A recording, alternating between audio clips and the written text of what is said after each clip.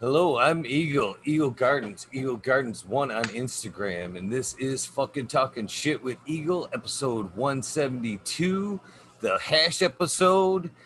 Tonight we're doing some live washing. Me and Boom Farms will be washing, possibly Purple Thumb OG. We have some extra special guests in the house tonight. DK420, Smokey the Bear 2.0. Man, I don't think it gets better than this as far as hash episodes go. So without ado, I guess we'll start in order. Boom Farms, you want to say hello? How you doing tonight? Hey guys, Go how's it going? alphabetical. Cheers to the chat. I'm just getting everything pulled up and squared away. But yeah, once we get some people in here, I'll let them decide what we're going to wash and all that stuff. But yeah, I want to thank D420K for joining us and Smokey the Bear 2.0. I believe Smiley's been smoking on your stuff recently for dab time. Yes, he sure has the Death Star. He picked up Yeah, the Organics cup there. Yeah, that one, everybody's favorite, I feel, right now.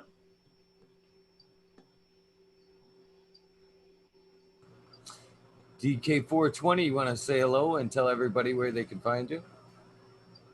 Yeah, how you doing, everybody? Thanks for having me on. It's always a pleasure talking to new people and getting to know more of the community. You can find me on Instagram under D420K, YouTube D420K, and Facebook D420K. Bong rip, mother lovers.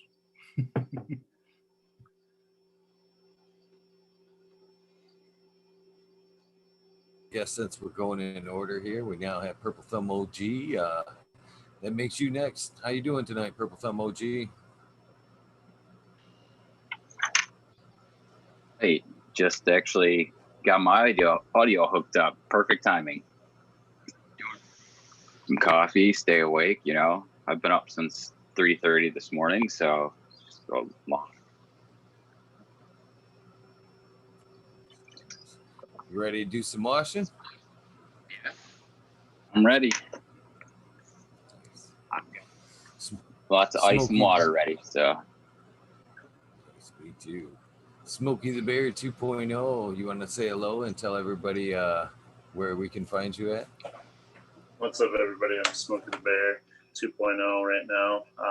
Smokey's solventless extracts coming soon as far as website and Instagram. We got deleted, so we're waiting to relaunch that again soon. Congratulations on that recent Organics Cup win, by the way. Yeah. That's pretty huge. Really huge. Yeah, I mean, I did not expect to take or even be in a competition for 2020. So with everything going on, so it's kind of cool to actually take something home.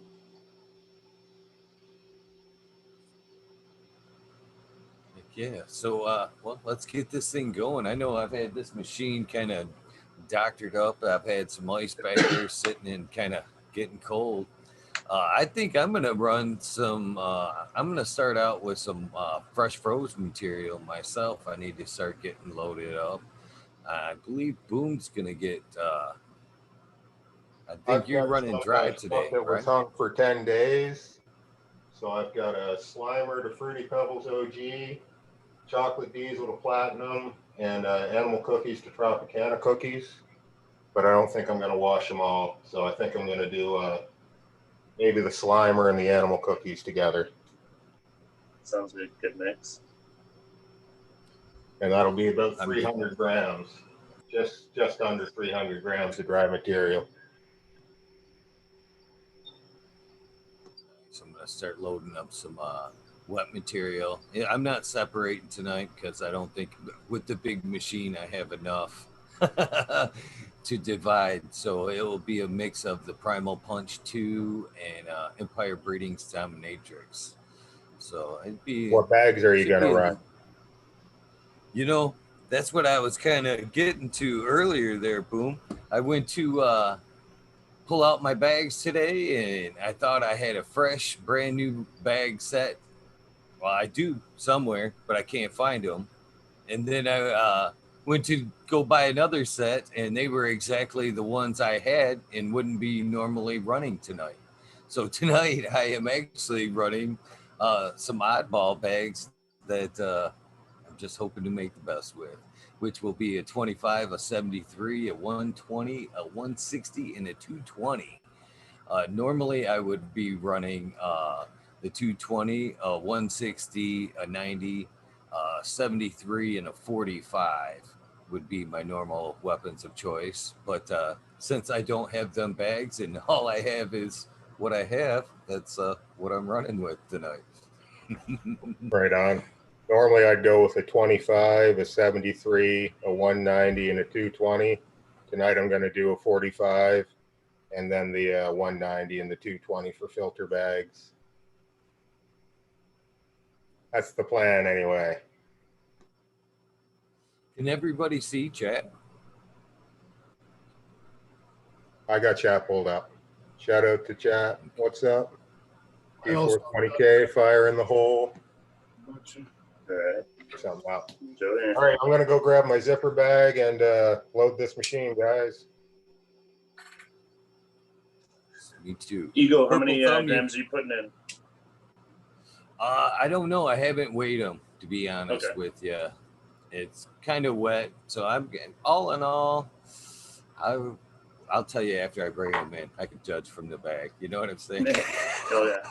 Depends Purple on the Thumb, day. you want to Purple Thumb, DK420. You guys want to maybe banner a little bit? Talk to chat while I grab my bags and start loading up. Maybe Purple Thumb have some questions. Absolutely. I got a lot of questions in chat, and I got it up and that sort of thing. Nice to meet you, Purple Thumb OG. A couple shows I watched. You were on Tara Lee a couple times. Seen you on there. Yeah. Yeah, pleasure to meet you, sir. I'm like standing in front of hash giants. I'm just Hey, dude. You know what? It's I seriously love the way the community has grown, and I'm always surprised about the status that some of us hold. Like, it's kind of weird. Like it's a good way, you know. And to be invited on good shows like this and talk with other hash aficionados and just fucking sharing tech, like, you know, it's great. I love it. I'm interested in your tech. I'm interested in everybody's tech, and I'll share every bit of my tech with you, as well with the world. I think the biggest keys of all of it is those little tips and tricks that we can share with people that we have personally found out over the long period of time of fucking doing it, making mistakes, having accidents, you know, the way you keep your gear, the equipment you use. You know, the one thing that I didn't know that I can't wait to try is the Frenchy Cannolis method of that vigorous wash, that blasting it through the screens and getting the other heads through. That's what like that. Like he's showing the green that's left there after it's washed so much. He's showing it wash out, and he's washing it out. And I'm impressed with that, and I can't wait to apply it because that's a new thing that I've been watching his videos for a while and stuff. Right, everybody's. But what do you gotta? What do you think? super excited. You know, excited to learn new ways. Like I said, I don't wash. You know, um, and I have just a little 8-gallon machine, and you know,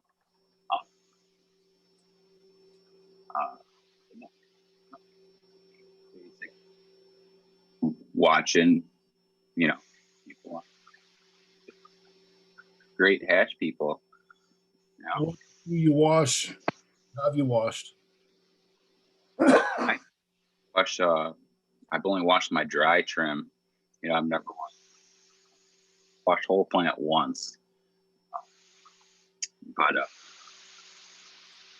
Had a Well, Slimer to Fruity Pebbles. That was the whole plant. One that got a little bit torched from the light, so it wasn't super desirable bud. So I just froze it. I would love to have a big enough freezer to freeze tar. The amount of in there. There's a lot to say about dry cured leaf and fresh frozen. Like the difference is huge. The quality is can be exactly the same, like absolute fire and full melt. It's all in the way you wash it. It's all in the grower as well. You know, can so I just wanted to answer you guys' question here. It's right about, I don't know how much I should say, you know. You, I don't know if I should say that or not. It's, it's some weight of, fresh frozen unusable material.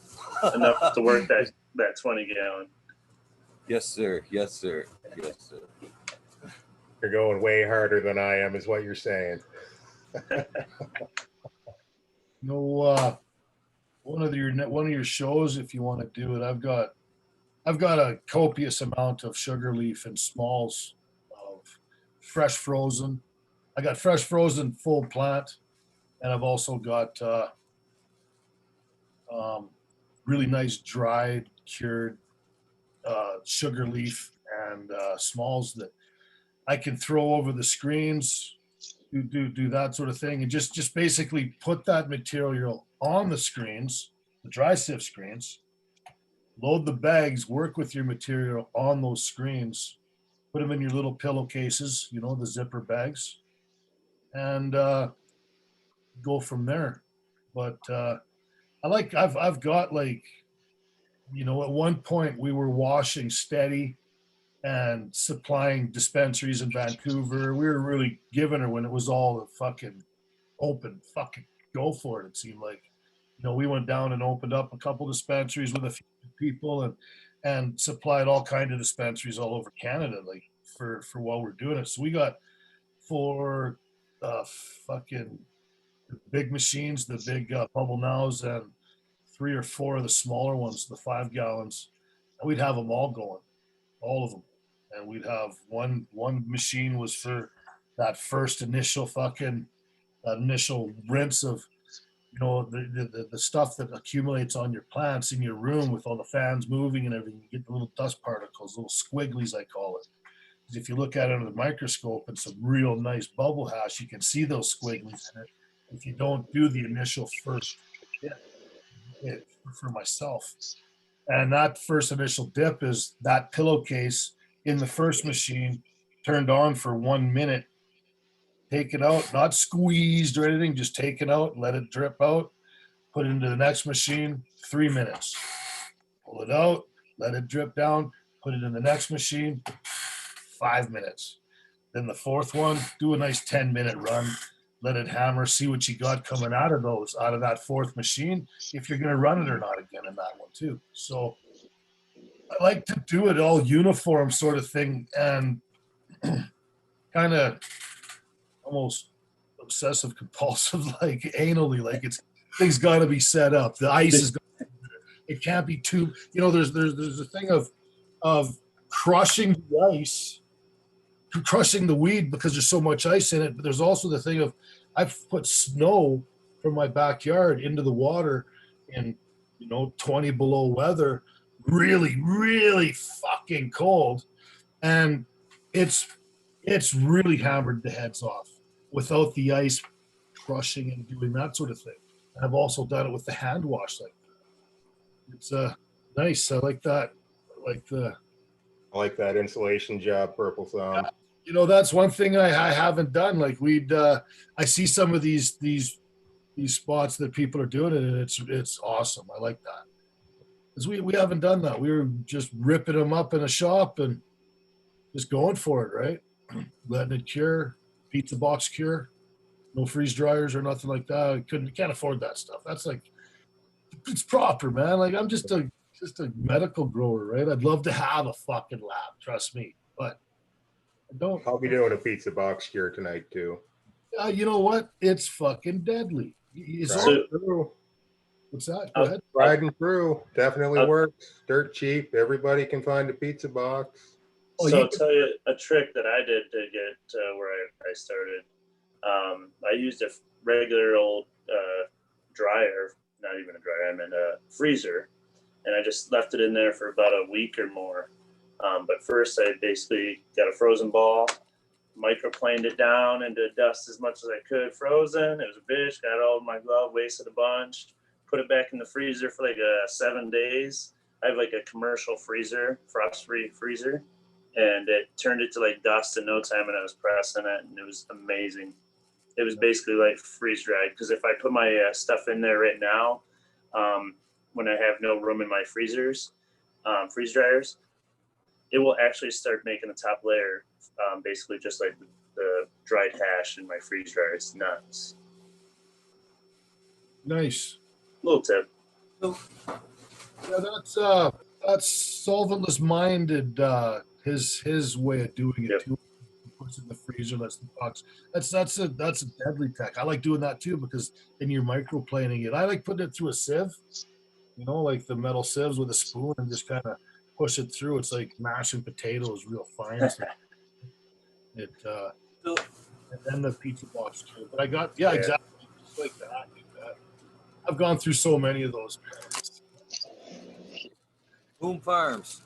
What's I that? wanted when I was doctoring up my machine there and doing my altercations and right from the beginning there, when you cut that hose from the bottom, did you notice that clusterfuck in the corner there where there's multiple lines coming together? What I'm asking you for is there's a trouble zone there if you're not careful, brother. Yeah, right there. You notice one goes straight up in the corner there from that valve in the corner. One on my machine, I had a hose that went straight up like an overflow, like back here. So if the machine gets up so high, that overflow hose was catching it. You know what I mean? And kind of making a leak. So that has to be, capped off. If you have Yeah, that I've straight got that hose going up. overflow hose thing too. And yeah, careful how much water you put in. It will overflow on you. You get too much splash going.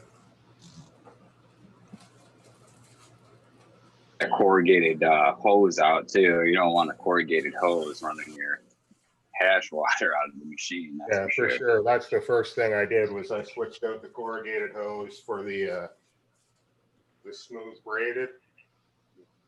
The corrugated hose that's still in there is hooked up to the drain pipe, but I like to gravity drain it more than I just don't think chewing it up inside a pump and spitting it out through that's not the move. I ruined a hose and learned the hard way. Mid wash, had one crack open on the bed and just started flooding everywhere. There's a question in. It's gonna hold it all in there, hold all their hash inside them the corrugations. That ain't not good. Oh no, it definitely.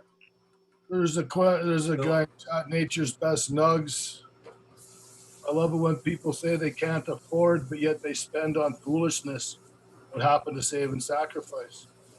Well, to be honest, I've actually tried the fresh frozen or the hash that's done in a freeze jar. We've looked at it under the microscope with Bubble Man and that sort of thing quite a while ago when it first started coming out. I noticed the heads weren't all heads. They were basically burst heads. Yeah. And I didn't mind it, but I love Pizza Box Cure proper hash. It's just for my personal preference. Trust me, I spend what I want, and it's foolishness or not, it's my fucking business, buddy. I love my hash the way it is. I love the Pizza Box Cure over the fresh frozen freeze dryer, but I haven't tried the fresh frozen freeze dryer rosin. Maybe I might change my mind on that. I was going to chime in there. I think where the freeze dryer really shines is when you go to the rosin thing. Yeah. If you're pressing your pizza, if you're trying to keep it bubble hash, I think Pizza Box the way to go, or air fry, not necessarily Pizza Box if you got metal racks and parchment paper, just to Parchment paper and the whole deal. acquire any more dust, and it's going to be pulling the moisture out of it. What is your guys' ideal temps and humidities in your room while drying? Pardon me? What's your ideal temp and humidity in your dry rooms with Well, Pizza Box Tech? for my weed, I like it to be like 62, 64, and 60. That's the higher one is the temperature, and the 60 is the humidity. That's what I like, my personal preference. And it might take, my weed, sometimes it's 14 days, sometimes it's 20 days. It just depends on the density of the buds. But as far as hash goes, if it takes a month, so be it. I think the lower the temperature, you save the terps the most. That's just, I think, Absolutely. You do dry then, I take it? Pardon me? You do dry cure and then wash? Yeah, I like that. I find I get more off of it too. I agree. I do a 6-day dry. I crank it down on the humidity though, because I'm not using it for smoke. It does make it harsh for smoking, but if you're just using it to wash, it doesn't fucking matter. But I do a 6-day crank down for 40% humidity, hang dried, and then debud it and goes right in the freezer, and then I'll wash it the next day or whenever I get to it. It does really well. Now, how long do you hang it before you put it in the freezer? 6 days. Yeah, perfect. Yeah, I've done up to 12 to a month.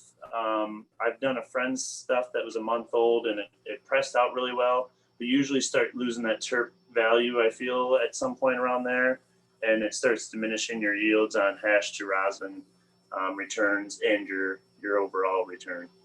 Yeah. Like we spent our money on Sasquatch rosin presses, man. That was money well fucking spent. I just bought one actually. I just bought a 2.5. The tech team on that team, and like Rosin Ryan, soil grown there. He got on video with me when I first got it through Instagram and everything, and taught me the way I fold the parchment papers, temperatures. Like those guys, you go on their site, there's not a thing that's held back on any of their techs and everything. Those guys are awesome, man. Yeah, I met Sasquatch a long time ago at two High Times ago. I actually did some advertisement for them for the High Times event. Nice. Really solid guys. Yeah, I get that from them. We had one that got screwed up and sent.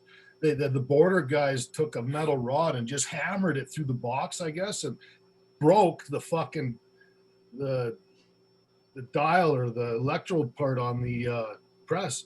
They fucking they wanted us to send it back. They're gonna send us new one. We ended up sending them they sent us the piece. We fixed it ourselves. We didn't have to send all that shit back. And they fucking styled us up really good. Always looked after us instantly. Can't speak higher about that company. I'm happy with it. Nice ash, boom. Wasn't ash, that was Ash Brothers. So yeah, you wishing on a Sasquatch then now? Yeah, I like the Sasquatch. It sure gets the job done. That's nice color there. Here, I'll show you some of the. I did up some strawberry banana that we got, and it buttered out almost instantly. Like it's just. Is that the rosin you were pressing the other day on your live stream? Yeah, you bet. That's exactly it. This stuff here, and then that was the strawberry banana, and then the OG. Like this stuff, you can see the color of it on the sides of the jar. This stuff is beautiful gold. There's a lot of people that are about the color and stuff like that, and I've seen the difference. And man, the OG Kush rosin always comes out so fucking greasy. It's hard. It needs to stay in the freezer. I need to have a frozen glass to put the parchment on to pull it off easily. Otherwise, it's just like oil. It's so greasy. But other stuff is so stable. Like this stuff here was like you grab it, tack it off the paper almost right after you pressed it.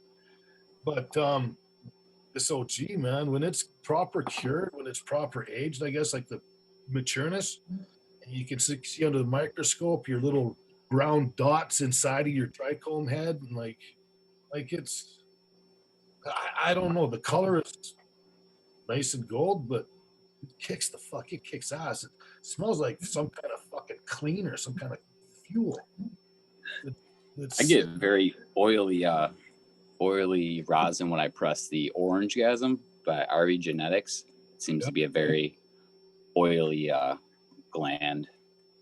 I did a sonic screwdriver by a TGA, and it greased up immediately. Like in the fridge, it was nice and diamonds. It was beautiful hash. At room temperature, it was liquid. It was the craziest thing. It's like my Death Star, the same thing. It gets so, it's like a full melt 6-star. So it's, as soon as it does anything, it's like, you gotta have it cold. Otherwise you can't even collect it. So you guys are all doing this with no cold rooms now, aren't you? Yeah, it's pretty cold here tonight, but no cold room.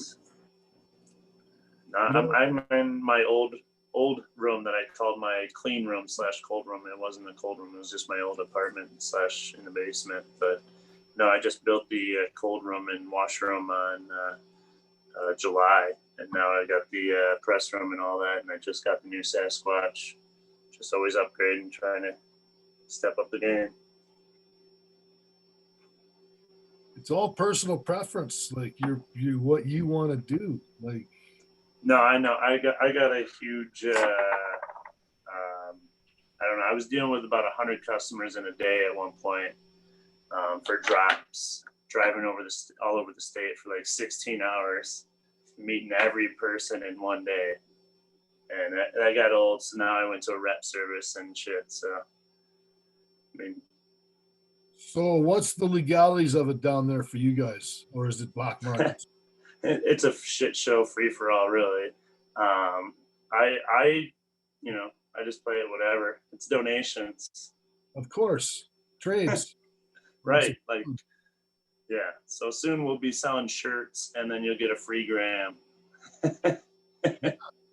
Yeah, the shirt costs you $150. You get an ounce of weed. Right.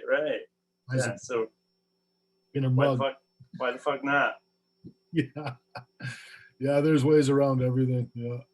Yeah, we actually we're doing high time events and vending at those, and it's just crazy here. We did the first rec event here in Michigan when there was an 8-hour line out front. I'm so glad I wasn't a paid customer just standing in line like I was years before, because I would have fucking been so pissed off. But it was absolutely nuts. I was not really well known. I actually took more flour there than I did rosin, and I sold out of my flour and rosin. It was like no one knew who I was, and I still went home with like 200 or 300 grams. I was like, shit. That wasn't a good day. They had 420 event in Vancouver when I went there the first time, and I was fucking blown away how it just was so open, and how the police handled it. Everything. It was one of the largest open weed markets in the world. Like, I couldn't fucking believe it. I hear Vancouver's pretty nuts. It was nuts, man. And then because of the, like, I didn't realize the internet presence that we had at the time. You know, I know we had people watching and stuff like that, but I'm down there and I'm everywhere I looked and made eye contact with anybody at a booth. They were throwing things to me. Hey, D420K, throwing things at me. Edibles, bags of weed, bags of doobies, chunks of hat, all kinds of fucking things. I had to buy a duffel bag just to put stuff in and to take home with me. And then the next 3-4 years after that, we brought our own booth down, made our own banner, rented a fucking spot right down on the Sunset Beach, and where they would let us hold it, and sit there all day and sell fucking hash. And the cops are right there. I'm walking past the cops with the rest of my fucking weed in my cooler with a pocket full of fucking money, and I got my buddies the cops are there doing their thing. Everybody else is doing the thing. Hey, look at that! Hey, look at that! Boom, right on. That's the dry sift. And holy shit, man! It's a different world, man. Those events. What a time! I couldn't believe it, man. At one time, I'm sitting on the grass with a couple of really good buddies. We got our real nice fucking glass rigs out on the grass, and we're smoking out of it, watching the concert and shit. It was like, how fucking much better does this get?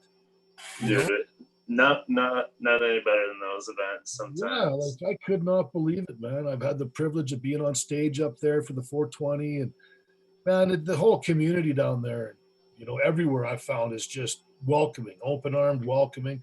You know, there's a few rude people out there, but I think they've got a few more problems than smoking weed. I think they're doing other things. Oh, absolutely. Yeah, there's always that one thief or whatever too. Yeah.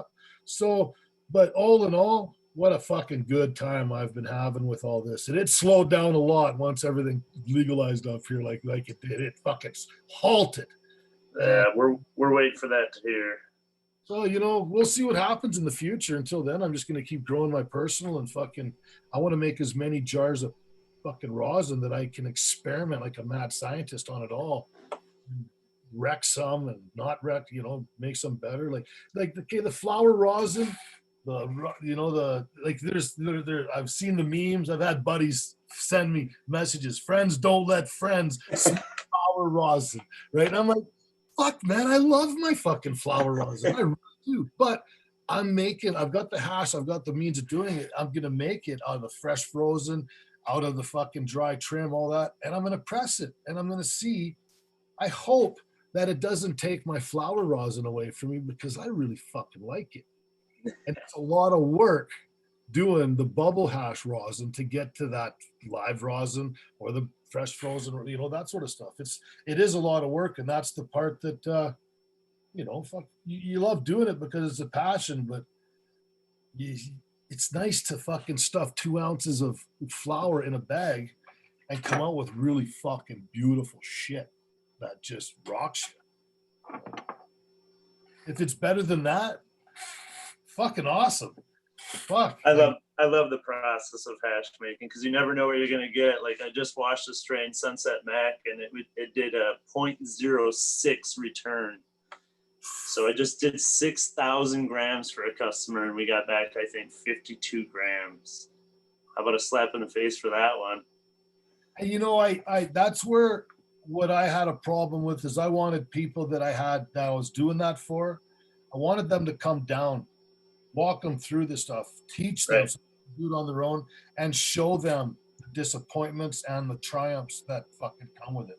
Yeah. Some strains just dump the fucking resin, and some strains don't. Some strains that you get a lot of return off if you're extracting with a solution, with a solvent, because you're getting not just the resin heads, you're getting all the resin heads that sit on the fucking leaves and stuff too, that aren't on a pistolate stock. You know what I'm saying? So, Right. it's yeah, it's all the variables, man. You find those strains that you like growing that dumps the hash is best. Yeah. I'm glad this guy that I just picked up was already working with somebody else before. So he had some kind of knowledge as far as how strains worked and dumping or not dumping. So he wasn't really mad when I told him it was like a 0.06. I'm like, I'm not trying to, you know, take anything from you. I mean, he bought all his cut back from me even just because it was such a shitty return and he wanted to make sure I was happy and shit. So it was kind of cool. It worked out. And he looks forward to giving me the good strains here once in a while. But we did find out that the Mac actually washes way better dry than it does fresh frozen. So if you ever mess with Mac, yeah, which that was a Sunset Mac. So I've got a strawberry banana right now that fucking just throws the fucking resin. I can't believe this. The fan leaves have resin on the edges of it. It's really impressive. I like it a lot. Yeah, it's crazy how frosty it is. Sorry. Oh, sorry, buddy. That purple thumb. Nice color on that wash. Yeah. That's going to be some sexy hash. I haven't even started my machine yet, guys. Just letting the chat know. I'm just letting everything soak in there because it was drier material. So I'm going to let it reabsorb some of the water and become pliable so I don't end up with a bunch of debris and contaminant. How long do you guys soak for? I'm going to go about half an hour. So about another 5-10 minutes, and then I'll start firing it up.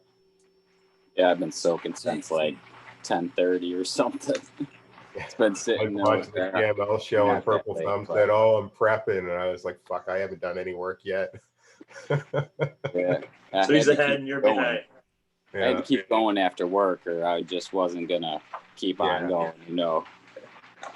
Hard to reach. Well, since I'm running fresh froze, I don't have to soak as long. I feel, I let her get in there and I let her soak for took time it took to fill up, and then probably another 5 minutes. Really? As you've seen there, the machine was a little heavy on the heavy side of ice, and I didn't get the nice vortex that I really like. So I let it. Usually, I'd let that first run go for 3 minutes, but since I didn't get the spin that I was looking for, I was a little heavy on the ice. I let her go for 6. I hate when I do that. Again, since I'm bagless, I made a few different altercations on my machine here. Let's see your blow tube. Yeah. Yeah, that's what I did there. I hard piped on the way out, all the way out through hard pipe, and then I put the ball valve there. And since I run bagless and I'm used to that thing clogging up when I drop that hose, occasionally you get that clog. So what I've done here is I put a T. I had in earlier methods I had put it back here, and I had this thing. Where'd it go? Right here. I had this thing. This actually right here to kind of, you know, to create, it wouldn't come up and out, but for live TV purposes, that didn't look right. So I changed my design to the T here. So if she does clog while I'm draining here, I can just take this cap and put it on the downside and leave that ball valve open and just give her a blow through to kind of push that material back up and out, and then let her flow back through again. It's the theory anyway. And I left this stuff here unglued. So I can clean this, and if I have to, I can get a little brush up into my piping there. And another thing I did there, I think was kind of interesting to what most people do, is I didn't use a 90 at all in there. I came out on a 45, down to another 45, and then out instead of hitting that 90 where it would slow down my flow. Hit that 90 and slow down a little bit. I figured with keeping that 45, it might keep the flow a little bit stronger and maybe prevent that buildup. You know what I mean? It might give it a bigger whoosh instead of hitting and slowing down. So that's what I've done there. And I have ran it for 6 minutes. I'm going to drain it out for the first time and then start sieving and fill it back up while I'm doing that. Just kind of letting you guys know where I'm at there. You don't do a 30-minute soak either in fresh frozen either? No, not on the fresh froze. It's already pliable. You know what I mean? It was real soft and pliable when I put it in the freezer. So I don't think I need to let it soften back up. You said. Yeah. If it were dry material, I would definitely let her soak for like 30 minutes. Sooner or later tonight, I will get to dry material.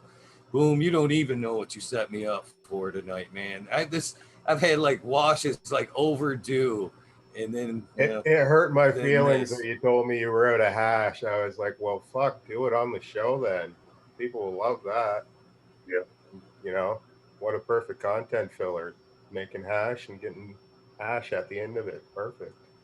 Getting the information out there too. Yeah, and having a couple guys to, throw different theories out there and different methods, different, there's a way to do it for everyone. Tonight I thought about just stirring a 5-gallon bucket to show people it really just is that simple. But then I was like, nah, fuck that. The old school ways. Work. Do you guys use bags? DK420 or Smokey the Bear, you guys use bags in your machine? Or you guys Frenchy it kind of like I do without? It's a D420K, not DK. D420K. I'm sorry, my friend. A lot of people do that. It's like, it's fine. We're notorious for fucking names up here too. We're stoners. It's hard to read. I like the bags, but because we were basically doing a lot of runs. We were fucking working all day, fucking doing our thing. But on a personal note, to get the best out of it, I'd really like to I do it in the 5-gallon buckets, do it a good stir, do a rinse, do a good stir, that's the way I do it. And because I find you getting the best heads off it. You're not beating the shit out of it, right? It's not You hand stir still, is what you're saying? 5-gallon bucket hand stir? my personal and my stuff. I'm not making, I'm mass producing it because I'm using all machines. Fuck yeah, you bet. It takes more time, but For sure. you got to love what you're doing. If you got a passion for it, you love your product and you know how to get it, you're gonna do it. You're not gonna do it any other way because there's no other way of getting it done. Like, the dry sifting, oh fuck me, man. That's a fucking task, and it's an art. It's a Yeah. So that's how I started making hash, actually, was your videos for the dry sift. I was terrified of this. The idea, I'm going to take my weed and throw it in a bucket of water. And then what if I fuck up the hash? The weed's just gone. I was like, so if I do the dry sift, I can at least fuck up the hash and still have some bud left over. So that was less anxiety causing for me. So that's where I started. Right down to the full melt. You were using the static tech and all that with the DVD player. Yeah. So you see how much it takes to make very little. Yeah. A lot of work for a very little return. Yes. But it's beautiful product. Beautiful product. Where bubble hash is kind of a lot of work and you end up with a lot of product, and it wasn't really that difficult. Like dry sift, you got to be patient. You're just dialing in the time factor to get that really nice full melt heads that just like is greasy almost from it, and getting a little bit too much of that stuff, or the smaller heads. Well, that also comes in with that Frenchy cannoli style of blasting those heads through those screens that aren't supposed to be there. We didn't do that before. I'd gently look at that fucking ball of hash. Rinse around it, get it all fucking pattied up. Oh yeah. Fuck, we never did that to it. I was like, what are you doing? Why would you do that? You're abusing it. You're bruising the fruit, man. But now they're power washing it out. Now they're fucking blasting it through. That's what I have now. It's amazing the difference. Yeah, exactly. And I've just seen this with my eyes on the videos, how the green matter that's there because you washed it a lot for too long a time, how that green material goes fucking through, man. Like, it's good. Now the other thing that I haven't tried is the curing method that he has and making the balls and all that sort of stuff. The temple balls. That's for long-term storage and curing. My stuff I don't keep it that long. Same. I don't. I'm kind of going through it. It never lasts. No, and you know what? When you're running out, you've put some stuff away. Like I've put stuff away where I found it, and I'm thinking to myself, when the fuck did I put this here, and why would I have put this here? Well, this is all I have left of my own personal stash that I own my single source. So it's like, what the fuck do I have? Barely anything. Yes, that's why I did that live feed the other day, because I needed to make a batch of my rosin because I fucking smoke it every day. Like I was up at 4:30 this morning and I was 8 bong rips in by 6 o'clock. No problem. Like 6 a.m. fucking easy.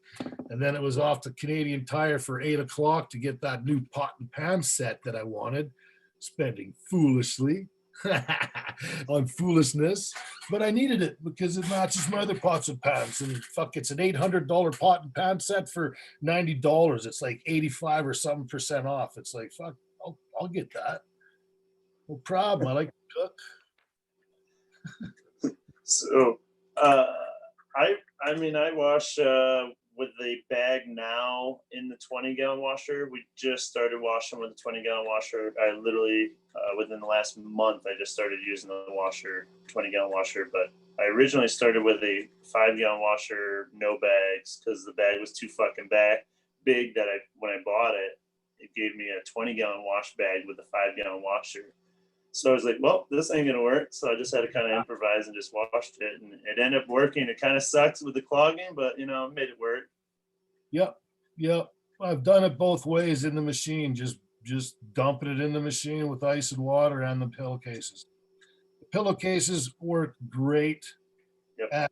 I find you need to, we could wash the stuff 6 to 8 times and still get something out of it. But we weren't using that Frenchy cannoli stuff either. That way of blasting it, we're saving the patties, and it turned out good. We'd use it in our edibles and stuff like that. It fucking works good. But I also like making my edibles out of like the best of the product that I can get. Like I'll decarboxylate some of my rosins. I'll decarboxylate the same bud, decarboxylate the same hash, all of it, and then incorporate it back into my gummies or my cookies and see what it does. That was pretty good usually.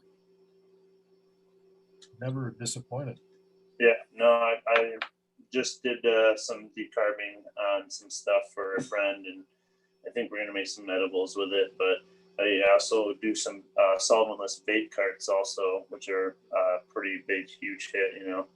You know, I can't keep up with that shit.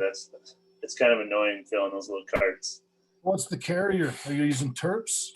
Nothing at all. Just it's basically you're decarbing the oil basically to get it to be liquefied, and then it's just having enough heat to be able to suck it up the syringe and squish it into the carts basically. But it's got to have that stability. I'll have to run and grab it out of the room here in a minute, but I'll show you the stuff I have that I just did. It's going to be going to carts. So yeah, everybody's on that full solventless cart thing right now, and we started it, or we did it a couple months ago, and everybody's been hitting me up ever since. And I'm like, I don't really like doing it. It's a pain in the ass. Yeah. Well, you know, the thing is here's the other part of where your dollar value lies. Now, if you're making dry sift to sell to people, your hours. Now, this is also single source. You're not just purchasing stuff and and working it and everything like that. It just doesn't work for me that way. I don't like that because I've been disappointed a lot with most people's other weed because people don't usually mean what they say or truthfully say they didn't spray anything on it, or just you're always juggling. And if you know your guy and you trust him and everything, you're fucking awesome, and you're lucky, and you both nurture that relationship back and forth because you're both very valuable. But it's very rare to find that. So single source, you're cutting your clones, you're growing your veg, you're budding your plants, you're spending $1,500 a month on your hydro, you're hunting those seeds. Hunting those seeds, and then when you find your stuff and you keep it, and you work it. You've got the OG Kush and some signature strains that really cultivars that really fucking stand out. And I got lost there for a second. Where was I at there? I knew I was going to do this at least once. Different strains and cultivators for what the fuck was that? Oh, single source. Okay, so yeah, single source. No. You've grown the plant, you've grown the weed. Now there's a 3-month cure minimal on your dope.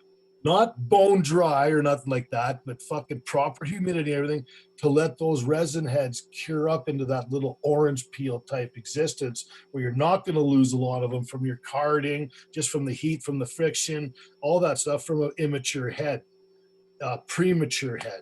So not in the plant wise, but the cure wise. So right. They've got this 3 months of that cure of that product that you've fucking done and everything. So you're looking at 3 months of growth, 3 months of cure, and then the hours that it takes to fucking do that, and to just get the farmer's grade, Keith, because you can't just, you do the single bounce and all that stuff, bounce it off. You get in your nice little Percy pile for sure. But in order to do it in a money process way, and you're doing it for the market and all that, it takes a lot of time. So those hours, basically in the end of it, even at $100 a gram wholesale, you're making about 50 cents a fucking gram if you're lucky, or 50 cents an hour if you're lucky in the time that you've put in to make that dry sift with the static tech, with those pure heads that you can't deny. As soon as it hits heat, it liquefies. It's pure fucking 96 to 99% heads. Yeah, I've never done the dry sift yet. I actually got a customer that dropped off a thing of dry sift. He's like, "Oh, I tried pressing some and it came out really dark." I'm like, "Well, did you fucking refine it?" He's like, "No." Like, I didn't know I need to. I'm like, "Yeah, you got to refine it. Otherwise, you just got 220." Otherwise, you're soaking all that stuff up. Like, Yeah. it doesn't even have any moisture in it like you would a 52% humidity bud that actually just pushes that out as well because of that heat and pressure that pushes it. Like it's So you've messed with sift, obviously, and I never have, and I just have this sift up in my freezer right now, and I'm like, what the fuck am I gonna do with it? I'm thinking about throwing it in a wash bag or getting it soaked and running it through the screens into my wash bags. You know, I've run dry sift Keef through the wash bags, and I wasn't very happy with it. But I also wasn't using that power blasting method through the screens. That might be a fucking right. I'm gonna try it. I mean, I don't have the sift screen, so fuck it. Yeah, why not? I'll let you know how that goes. I'd like to know. Yeah, like I like taking all my trim bin hash and low temp squishing that. I'm telling you, man, it's like you're fucking 15 years old, hot knife and hash again. You just fucking you just figured it out. Like, Yeah. Yeah. You ever do the needle hits under the glass jar on the cardboard? oh yeah, fuck yeah. Oh, old school. Bottle totes, fuck all of it, man. Fuck, we used to fucking hot knife everything. There was a group of us, the little fucking punk teenagers. If we bought joints, we cut it up into hot knife totes because it got us higher. But we were also hot knifing fucking red hot fucking shit and bouncing more a few times because we were all fucking burning our lungs and fucking our shit up. Boom. Hit to the face every time. Burns. Everybody had a burn on them at least once. Fuck. That was a fucking rite of passage, man. Pretty much. And now we're up to these things nowadays. It's just fucking crazy. This fucking thing, man. Like the collection of bongs that I have. I'm not like some of my buddies or anything, but like, man, I can't. I look at some of these things and I can't believe I've spent money on these type of things. Well, actually, I didn't spend money on it. I didn't spend cash. I traded hash. Same. And fucking. Damn it, why not? That was a good fucking trade, I thought. You know what I mean? That really worked out. My fruit, this was worth the fucking, my labor, my time, everything. It was well worth it, right? So, fuck yeah. That's the way I look at it. These things are amazing nowadays. Yeah, you bet. And the stuff we're smoking nowadays, for fuck, is like, man, it doesn't matter what I make. Everything that my friends send me just to share and say, hey man, look what I made from what you kind of showed me and all this kind of, like, it blows my mind. And these everything is like, holy shit. I can't deny it, man. It's really fucking cool to see so many people. We keep progressing nonstop, that's for sure. What's next? Always what's next? Like I never fucking thought there would be rosin. Like what the fuck happened with that? Like first it was flower rosin. Now look where rosin went and how many years it took to do that. It was a very fucking quick fucking jump, man. Boom. Like it's kind of like the X Games. I feel it's like it's where it's gonna go now. I mean, you're at triple flips nowadays. Like shit. Fuck exactly. Flips, fucking Superman, twisty, fucking smack on the ass, grab, land. Holy fuck. Shit, you couldn't even do a 1080 in the old 1080 game in Nintendo. Yeah.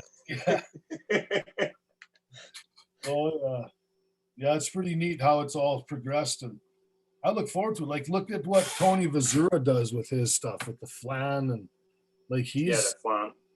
I haven't tried it yet, but sure fucking want to. Sure. Yeah, the cold cure is definitely coming in and taking over. I feel, and it's kind of just because it's easier. I feel. What is the cold cure? Explain to me what this is. So basically, it's just letting it butter up, and then you whip it really good, and it gets it to be nice and wet and stays at that texture most of the time. And it's just easier to get out of the jar. You get basically everything out of your jar when you buy it. You don't have to worry about temperatures like fresh press or any of that. Because when I first started, I was doing fresh press and jar tech, and having to carry a freezer or a cooler around events, and it's 90 degrees out, and it's just a fucking pain in the ass trying to keep fresh press going. Oh, fuck. Everything fucking pure was just greases. Yeah. It's open. So basically, yeah, you just whip it. So you wait for like 6-7 days or whatever. Some strains do it really fast overnight. And then you just whip it and get a nice wet texture. Kind of like this one here. Let's see where the hell's the camera on this thing. So I would whip this buttered out stuff here. Yeah, yeah. Usually, it depends on the strain because some strains will just be chalky. Some strains will just go really like if you touch it, your stir stick will go right through it, and it's really wet. Usually, those ones are. So, but at room temperature, yeah. That way, you never have to fuck with it again. It's kind of nice. Yeah, it's crazy how much that took over. Yeah. Now that's all I do. I don't even do fresh press because I hate fucking jarring up fresh press. Just it turns into shatter when you're in the rooms and stuff. Yeah, I don't like it when it turns into shatter. I don't like it that stable. I think, I don't know why it does that, but maybe. How you doing there, Purple Thumb?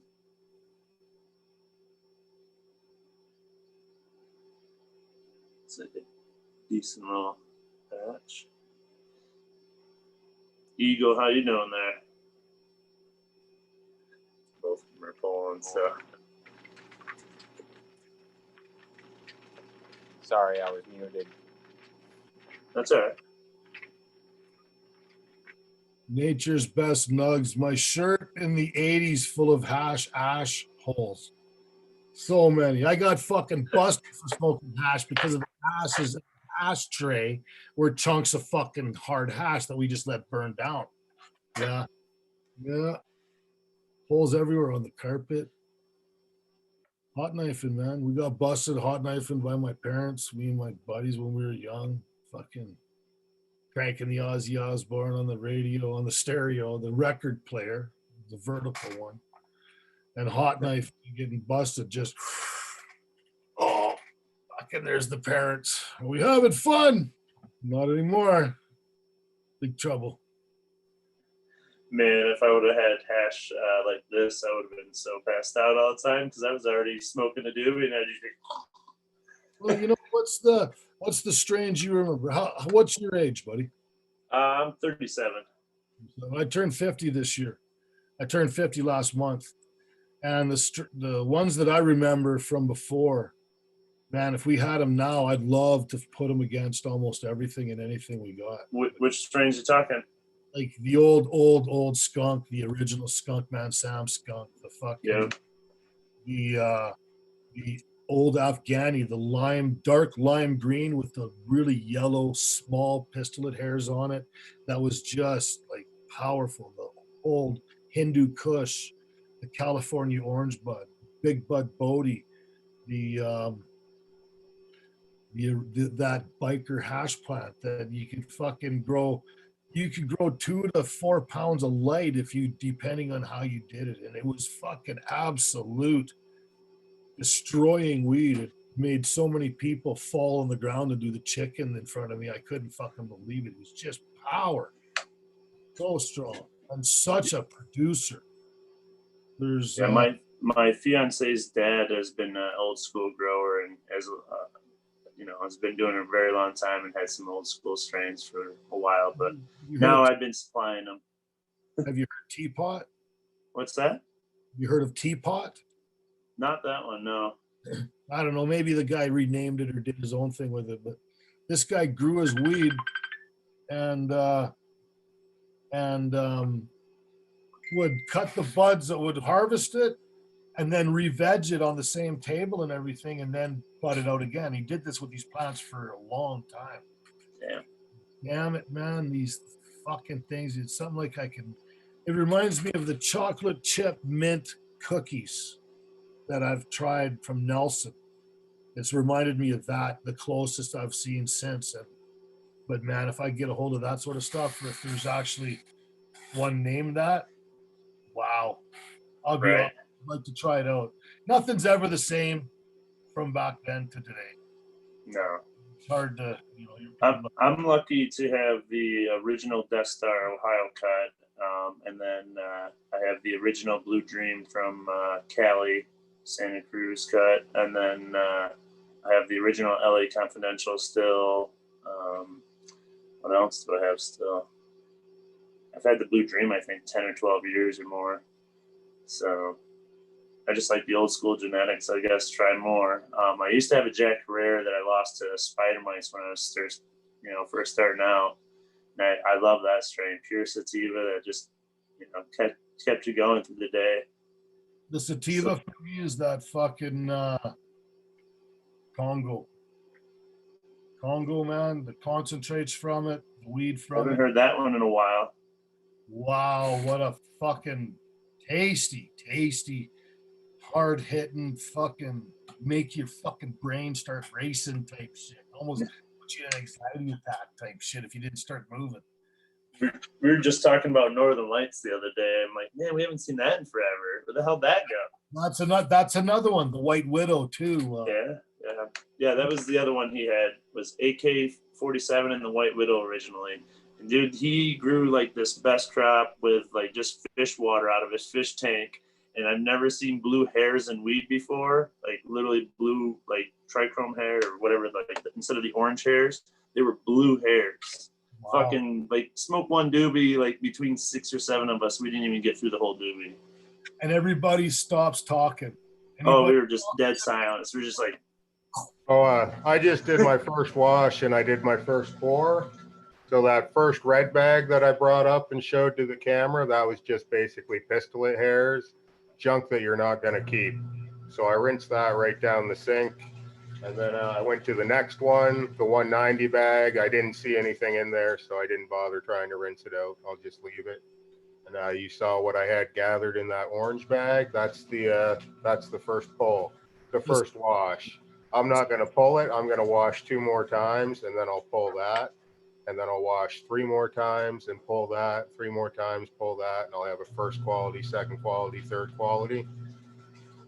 And trying to think of what else to tell the chat. Can you guys hear me? That washing machine's pretty loud. No, yeah, we can hear you. No, that's exactly it. Like most people don't understand it when we say first wash doesn't mean like first wash fully. So first wash, that's a good point. Let's get through some terminology here. That's a great way. First pull. To start. I'm doing 3 washes. First wash, second wash, third wash, and then I will pull the bags out and collect the hash after I've washed it 3 times. You can collect each time, but why? You don't want to wash it 8 times and then collect that, because then you're going to end up with lower quality mixed in with your higher quality. There's lots of ways to skin this cat. And then how many minutes did you run your first? I ran it for about 6 to 10 minutes, and actually I wasn't happy with the amount of material in there, so I went and I got the chocolate diesel, the platinum, and I dumped that in too. So you're using a work bag in that one? I'm using a work bag, yes. Yeah, I find the work bag works really nice. You can run it for a while, and it really doesn't affect it too much. Someone's growing White Widow. How is Nature's Best? How is the White Widow, your second gen grower? How's the White Widow from the old White Widow? Is it the same, or is there different stuff? Like, what's the characteristics? He's in chat. I just went back and I pulled the bag out and let everything drain out of it. I like to do that a couple times too. I feel it lets the material pull free from the bag, so your trichomes aren't just getting mixed up and again and again in the material, you know what I mean? You have the new bags or the old bags? Do I have what now? The new bags or the old bags? With the new bags with the nylon screens halfway up and all that, so that's... No, I'm running a set of bubble bag lights. Yeah. So the discount bubble bag brand. They work great. That's all I've used and I love them, but I am very curious about the new ones that have that up the side. There's a if you see Eagle's bag up there, that's a full mesh bag. I believe that's a trichome heads bag or something. There's some science behind it that I don't know, but if someone does, explain it. So let the water run out the top too. It doesn't have to push water through the hash. Your excess can just go out the sides. Right. They're a little quicker. It helps with drainage. I first started with the actual $49 mesh. Really I started with the old school like like shit bags with just the bottom mesh, and they never drain, and you're just doing the fucking shake weight thing and for 15 minutes for one bag. So it's like, nah, I'm done with this. So I ordered the full mesh bags off of Amazon for $49. The bubble bag dudes crushed it. I mean, it made it so much faster. You couldn't do anything about it. But now they're purple. That's some that's a good color. That changed real quick. Boom Farms. But yeah, I switched up to the ice extraction bags, and those seem to be just like that far up the bag and just bottom mesh, and they do phenomenal. Actually, I like how it doesn't stick to the sides as much. I don't know. The full mesh bags, you kind of let it drain out, like you saying, it drains out everywhere. So your hash can kind of be out on the side. So if you get a really greasy strain, it's really kind of hard to get it washed down on. So I found that's the only best thing on these new ice extraction bags right now is like on the greasy strains, it's easier to wash it down instead of basically sticking up your whole fucking hash bag with grease. So. That water's super purple now that I added that other weed in. That's pretty cool. I've never seen the water that purple. It was kind of a yellow thing before, but I had way too much water and not enough material at the start. So it'll be dumping now. Both good colors. Just heard a little wobble and I panicked like the machine might be tipping over off the table. Like, oh, fuck.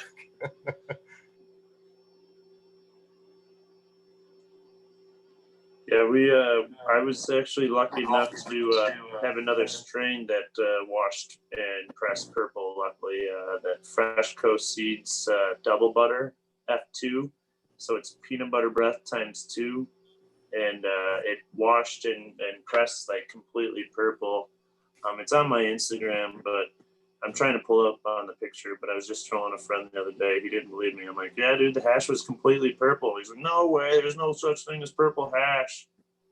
Oh yeah, there is, man. You bet. I've had the OG just like purple black, like a crow. Yeah. Right. Not purple, just like holy shit. Just melty, bubbly, clear dome, full melt, beautiful shit. You can't fuck with fingers. And then what's funny is I took some LA Confidential. It comes out looking like a gray hash. It's really purple weed. And it came out really looking like gray hash, and we pressed it. And then I made some THCA. It didn't look purple when we pressed it rosin. It came out just normal rosin.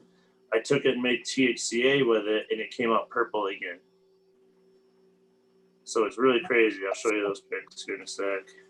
There's something to do. That's a terp in the THCA, from what I understand. So that's the purple THCA there.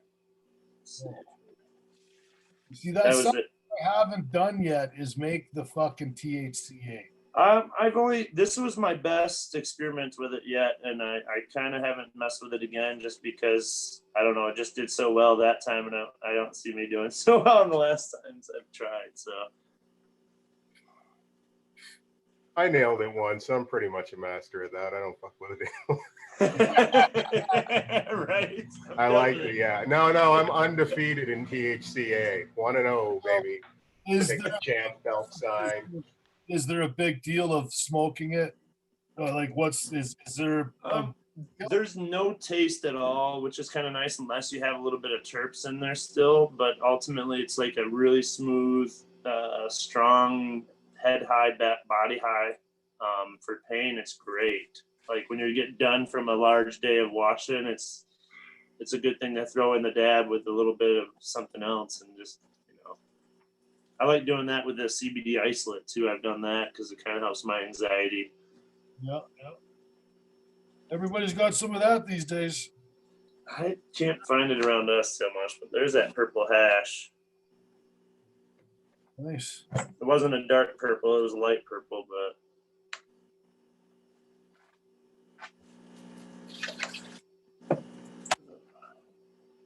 Well, I think we should all do a bong rep, maybe. I was just gonna say, I think it's time. I was just trying to pull this up. Everybody else, what do you load in your bong? It's, nature's Here, I best. What are you smoking? And the White Widow that what he was growing there, I think, isn't the same as it used to be. He said not even close. That sucks. yeah, I haven't seen a White Widow in a while either. Yeah, it should be nice to find some of that fucking one here. This one here is a new one I just washed for a guy. Punch cake. It's purple punch times wedding cake, and this shit came out. What's that? That name makes sense. Just the names. Yeah. No, right? It came sense. out tangy. It's like orange cream, really. It's not even tangy. It's orange cream, and it's fucking really great dab in the morning. It's like orange juice. I think I'm going to go in on that. All right, guys, my washing machine just shut off again. So this is my second wash. I'll open my valve and drain it. And once it's drained, I'll scoop all the water back into the machine and run it again. I'm rerunning the water. I like to use RO water. If I could, if I had a better way to do this, I'd definitely be changing it out every run. But it is what it is. That brings up a good question. Do you guys wash your double wash your water, or you start new every time? I do. I don't have RO right now because I can't find a storage tank that will fit in my basement right now. But I live in good well water, so it's really clean out of the tap. But yeah, I think. What was the question again? Straight there we go. I was looking at this dab tap. What kind of water? If you reuse your water, I reuse it all the time. Most time. Cheers. I don't reuse mine. I used to reuse it there for a while, and I noticed that it was slowing down my other catches. The finer particulates were just getting washed back through and making my smaller bag kind of muddy. But you guys talk about this is what I'm doing. I was wondering as I was spraying. I forget that I'm not even on camera here. Let's try this. I forget why I was spraying. I was wondering if you guys were wondering. I'm not using just like straight like right out of the tap water. I'm running this RV filter. I'll point out that the reason that I like to use RO water is because I'm on a municipality, so there is chlorine in our water, so I like to get that out. If I were on a well and had low ppm and there wasn't any issues with it, then I'd totally go with that. But chlorine, I'm trying to take that out. Sorry, that takes out chlorine. That will take out chlorine, boom. Yeah. Oh, well, I got to look into this thing. I've heard you talk about it right here, now and haven't. I will.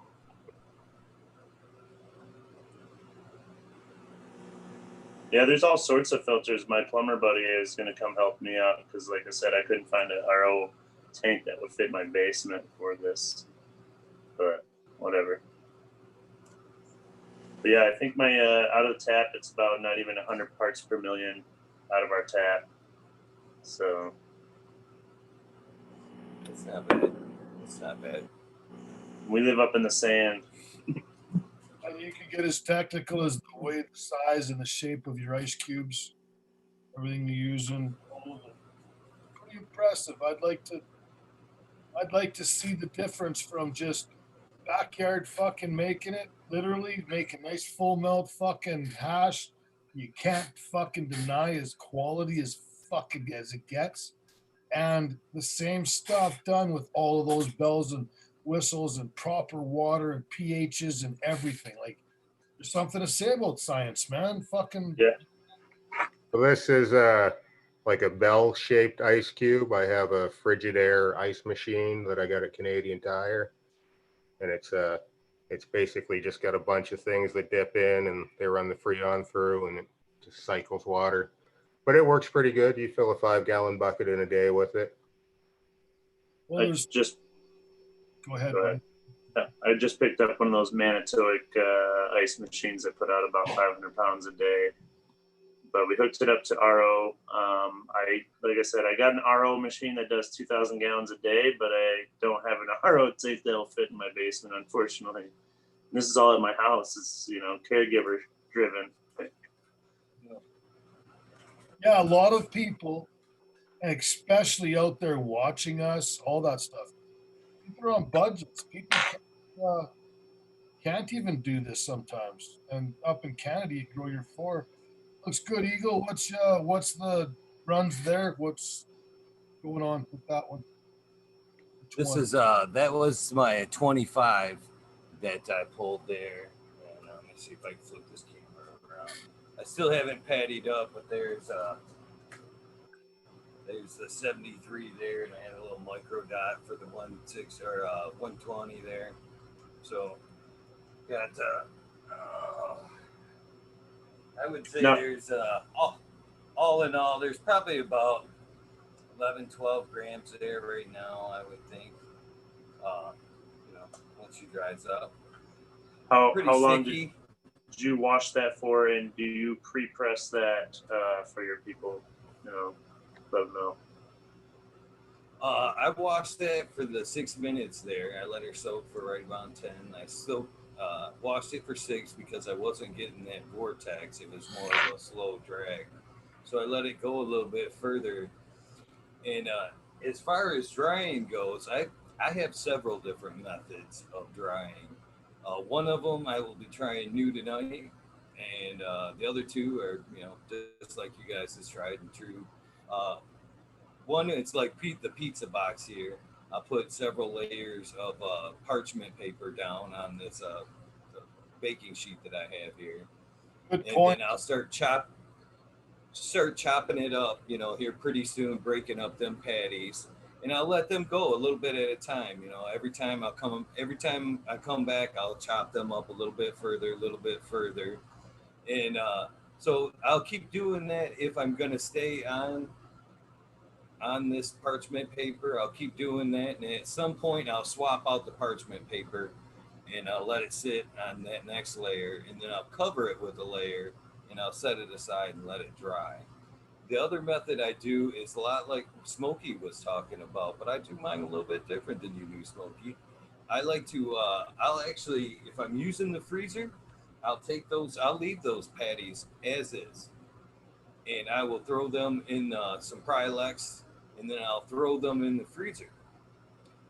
But what I do different from you, Smokey, is I don't like to leave them in there for a whole long period of time like that. I let them freeze, and then I let that moisture come out to where you can see it like in crystal form. Sweat. And then I'll pull them back. Yep, I'll pull them back out, and then I'll let them dry, and then I'll flip them and let that side dry right back into the freezer until I see that sweating. And I'll do that a few times until I see the sweating has stopped. So my process is like a day and a half of back and forth until I don't see no more moisture in there. Then at that point, I may cap it up and leave it in the freezer, or I may bring it out and, break it down a little bit and store it, outside and dry it, finish it like a day sitting around in the dry atmosphere, and then, lock it up. But, and this is just for hash purposes, not for pressing purposes? Yes. I just smoke hash. I'm not to the point where I'm pressing yet. No, absolutely. I just wanted to clarify. Everybody keeps telling me I need to get there because, I smoke some extracts. I like to, dab as much as the rest of them, but I'm tired of buying them.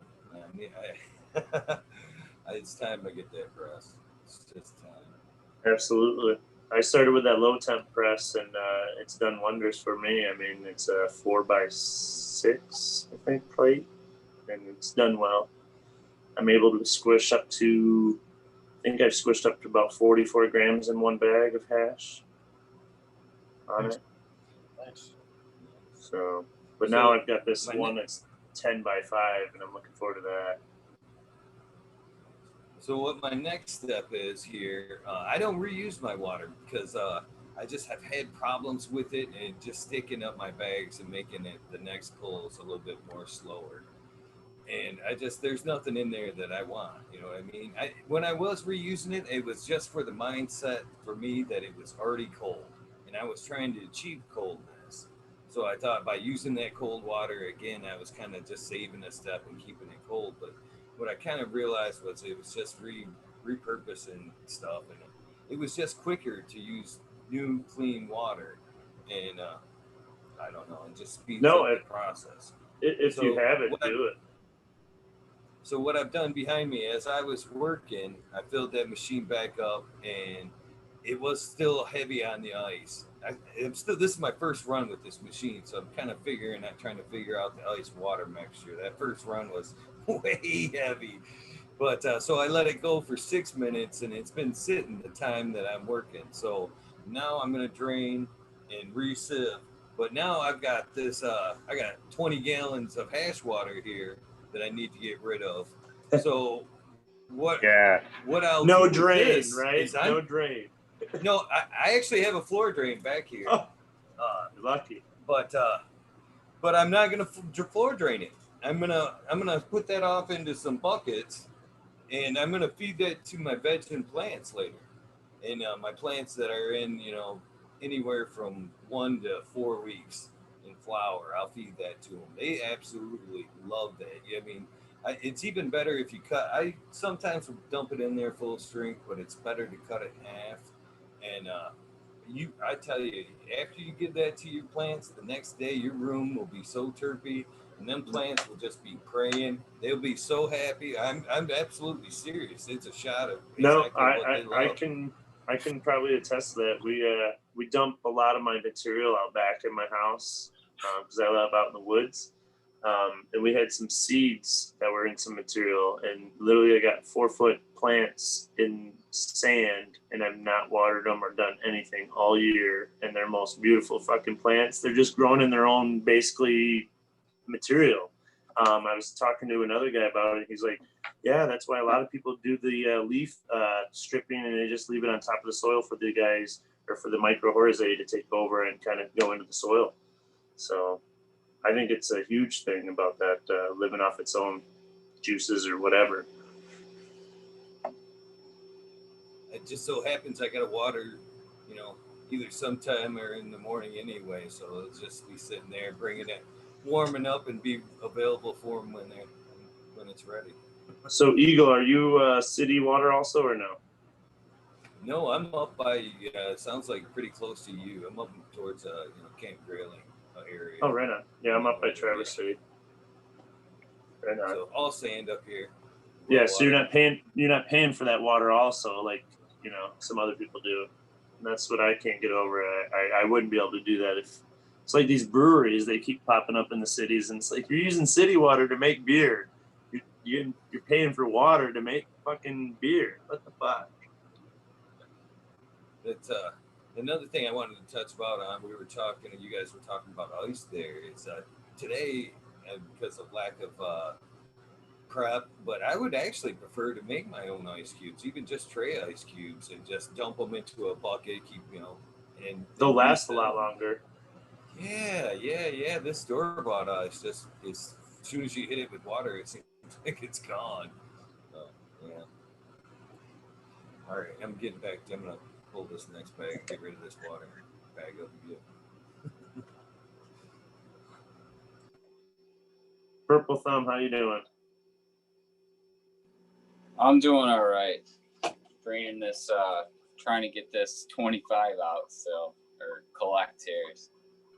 Slow with these crappy old bags that you're talking about. I got those ones.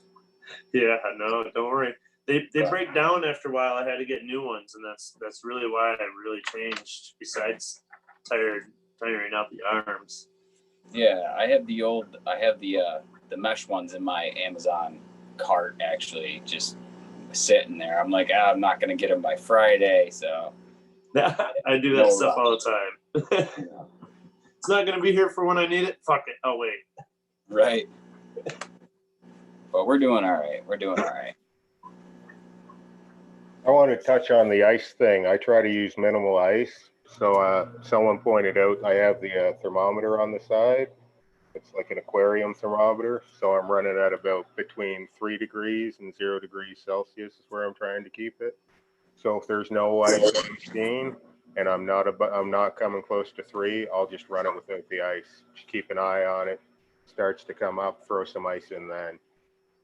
That's some beautiful stuff. Nice looking. Yeah, no, you're right on that, Boone. Less ice is better. If you can just have cold water, to be honest, is the key. You don't even need the ice to knock it off. The ice is just there to keep it cold.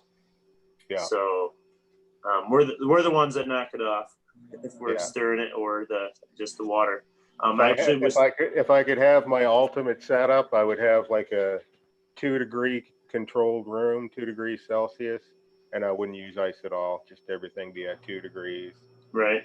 And I'd still be there in my shorts. I'm hot as fuck right now. Holy cow. Yeah, no, I love the winter. So, I mean, this is a perfect job for me. My cold room sits at like 32 to 40 degrees, depending on what I set the cool bot at. But I love it. Catch me at minus 20 shoveling the driveway in my shorts. It happens every time. I don't put pants on for nothing but work. Fuck that.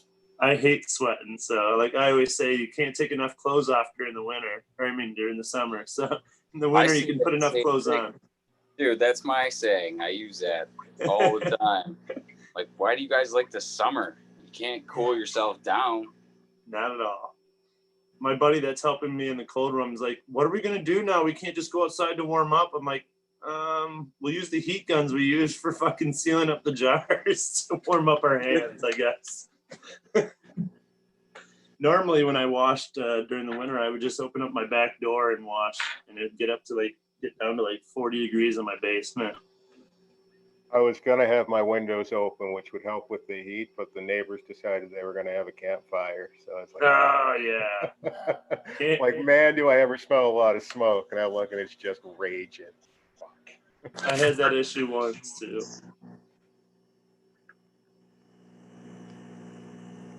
So what micron is that purple OG? This is the 25. 25. And you have a micron before that or no? Yeah, I just kind of dumped it in here too because it's just for me. So it's just full spectrum. I'll do that sometimes too. If I have a low yield in a bag, I'll just turn it inside out and wash it right into the next one. It's a lot of work in the end to try to keep all these things separate. So you just mark down that this is what this is. It's second quality or third quality.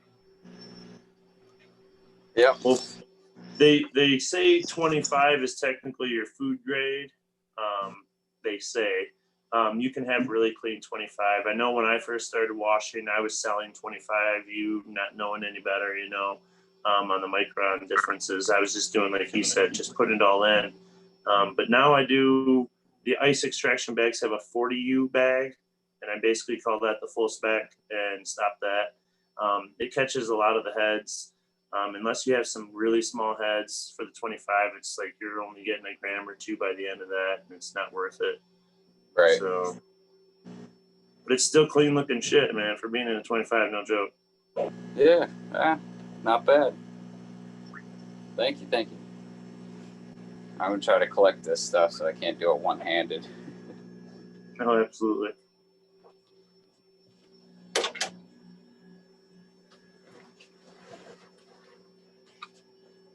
So DK, how long? Or DK, God damn it, there we go. D420. How long you been doing the hash game?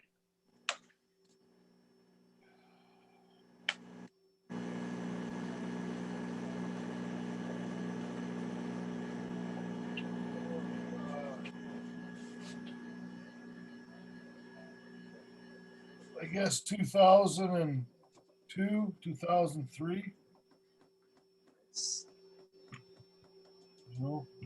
Back then, I remember when Bloodbuster hash was like, oh, that's the shit.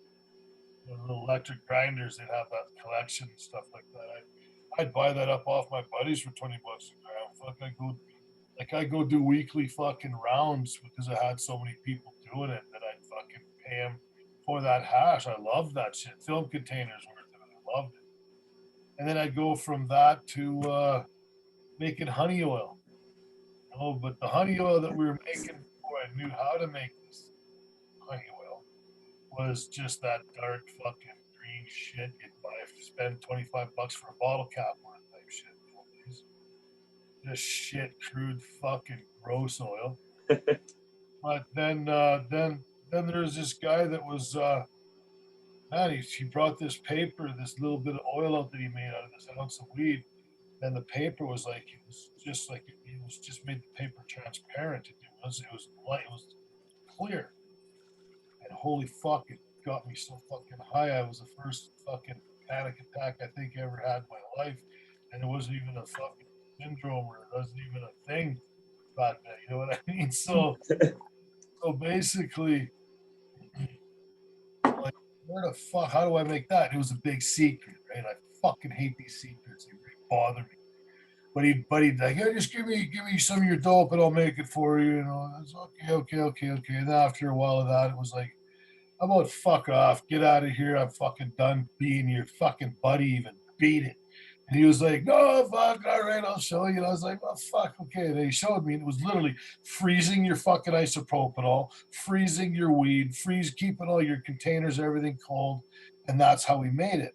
And we didn't know it was bad for you or any of that sort of shit. It was before the shatter days even. But that's where it started too, right? But getting that getting that quick rinse, cutting the hole in the bottom of the half-pound bag, doing the quick rinse of everything cold and let the stuff run out, starting off nice and clear. Wow, just love the shit. Really mess you up. Yeah. Oh yeah. And then it went to shatter, whereas in the fucking Pyrex fucking dishes that fucking you chunk out all shattered. Trying not to blow yourself up. Yeah, and then it was taking that shatter and reheating it and then whipping it and making the butters and that sort of stuff, right? Like, man, there was so many different things. And those, yeah, the text. And you know, some people weren't sharing, but you know, a lot of people were. Oh, absolutely. There's always those one forums here and there. You got to find the right ones, though. Overgrow.com. You know, I used to on that one. Fuck, man. That was when I first started my handle D420K. That was in like early 2000s. Yeah. Nice. Oh, geez. Yeah, well, I was one of the first. Like I was a handful of the people that had my license in Canada when they were first giving them out for health, for personal use. And fuck, man, I'd show my plants on there. I'd do all kinds of stuff. I was really open with it. I wasn't showing my face or anything like that. I wasn't quite that bold yet, right? But it was outlaw days. It was fun. That's one thing. I still keep my face usually out, but just because I'm from a small town. Yeah. So they don't even know who I am, where I'm at.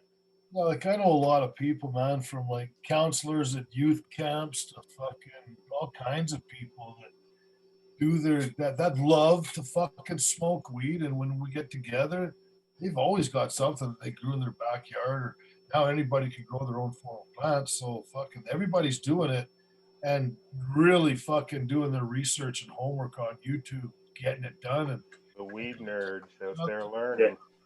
Yeah. So what I just did there with those two bags real quick was those aren't hash bags. Those are what I call filter bags. So the red one was the 220. It was full of more pistols. So the 220, that bag, and the 220 bag that I'm washing with are the same micron, but those pistols still get through. Yep. So the all zipper. Exactly. All the guys that were asking me why I still like to use 3 bags, that's why. Always. That little extra bit. The reason I like that 190, those pistols, nice. Eagle's got the temperature mark. The reason I like that 190 micron bag is once the pistols start to get chewed up a little more, they get to like more of a pulp. It can look kind of like hash, but if you really get at it, it's not hash. So I wash that 190 bag out too. So I'll collect like 45 to 189 microns in this run. So I'm going to do my third wash is done. I'm going to do a pull now. So this will be my first time I'm pulling hash. Just get that in while everything's quiet. I'll let you guys get Yeah, back. no, that's what we're here for, right? Yeah. Knowledge. It's been difficult to hear the show. I had to come and run. The ice is fucking making noise behind me, right? So, but this will be one I'll have to watch back for sure. Looks like Eagle's collecting there again too.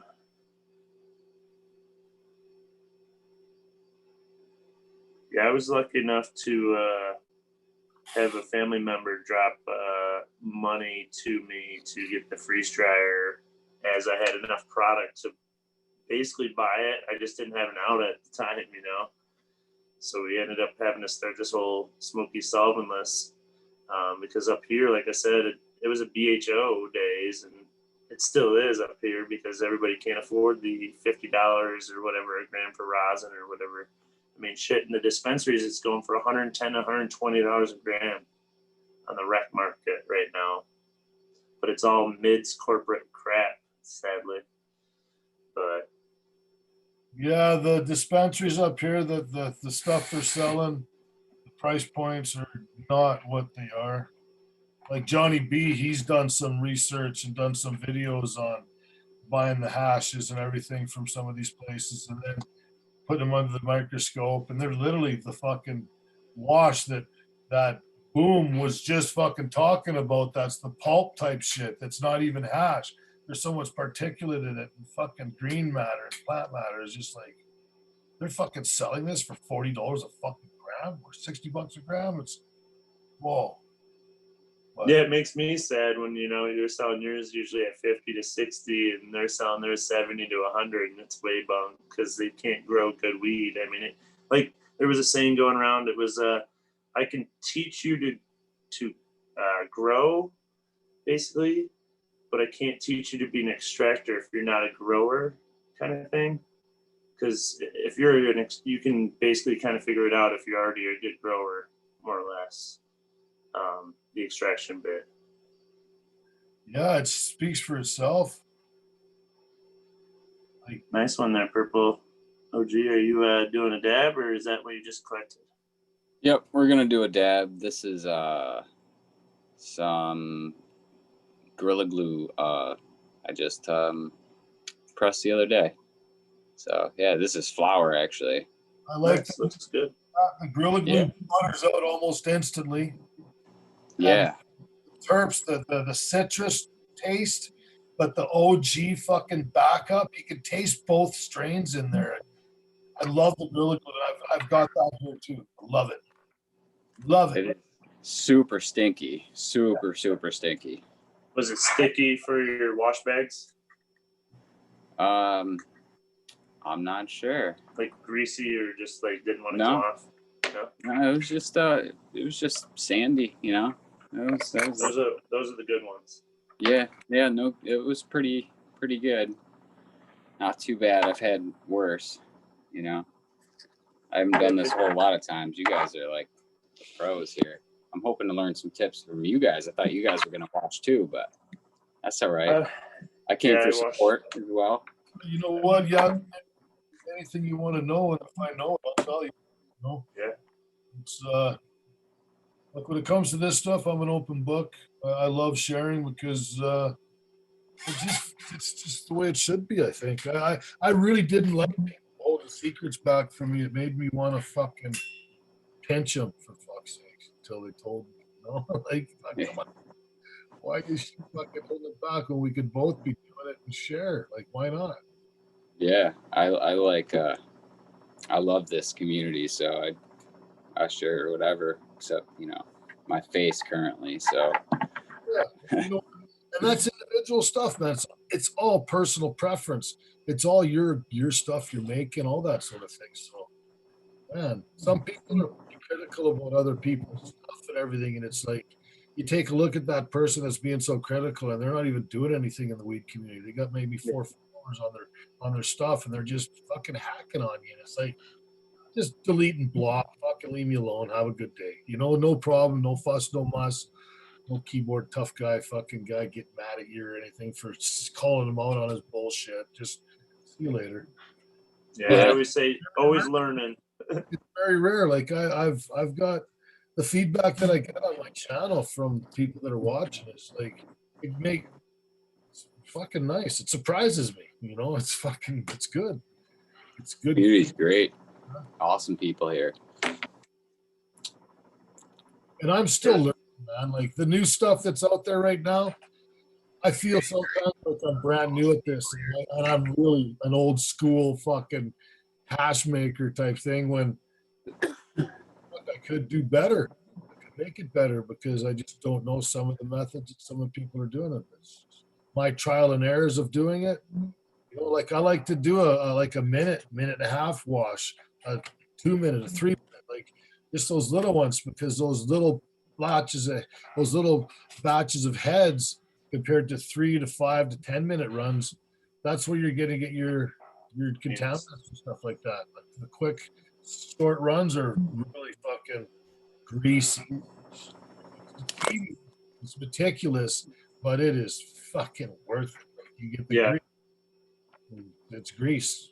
You can't. Yeah, I used to do like when I first started, I was doing like 30-second washes, and like just let it go. And because I was doing dry material, of course, it falls off way faster on dry material than fresh frozen.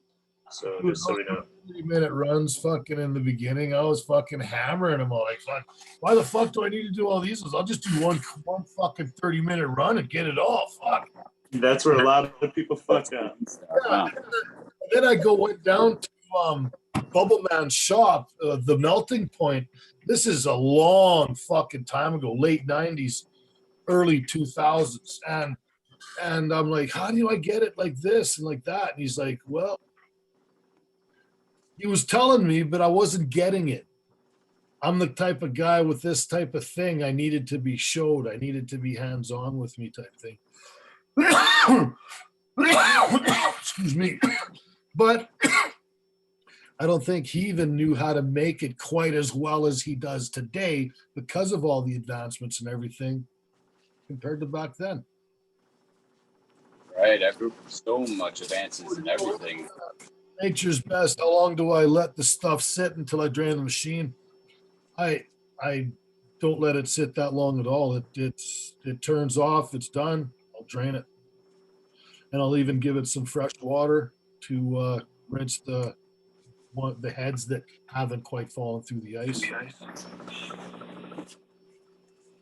That answers it. How about you? What do you do? Nature's best nugs. He seems to be one of the. He should be on the show with us. I think he knows his gear. It looks like.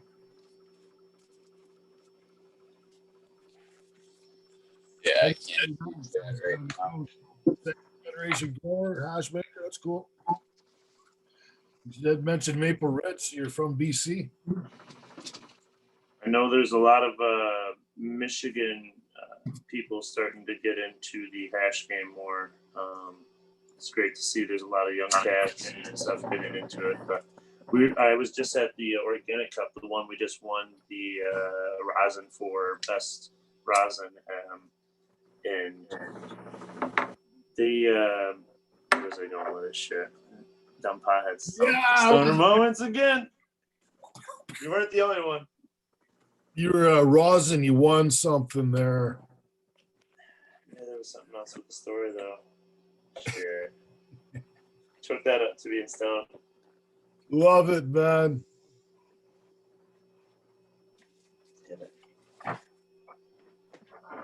We'll remember it probably at the end of the show. So what time is it for you there, D420? 10:45 p.m. And That's the 45. second pull of 73 right there out of that run. Nice. Right on. Good job.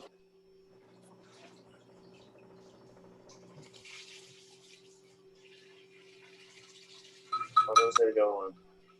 Hate those moments. I mean, because it's gone. It's gone. It's gone.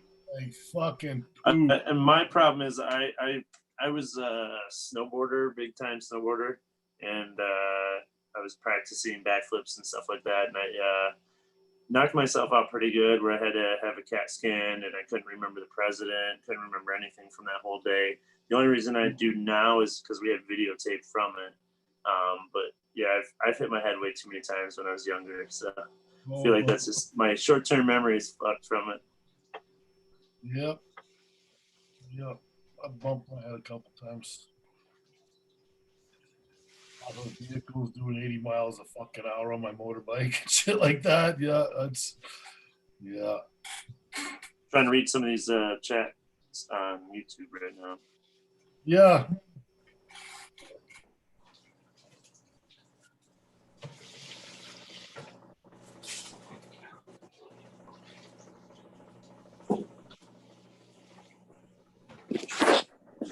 How we doing, Boom?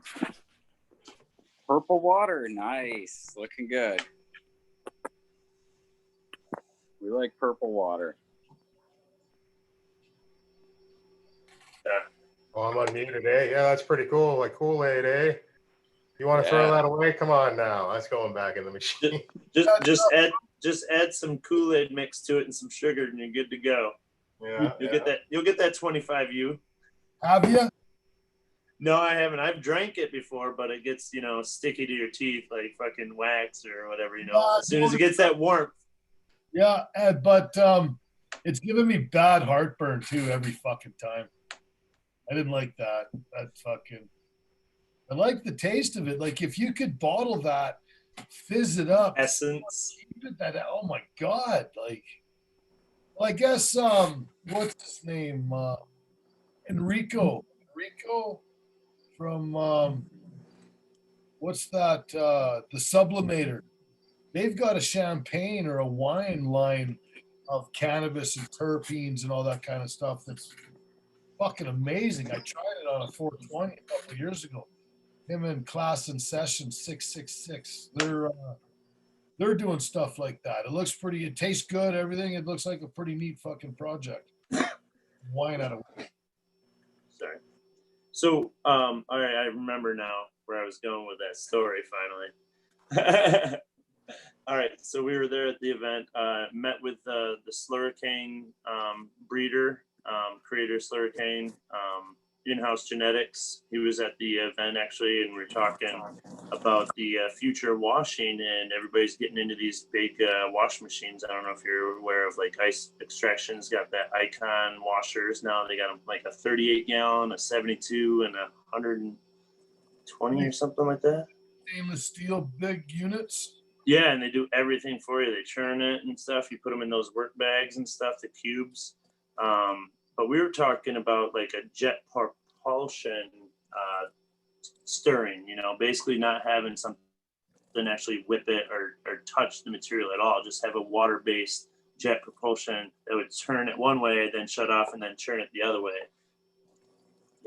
I think it would be kind of cool to test that out and see where it goes. But it's a good idea, man, for sure. Why not?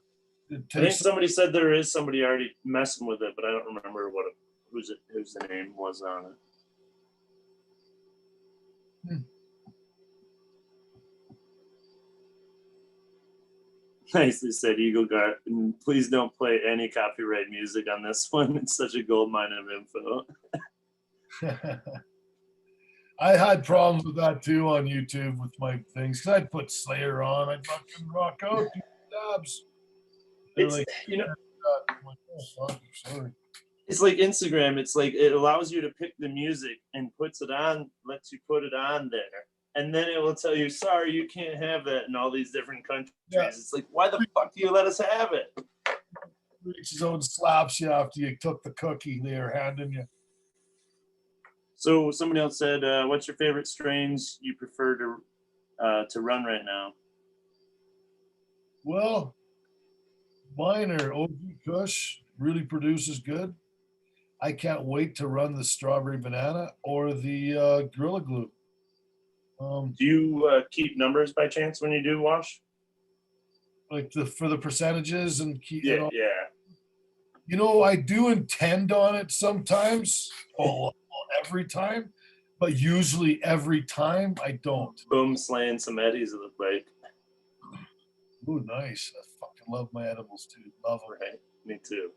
Love I them. have to go get some. Get a batch up. I like my gummies.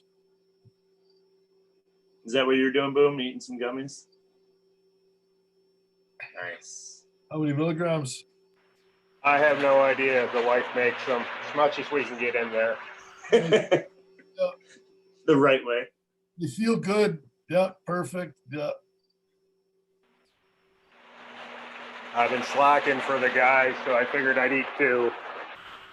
So my favorite strains to run right now, my single source stuff is bubblegum breath. I'm hitting it about 6% almost regularly. And then I just started washing slurricane that I got a cut from Dirt Road Farms, a buddy of mine. That's hitting about 6% on fresh frozen. Normally I do dry. This was just the last wash I did because I had to rush it for that organic cup. And then the Death Star, which you can't beat, Ohio cut, is the gassy one. That hits right around 8. We did on this round, we did a little bit of fresh frozen and dry. I had 2 bags of dry to put in this batch. So I got a 9.8 on this one. So, you know, you really can't say it was a 9.8 with fresh frozen because obviously there was some dry in there. So, Yeah. So, Genetic Memory Farms is asking, why do you not want to break heads when making hash? You don't want to break the heads because all the oil and, you know, all your cannabinoids are in there. So you want that the terps. gained, right? If they break and go into the water, then you're losing all your terps. And they'll probably fall through the cracks of the smaller bags. Also, water is a solvent, and it will dissolve your fat and wax lipid of your fucking membrane that's holding your resin in. So if you do leave it in, that's the other thing. You run your fucking 30-minute run. Just imagine how many heads were dissolved in that water, right? And when you drink that water and you got that feel on your teeth, that's fucking resin. Those are wax and fats lipids that were dissolved in your water. True. Solve it, man. Keeping it cool. Keeping it cold is best. Coldest is best. That's what I've learned anyways, right? Like fucking everything's a personal preference. Everybody's got a little thing from using certain tools to scrape out between the parchment paper like I was doing on my live the other day that DK Trades pointed out. Like I just do things that other people don't do. They'll go, hey, that's fucking perfect. Why not? Yeah, I've never seen anyone doing that, scraping it out. I'd never seen that before. I just feel the faster it's away from the heat, the better. I agree. Absolutely. How long do you usually, you're talking about pressing, obviously, right? How long do you usually press for? That's something we haven't talked about yet. The longest I press on any of those are like fucking almost 5 minutes. As long as it's fucking pushing. Right. Why to stop? Some people are like, oh, 2 minutes tops, 2:30, to this. Well, that's their personal preference, and that might be the weed that they're running. And strain specific always. Absolutely. I've done cultivars that really fucking didn't produce, and they were heartbreaking to fucking press. They were heartbreaking. Like you didn't want to face the people you were making it for. You're ashamed. I'm not happy when I don't hit anything over 80% hash to rosin pressing, and I just hit some 60s the other day, and it's like, God damn it! Why am I doing this? Yeah. Well, it's like dry sift. You can sell it like $100 wholesale. Back in the days of the dispensaries going everywhere and being able to cowboy out, really fucking run rampant, do what we're doing. Now, then the bubble hash would be because there's a lot of labor in there. There's a lot, you're growing, you're making it, you're back breaking fucking jerk, pull, tug fucking methods, curing it, your time, the rent that takes through the fucking warehouse you're working in, everything. So then you get it down to that. Then you get that down to say 65 a gram, and that's breaking it even, not including your hours that you've put in to do it all. It's just the fair market price. And then the flower rosin, You press that, you should be able to get rid of that at a cost that you're not, and that's an easy way to do it. You're not very fucking mild, and you should be able to get $45 a gram, 45 to $50 a gram. You're making money on that type of thing in those times. So it's got to be fair price pointed for the consumer on the medical part for sure. But all these rat people and everything like that, they're ruining it. Those people should be paying a little more because we take the time to do it right. There's love put into my plants, man. I go in there if there's a fucking problem. I see it where it starts, like not a week later, ever. It's you take your time. It's a fucking medical grow. If I smoke my own product, I don't fucking go buy everything else. I do like buying some stuff because there's other cool shit out there. There's good shit out there nowadays. There's lots to try. There's so many different strains. Yeah. As before, it was very limited to basically if you want the best, it's you're going to make it. If you're not, then you're paying big money for it. Right. I don't know what I was going on with that, to tell you the truth. I lost it too. I think I was done. Let's do a bong rip. Anybody in the chat? I'm down. See what we're doing. Let us know what you're smoking on in the chat. I was gonna say, what is everybody dabbing on or smoking on? Eagle Garden's a thumbs up on his YouTube channel. This is a good feed. Thanks for inviting me, guys. I'm having a good time. It's nice. This bong was made by my buddy JMP here. He's got this awesome little smoky. Nice. It's something else I do when I go to the events and stuff like that. I always wear the Ranger hat. So most people know me by the Ranger hat, actually, when I go to the event. So if I take it off and just wear a normal hat, they don't even know who the fuck I am. It's great. Yeah. It's amazing the recognition that I've encountered out there. It's absolutely ridiculous. I think we were touching on it earlier. Like people think even like you guys, Purple G and that are saying like they look up to you guys or us and that. It's like, we're just like you guys. We started at the bottom and we might be a little bit farther ahead than you guys, but that's about it. I mean, we're all years old. I better be a little bit more advanced on it because like not necessarily advanced, just with the different things that I do. I can feel you walk in the room and smell the air, feel the humidity, something's right or wrong as soon as you walk into your dope room. You don't even have to fucking take the dials and test all the shit and everything. You don't need monitors. It's this is what's going on, this is what's going on, and you fucking just get to it because you know that's why they say that's easier to train a grower to wash than it is to train a newbie to wash. Because a grower already knows, the ambience and all this other shit. Nobody I've taught dry sifting personally has stuck to it and done it. The ones that have done it are guys that I've met online that have said, man, I started doing this because you doing this and I tried this and that. And it's like fucking really cool, man. But anybody it's rare it's the internet, right? Because we get the fucking 1% of these extractors that really they grow for it. Dude, I remember back in the day I was too scared to even mess with the platform, and then my buddy is like, you gotta get on Weedstagram. I'm like, what? He's like, yeah, you gotta get on Weedstagram. That's all it is anymore. It's just fucking weed. I'm like, he shows me and I'm like, dude, what the fuck? They got weed on Instagram like nonstop? I thought that shit's illegal. He's like, yeah, sometimes they get deleted, but And then I started an account as Smokey the Bear, and I didn't even, Smokey the Bear was my growing thing. I didn't even have solventless extracts, and I kind of just came up with Smokey solventless, I think 2 years after this Smokey the Bear I created, So it kind of just went hand in hand. My brother helped me come up with a logo and all that, and it's kind of cool. It's, riding the wave, I guess. Yeah, that's the dream, grow your own, press your own, get yourself a little piece of heaven over there. It's real nice.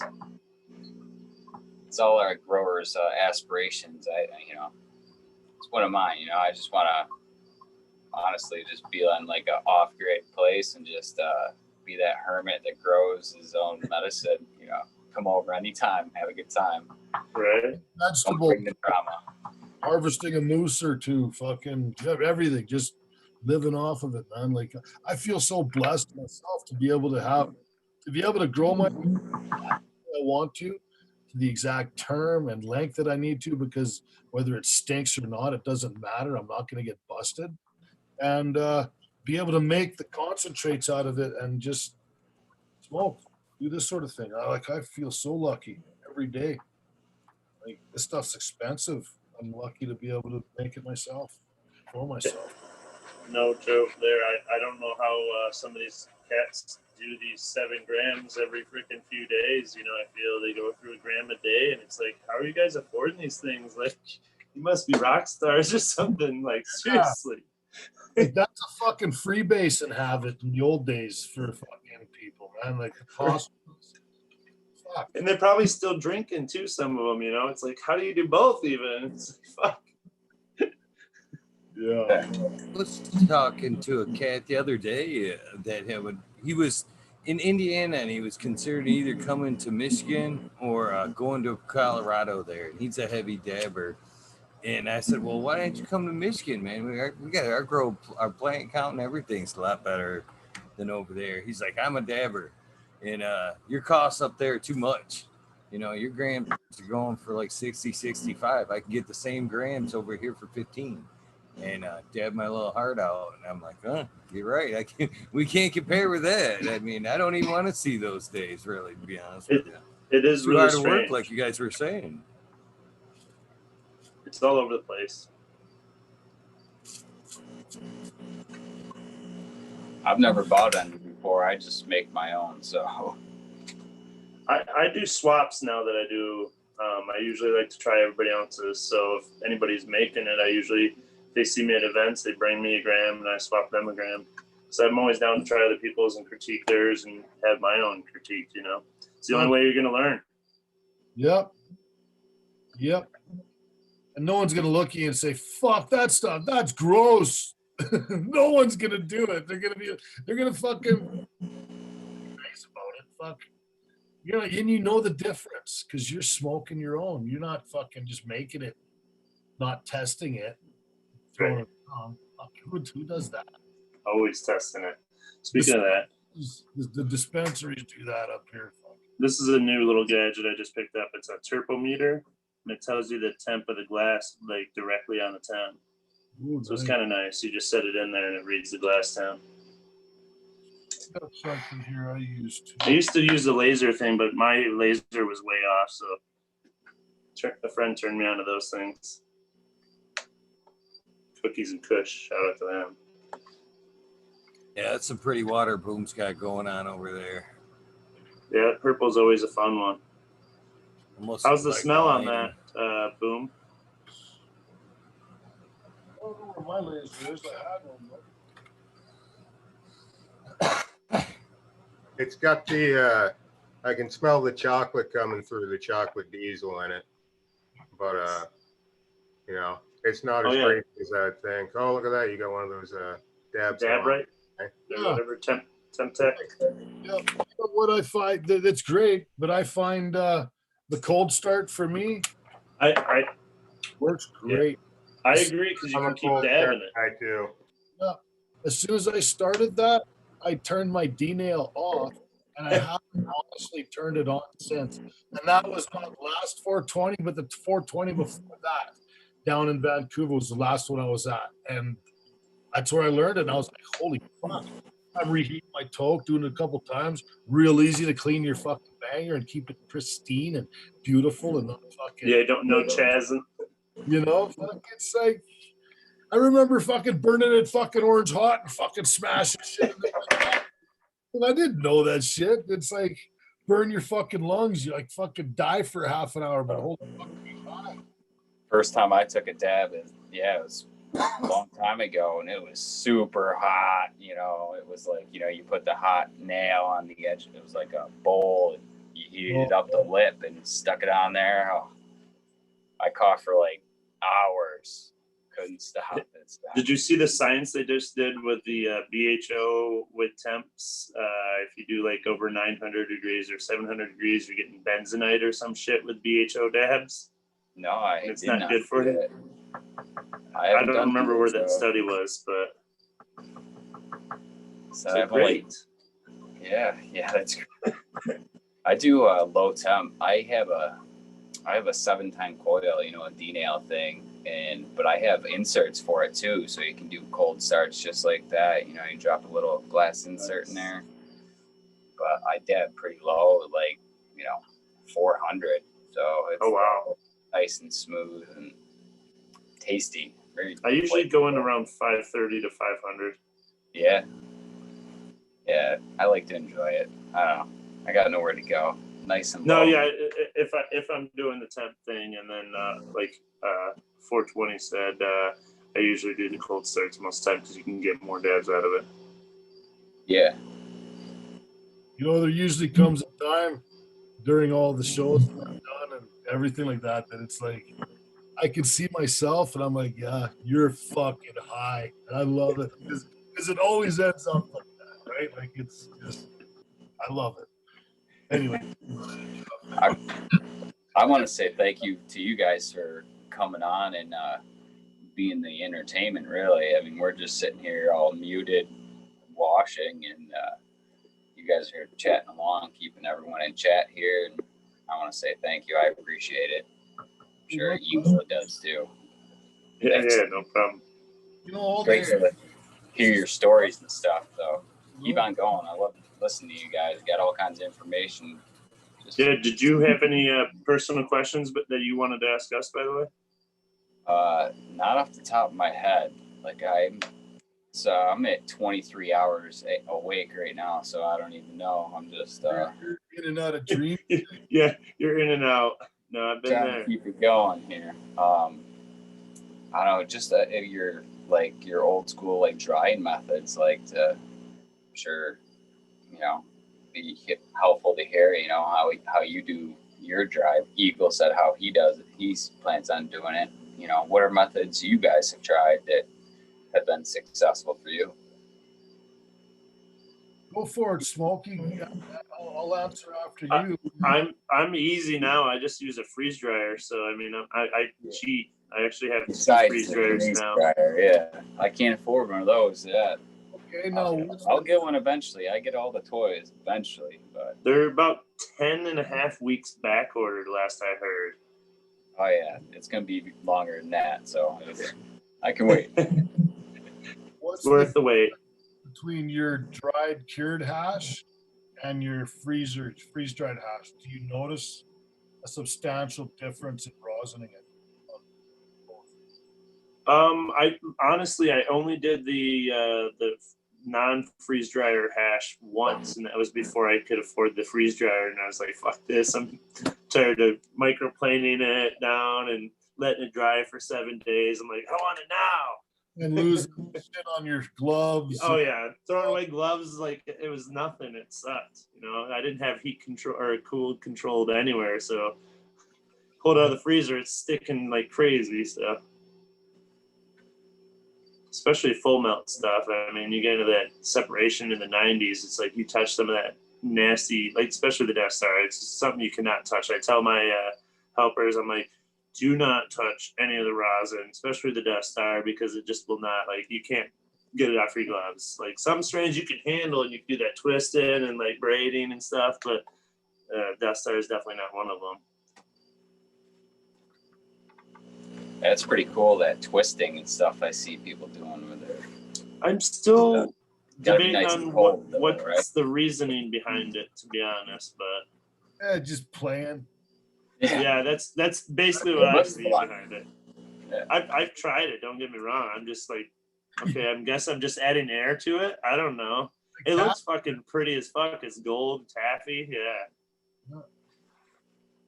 Like there's like with Johnny B, I don't know if you guys follow him or not, but I'm sure most of you do. If you Johnny, yeah. He does this thing, like he takes his plants, and I'm going to try this with my next crop, where you're done your 8-9 weeks of bud, and you leave it in complete darkness for 10 days.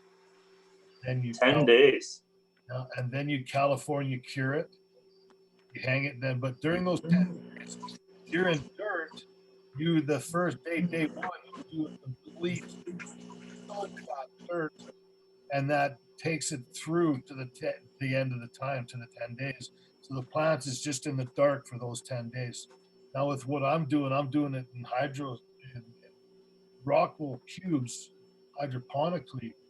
And what I'm going to be doing is I'm going to be giving it a small feed daily of just water to soak it during those 10 days in the darkness, and then hang California cure it where it's the anywhere from 10 to 21 days, depending on your temperatures and fluctuations. I don't have a perfect atmosphere controlled room, which I would love to have, but if I did, Right. it would usually take about 20 to anywhere 18 to 21 days to actually do it and cure it right the way you want it. You can cut it up, it'll fluff up, but it'll be real spongy and super sticky and everything else at the same time. Like just beautiful fucking shit. It's like matured and even put out more. Lives off the California cure is the plant breaking the chlorophyll and shit still in the big leaves and all the smaller ones down into the carbohydrates and living off of it still while it's still hanging. It's from what Right. was the science behind it. But I could be No. wrong. I'd correct me in the chat or whatever, but in the chat as well, I was going to say if there's any questions anybody has in the chat that's watching, fire, man, shoot. Yeah, hit us up. So I want to touch base on pressing because I don't think we've touched any base on pressing really much, but that's actually like pressing to hash. I don't have much experience in the bud pressing, to be honest. I did a couple of times before I had the washing stuff, and I just didn't care for the texture, how it's set up, and just never, I don't know, it just never appealed to me. But I got into the washing and never looked back, So. Well, that's what I'm kind of afraid of, where I love my flower rosin. The stuff that I've got here blows my mind and fucks me up every day. And anybody I smoke it with just fucking loves it. The smells, everything. It's just hard to beat. So I agree. My flower rosin, I believe, is beautiful stuff. Beautiful stuff. Sorry, keep going. What's that? What temper you press on usually, D420? Well, I like 195 both plates for flower rosin because, and even a little lower, 180, 185. It just depends. Like with the OG Kush, if I go that low, it'll almost butter a bit, but it just fucking breaks down. It's just greasy so quick. Like it just doesn't. And absolutely, I think because of the resin heads and the waxes and the fat lipids that are involved that get processed out of it too. Yeah, 195. I like the 195. Put out the real nice fucking banana strawberry and buttered out really like almost instantly. And holy fuck, the smell. Anything over those temperatures, you get a little popcorny fucking. Yeah. I press. Mine's in Celsius right now, but it's anywhere from like I started at 69 Celsius and I've worked all the way up to 82 Celsius. I want to say 82 is right around the 185, 190, right up there. I think. What's that? What is that Fahrenheit?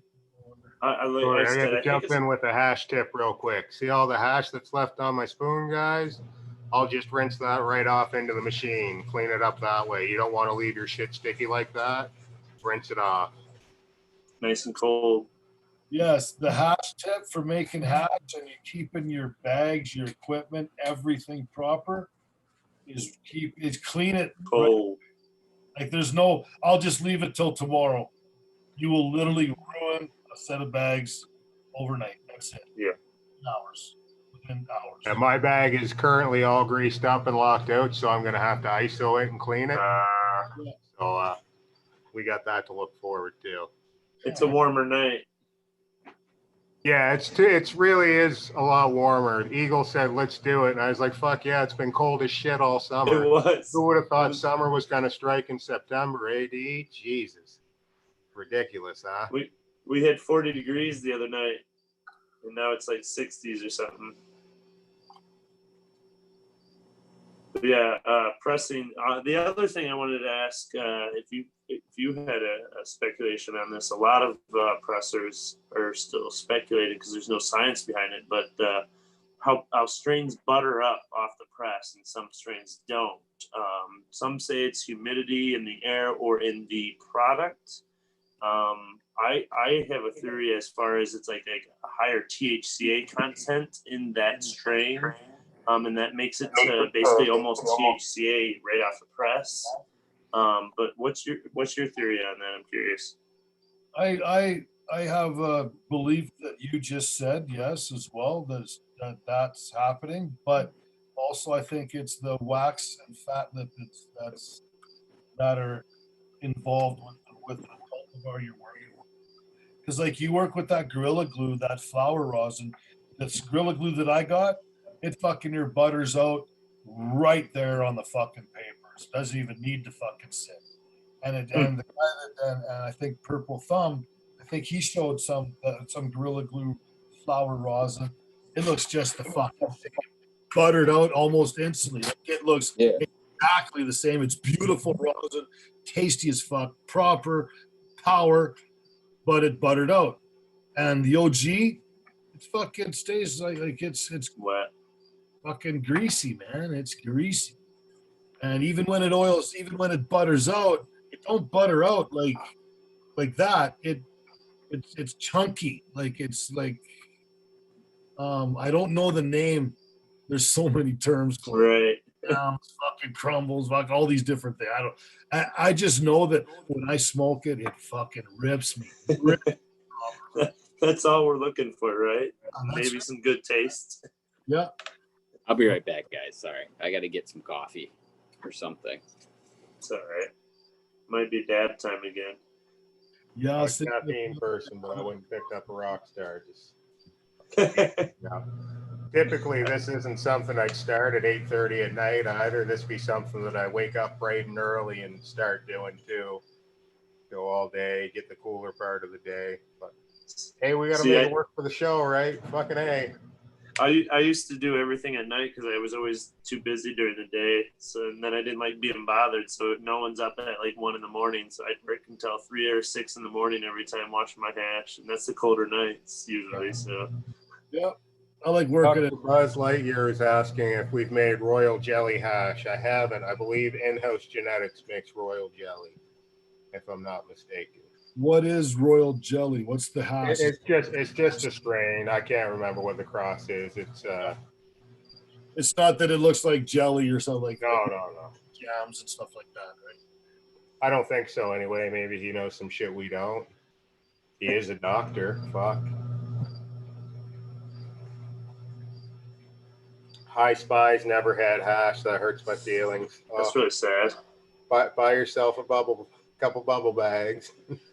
Genetic Memory Farms asks, do resin glands heads break when pressed? Yeah. They melt. Yeah, for sure. That's the answer to why you want to keep your heads intact and not broken. Because when you put the fire to it, you want to see it completely change and melt, right? That's what I like about hash. That's what's exciting about hash. You know, I've got some fantastic 1-star melt hash, no melt whatsoever, but boy, is it tasty. But it's not as fun to smoke as the stuff that runs straight through 2 screens and you got to flip the screens upside down and run it back through the other way. You know, that melt, there's something special. Yeah, I'm going to run to grab that. Water hash, not a strain. I don't know. I've never heard about it. You're going to have to smarten us up about it, Dr. Lightyear. I'm going to grab a coffee too, you guys. I was going to say, I'm going to go grab that cart oil that I was going to show you, that solventless oil that I made. I'll be right back.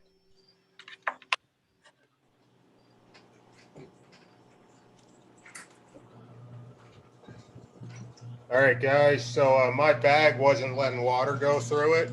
Is Aldrich still here? He'll have a field day with all this pulling bags and so forth. Listening, boom.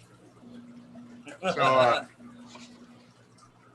I'm gonna take the bag and I'm gonna dip it in ISO. Because I'm putting it in ISO, it's gonna dissolve all the heads and grease that are sticking, you know, clogging up the mesh for me.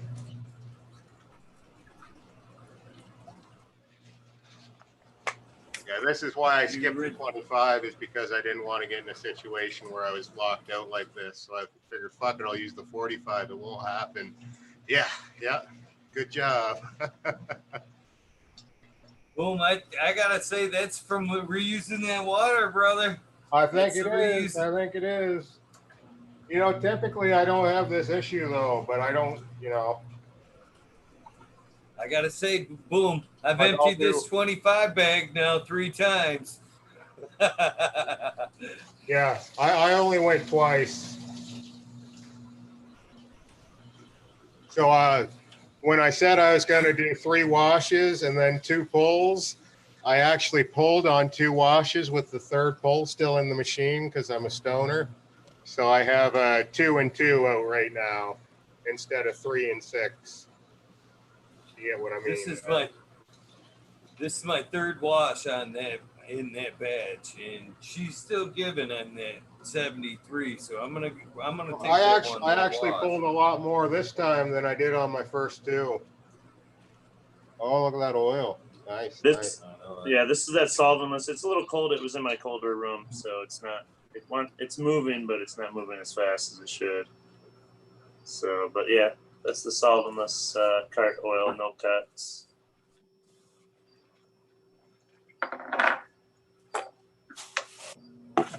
Stuff right there. Nice looking stuff. I need to sit down and take a dab myself. Genetic Memory Farms. Am I muted? Can you guys hear me? No, I hear you. Yeah. Okay, cool. Yeah, keeping your heads together is better for keeping it, you know, long term too. Like that's the idea with those temple balls, is it should be all resin on the inside stuck together with that casing, that shell on the outside to keep air out. But you know, there's lots and lots of different ways to make hash. Like we're just washing tonight. We could do a whole nother show on just dry sifting, a whole nother show on just rosin pressing. You know, it really is an endless thing. Yeah, there's so much to talk about. From your rosin pucks, and you know, like you can go forever. Thanks, Stu Moo. Let's see what else we got here.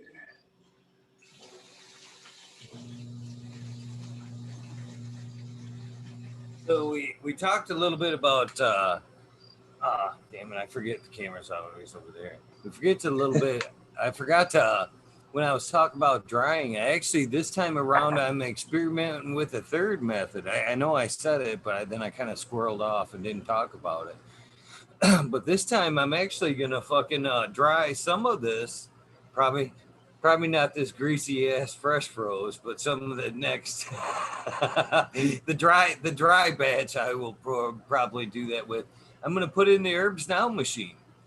Have you I've seen people do it there, Smokey. Have you? I know people get that same look when you tell them that you dry butt in there, but it actually works pretty good.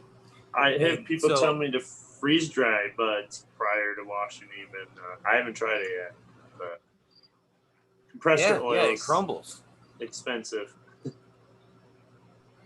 Yeah, it just crumbles. I bet you increase your wash by a lot. But see what I've done here is well, this I guess I can just flip this around just makes it just as easy. I guess is right there is the herbs now machine. Is what I've done is I've taken and I've cutting parchment paper for the racks, and I'm gonna set some. I'm gonna chop it up from the drier stuff, and then I'm gonna set it in here and give it a little dry in there. Yeah, I think what I'm gonna do with my cure is I'm gonna do a head-to-head. So I'm gonna split everything, and I'll put one in the basement just where I cure the weed, for just like a this is what I got kind of a method. And then I'll do one in the refrigerator and we'll compare the two cures at the end, see how they differ.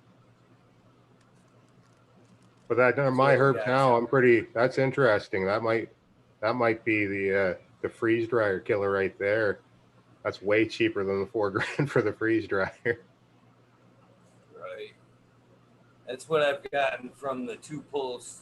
Wait, that's the 3rd pull right there so far. So what are your piles there? What are we looking at? You're looking at the 40 or the 25 and the 73. The 73 obviously is more greasy looking, chunkier stuff there. And that over there is the 25. And then way over there is that 120 that I'm starting to wonder why I'm even catching. But well, I kind of do. It's because that 120 is like that puffy stuff that you guys were talking about earlier on. It's, you know what I mean? Well, you could do like a 160 to get more in your other one if you wanted. If you I'm actually pulling 160. Are you? I do pull the. Yeah. So then, I just haven't scooped it yet.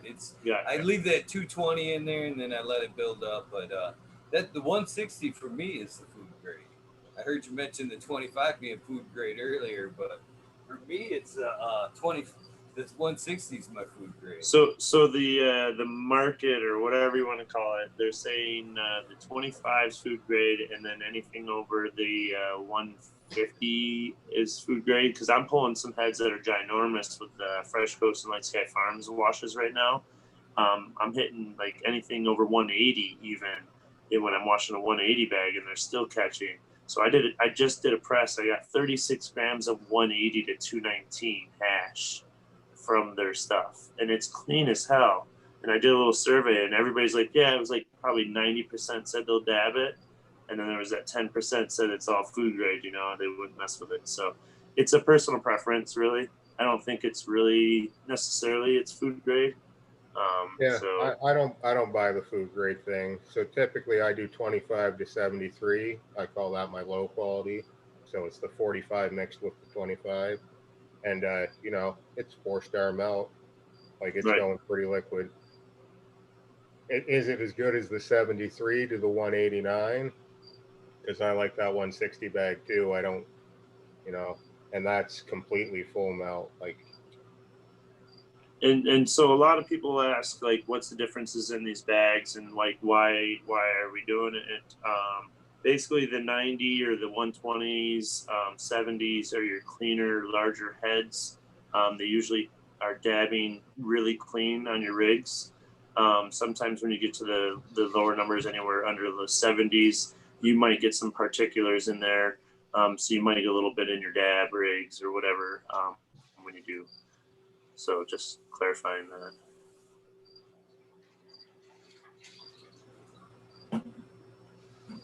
Oh, I forgot in that pile, I still haven't added this last 45. So that 45, we had just seen it was still missing the 45 out of this pool. What's up, Smiley Gardens? Thanks for the love. Hey, Smiley.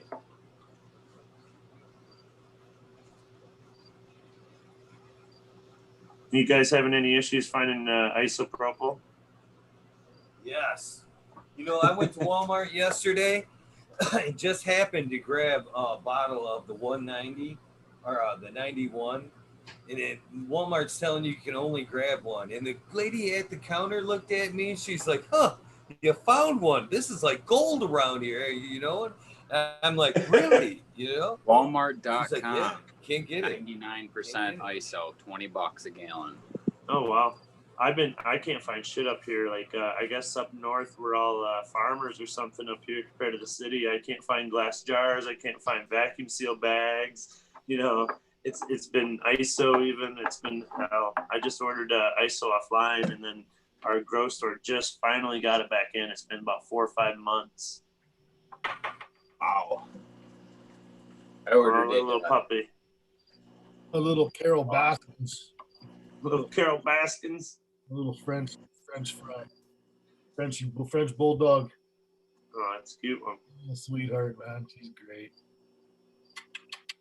Ordered it in 55-gallon drums, apparently. What's that? Somebody on the chat said order it in 55-gallon drums. I get a 5-gallon drum of ISO for just keeping stuff clean and washing and that sort of stuff. I like to put maybe a quarter cup into per washing machine after I've used it to let it just run through the lines and that sort of stuff. Rinse it out with the water, right?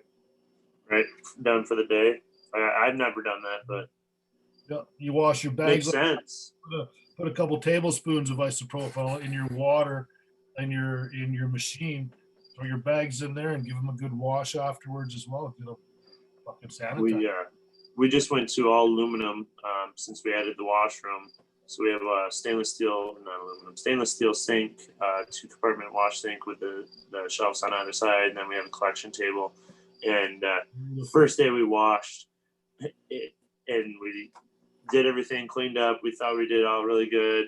And then we shut the cool room down and just came back and turned the dehumidifier on and let it all dry out. Came back the next day and ran our hands across the stainless steel, and there was so much hash on that shit still. I was like, holy shit. So, I mean, I don't collect the 25U, so you figure a lot of that's going through the 45 or 40U to 25U collection is just going down the drain. Yeah. They say the food grade stuff and everything like that, sure, but those are basically underdeveloped resin heads that are, if anything, all fat, lipids, and wax. That's it. There's no THC. Right. That's why you make it like hash. Yeah, like somebody just said on the feed, 25U tastes like shit. Fuck yeah. And you know what? Honestly, I don't take my edibles and make it out of the shit. I'll make my edibles out of the best of all of it. Because I would take probably my last washes of my high grade, because I usually only put production of first wash, which is usually from anywhere from 1st to 6 washes is my first wash technically. Mm-hmm. So that's when I do my major pulls. So it all depends on the material, though. Every strain's different. So I wanted to show you this cart oil there that I made. So it's almost to temp there where it's moving around there a little bit more, but it was in the colder room. So, but yeah, this is solventless oil, no cuts. Like I said, you got to warm this up a little bit and then warm up the how'd you make that? Needles. Basically, you just jar your rosin and keep it sealed and throw it in the oven. So this is Jar Tech. You would just throw it in there and decarb it, basically. And once you decarb it, it basically creates a little watery or liquidy. Yep. So then you can take that and suck it up a syringe if you have it warm enough and put it in the cart. Yeah. And it works really good. I put that onto, I found the oven tech was a little too hot for me. I didn't like the flavor afterwards. It changes it. Yeah, it does. Exactly. It changes the terps. It cooks it a little bit, right? That's why I find the less heat, the better. I agree, 100%. I use a cloning mat. That's just in one temperature, warm. That's what Rosin Ryan does, doesn't he? And I put a towel over it so that it's it's covered so that it's not like I have the heat mat, then a oil slick pad, jars in there, oil slick pad folded on them, then covered with a towel so that heat stays in, and let it sit until it all bubbles up. It's almost like it's filling the jar and everything, like it's getting to the top. But as soon as those bubbles pop, it goes down, and that's when I take it out, and it's like this consistency. It's just like yours, but a little creamy, a little milky, a little bit, right? But tasty. Like I think the terps break down in there like that, and I like the flavor off of that. Yeah. Then here's some other ones that are actually just pressed the other day. This one still needs to be cured more. Love Seed. I don't know the cross fully on this. It's something OG and something original Trainwreck or something. And then I can't remember these two. But this one's already buttered up, as I say, and then I would stir this one technically almost. It's got a couple more day, maybe one more day on it, because you can see it's still kind of glossy, unless there's a chirp layer. You keep that in the fridge or the freezer? Nope, I do this at the room temp, so anywhere from 50 to 60 to 70 degrees. Mm-hmm. So, and then it'll start to be like that one. I don't know if you can see the difference a little bit more. This one's still got the bubbles and stuff in it. This one's going to be almost just like a waxy look to her. I got my 25 micron bag out. I'm going to drain this water and swap out the water. So I'll see what I can collect for 25 that's, trapped in there. I didn't account for it leaving the 25 in the mix, honestly. And I think that's what's making it a lot stickier, because I normally don't have it lock up like this. I do 9 washes, no problem normally. But then these are new strains too, so it could just be a greasier strain. Just a greasy one. Yeah, they say like when you're trimming, there's those strains that are sticky, your gloves will just stick, and then there's the ones that are just greasy. You'll see it just a grease. Like I do love that sandy resin, that nice. Right, the ones that just sandy. Fall off. Like if you touch it, it just falls off. White work resin, that's my favorite. That greasy stuff's great, but I'll let you make that greasy stuff, and we'll trade. Need the cold rooms for those ones for sure. Like it needs to be like 30 something degrees, because it's a pain in the ass even in a cold room at like 40 degrees with a greasy strain. Right. Like I get pissed because I even have to clean my bags if I do.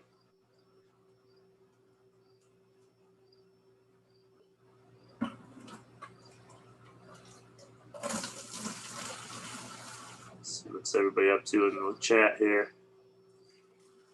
I think it's about dab time. It's a pretty good episode when it's almost 20 to 3 in the morning and there's still 80 people watching. It's that tech, man. Everybody wants that tech. Yeah. Thanks for hanging out, you guys. A lot of people aren't willing to share some of this stuff, right? But there are a lot that are, and they're coming out, man. They're surfacing. They're coming out of their shells. A lot of these guys didn't want to show their faces. They didn't want no part of it. Just fucking doing their thing. But then all of a sudden, it's like, well, fuck. There's a lot of holdouts. No, I started doing a seal thing because I had some people trying to copy me already. Guess you're doing good when they start copying you, right? Yeah. So this is some of my single source bubblegum breath here. Ooh, yeah. Really hard to see in that light, but I call this my juicy fruit cut because it tastes like juicy fruit gum. Nice. And we won 3rd place at HempCon here in Michigan last year with it. Have you had any of the Great Gardener stuff? Barber Bud, all that sort of thing? No? No, not them. I got what is it? A wedding cake bar right here. It's from this cup winning stuff, so I'm looking forward to checking that out. Yeah, I just picked up a bunch of 3rd gen seeds. I'm looking forward to popping, but I have like 6 different seeds that I'm pheno hunting right now that I got to go through. Like Kemperley, which is GMO and strawberries and cream cross. Berry Baba, which is a great God cross. Those are both in house genetics. I think it's in house, right? Or no, exotic genetics. Sorry.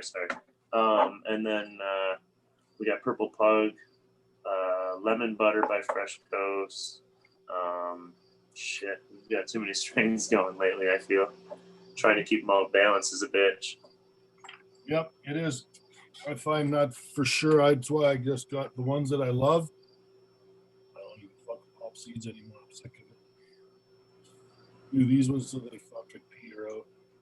There's a guy asking, is it worth cleaning your dry sift? Your drift sift? He meant to say dry sift, I'm sure.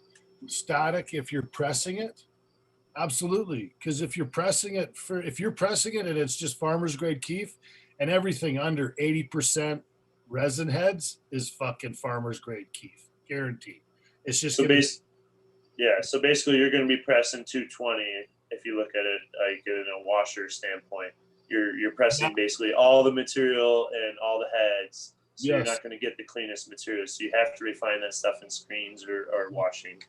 So if you do, you just do this yourself. I'm just gonna say it's okay. Ned Denver, do this yourself. Clean it up with the static tack stuff. Do the majority of it, and then take a couple of grams of your farmer's grade keef that you're making your dry sift out of. Press that into a nice little hard fucking little nugget, and press it for rosin, and then press your dry sift that you cleaned up, and then put that into a little brick, wrap that up, press that into rosin, nice and low temp and slow and slow. Holy fuck, man, you will see a night and day difference of like seasonal difference from winter to fucking blistering summer in the blink of an eye. Beautiful shit. That's your answer, I think. You're welcome, man. Trying to think of other things that we haven't touched on or anything. Well, here's the times like, with the rosin pressing for my flour. I'll pre-press my 2 ounces in my rosin bags. Pre-press it. When I put it in the press, it's in its little directional pocket. You bet, Ned. Anytime, brother. And I put the press down. Boom! And I do it so it's like it's not just touching it; it's pressuring it a little bit. It's not you couldn't fucking pull it out of there. A minute 25 seconds minimal before because I'm taking my bigger dab tool, the one that I'm scraping it with. Besides, you guys see on my YouTube video, and I'm opening up the thing, and I can see the little bag, the little rosin sack in there, and it looks like it's starting to spot right at a minute 25 almost every time, almost every strain. So it depends on your temp as well. If you're doing a lower temp, minute, 2 minutes, and then you'll see this sort of stuff happening. But it's when it starts coming out, I click it, and it goes bang, bang, bang, bang, because I got it hooked up to the air compressor, and I do it fairly fast. Like you can see it if you watch my video, you can see it's. Do you have a gauge on yours? No, I don't. No, but I don't either. I don't have it past 85 pounds of pressure. I don't know if that's even correct what I'm saying, which is right. 20-ton press, but I got a big air compressor, more than 85 pounds. But on my dial, I do it that way so I break less bags. It's almost like you can only press so hard, and it's not going to tear any of the rosin bags I'm using. People seem to have the idea that rosin pressing is all about how hard you can squeeze it. And that's not the case. That's not. You want blowouts, sure. Exactly, yeah. The idea isn't to put 20 tons on that and squeeze everything out. The idea is to heat all the oils up and then very gently press everything out. Coax it up. Talk to it. Said, yeah, you got to warm them up. You got to ease hard, and that's better. It's not. Yeah, you got to ease them into it too, because if you just go hog wild onto it, you're gonna blow out. Because that hash is still gonna warm up. Especially with hash, it'll pop. Yeah. I've had a rosin bag pop because of the pocket out front and just fucking coat me. Like, oh, and it shoots out like. Oh yeah. It's a true blowout. It's pretty nasty. I haven't had one in a while. And you know what? Sometimes it takes 2 minutes and 20 seconds. Sometimes it takes 3 minutes. Oh yeah. It takes 4 minutes and 50 seconds. If that stuff is coming out still, I press, I let it go. I just keep wiping it, so it's not sitting on the heat and maybe losing its terps and getting that popcorny taste, burnt popcorn, or slightly where it's actually pretty good, but not for smoking. Just maybe munching, But no, it's and use your low temperatures, no more than 4 to 5, as long as it's squishing out, for sure. Yep, I agree. And I don't repress it either. I don't do a second press on any of those bags because I take that, I throw it in coconut oil, and I let that simmer on low for 24 hours or 3 days, whatever. And there's nothing left in there. And I take that out and I use that for my edibles too. That's basically my base oil that I use to fill in the rest of the recipe from all the other stuff. Because I really go all out when I make that as well because it's that's what I'm looking at doing here shortly. I haven't done that yet, but I've got all my pops still and just been saving them. So, well, there's product in there, man. There's still absolutely. There's so much on just the outside of the bag still, just that doesn't come off when you go to collect it. So, yep. Fucking beauty.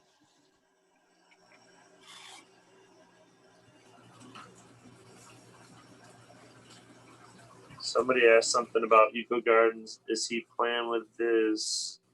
That just moved. Pyronian clear tube off camera. I don't know what that is. No, urethane tube. Okay, I don't know what's going on. That's gotta be Dr. Lightyear. Yeah. Dr. Buzz Lightyear, yeah. You're a funny cat. He likes to keep me on my toes. I guess that's a terrible shot of my ass. I'm sorry, guys.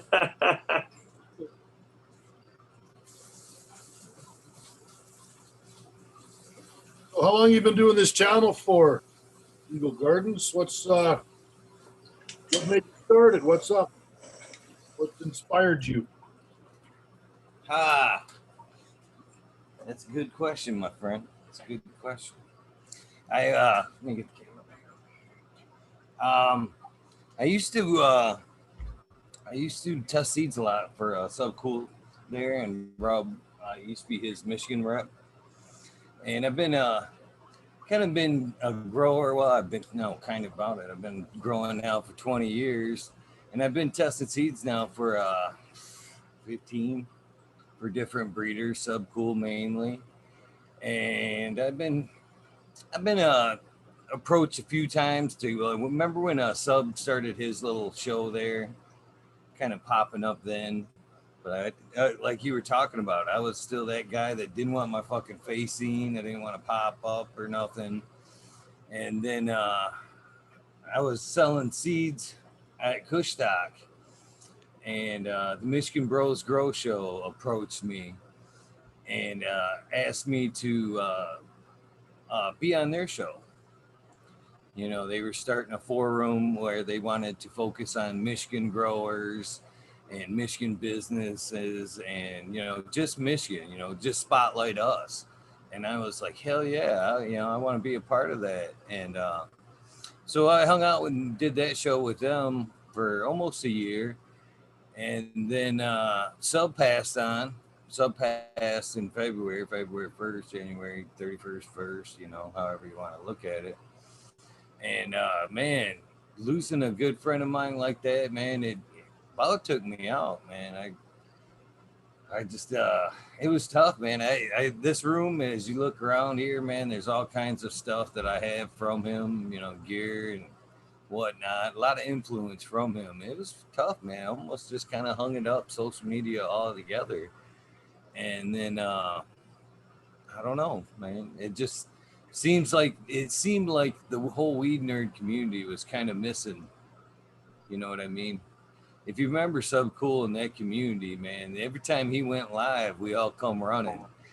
And I don't know, I missed it, and I started doing it, live. I started March 25th, and I've been every day since. Every day, 11:30 to 4:20, I check in, and I kind of picked up, basically where the Michigan Bros left off there, spotlighting people, but not necessarily just Michigan, but everybody. And so that's what I've kind of done, ran with it. I started, picking the weed nerd community, which was easiest because I had a lot of friends there. and a lot of growers, breeders, and so I started with them. And then as the show built and it was a little easier to get folks on, I started pulling in people from the community and people like yourselves, and it's just a chance for the people that we see. It's a twofer, really. It's a chance to get to know the people that we learn from on YouTube.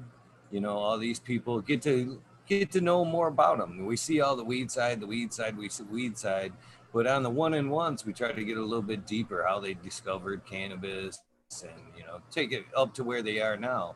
Get to know them a little bit better. And then I like to get the smaller growers. I feel as long as you grow this plant, you're in the community, you're worth hanging out with. So I don't care if you've got two plants, or you're gonna be growing. You're cool enough to come on and talk about you whatever led you up to Everybody's got where a you are starting now. story. Yeah. And everybody That's that has huge fucking expectations. The little small space, you got 3 plants. I'm gonna get 50 fucking grand here in 4 months. I remember my math when I first started. Yeah, I'm gonna be a millionaire. Fuck, next year I'll be fucking owning this house. All right, fuck, get to work. Go get your fucking to work. But what a fucking journey, though, right? Like it's fucking nice. It's nothing but a journey for sure. Ups and downs, lots of downs for sure. That was a tragic time for the whole weed community for losing stuff. I know a lot of people that he really, really fucking influenced, and I believe he was on Hash Church a couple times. I'm not sure if, but I do. twice, I believe. I followed him on Instagram and all that. Fucking rights, man. Weed nerds rule, man. I love being there. I love it. We're actually celebrating his birthday. His birthday's the 29th of this month, and I'm trying to get to put together a little bit of special for him event. Trying to get Mendo Dope on. Try to get them to sing the Weed Nerd. I've got a couple other friends that are really close with him. We're gonna try to give away some genetics on that day. And moreover, I'm doing this like grow along. I shouldn't say it's we. I've hooked up with North Star, which bred out a lot of sub strains there, and I arranged to get Jelly Bean and Agent Orange, and I've been passing them out. And if you guys want to grow along, I'll be more than happy to send you guys some. Well, it's in tiers. I started out with Jelly Bean, and when I ran out of Jelly Bean, which was like 50 packs, I took off with Agent Orange. And when I run out of Agent Orange, I'm going to start off with Sangria. But so far, up till today, I've sent out 125 packs. Some of them got crushed. I got to send out them again to anybody that wants them for free. And the drop date, the wet date, we're trying to organize it to be on Sub's birthday on the 29th to sync his flagship strains. That's cool. Celebrate his birthday. Very cool. Yep, very cool. Just asking everybody to post up to the hashtag Growing with Eagle, and we're kind of hoping that it's newbies and senior growers, if you will. And we're hoping that with the same time span and everybody kind of posting along at the same place, if there's any problems or techniques that can be shared, it's easily shared when everybody's on day 10 or whatever. You can, you're doing this or whatever. So, exact techniques from the fucking nutrients. Put a pinch of fucking bloody fucking bat wing in there, like a witch's cone. I want to know. You know what I mean? Like, the thing that I've seen the best is those fucking true TLO, those fucking living soil. Man, I've seen some beautiful stuff come out of there, and I would really like to see what the ones that I have, my possession, would do in those. I run a living soil. It's a total harvest control. It's not the no-till living soil though, but it's basically a super soil more or less. But it's all organic. Only thing I do is maybe top dress once if I need to with just more soil, or I'll do a tea here and there, and that's about it, like worm tea with some other stuff. But So I'm you full don't organic. pH water? That's it? What's that? Just give it pH water? I don't even pH my water, no. What's your pH at? Have you checked it? Out of tap, I think it's right at 7. Right at 7. That's normal pretty much everywhere. Well, up here it's about 7, between 7.1 and 7.5. 7.7 sometimes. It depends. Right. Same here, I think, with the rain. It depends. Yes, yes. But like I said, our well is like 300 and some feet down, so that helps, I think. Yeah, for sure. So, just non-pH'd water, and what's your yields like? What's your I've kind of gave up on going for the actual large amounts. I've turned into a resin farmer, because that's what we're all going for now is just resin plants. So I some of these strains I have that are just popcorn nugs. So it's kind of sad when you pull down a plant. It's like, oh, there's a QP or 8 ounces or something, but What have you found has produced your best resin, has pushed the resin, that's taken plants that didn't produce the resin as well in your last runs, but you did something to it that actually works to produce more resin for you? What do you do? Actually, I've been talking to some of my people that I wash with, some of the close guys that I work with, about surface area. The washing is all about surface area. So like I just had a customer I'm washing for, his buds were really dense. We let it soak for I think about 45 minutes. So we pulled a nug out and still broke it open and the center was still dry. I mean, that's how dense it was. So we're talking about like surface density as far as like cutting up your big dense tops. If you're gonna wash them, you might as well go up the stem and actually de-stem them more or less all the way up to the smaller beds. Because the more surface area, the more trichomes you're gonna knock off, the faster, the less particles you're gonna get in your hash and all that other stuff. So I have like this slammer. It's 9-pound hammer and Gorilla Glue cross. It does not bud tight at all. It's always an airy bud. I hate it for growing, but for washing, it does dry. It does 24% yields on a dry. So, I mean, it crushes it. That's fucking Yeah. Yeah, and then some sativas don't produce anything but in the 45 bag. Right. And it's so strange. Like we were talking earlier, I'm washing up customers, his heads are like 180s to 219s. I'm still getting even, and they're clean as hell.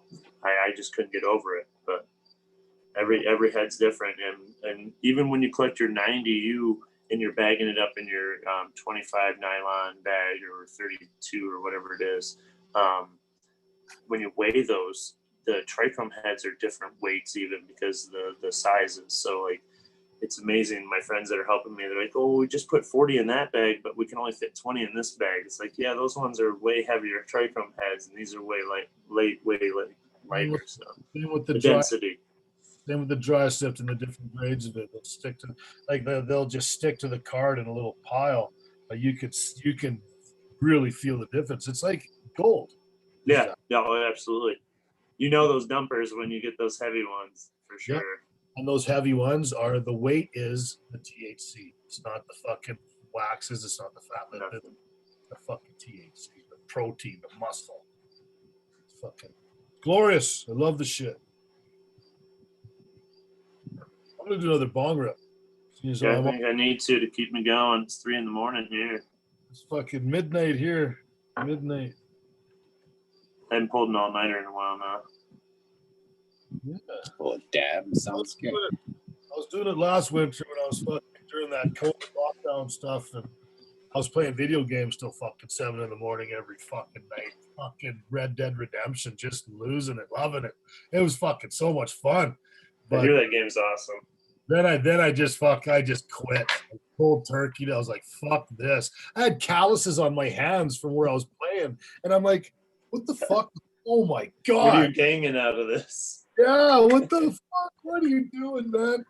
My buds are fluffy, not hard, dense like they used to be. I'm getting growing checking water. Sleep deprived like a motherfucker. Totally. Fuck. But you know when it's time to fucking make a change. You just gotta veg out sometimes. Yeah.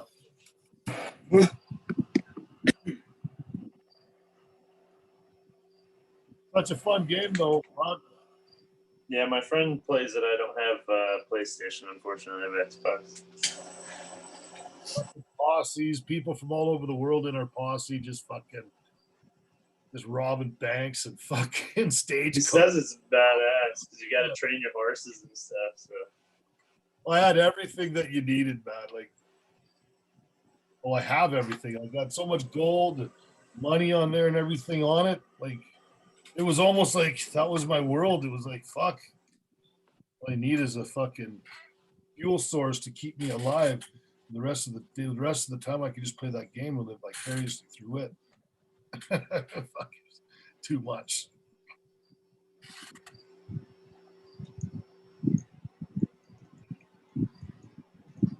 And of course, Call of Duty.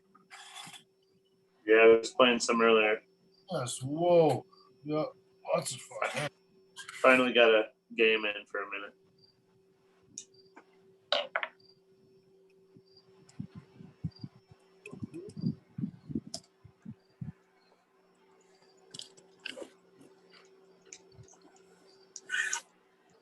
How's the washing coming along? You guys almost how many runs have you done so far? Well, I'm out of ice, so once my water gets to my hot temp, I'll be done. But let's see, I've done 6. This is 7, 6 pulls, I think. Nice. Well, 6 washes, not pulls. Yeah. 3 pulls, 2 in each. I'm going a little further on the washes now. So I swapped the water out. It's not as purple, but I can definitely see it's got that creaminess to it. You can notice when it starts to spin, if it's clear, there's nothing in there. If it's kind of cloudy, that's your resin heads floating around. Absolutely. For sure. This for me is Yeah, Dr. Buzz has it right. It's a long, tedious process, but fuck, it's worth it, man. It's worth it in the end. It's a fun job. Fifth pull, 6 ones washing behind me, and I think I may be calling it on 6 here. The only thing that's really pulling is the 73. It looks like I've got a decent pull this time, but what I'll do after this one's done is I'll drain all this and then run it through the screens here, and then I'm going to take the material that's in there and I'm just going to throw it in this 220 bag, and then I'm going to hit it with the hose real good, and then I'm just going to squeeze it out into that, into the pot there, and then I'm calling it good on that run. But I've got lots of ice and lots of material. We're doing a dry run next. Get that soaking. Yeah. When I finish up this wash, I'll be able to start showing you how I put it in the parchment on the pizza boxes and all that. So it should work out that I have just enough time to show everything. This is some grease gun from Sacred Cut Seed Co. 120 to 189 bubble hash. Icky. Gonna go in on that. I noticed I missed a couple bong rips. Yeah. Yep. Oh, I should go grab some. I got some bubble hash in the freezer upstairs that I keep personal because it was clean, 6-star worthy. How you doing, Smiley's Garden? Thank you. Thanks for joining us. Give him a thumbs up. Everybody give him a thumbs up and a subscribe if you haven't already. Cheers, Raptor Girl. Oh, shit.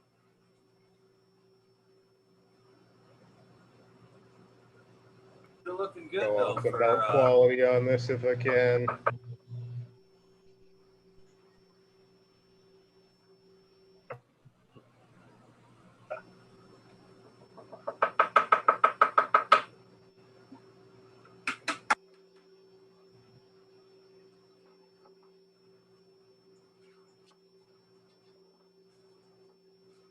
ripping it. Do you have hash in that, Boone? What's that? Did you have hash in that rip? I did. It's gone now. Right through.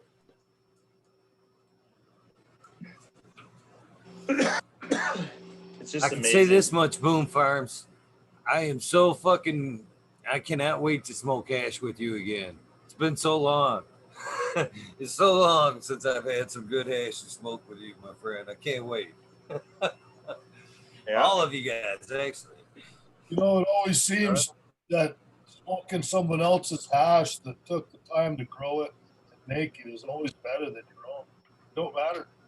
It's that thing of just the new terps, the new flavor, the new fucking elevation it was fucking grown at, whatever it is.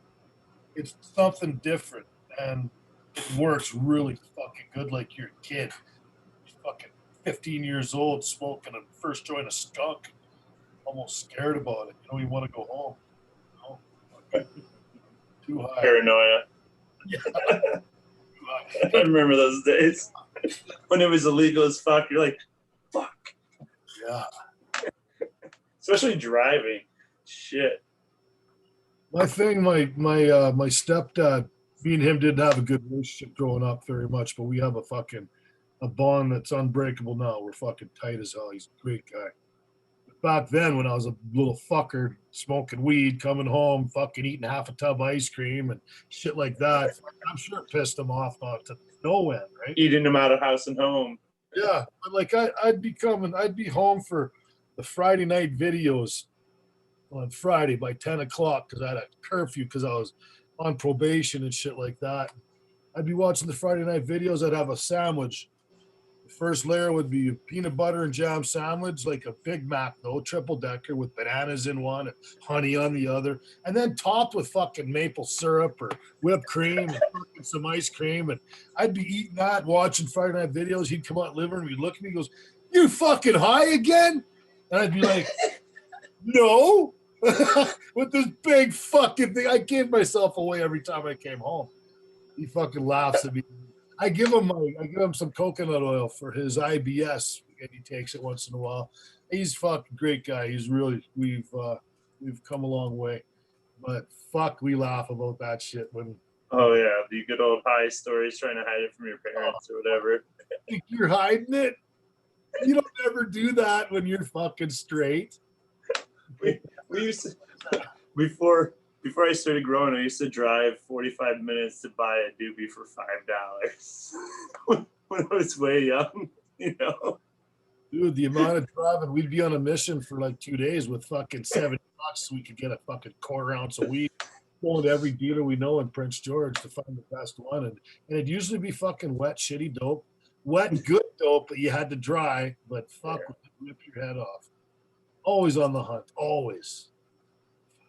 Roaches, the first, second, third, fifth generation. Gens. Or just the good old brickweed, man. I used to remember buying that and flipping that shit. That shit. Good old seeds everywhere and stems. Yeah, it'll all get rolled up. All seed stems, fuck all of it, rolled up. I've said that too. The stuff we actually threw, smoke back then, fucking going through seeds and whatnot, compared to the life we live now, where the shit that it hit the floor. Oh man, I ain't smoking that shit. You know what I mean? The stuff that we throw it away now would have made us back then like cringe. So happy to have that. Like you would have been like, holy fuck, could I have that? I have the two guys that helped me.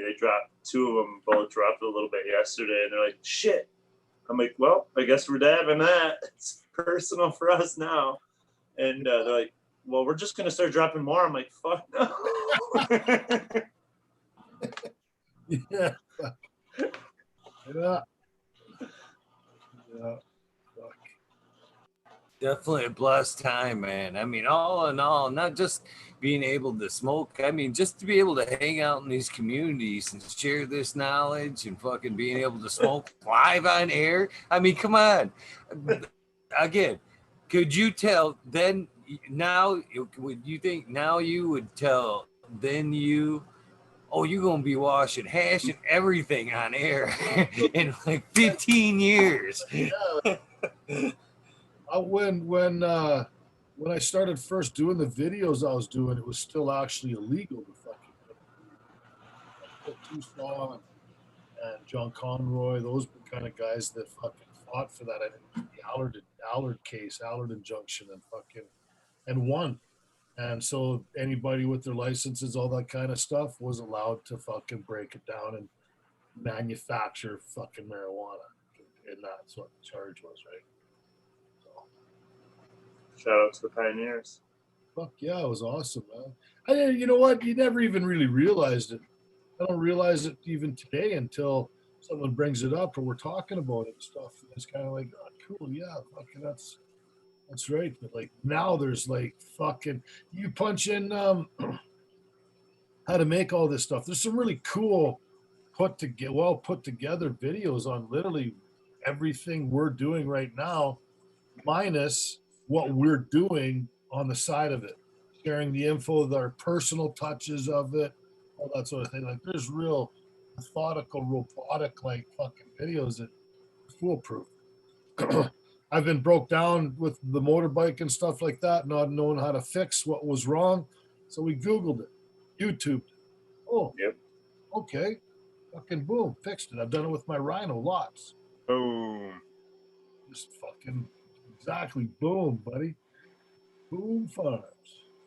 Fucking, it's so informative you can't miss. If you want to do it, right? Right. Them parts people always love. I was watching this on YouTube and I need they love that. They love that shit. Yeah. I don't know. For me, it's appliances. I like dryers and shit. Oh, the dryer belt broke. I gotta fucking Google how to fix that shit. And you go into the service, you know what I mean, and you're asking for the part. Yeah, I just need the part. I've been watching this on YouTube, and that service guy looks at you like, forget that damn YouTube. He went to fucking school for that shit. Yeah. He's paying out his ass for college still, probably. Yeah. Right. Trade school or whatever. I guess trade school you don't pay as much, though. Maybe not. I don't know. Different everywhere, I think. Smiley was definitely saying that we're spoiled nowadays, not having to worry about seeds and stems. Oh yeah, that's a fact. Oh, These kids are so spoiled. The spoiledness I have with just the rosin that I get to make and able to make it and smoke it is just beyond what I could have ever hoped for. Like I'm so happy about it.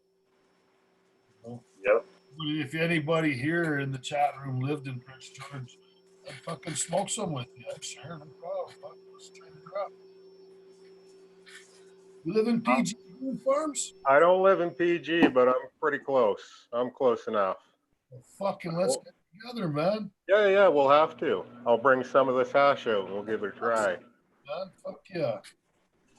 Fuck yeah. We'll do a little sesh. We'll do a live feed in the sesh right here. Fuck yeah, buddy. Oh yeah, hell yeah. That's what this whole fucking stuff's about.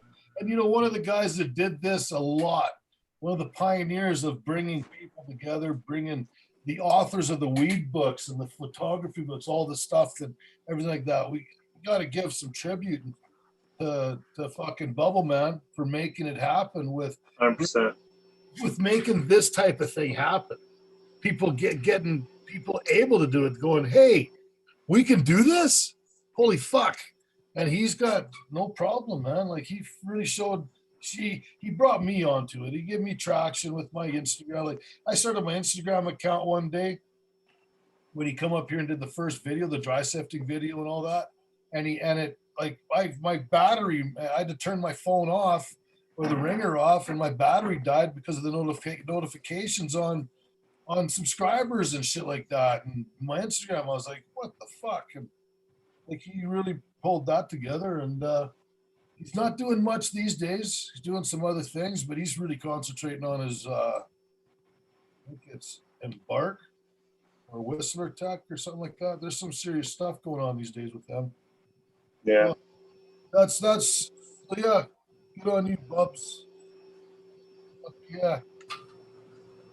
So, Smokey, man, now I'm jealous. The Canadian guys are all fucking grouping up and shit.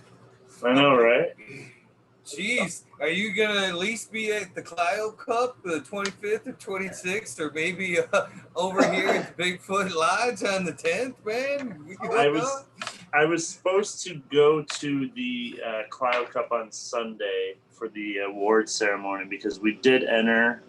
Fresh Coast and Light Sky Farms called me and wanted something to enter out of the collab that I did, and we entered their Gorilla Butter White Truffle Cut, 90U, and that cup. So we'll see how it does. But actually, I have my buddy JMP Glass is coming up for his birthday that weekend to stay with me so we can just have some fun, unfortunately. So I won't be making an appearance like I was planning on Sunday. So there's always the 10th, even if you don't have a booth or an entry up in that. Well, they're taking entries in where's Bigfoot Lodge there. the Lorenz, right? Is that how you say it? The Lorenz? I don't. It's a weird one. I can't never get it right either. I don't even try. I just do. I'll have to look that one up again. But yeah, I don't have any single source anymore, unfortunately, until I get these rooms flipped over with the LEDs and stuff. So that's this weekend's plan: is trellis, and swap out lights. What kind of LEDs are you using? I just picked up the Mammoth lighting out of I think they're out of New York. Everything's out of China necessarily, really, but anyways, they're out of New York, and I just hooked one, or how many do we have? 6 hooked up now. I bought 12. They're 640 watts, fully lit, and they can dial all the way down to 20%, which is nice. Really bright lights. No issues with all 12 out of the box, which is huge. Yes, good. I did pick up 2 of their new Fold Tech LED, and it comes with their 800 watt equivalent to a 10 bar light system, but it's an 8 bar. I haven't hooked those up. They just came in the mail yesterday or so. But yeah, I'm looking forward to switching over because I've already got 4 lights, LEDs up in one room that I'm going to be switching over to flower in about a week or 2. And then in the other room, I still have my 4 HBSs up, and I go in that room, and that room's so dark compared to the new LEDs, and I'm only at 50% light on the LEDs. It's amazing. Plus, I won't have to change bulbs every 3 months or 6 months or a year, whatever you can afford, really. I'm super happy with the LEDs I'm using right now too. What are you using? Alias. I heard that one. We're out of Canada here, but they're out of China as well. But yeah. They're expensive. Oh. But Johnny B's comparisons with his light monitor and all that stuff, UV power reader. It's like 2 to 3 times brighter than the actual sun. Nice. With the comparison to right outside his door on a sunny day, cloudy day, any of this stuff, he's got it all fucking on his YouTube. And then right inside underneath the lights on the plants and everything, you're looking at 2 to 3 times more light than the sun is giving the plants outside. I know you got to worry about bleaching them and that with these LEDs nowadays. That's what was going on, but it's because he had the lights too close and everything. I took these LEDs, they gave me 2 of them, 4x4, to put over one of my tables to try out and promote on my YouTube, and or my Instagram and stuff, right? I was doing lots of videos like this, just private with him, the owner of the company, and Johnny and stuff, talking about the lights. And man, I just put them up on the ceiling, threw them like I normally would any lights, the distance between them all and everything. And the fucking difference in the product from the 630 CMHs right beside the fucking LEDs, I fucking challenge anybody to, if you don't know which one is which, you don't know. You do not know. LEDs have definitely come their way now. Finally, I feel. Yeah, I like them. I like them. And if you got a whole room of LEDs, you're going to be saving money, all that stuff. There's still 600 watt fucking ones. There's still whatever the wattage is, but you need less bulbs. You need less amounts of lights. And it covers 6x6 pattern most of the time. So that's right. So, and you also save on power with air conditioners, with your fans turning on and off all the time for intake, outtake, or air circulation, all these different things, because your fucking heat signature is very low. You're gonna have to get a heater to put in the room, if anything. Absolutely. Air conditioner turned off. His heater turned off. His heater turned on instead of his air conditioner turning on. His room after he filled toasted it. Yeah, so it's like it's all around pretty good if you dial them in right. But I strongly feel, why not have the LEDs and the CMHs, because CMHs produce supposedly another little like 25 to 30% more resin or THC or the fatter heads, whatever, because of the UVs in it, or that sort of thing. But why not both? Checkerboard them across the whole room. I'm fucking spreading them out. I'm like, you'll see it on my Instagram. Right. So Boom's, I believe, using a pump sprayer. So if you don't have something to spray, or with I have a sink, the pump sprayer is the way to go, you guys, especially for your home guys. Yeah. Helps separate those trichrome heads in the bags, pressing them through, or spraying them through, not pressing them through.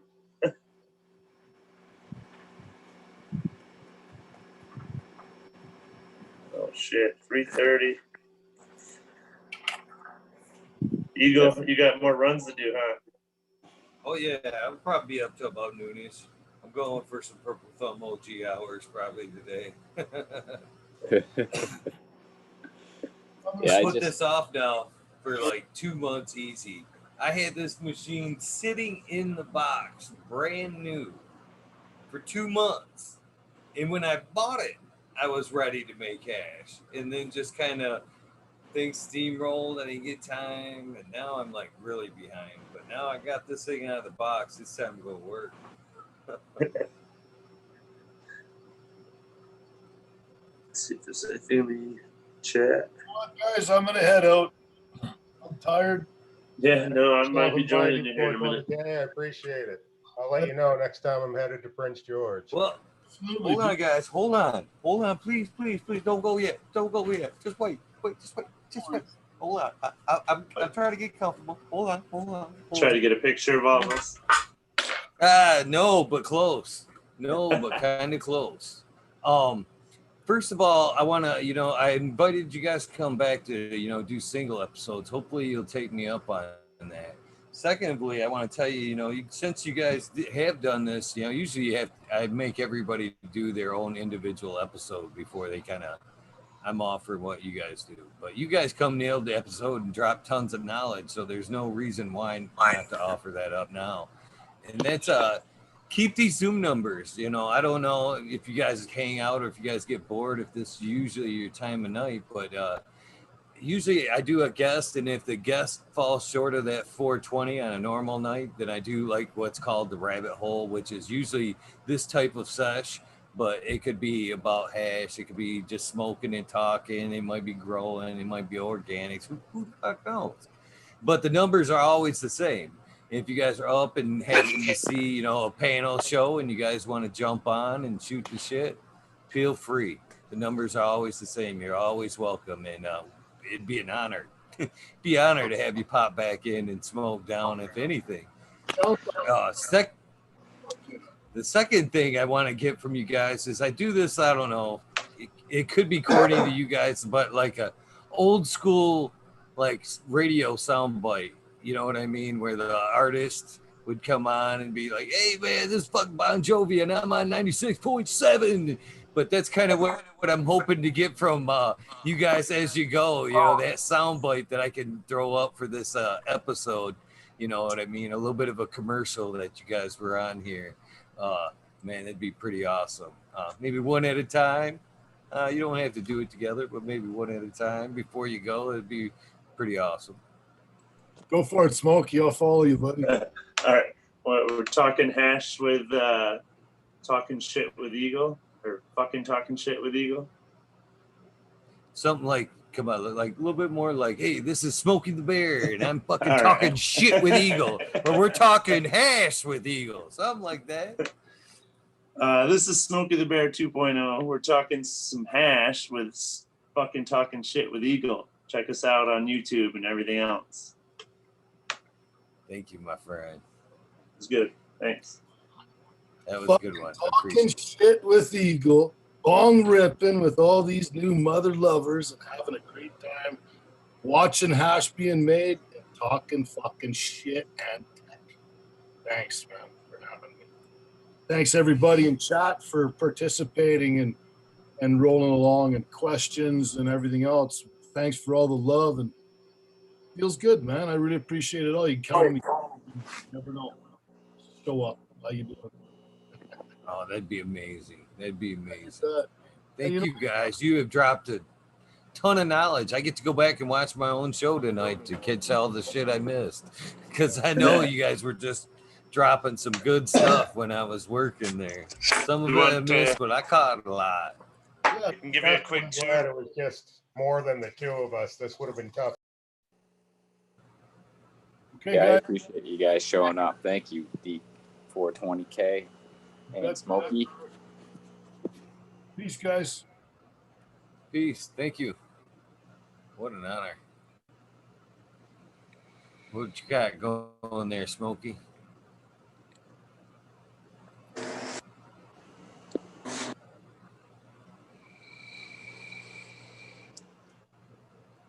Yeah.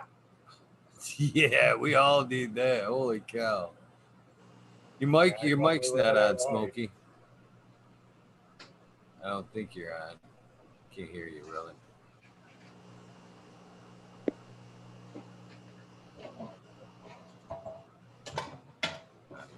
Now he's muted. Yeah. There you go. Can you hear me? There you go. Yep. Yeah. All right. So yeah, there's the freeze dryer built in. I believe I'm the first to do it in the cold room built in, so I can access it from the cold room. Don't mind the mess; it's trash here. The RO is over there somewhere. The 2,000 gallon RO. And then good old. This is the small press room and collect room and jar up room that we have right now. It's see here, it's 5x14. So this is some of the math and some of the tracking I do, by the way. All the math to it. But we're changing out this press. I have a Sasquatch 2.5 coming, or I have it right now. I'm just waiting on a new table to put it on. But this is where all the magic happens as far as pressing. Low temp, shout out to them. And then we do the shout out to O House for this fucking retarded expensive scales, but they're accurate. You know, you kind of have to have that for sure. I just got another one here in the mail today, and then we have another $480 one coming so we can weigh heavier amounts, because we're worried about our product being in jars might be off in the shitty scales that we were using prior. So changing things up, but here's some work that we've been doing. Wow.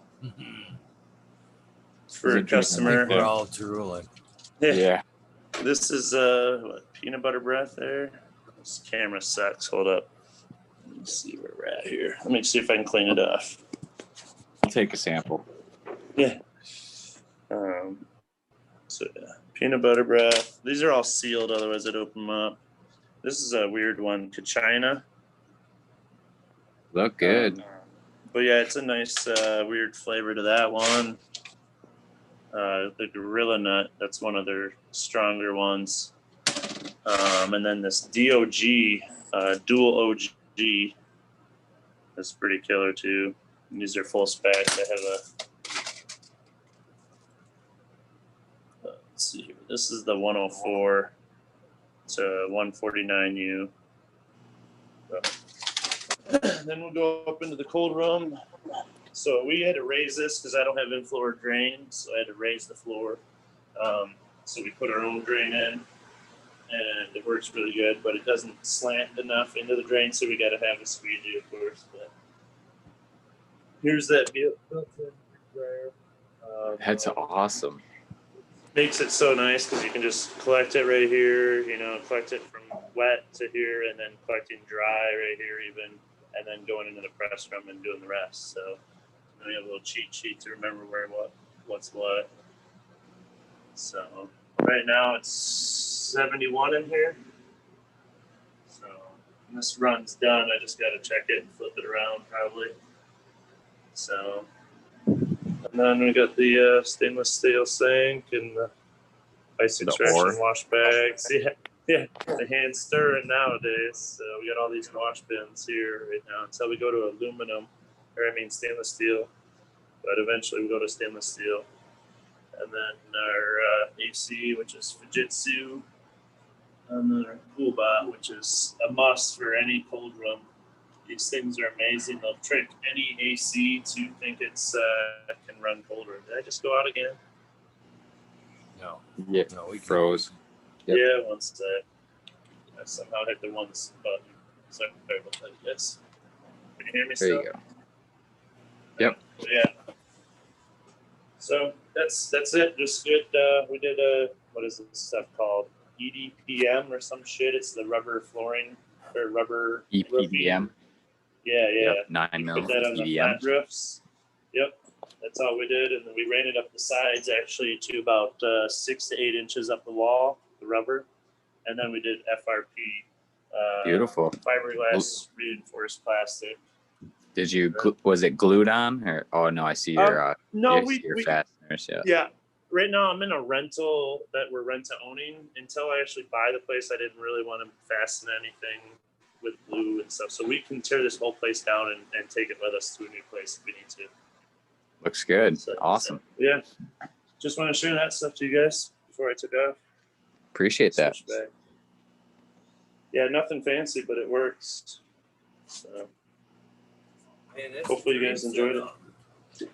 Yeah, I mean it's taken me about a year and a half to get to that point. So to be honest with rosin, I've been growing since 08, 07, just before the laws probably, or right at the laws. So yeah, I hope Awesome, to be man. there soon. Well, not for like the level you're on, but at least on a personal level, that's for sure. Yeah, I never thought it would get to this. That's for sure.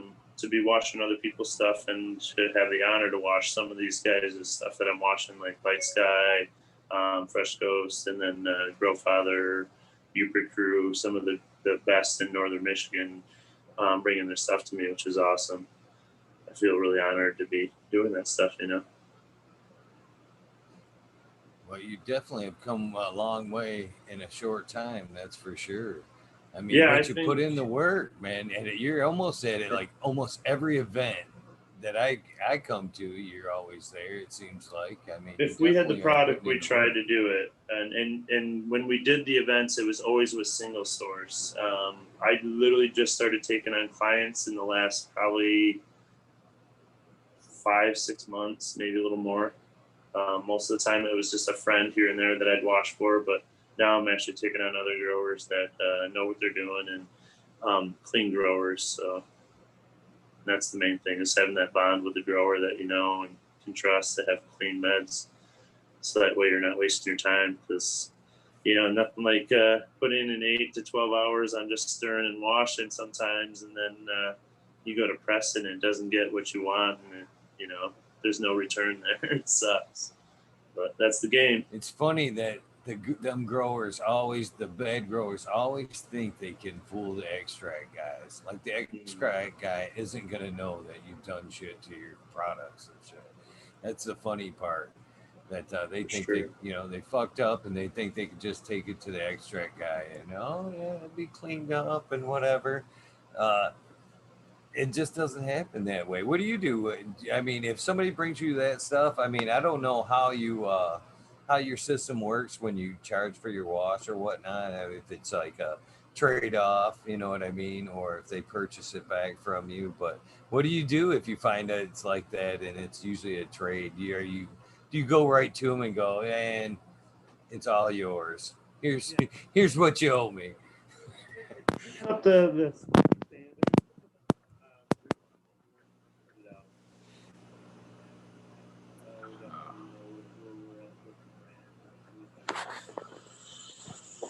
Can you hear him? I don't have any sound on you. No. Push that cord into your phone. What's up? There you go. We got you now. And you're not again.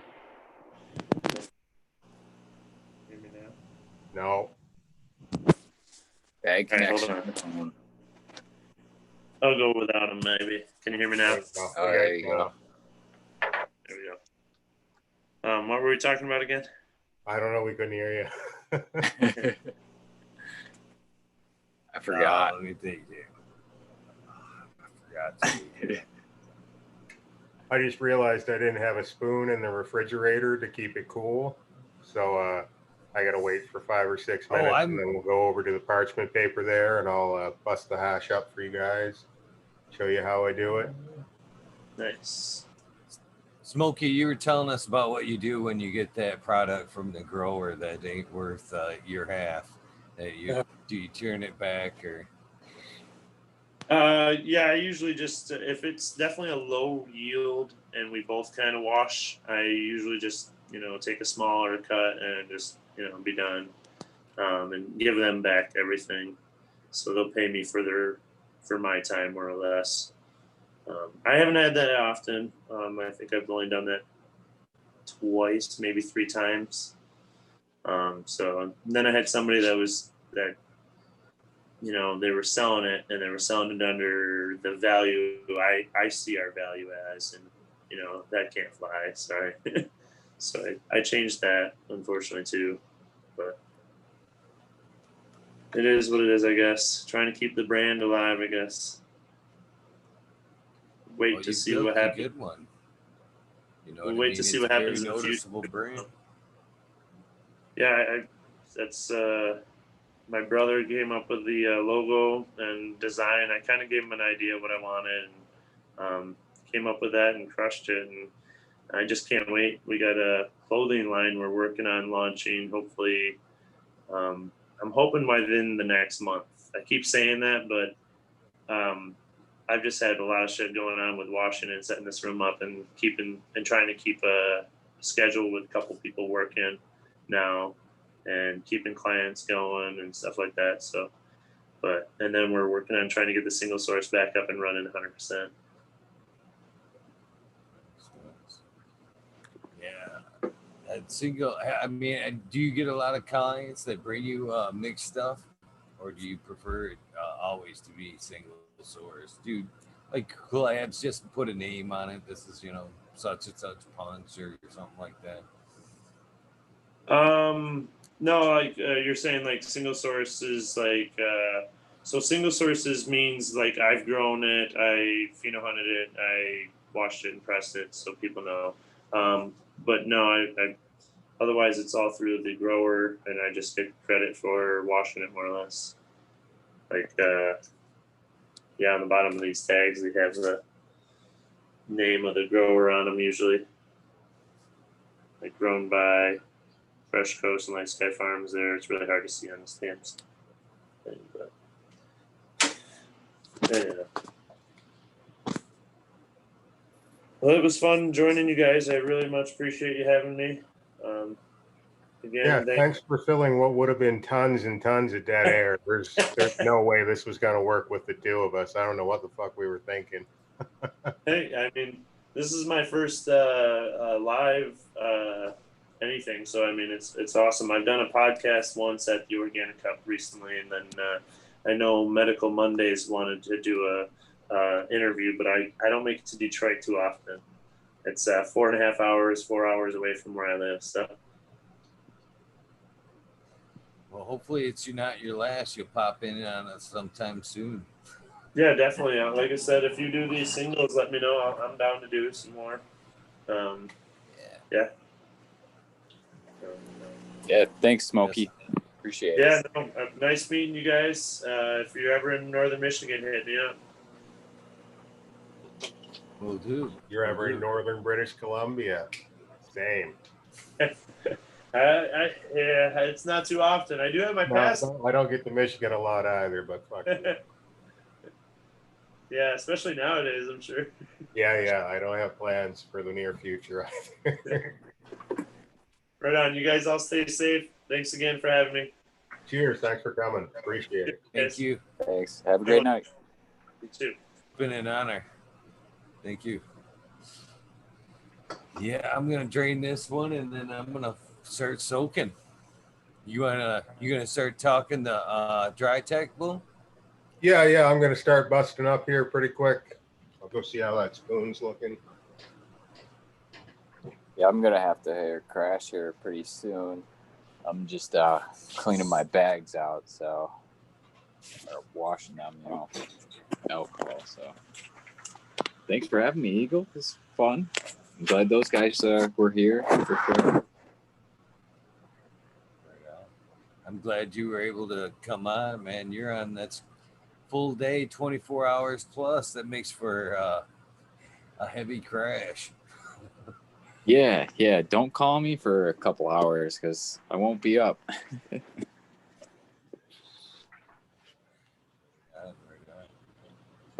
yeah, I appreciate it. Thanks to you and everyone in chat. Boom. Thanks, Boom. I'm probably gonna watch this while I finish cleaning up and hit the sack. But thanks again, Eagle. See you guys soon. Hell yeah, brother. Thank you very much. Well, if anybody else wants to jump in and fill some banner, be more than welcome to pop in. There will be definitely, if you have some questions or you just want to fill some that dead air, that'd be cool. Purple Thumb OG, man, I don't know how you do it. I just don't know how you do it some days. So can you hear me from over there all right? Is this okay? I can hear you, Boom. Yep.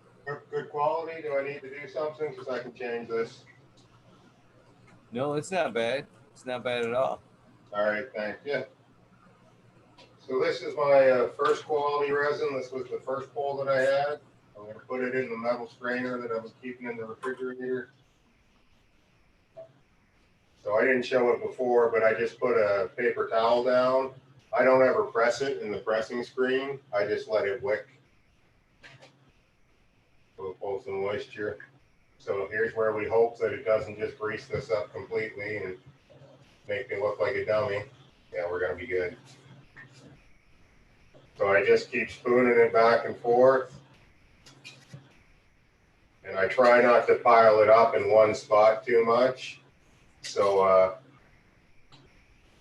I don't know if we can see, but if it piles up, that spot will smoke different than if it's broken up in real small pieces. I got a little drop of water that came off of something. You can even see I'm just tapping it, and it's shaking resin. And if I run into a point where this isn't working good, I have a second backup one. So I just scoop it and flip them out. And then this one would cool while I was working with the other one. Cool's the secret. If stuff starts getting gummy on you, you gotta refrigerate it, or else you're not gonna be able to work with it.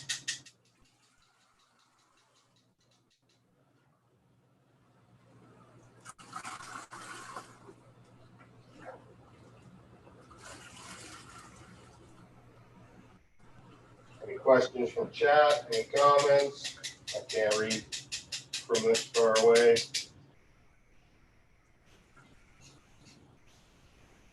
Sometimes it'll stop giving real nice, so I'll just rub the bottom of it, and that'll loosen up, declog some of these pores. So I think I'm going to call it for that pizza box. I'll swap out for another one, and then we'll do our 2 different spots. We'll do one just randomly in the basement, and then I'll put the other one in the refrigerator.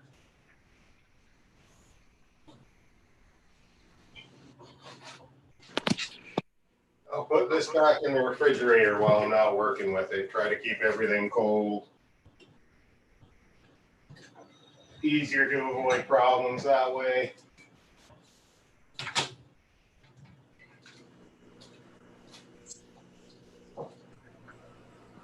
Do you just go in and get the pizza boxes? You ask them for them? Just go in and go, hey, can I get some? What's the question? So do you just go into the pizza place and go, hey, man, can I get some boxes? No, there's a wholesale store around, and they've got pizza boxes. So pizza boxes are food grade safe, so I figure that's a good start. It's better than like a box that some brake calipers came in that's all full of asbestos or something weird. That's why I go with the pizza box. You can pick them up anywhere. You absolutely could walk into your local whatever pizza store and, hey, sell me 50 boxes.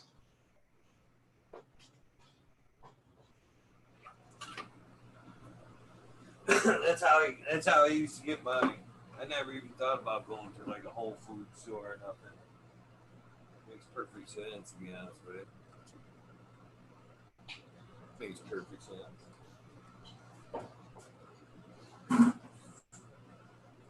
I'll reuse pizza boxes a couple times too. I'm cheap.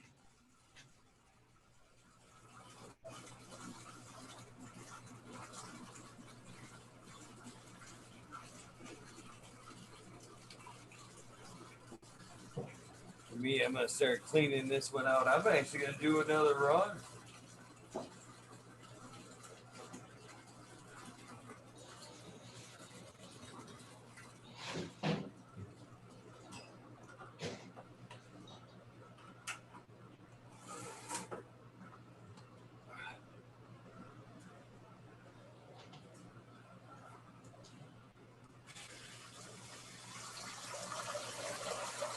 Any questions there in chat?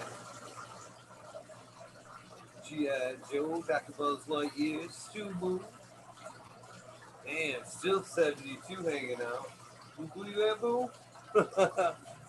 Almost 4 o'clock in the morning. 73? Appreciate it, guys. There really is a lot of sit around and wait time involved in this.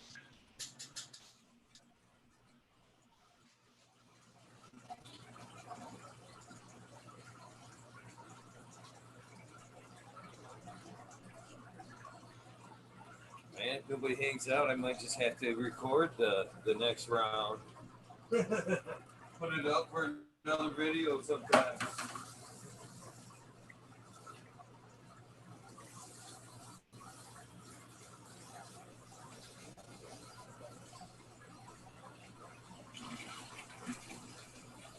You know, Boo, I don't regret going bagless at all.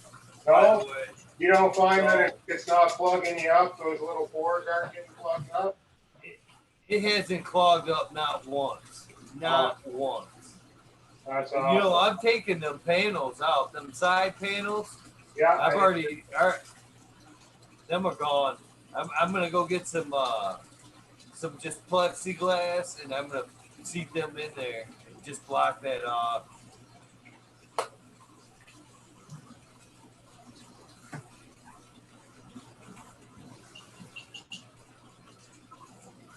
I don't know if you can see right here where my spoon is. Push this back. I've gone a little too heavy on it, in my opinion. It should be spread out more than that. That's That's not going to dry. This won't dry. It won't smoke as well as this will. So I'll have to go in and try to kick it around. I should have been paying more attention, but it's late in the stone. Shit happens. It'll still be fine, but you know what I mean? Like, it'd be better if I had paid more attention. Just that 2 or 3% extra, right? But you do 2 or 3% better here and 2 or 3% better somewhere else. You know, it starts adding up quick. There was a question. Eagle Gardens or Boom Farms, any idea how much you had started with versus yield? That's kind of a trick question on my end because mine was wet weight and it's like hard to, you know what I mean? It's hard to, put a wet weight to what you get dry. You know what I mean? If I had to put a wet weight on it, it was probably close to probably 3 pounds wet. And I will probably end up with easily 2.5, 3 ounces probably out of this run.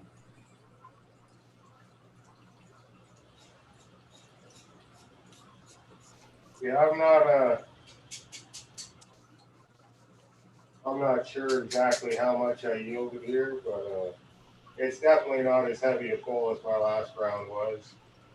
But I didn't weigh my last round at all going into it. So let's see, we did 3 different strains this time. 216, 175, and 53 grams. Someone mapped that for me. 453. And that was a 10-day dry. So probably not totally dry yet.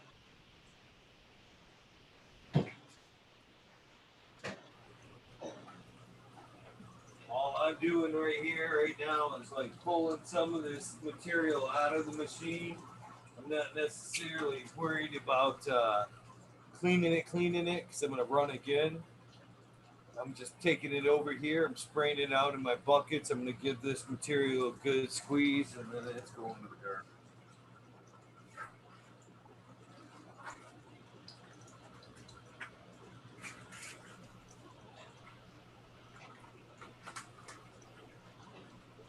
Just another good spray out over here.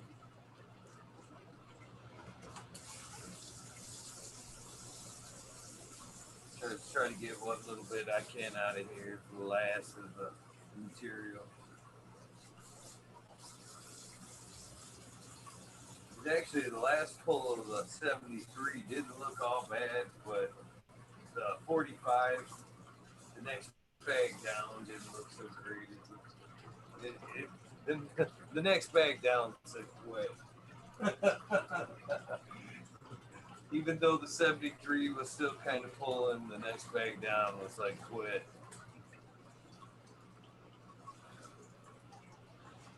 What are we talking about? Using, what do we do with our weed afterwards? 420, 420. I don't know what the question is there. I don't know. Yeah, what's left of my weed's just going in the can. I won't try to do anything else with it. If I had a source or something, I might try to squeeze all the water out and, you know, try the alcohol extraction on it, but I don't have that shit, so I'm not gonna.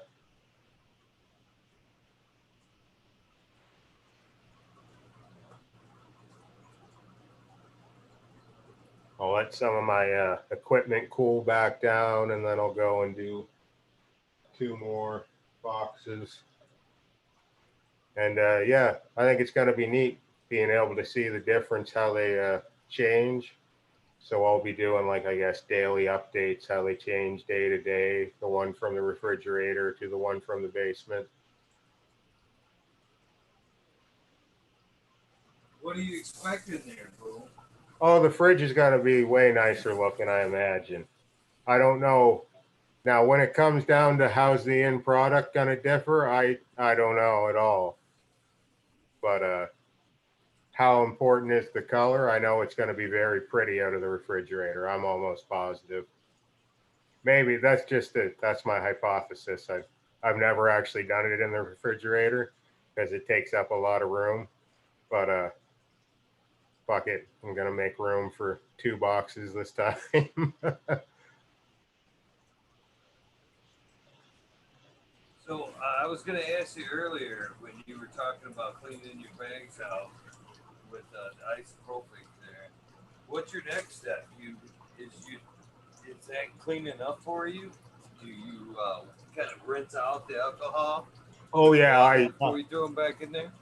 Absolutely. If it still smells like alcohol, it can't go back in the hash because then there's you're going to be mixing ISO in, and it's just going to be busting your heads up and creating a mess. So I ISO'd it and I rinsed the hell out of it and wring it out and re-ISO it and re-rinse the hell out of it and then rinse it, rinse it. Really, really go for it. And then when I'm done, like I'll have to ISO everything again, and then I'll hang it up downstairs with lots of airflow. It's like a tent. If you put a tent away wet, it'll never be the same again. But if you let it really dry out and then you put it away, it'll last you forever. So, kind of how you got to treat the bubble bags. Generic Memory Farms, which is Peter Griffin, by the way. Peter Griffin has officially had a terrible accident, and Genetic Memory Farms will now take their place. It was a public service announcement yesterday, but he's asking, will wet or dry product yield better? I'm going to say myself, you will probably get a bigger yield out of dry material, but I want to say you'll get a more quality product out of a fresh froze. I would agree. Fresh frozen's really the way that the hash industry has gone. There's not a lot of people washing cured stuff anymore. You can still do it. Like, don't be scared if you have some old trim and you don't know what to do with it. Get some bubble bags, wash it, try it. What's the worst? What else are you gonna do with it, right? So, but yeah, fresh frozen, I do agree. I prefer fresh frozen, but I'm trying to try different things, right? Wrong with that. Yeah. So I'm curious to know, how big of a loss do you think is water? You know what I mean? If we were to throw our stuff on some scales right now, how much do you think of that would be necessarily water? Of the hash you're talking? Yeah. A lot. You think so? Yeah, I think there's a lot of water in it. What's your process? How are you breaking yours down, or are you? Do you leave it in pucks? Well, no. This round here, as I get done with this and start working in my dry, I'm gonna start busting it up, but not nearly as bad as you do. You leave bigger chunks, eh? A little bit. I break it down, break it down, break it down. Just I don't know. I try to slow it down by keeping it in the bigger hunks a little bit. I know that it's warm here right now, so I don't necessarily want it to break it all up and have it oxidize on me. You know what I mean? I want to slow that down.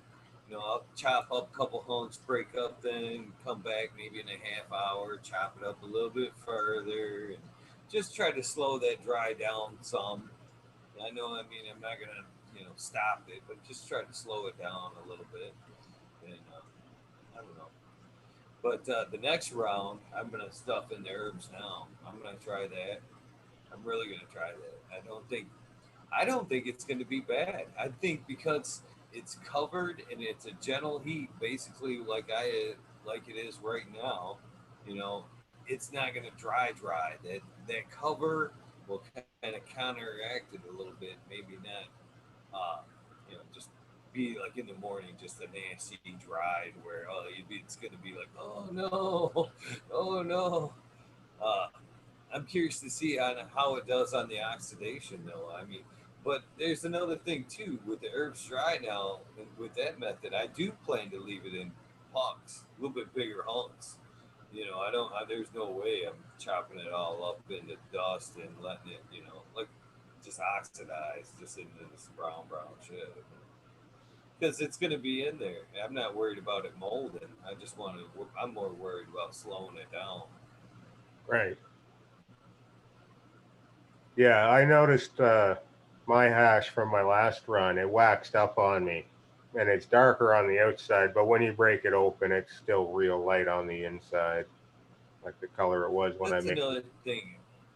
I've always been curious to know about what your opinion is. I mean, a lot of people think, that, oh, I gotta have that blonde hash, color means a lot. I mean, I I don't that oxidation, the brown hash, I don't run from that at all, man. That browner hash doesn't bother me at all. No, me either. I'll say this though, I do like to have, if I pull out 3 or 4 different kinds of hash, I'd like it if they all looked a little bit different. So if they're all the same brown or all the same blonde, so sometimes I'll do it, just to get a different look from what I got. I've got a jar of gold stuff that I kept real cool, so I'll do one that I keep in the basement. And I've never done one this cool in the refrigerator, so I'll be interested to see how this works out. I should throw a gauge in the refrigerator so I can find out what the actual humidity of the refrigerator is. I hate to say it, boom, but and you probably be like, oh man, I think I'm gonna I'm gonna fucking start hitting some of that hash right here in a minute. I've Oh got a yeah, fucking torch and fucking. How are you on that like that? Have you ever hit that shit pretty much not wet, but I've it's done it definitely dry wet. enough. The It's first dry time enough I to did it, smoke. yeah, yeah. I'll do it right now. I got some that I'll go, chuck it in there to take a peek. Fuck, I mean, for me, man, it's been so long. I'm dying over here, man. I'm dying, man. Boom, too. I have had I shit you not. Today was a fuck of a day. I am not kidding you, man. I have been up. I have been running since early day, and then just like had some shit spiral out. And then at one point, I was like, man, I don't even know if I'm gonna have fucking everything ready by time. You know what I mean? Airtime. The computer fucking crashed on me. But the whole time I was like, you know, it's gonna be worth it to smoke some of that delicious ash. It's just gonna be worth it. I know it is.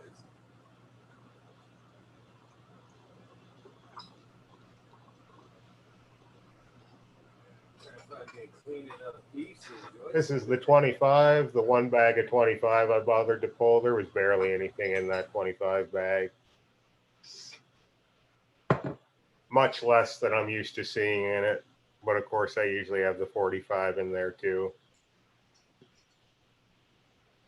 It's pretty much fireproof though. There's a lot of water in it still I can feel. Because when I'm putting the heat to it, it's barely bubbling. Well, it's barely doing anything. Like it's still as white. I hit it 3 times and it's still as white as when I put it in there. So. Oh, the bull. Where the fuck is the bull? There you I go. We remember got some bubbles going now. I just cleaned a piece. I couldn't remember which one and where it fucking is. I still can't remember where it's at, but I remember which one's clean. Where the fuck is the bull?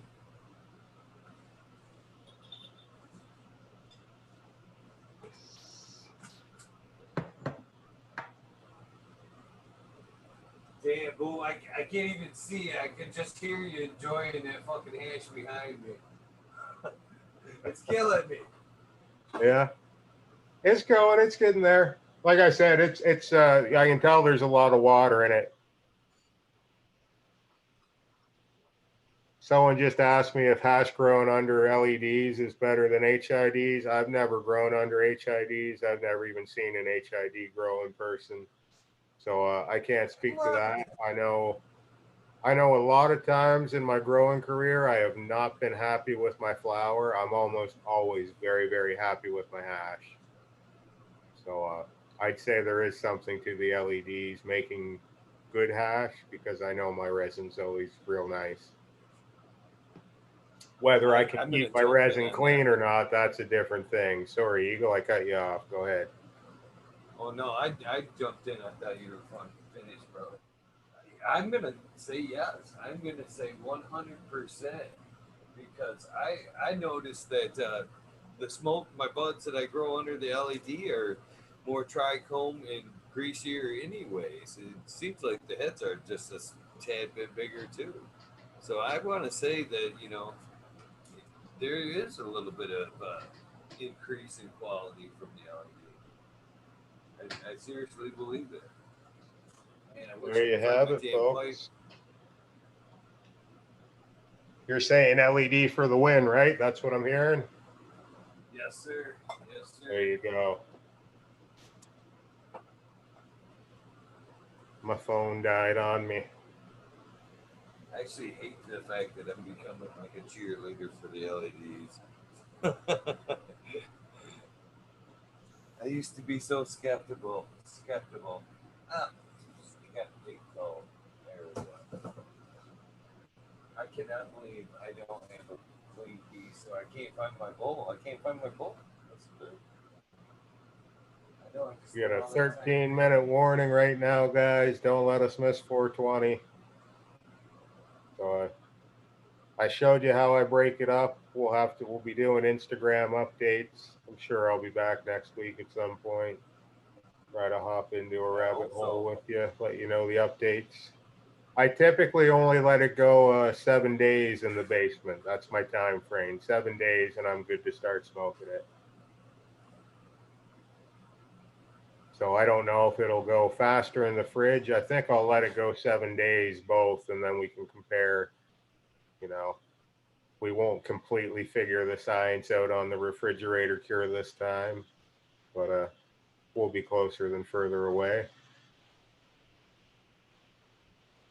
And also the one in the basement has stuff that I broke up a lot closer to each other, like it's kind of piled up. So I'll show you the difference of how the stuff that got piled up smokes compared to the stuff that was really scattered, to try to illustrate the difference in how it cures.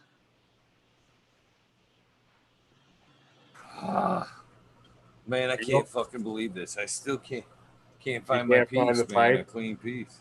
Have you checked both hands? Look in both hands. You might be holding on to it. That happens to me sometimes. Where the fuck is that lighter? I'm trying to clean this one out that is in my hand real quick. Have you ever done this? I forget I'm not eating that camera. You just torch the shit out of that bowl, and after all that shit gets good and hot, just wipe her out right quick. I do. What I like to do with my screens is I'll blast them with the dab torch and burn everything off. So I never let my screens get nasty. I always cook all that shit off. And then they go a lot further and your shit tastes a lot better. I hear lots of people say that, oh, I don't like the way hash tastes. Well, let me see your pipe. I go, well, nothing's going to taste good through there. That being said, right. I am rocking a pretty dirty one right now. You keep yours pretty fucking clean, man. I'm torching this bitch. You got a good idea there, man. That lighter didn't quite do her. Yeah. If you let stuff go too far, too, you start piling ash on resin on ash on resin. It becomes like a concrete almost. You can't do anything with it. It's wild.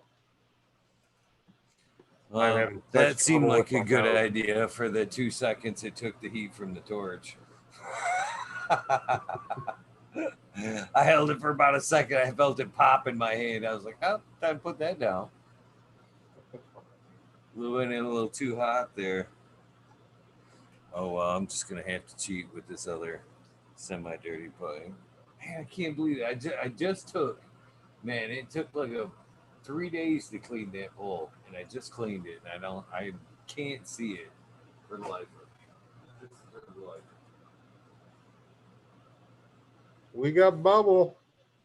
You know what I mean? That's melting. It's hissing and popping because it's all still full of water still, but that's 25, and, that's at least a 3-star melt.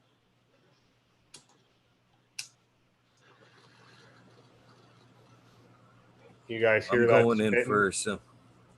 I can. I'm going in for the 45 myself. Let's see if we get a little melt on it. If I get a lighter that works, great. Fine, I get a piece and then some hash. Lighter. Oh, she's still. Oh yeah. Wait. I want to see. Okay. That's a chunk, Patty.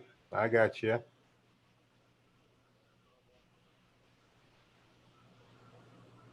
Nice. See, that's everybody should note the color of the hash right now, how pretty and white it is, because it's gonna cure out darker. And it's not necessarily a bad thing that it's darker. It's one of those things. People like that real white looking hash for whatever reason. That's what became popular. Yeah, as you can see in there, I don't know. See, get it out here. Like that pole is so ugly though. See how dirty it is. That's Makes it embarrassing. stand I out a shouldn't little even better. fucking show it. Yeah, looks ugly, but it's greasy. It's. Oh yeah, it's just tasty even for that dirty bowl.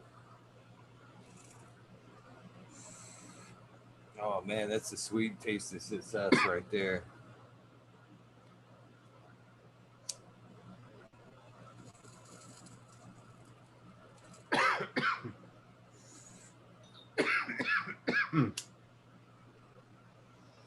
For those of you that catch up with me on the 25th, I'll probably have some for you.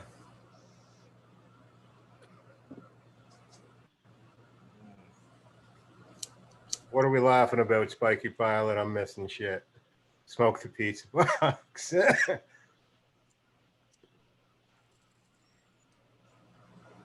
My mouse is all sticky with hash water, so it's doing crazy shit. I was muting and unmuting, and the video was turning on and off. I couldn't figure out what the fuck was happening. The water's making the connection click, click, click, click. I want to thank you for getting a D420K here, brother. That's pretty cool. Props. Yeah, I was stoked he came on, and I'm glad we did have the 2 extra guys, because I mean, there was no way we were going to be able to wash hash and talk to each other over the internet. Well, we could have, but it would have been terrible audio. It would have been like us talking with ice smashing around. Yeah, that's right. Yeah, wouldn't have been great, but it definitely worked out better this way. Yeah, I'm happy with and it. I was worried about that. That's another thing I was worried about too. I was worried that if it was going to be like over everybody trying to talk at once, this is my process. This is my process, but it worked out to be perfect. Perfect. This is 1 wash worth of water. It only went 1 time because I was completely out of ice, and it's just as purple as the water that got rewashed and rewashed. Really cool. Make you some Kool-Aid. I'm pretty stoked on that water. Yeah, it's pretty. That's pretty water. It's usually, what I find about that purple hash though, it just doesn't yield well. I seem to lose it into that fucking water.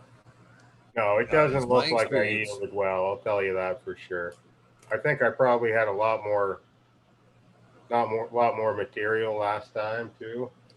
This was kind of a smaller plants.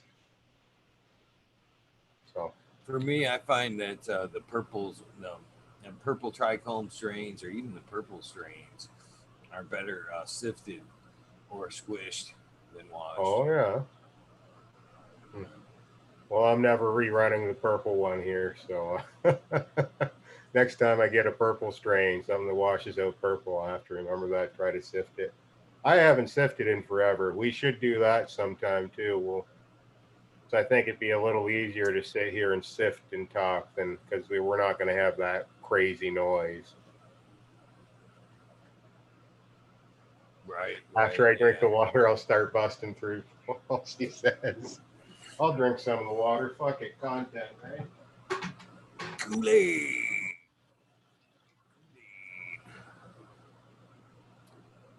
I'm gonna mix it with my water. I've heard that you should bring that to temperature, boil it, and then add honey to it.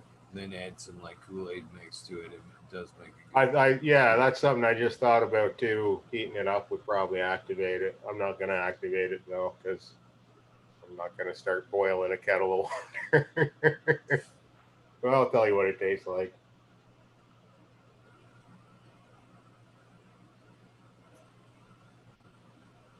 Yeah, tastes like weed and water. Yeah, it's definitely not a fun terp profile. It's usually kind of peppery. You know what I mean? It tastes like I ate part of a plant that you're not supposed to eat. You know how sometimes you get sweet peas and you just eat them pod and all and they're good. And sometimes you get the peas that you're supposed to shuck. It's kind of like I ate a part of a plant. They're like, oh, you're not supposed to eat that part. Like it's fine, but ew. Watermelon. Good example. You get into that white on the rind. Yeah, you Oh, go yeah. too far into the rind. Yeah, that's a great one. Oh man, I guess let me. Oh see. yeah. Oh shit, that fucking. It must not. That was a good time to pull. That was a good time to pull right there because I just reached over and fucking, tank on them buckets that I just fucking ran, or I just cleaned out the machine, squeezed it out, and as far as water being in there, I think that at 25 would still be holding something. You know what I mean? Because I'm not working it. Nah, that bitch is like clink, clink, clink, clink. Perfect time to color quits on that load. Perfect time. I'm gonna just hit this with some water to keep my bags from drying up, and then I'm gonna start soaking.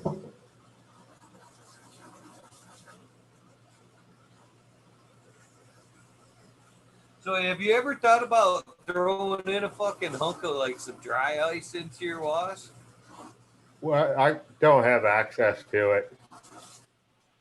And I don't see the benefit in dry ice in there, right? It's just going to make a bunch of fog. I mean, it'll keep it cold, but it's one of them things, right? How cold do you want it? I don't think colder's better. I used to keep all my equipment in the freezer, and I found the freezer was too cold. You stick your tongue to a spoon that came out of the freezer, you're stuck to it. You do it from the fridge, it comes off. I found it was the same thing. My hash would stick to the spoon really bad if it came out of the freezer.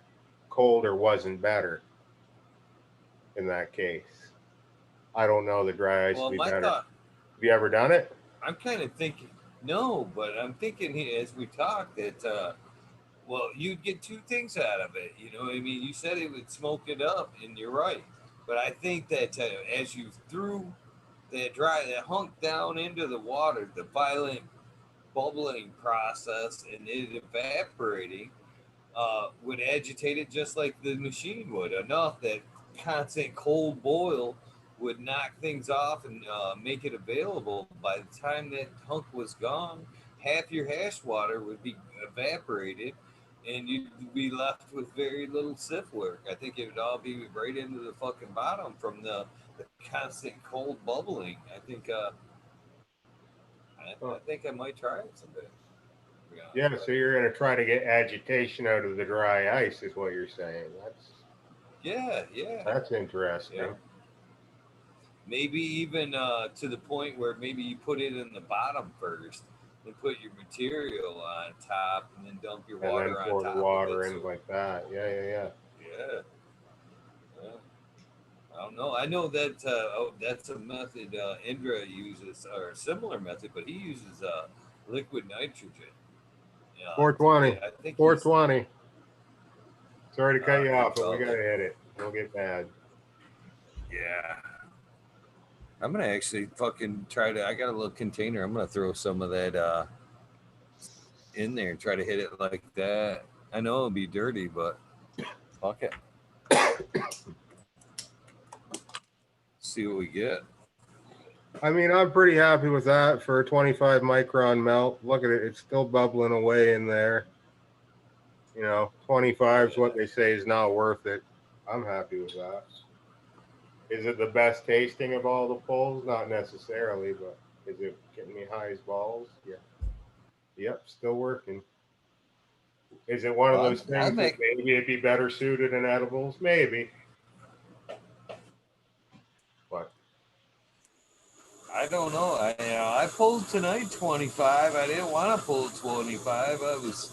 It was forced into it, but man, them bags didn't drain bad tonight. And fucking for even wet material. And I'm gonna definitely have to give it a quick bath in the alcohol before I start to dry. I can tell you that because she did grease up a little bit, but she wasn't bad draining. But it wouldn't have been. I would have normally threw that shit out. I don't Dr. think I Buzz gained Lightyear said anything. dry I think ice and ethanol makes a super cold liquid you can use to freeze things solid. So that'd be neat if you could have like a steel drum with just like a slightly smaller steel drum inside of it with a drain that went through both, and you could pack it with alcohol and the ice so it would like super insulate it. You wouldn't need to put any ice in there whatsoever. It'd all be cooled from the exterior. That'd be really cool. Purple Thumb says he's going to press all his hash. That's going to be awesome. rub it in, Purple Thumb. Rub it in. You gotta come show us. You gotta at least record it. Visit D420Ks. I'll take some hash with me and see if he wants to try to squish some. See what it does.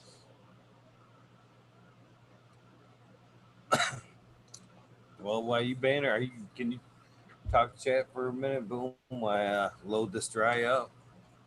Sure. How we doing, no, guys? I just touched my straw there. I was like, what fucking? I felt it. I was like, how? What the fuck? I just touched, and I looked down. I'm like, oh, I had a fire in the hole moment. My bowl lit on fire, so I tapped it with my finger to put it out. And stuck the hash. So it stuck right to my finger. I got a big ass gnarly blister on there.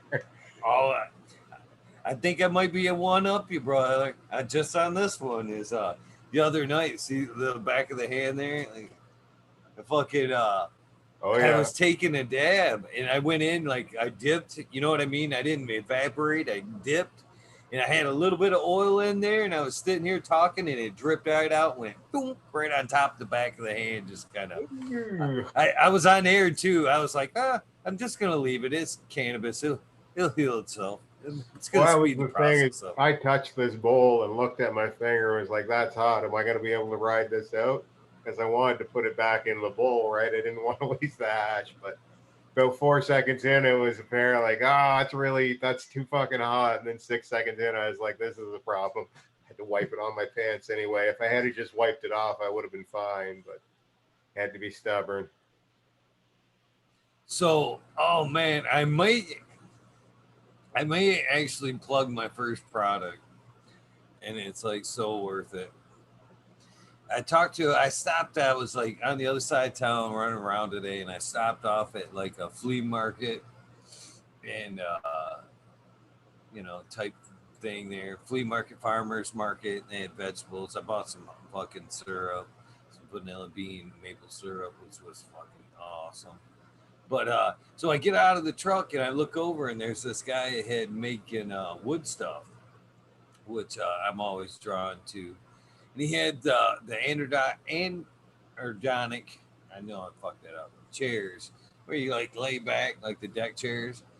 He had the Michigan one, the thumb one with the thumb back. I forget which was cool, but even better, he had fucking beautiful pot leaf deck chairs. I mean, they were spot on. I mean, they were actually cool chairs. When I got out of the truck, I got out and I looked, and I went back. I told Courtney, I'm like, I got to get this guy some slabs. I went back in the truck, grabbed some slabs. And we went back over to him and talked to him, and I'm like, hell yeah, man, watch the show tonight. We're making some hash. But I was like, man, I really appreciate them chairs, man. They're cool as fuck. And I walked around on the way back, man. He came like I could see him like nudging up to me. I'm like, oh, this guy wants to talk. And he came up to me and he's like, hey, man, you like them chairs, right? And I'm like, yeah. He's like, man, I would be happy to fucking hook you up with some chairs if you'd be willing to, give me some shout outs on your show. I'm like, yeah, that'd be easy because when they see these chairs, they're gonna want to fucking know who did them anyway. So I said, what I'll do is because he wanted, they were like $1.80 a piece, and they had like they did have a footstool with them. He told me that he was trying to work on a Doobie coffee table. I was like, that would be perfect. The 2 pot chairs and a Doobie coffee table. I was like, that's still in a room quality shit right there. I said, but think about what you're offering because it is, a nice hunk out of your pocket. And I definitely think your work's worth it. Uh, I'll stop by next Friday. You think you still want to fucking throw out that kind of money for some shout outs? We'll load that fucker in my truck. But I says, give yourself to think some time to think about it because whatever. I said, I'll be back next week. He's like, all right, man. Looking forward to talking to you. I said, well, I'm hoping that you ain't changed your mind. I'll see you next Friday. But I'm hoping to score one. They're pretty fucking cool chairs. Really cool chairs. As a woodworker, I was like impressed. I was. All right, I gotta go. I see Purple Thumb just dropped out. Do you think he woke up and dropped out? Or he just Probably was there? pulling the Sergeant Pepper. Man, them days when you start going the 23, 24-hour mark. Oh man, that's crazy. Yeah, I wouldn't make it. Yeah, I wouldn't have made it today without the energy drink. I'm not a big energy drink guy, but every now and then I do have to bust one out. Today was one of those days. Oh man, they make me crash hard. Oh, I'll crash hard in a bit. Yeah, as soon as we get off, I'll clean up the rest of this material and get it hanging up. Dump my weed and get that all cleaned up and the machine all cleaned up, and then I'll go and break up the rest of this hash. I'm gonna grab some ice real quick. Yeah, I had a 5-gallon bucket of ice that I started with, and I was like, it's too hot in here. So I had the wife pick me up 2 more bags. I could have had her pick me up 8 more bags, and I'd still be maybe running short on ice. But, you make do with what you got. That's kind of what I wanted to show tonight is, there's a couple different ways to do this. I thought about, if there were going to be 4 of us and we were all going to be washing in a 20-gallon machine, I'd just stir a bucket at that point. But since it was just the 2 of us, I figured, fuck it, we'll go with the machine. I wish I had to put more material in. I did kind of cheap out on the amount of material I put in. I should have just got it all done too. I don't know what I was thinking I was doing. Things that if I had it prepared better, I would have thought more about. What are you going to do? Fuck. I bought 10 bags, 10 22 bag, 10 22-pound bags for tonight. I got a whole chest over there fucking filled up. In fact, I got home. I've been asking for like 2 weeks. We actually can vouch for this. You guys got to clean out that fridge. Gonna be that freezer. I need room for ice, damn it. It's almost time. I come home today and that thing wasn't barely cleaned out. I was like, God damn it, I had to clean it out myself. I'm like, I need room for ice. Damn. Yeah, I bought my own freezer just for weed stuff. It's all full of gummies though, so there's not enough room in it. I had a 5-gallon bucket in there, but I need to get a big tote that'll like fill the full bottom that I can make ice with. Use the space a little better. Nice. What are we looking at? This is a little bit of Primal Punch, baby nugs, and some trim. Is that getting washed? Popcorn. Yeah, this is getting washed. Fuck yeah, you're going hard, eh? Yeah, actually, there's a fucking.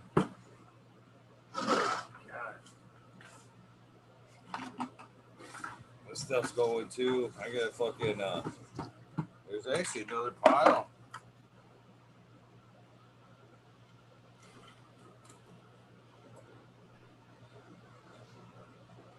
Just fucking gotta, you know, I don't know. You gotta keep up with numbers, man. You gotta do something with that shit. Yeah. I love hash. It's hash night. It's time to do that wash. So yeah, this is the next run right here, Bull. I'll be up all. See what you started? Yeah. I'm still gonna be up at like noon. I'll be fucking purple thumbing it here in a bit. Yeah. It's great though. You got to do this on the show, right? You get to fill a full night full of getting your work done, right?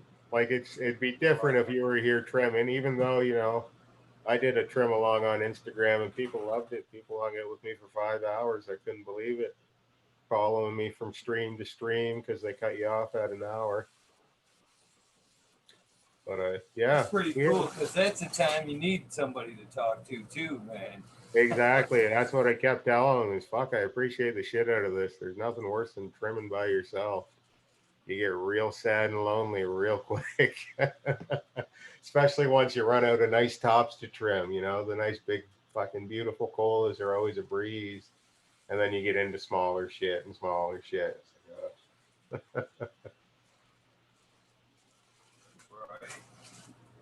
I guess I should start soaking her up.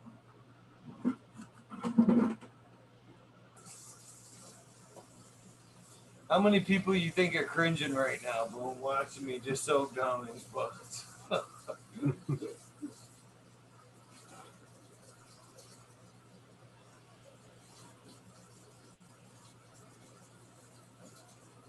That's the thing too. When you're using Bud like that too, you do have to get that extra soak time.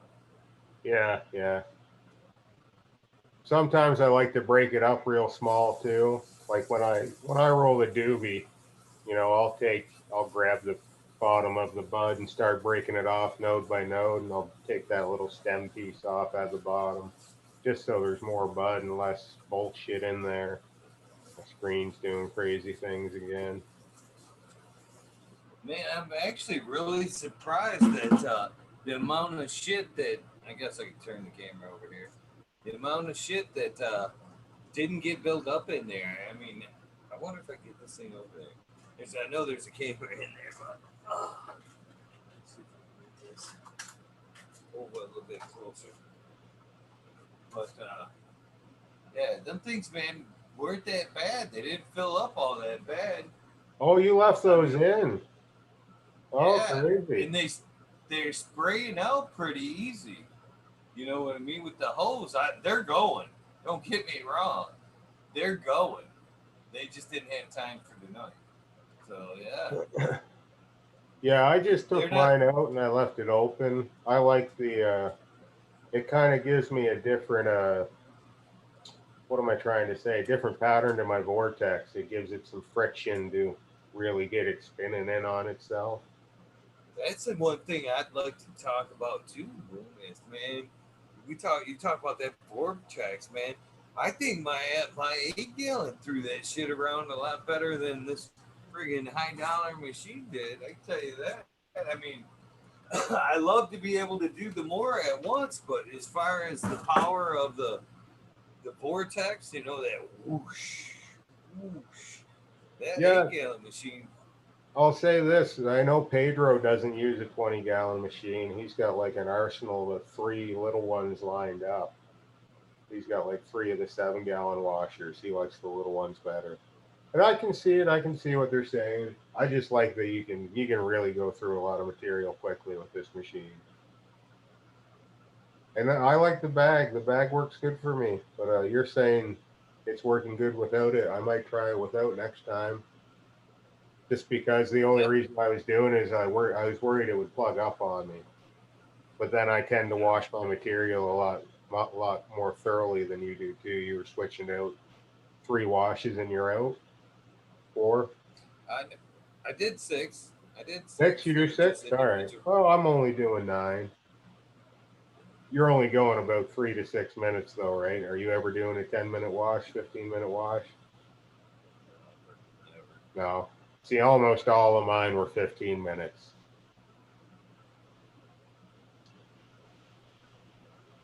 And then I just spray it out with that pump sprayer.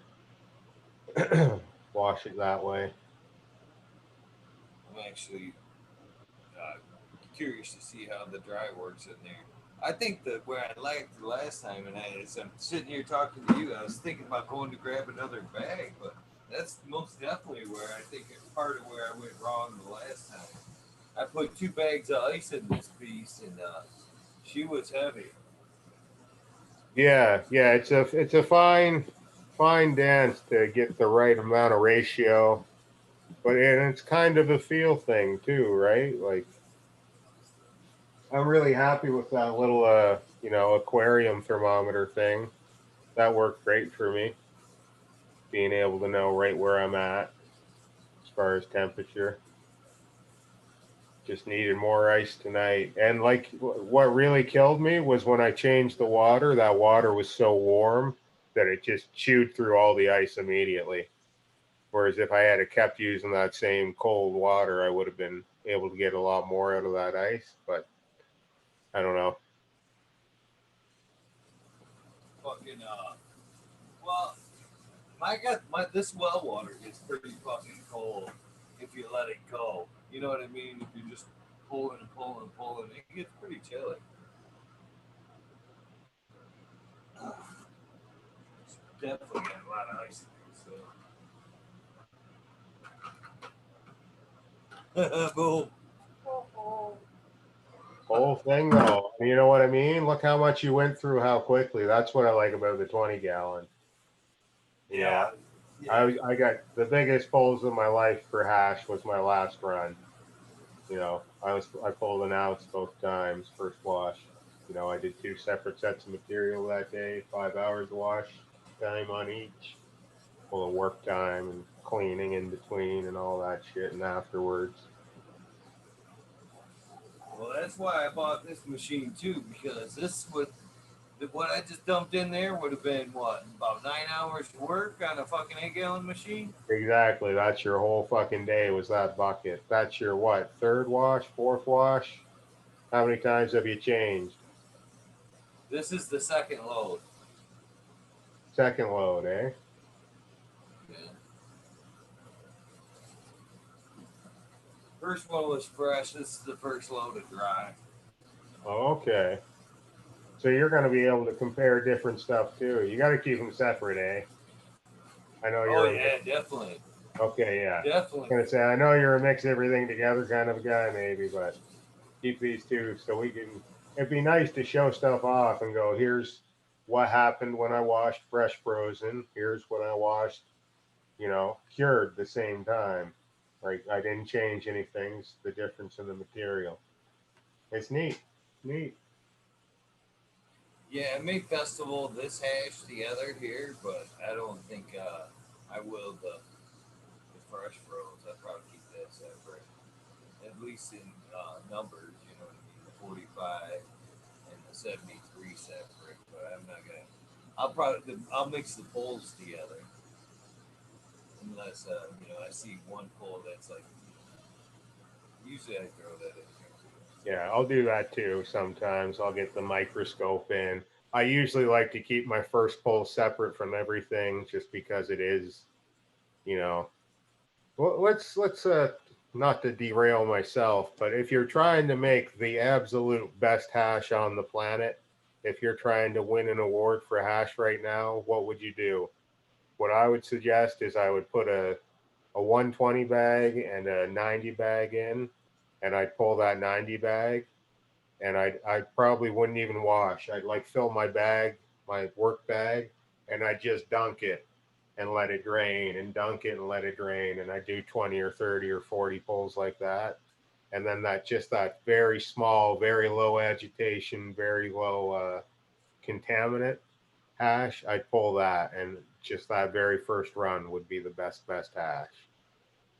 You're not going to get the very best hash into your second and thirds and fourth washes. It's going to be the very start of that wash, in my opinion. But that's what I'm saying is the elite hash and the really fucking cool hash. There's, it's not a giant difference, but there's enough of a difference there that people get excited when you see 6 stars, what I'm trying to say.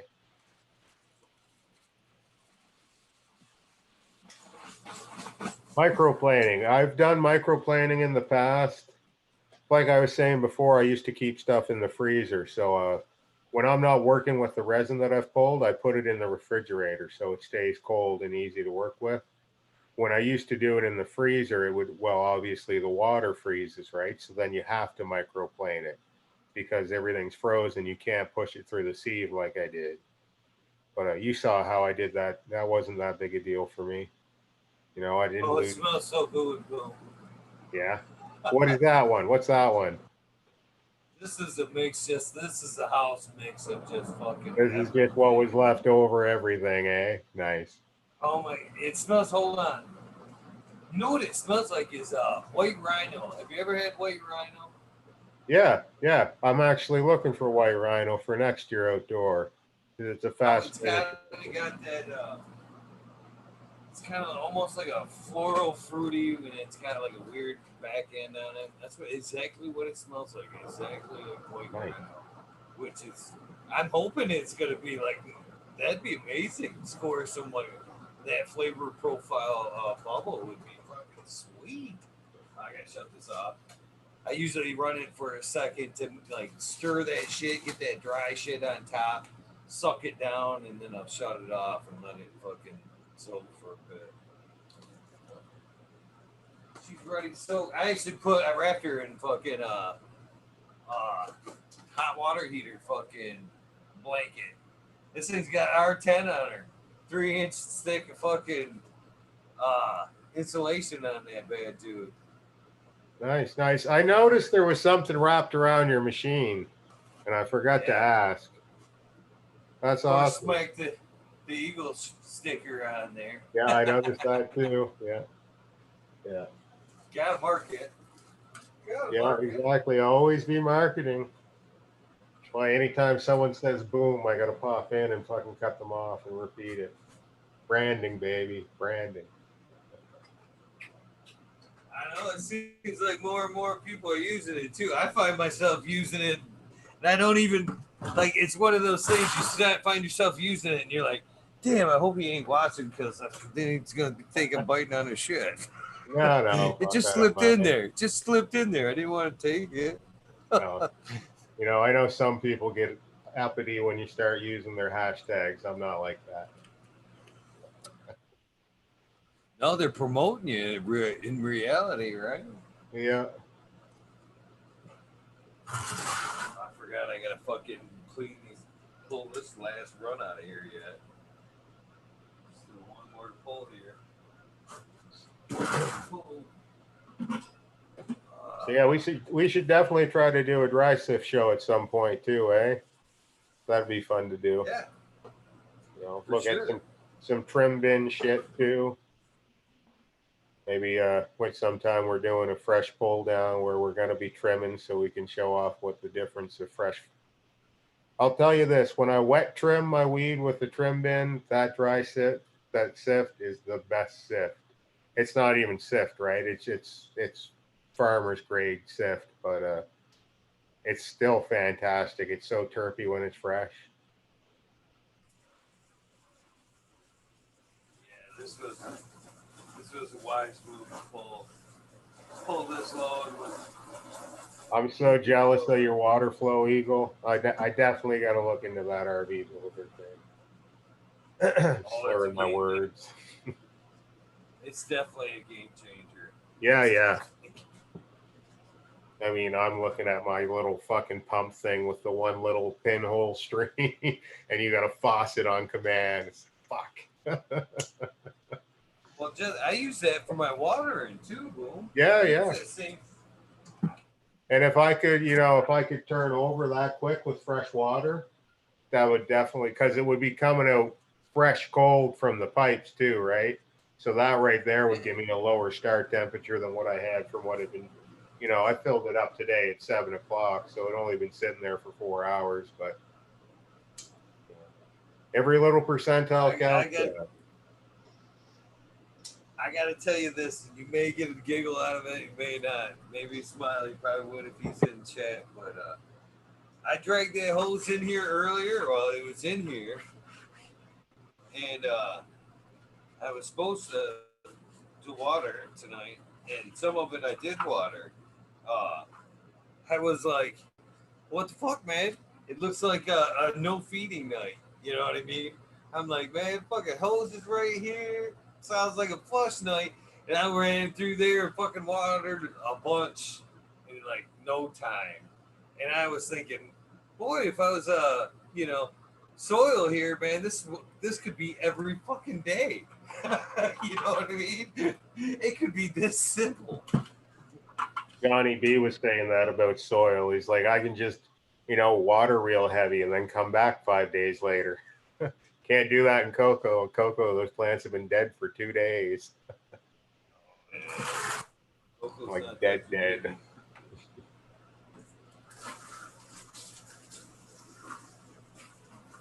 Yeah, that's what I like. Guys are talking about white rhino in the chat. We had some white rhino seeds last year, or the year before, and we had good success on them flipping in time for us to finish. We're way up here, right? Like we're in the north of BC. So if you're not out in early September, you're not getting out. And they're a photo period plant, the ones we ran, and they still flipped for us and did well. So that's why I think we're going to try to run that next year if I can find it somewhere. Fast finishers.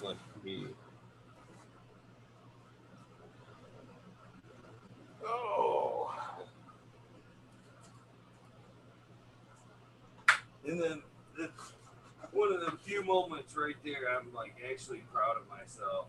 I mean, it wasn't a bad pull, but it was definitely the pull. You know what I mean? That one that you just took was impressive? No. I mean, it was definitely a good time to start cleaning out that machine. I'm glad I didn't fucking fill it again and try to fucking beat that dead horse. Right on. It wasn't there. It wasn't there. It was done. Yeah, I'm not gonna lie. Like, I got a lot off of my last pull. My last pull was only one wash, and you know, if I hadn't done another, maybe there would have been more in there. But you know, you take what you can get. What this 25's holding is like laughable. You know what I mean? As far as liquid right now, that bag should be like half full. That thing's like got like a jar of water in there. If it's that, I mean, it's. I can't believe I'm actually getting ready to, you know what I mean? Try to sip it. Most times I would have gave up on this shit. I would just clean the bag. For sure.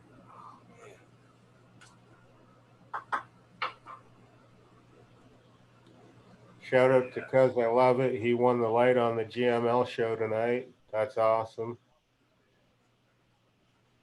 He got a 600 Scorpion. I still don't think they showed the fucking light. They said they were going to show it and they never fucking did. Or if they did, I wasn't paying attention. I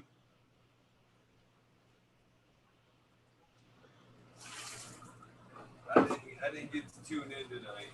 I was fucking stressed. I was stressing. Fucking computer was down. Man, that was scary right there. I had to drag out my old laptop and fucking that thing was barely booting up. I was like, oh, shit. I'm not gonna lie, I was getting messages from other people, like people in the chat were messaging me on Instagram. Is everything okay? I was like, yeah. We're doing a reboot. It's gonna be okay. Probably 10 more minutes. We'll be there. I haven't even checked my messages yet. Probably a few for me too.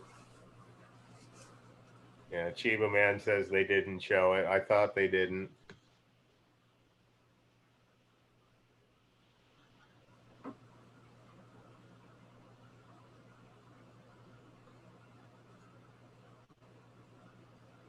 that 25 25's already turning.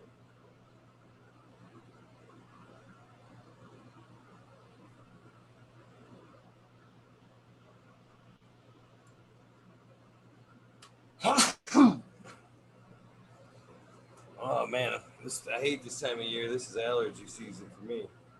Oh yeah.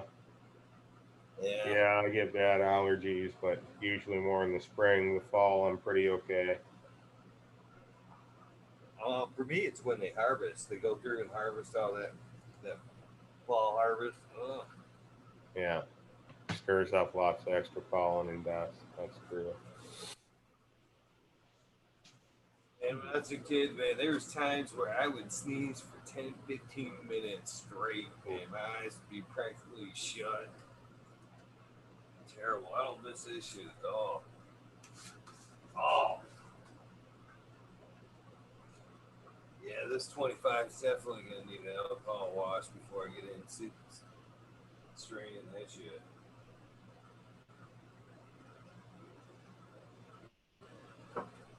420 says kick the 25U up and down. It'll drain faster. I was doing that in the video. If you go back and watch while I'm doing polls, you'll see me jerk the bag up. And if you try to keep bouncing it, I find it doesn't work as if you just jerk it up real quick and let it sit. If you try to keep bouncing it for whatever reason, it doesn't work the same. Seems like it forces it through, in my opinion. It that weight of the water as it comes up, it just forces them through, and you lose a lot. Is what I think. It's just my opinion, but that's what I think happens. I'm okay with losing some if it doesn't take 4 hours to drain it. You know what I mean? It's one of them things. How deep do you want to go? It's the 25 bag, right? So everybody's already telling you it's dog shit and it's not worth your time. You know, I always say it's my low quality is the 25, but like you still get a decent melt out of a 25. I mean, I've got a decent high going right now. That's what I smoked last was 25.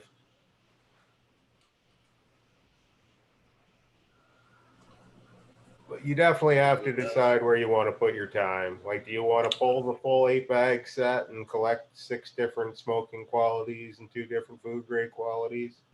I don't get time for that. I don't get time for that at all. No, me either. Not even close. Not even close. Giving her a quick alcohol soak here, right quick. Get ready and smoke one. I'm gonna let this sit in the alcohol while that soaks. I'm gonna smoke one real quick. Talk with you for a second.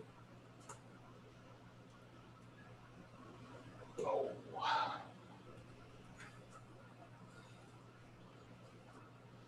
So you done for the weekend, Boom? Yeah. I'm on holidays now. Well, not holidays, just the weekend. But I'm not going to work, that's for sure. The color of the hash. Gonna go grab my microscope and take a peek at it.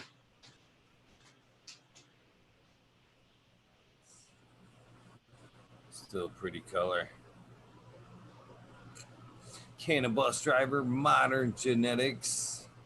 Dr. Buzz Lightyear, acetone. Stanky Hanky 4G OG. How you doing? Hook up one of those exercise belts. That's funny. You could probably do it. Probably be just the right bounce to the ounce. That was my second quality. And you see it's pretty white. There is a little bit of contaminant when I get in there. I still see a little bit of green and a little bit of brown speck, which is probably pistolettes that are broken up. But I'm still happy with it. You know, like I was saying before, you're not going to get that perfect 6-star in your 3rd, 4th, and 5th washes. It's already come out.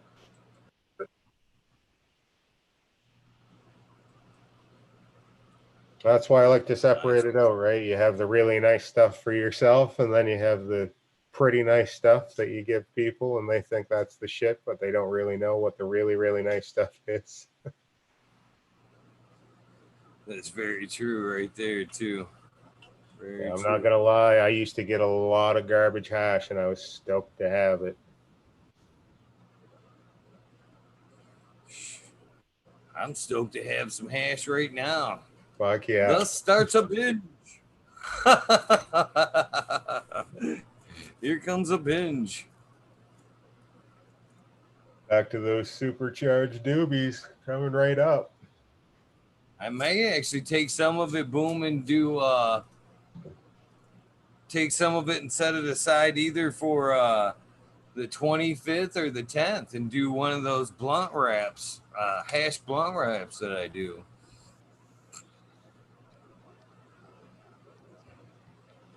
I just got an email from Leafly today. They're saying that some blunt wraps might be toxic. Who would have thought that tobacco product might be not good for your health?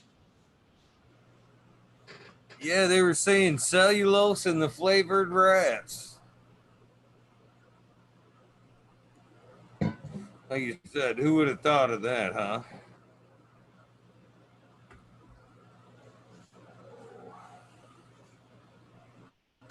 Eagle the 29th. No, I'm talking. Well, what do you mean for smoke one for Sub's birthday? I'm talking about the 25th and 26th for Clio Cultivation. Yeah. Going down there. People's got events that he's going to. He's having a party, baby. Fuck yeah, it's time to get high. It's people.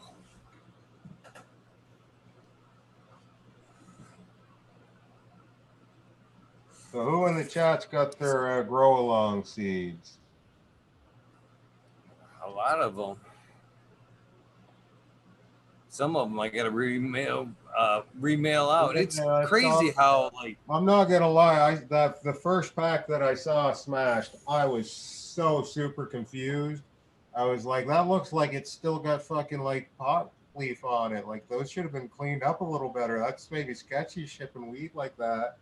You know, they might try to bust you for that, but then I realized they were smashed, and I was heartbroken. I was like, oh no, oof, oof, right in the guts. That's rough.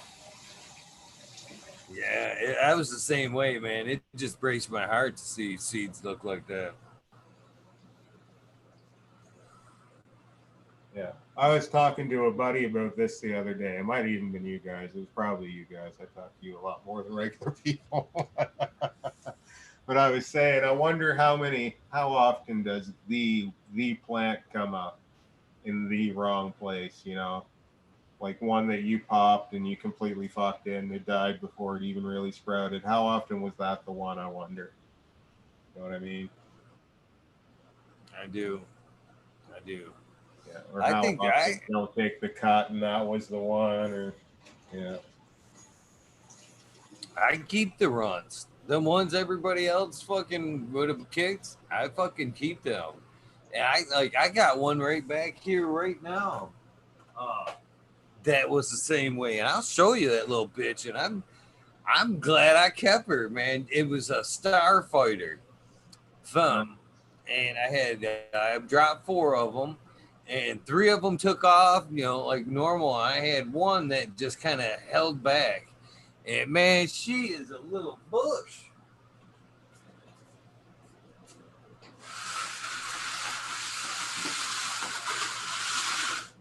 Look at that little Starfighter. Look at her, boom. She ain't even been topped or nothing. Point. Right by your nose? This one right here. Yeah, okay, right. Yeah. That's not topped, eh? It just grows like that, super flat. I like those plants. Those super low maintenance plants. Bushy. Just a bush. Even on the inside, like all the little branches are already started up and turned up, man. I think that's going to be the keeper out of all of them.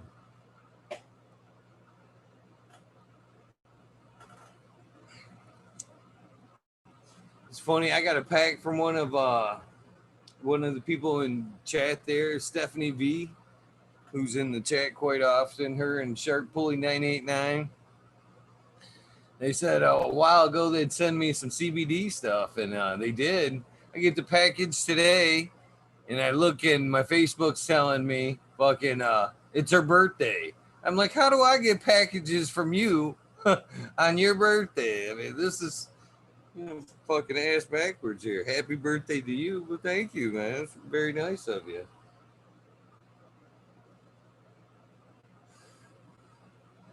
She sent some CBD oil. I guess I should show it. Let me slide over here. Least I could do as a thank you. She sent me some CBD oil. They go by the name of Happy Cloud 989. 1,000 milligrams. Each droplet is 50 milligrams of CBD of the tincture. She sent me some suckers. Sent me some CBD isolate. Some medicine or some like pain cream CBD. Some shells and some rocks, which I thought was really cool. She sent me some really cool stones. This one here, this quartz and granite. You can see like some gold like through it. She sent me some little seashells with it. That's funny. It was what I thought was funny is I actually enjoyed that. And I'm like, oh yeah, cool. Look at these rocks. I'm like, these are fucking cool, man. I'm gonna put these right with the rest of them because I was actually shopping. Me and Courtney, my youngest, was picking out some stones today. I actually picked up this one right here. This one I'm wearing today. This little flat piece. She's actually pretty cool. If you get up there close, he's got a little burst in it and stuff. But like Madam T, it said, it actually called to me as I looked out at all of them and could pick any of them. That one just kind of was like, me. I was like, all right, come on, you're coming with me.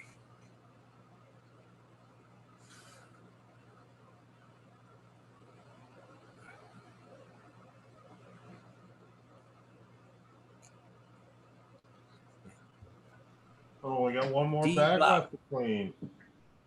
Going pretty quick for me. D Block, how you doing, Allie Noble? Hopefully you had a great birthday, Cheapo Man. I can't believe there's still 75 watching. Boom, sitting here taking breaks, still 75 watching. 2:03 a.m. here.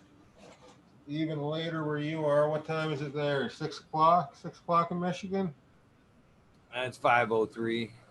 5:03. Okay. 6 o'clock in New Brunswick, I bet. Good thing, because I still got a lot of work to do. Yeah.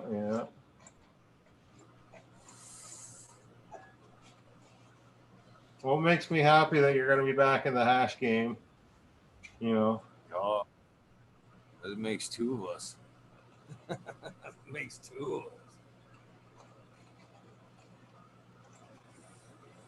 Yeah. Today will definitely be a little bit more brighter tonight because I will be puffing on some of that shit. I hate to tell you, but day one dry still burns in a joint. Yeah, I probably won't be smoking any more of mine until probably next Friday. I usually go 7 days. I'm thinking I might need to go a little further. I know for sure I got to pick up some glass jars to cure this thing because I'm completely out of every fucking jar I have in the house that I can think to put ash in from my last wash. So, and then like a dummy, I decided to do 2 separate qualities and one in the fridge, one in the basement. So those will each need their own jar too. Oh well. All right. I think I'm going to take a chapter out of your book there, Boom. At least some. Probably for the wet trim batch is that put them. I think I'm going to break them up into like grams. Some of that, just put it up and keep that in the freezer and just pull out them gram by gram instead of pulling out that jar. The dry will be in a jar. So, some of my favorite hash, it was definitely kept that way. So, gram by gram, it would, the rate you were going through, it would degrade at the rate you went through. instead of it all degrading at the same time. And each gram, your starting point's worse and worse and worse. I do like it kept in the fridge, but I don't necessarily do it that way every time. Like I said, I like to experiment. I like to try a couple different things. I like to be able to tell people, like, hey, I tried it this way and it worked really well for me, and tried it this way and this is what I didn't like about it. Well, this is how I do it that way. Well, you know, I never fucking thought about having a hose to rinse out. That'd be really nice, you know. I never thought about having the separate buckets so you have like a stack. Oh, that's pretty cool, you know. This is how we all learn. Hopefully someone tonight's going to wash for the first time and they'll figure something the fuck out. They'll share it back to me. That's the hope, right? See me smelling these bags. I'm making sure they don't stink like alcohol. They definitely still smell like weed. I don't think there's anything you can do about that until they're dry. I'll be right back. I'm going to run these down and hang them up in the basement. Oh, yeah. 420, 420. Thank you for popping in. Stony Creek. How you doing? Dr. Buzz Lightyear. You were missed yesterday, Doc. I don't think I caught any of your funny messages yesterday. I was looking for you at 420, by the way. Ned Denver, I hope you enjoyed tonight's episode. I don't know. Wish I had somebody fucking jump in and hang out for a while, because I don't know if I'm gonna. It's up to you guys. You guys somebody jumps in and hangs out. I'll keep the stream going and fucking keep washing. But Mr. Boom Farm leaves. Got no choice than to pack it in. Pack it in.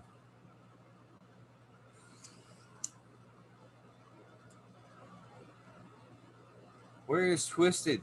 Twisted Roots when you need that cat. He's live. Yeah, fucker.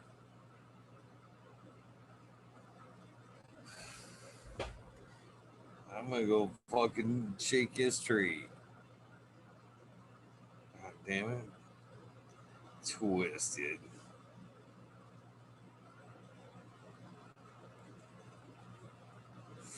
You guys are watching Twisted. Tell him come on, hang over here, damn it. That's some funny shit. Where's my fucking remote? Where's the goddamn remote? That's some funny, funny stuff. We got. I don't want to bore you 420. That's the thing. No sense in dragging it out and boring the shit out of you. That was fun as that. What fun would that be? Where is that Twisted Roots? I guess I should go to subscriptions.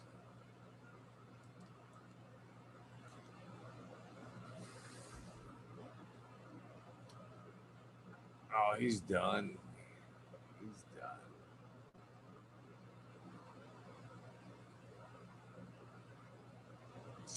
Damn it.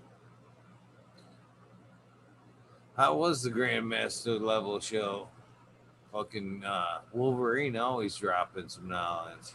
Yeah, Wolverine was on, and Johnny B, John Burfello, another, you know, one of the OG growers on YouTube. This fits.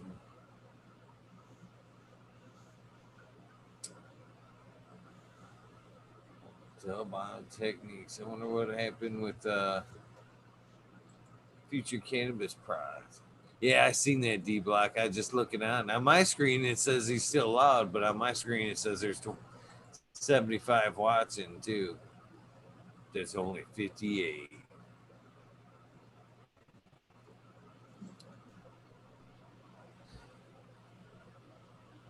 You need to know. You need to Google how to jelly roll with fresh bubble now. Yeah. What was that that jelly roll stuff that we were talking about? Is that what Frenchie does, where he hits it with the heat? Is that what we're talking about, Dr. Buzz Lightyear? How many says over there you're watching? Everybody says different. Mine says 61. Modern says 55. What do you got? 60. 79 likes. Oh, damn it. You're muted. It says 55. What do you got? Ah, damn it. You unmuted your YouTube, eh? I was like, I'm pretty sure you just asked that. All right, I should be able to hear now. Maybe. There we go. Yeah. So that ISO that I used to wash my bags, I'm going to use that to clean my pipe. There you go. Now it's cleaning shit with Eagle. It's a whole different fucking show. It's funny you say that because they were asking earlier, when is the cooking episodes and shit? When is baking with Eagle? That's great. That's great. If anybody out there is like a fucking edible specialist and wants to have like a cook along, that would be great. Because really, how long does it take to decarb and, you know, make oil? We could do that whole fucking thing from start to finish. Oh, that would be a fun, like, say, like Thanksgiving special or something. You know what I mean? Fucking edibles on a holiday, baking edibles on a holiday. Yeah. You got to source an edible maker. I know a few. I actually know some really big, prestigious ones that are like high times, like chefs for big events. Nice.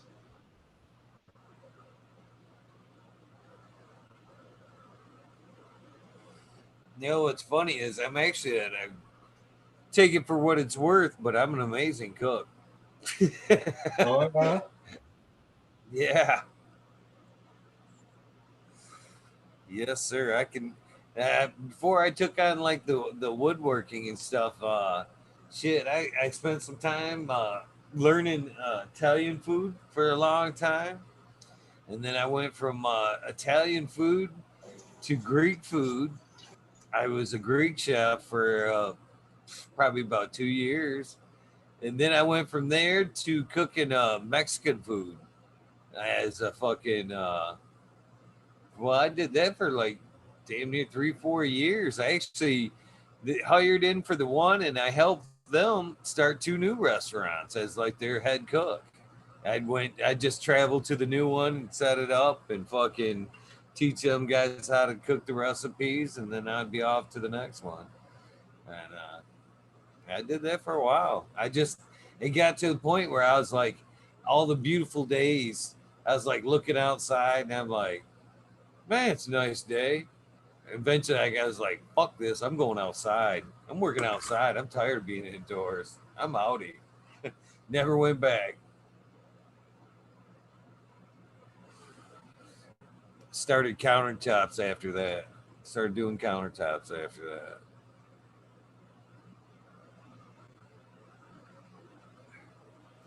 Yeah, I went to college for machining and finished the course and got a job working in a machine shop. And, you know, it was all right, but I wasn't making good money or anything.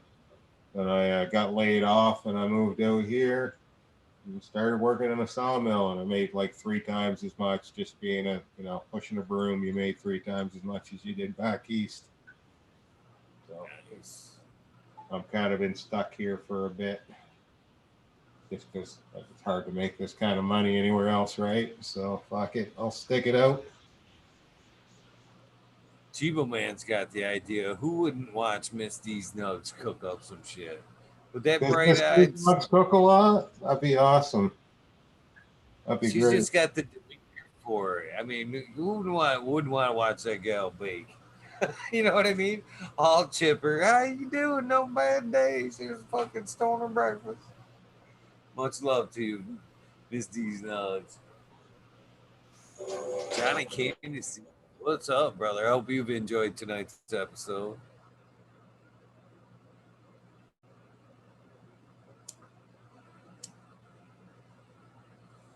No, I've been smoking weed. I've had an interest in cannabis since fuck.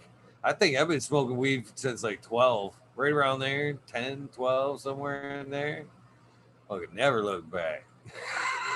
I never look back. That's all the cook jobs, all that. That's no joke. I've been considered for some really, really good jobs that I consider fucking just would have been amazing opportunity. And then fucking you listen to them and you're like, oh, the drug test? Nah, that's all right. I'd rather fucking go hump some drywall or whatever. Fucking, at least that, man, it's just fucking, you can be your own man at the end of the day. Smoke that joint, fucking, yeah, I'm good with that. Oh yeah, if I were still just like I've been in and out, I've been on weed and off of weed, and I had periods where I drank. If I were drinking, there's no way I could still be doing what I do at the mill. But you know, I get to come home, smoke a doob, and feel a little better. Fucking is perfect. I have never, ever, ever quit smoking weed. Ever, boom. I can't even think. Even I've had like major surgeries to where they've told me, you know what I mean? If you smoke before you come to surgery, you could die. And I was like, eh. Ivan Drago, baby. If he dies, he dies. Yeah. My pipe wasn't cleaning up real good, so I put some salt in there that'll work for like a scrubbing agent. See that at the bottom? I'll use that as an abrasive thing, try to get some of this dab gunk off the side.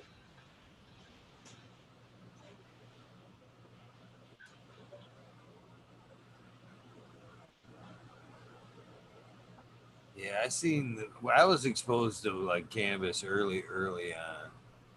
And I've always been, it's been a pleasure. I've never blamed for being around weed for nothing. Even when they were all like, oh, stoners will never amount to anything. Weed will ruin your lives. I was like, have you smoked some? Because I don't think you have. You always hear that lazy stoner stereotype, but I got to tell you, when I was an alcoholic, I was fucking way lazier than I am as a stoner. I think I'm just lazy, maybe. Oh man. Well, that's the thing though. I've never really smoked myself to the point where I was completely debilitated the next day. Just fucking, I couldn't do nothing. I have drank myself so silly where I have puked and not been able to get off couches for 3 days. Just like, oh Jesus, I shouldn't have drank. I'm gonna die. There's been times there's this. I consider the whole drinking spell just a lucky phase of my life because I remember showing up places and not remembering how I got there. You know what I mean? How many times when you're drinking, you just got home and you didn't remember the fucking trip on the way home and say, "Woof, God, I gotta quit doing that." Jeez, I gotta quit doing that. Yeah, for sure. I'm much happier a stoner than a drinker.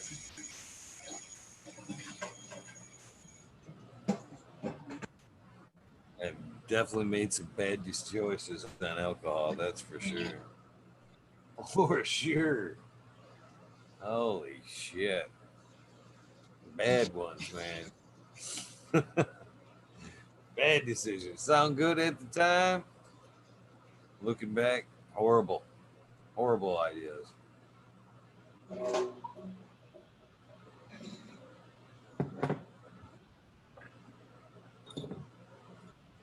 we go, clean as a whistle. It could be cleaner, but I'm good enough. I fucking dig that eye bowl. That eye bowl. That was bad. Eye bowl, that's right. It's a bowl with an eyeball. You know, every time I want to hold something up, I'm always right in front of where my fucking thing is. That's from BC Borocan. He's a glass blower located in Prince George. It's the city that I'm closest to. I'm a fair ways away, but close enough that that's where I go when I need to hit the grocery store. That's where D420K is located too.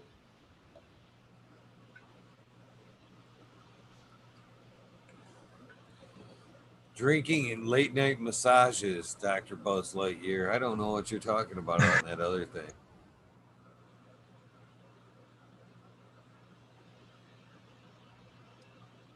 I've been kicked out of massage parlors for whiskey dicks. You get that whiskey dick out of here.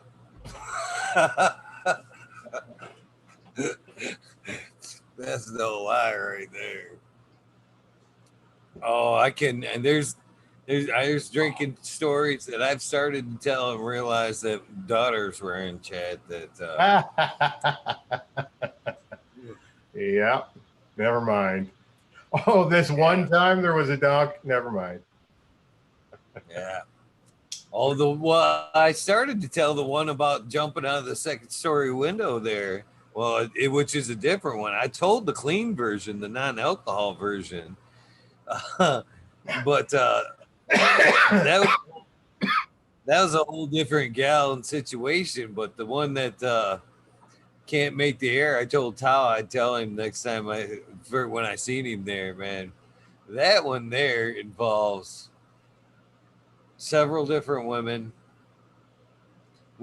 Actually, I woke up at one point with sleeping in. It was a hotel room, and I had passed out on the bed after jumping out the second story window, which I can't even get into. Made it back into the party and was in the party, passed out. I actually woke up with two girls fist fighting over me on top of me, because this is what I woke up to. I guess I can skip the jumping out of the window part of the story, which is hilarious. I mean, that part of the story happened, and then I got to stop you. I just checked, and it says Lexi is still in chat. So happened, and then I got to stop you. Oh, it says Lexi's in college. Yeah, Lexi's old enough, but yeah. So what happened that day is I actually fucking I wake up and I am passed out on that bed, boom, and I wake up and fucking two girls are actually fist fighting on the bed on top of me, and I am no wiser on how I got to that bed or who these girls are. But this is what I wake up to it. You nasty hoe bitch. You don't fuck with people when they're sleeping like that. You nasty whore. And then fucking fucking fist fighting on the bed. And yeah, it just escalated from there. And it was a pretty crazy night after that. I mean, that night just kept going. That night turned into 3 days, by the way. That started that day. It was Caseville, Michigan, 4th of July, 1993. I remember that weekend. I mean, that weekend right like that for anything. If you ask me the year and date on shit, I cannot recall that. That's hilarious. It was epic. I got another Johnny here. Johnny Candace called me out. Cummies by Boom. There you go. Cheers. Modern Genetics, welcome and good morning. What's happening? How's it going, boss? What's on, Boom? Oh, man. You guys are like animals all freaking night long. Yeah. Yeah, this is one of those long ones. We missed the next 420. 225. We're running long. That's all right. Well, I'm up at the shop right now. Got internet working now. Yay. Hell yeah. Nice. You can't see it. You got a camera? Yeah, let's check it out. I got my my business computer. See if it works. There I am. Bam. Bam. Yeah. Boom, you can say it. Okay. What the heck is that thing in front of my screen? Let me get rid of that.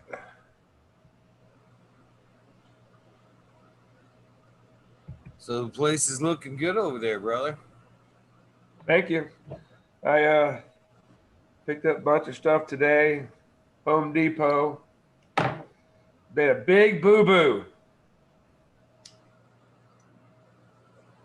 I bought new tires on my car a couple days ago. And I hit a parking block today and blew one of them. You believe that shit? 2 days old. Blew a fucking tire. My Jeep had a broken windshield in it for like 3 years. And the day I got it fixed on the ride home, I got a face full of glass. A fucking trucker kicked up a rock and wow, fucking picking glass out of my face while I'm driving. It's like, why? Why even fucking bother trying to get shit fixed?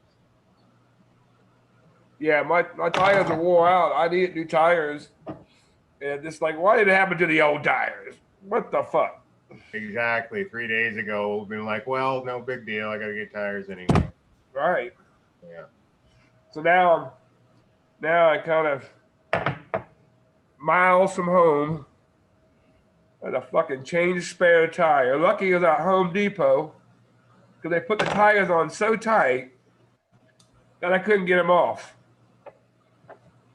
So I had to go inside the store and buy a bar to extend my crowbar to get my wheel off.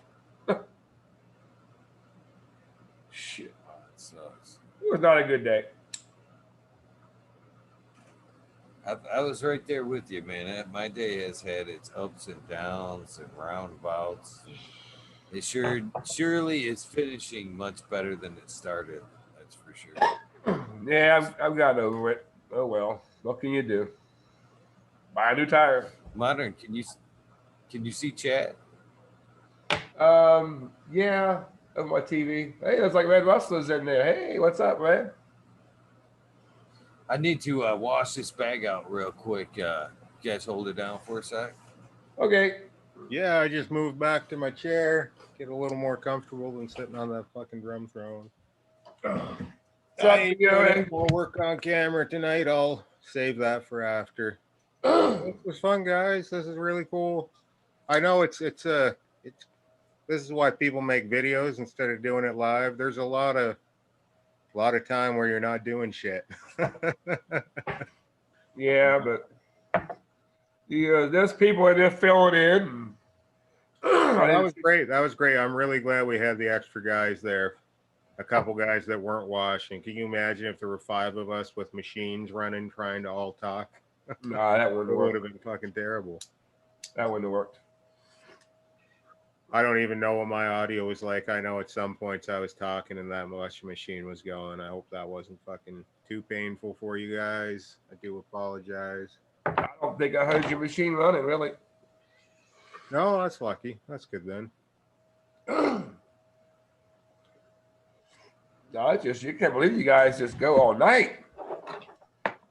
Yeah, well, the last time I made hash, I pulled an ounce of my first quality of this one and an ounce of my first quality of this one. And, I was going start to finish 10 hours. It was a long day. But when you get an ounce of full melt bubble hash twice, worth it. And I probably got second quality here too. Like that's a full thing of second quality from the last run. That's a full thing of second quality. I definitely did better last run for yield than I did tonight. I've never had any full melt. No, but I'm a little. I made some temple balls that really were just dynamite. But just never had anything melt, except for my scissor hash. Oh, I love scissor hash. Scissor hash. The only thing I miss, I don't trim weed anymore. when I did my trim session, what I did was I did a like a roll trim. I just finger trimmed it. It hung dry, so everything was nice and crispy. So I just flick it and the sugar leaf would fall off. Yeah. What I miss about doing wet trim was all that scissor hash. Ooh, there's nothing tastier than that fresh charred Exactly. style fucking. Ooh, that stuff's fun. Exactly. I don't wet trim anymore. No, But, I don't either. I feel I get better terps from dry trimming. All that terpenes that are in the sugar leaf add to it. By taking that off, you lose something. Yeah, I bought the herbs now a while back and tried it, and I didn't work for me. I wasn't satisfied. I cut it out real early. I didn't go as long as I was supposed to, and because I knew it was frying it. It was frying it. I gotta get this shit out. So I got it out. Didn't ruin it. I lost a lot of puppies. So I had a big run going, so I just took all the tops, put them in the dryer, left the lowers, let them run some more, and then hung them. And just recently, actually before I came up here, I held up 2 jars. One was nice. Yeah, I had one of them. One of them was the of now, and one of them wasn't. Same strain, same plants. Held them up to the wife. I said, "Here you go. Which one's got better terps? Which one do you smell? Which one do you smell stronger and stuff?" Absolutely picked it out. I switched them up again. Went back and I switched them up. So here you go. Try it again. Every time she picked out the one that I hung, the one that hung dry. So I I did sell that thing. I didn't. It wasn't working for me. If you got a problem with mold, yeah, it's going to help you out. But I'm just not having a problem. So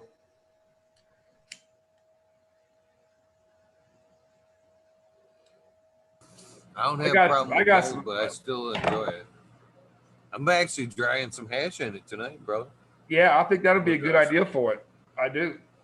Do you have like a little temperature humidity gauge thing that you can stick in there? I do. You should do that just so we have some data.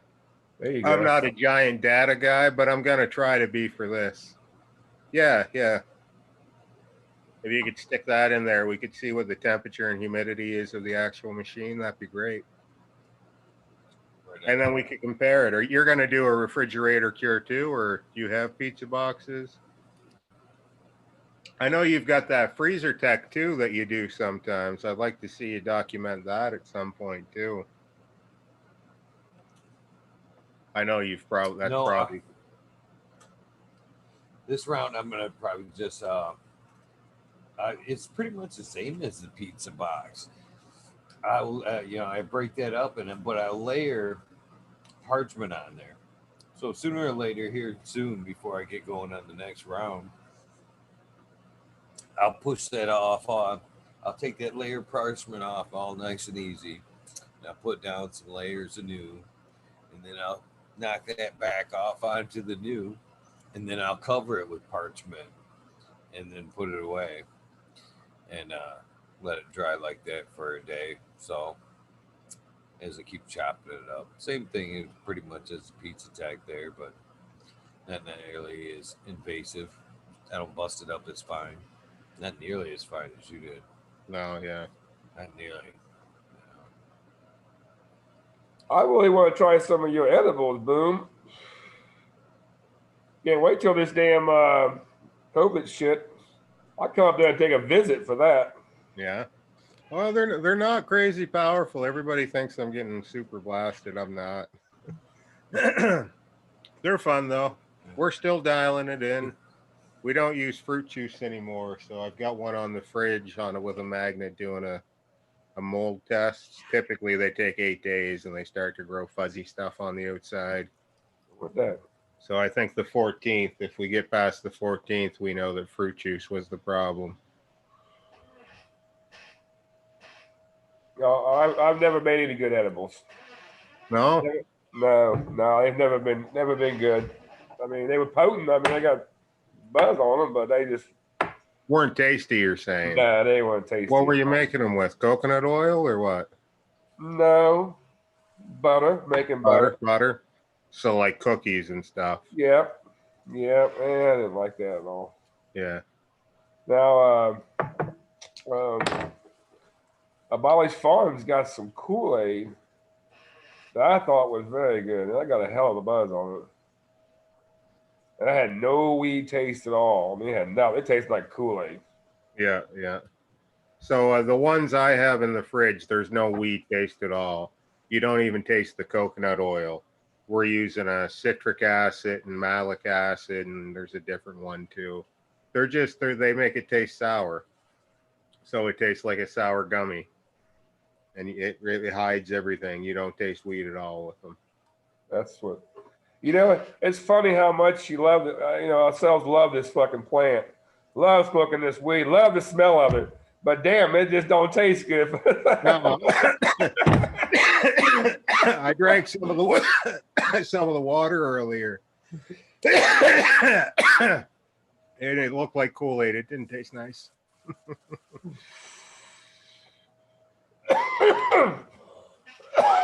Now, I think Smiley said Abolish made that with wash water. What's up, everybody? I guess I'll take over for a while here. Hey, Eagle. What's everybody in chat? You say hey to me as soon as I mic'd off and turned my back. It's like, oh man. I'm just starting up this machine. I just turning off this mic for a second while I run this machine for a sec. What's up, Spiky Pilot? Oh, Fever Man, Automation, the Freedom. Yeah, I see you in there, Red Eye. 420, Stony Creek. I saw Voodoo in there earlier. Philly Hedge. I ain't got my glass on. I can't see very good. Looks like a new one. What's happening? Oh, he's in a good glass. I'll bring you some of this bubble. I'll bring you some of this bubble on the 25th, Myler. You gonna be there 25th and 26th? Yep.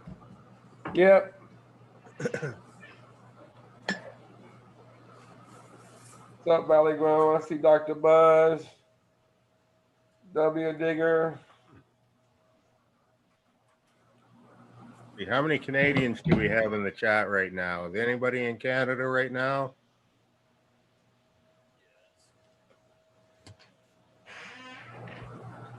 I'm gonna say 10. You think 10 people from Canada right now? I didn't notice snaps all night. I don't know if she missed the show. Happens. I know some days I need a nap. Oh, the guys in the UK haven't done. Probably went to work already. Yeah. They're usually like late night, but they're probably like it's late. They gotta go to work. Yeah, it's weird. There's not just international, multi-continental. Yes. The Europeans and North Americans, Australians. There's no hosers in here. Dr. Buzz Lightyear said, I can't believe we had all these Canadians in here. No one's used the term hoser. I wanted to say that I've been draining the hoser on this machine all night, but they were telling stories, so I let it slip. No Canadians tonight? No Canadians in the chat?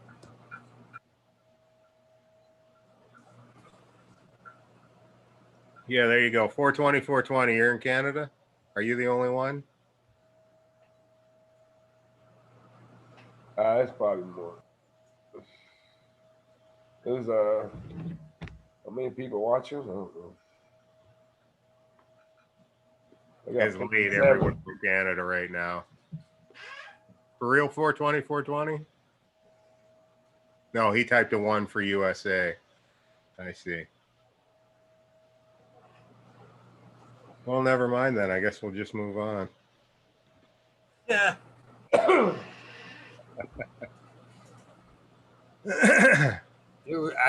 I can't believe there wasn't a 1 or more than.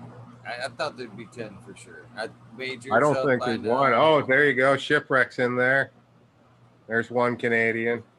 Do we have 3 for real? 3 Canadians? 3 Canadians will play a game.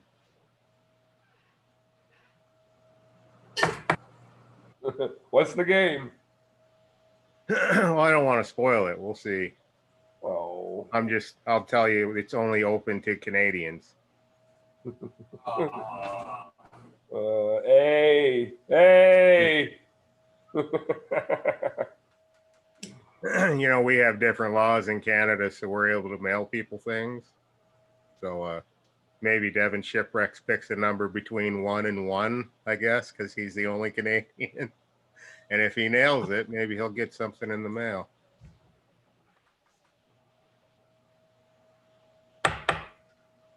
You Canadians got to speak up now. So that was the yield out of that run. So that's 2 different qualities, right? What are you holding? That's the 73 right there. The 73 to the 160, yes? Yep. And that's the 25. there. Or 25, sorry. That's Yeah. 25 there. So that's the boom hash recipe right there. That's the bag recipe I usually run. Holy shit, Shipwreck nailed it.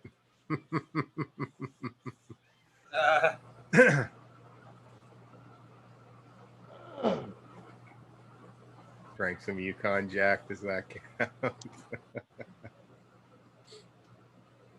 Yeah, IG me, Devin. Hit me up on IG and I'll hook you up with something. You still washing? You still washing right now, Boone? No, I'm done. I ran out of ice. I've got material in the fridge that I still have to break up in my pizza boxes, but we got one of those on camera. I'll wait. I kind of got to bang the spoon, and I know that had to be fucking annoying too. Trying to be audio conscious. Eagle shrugged like it wasn't. Maybe it wasn't.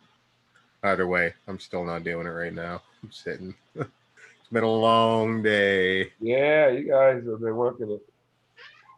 You guys have been definitely working it. I mean, you're working chat. You're working, you're working the machine. It's like, gosh, your mind just has to be. Brought to you I'm by just sitting here, coffee. been chilling, getting high. But I've been listening tonight. Tonight's a night to listen. Get my mouth In shut fact, and it was listen. 2 knowledgeable guys. I mean, we didn't have just a couple of guys hanging out, man. They were dropping some fucking good knowledge. So, hey, man, talk about filler. That was beyond filler. Yeah, it was great. Yeah, D420K, like I say, that's why I started making hash. There was a site called Herbal Dispatch back in the day.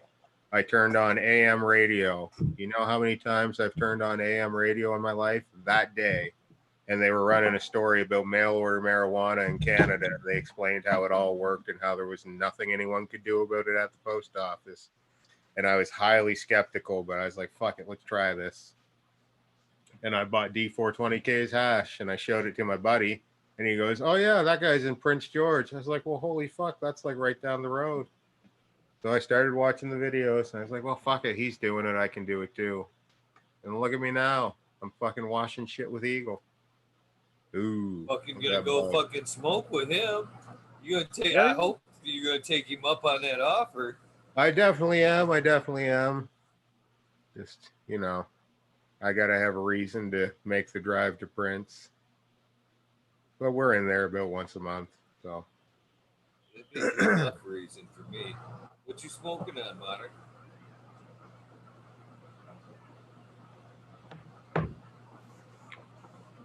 I look forward to the event coming up.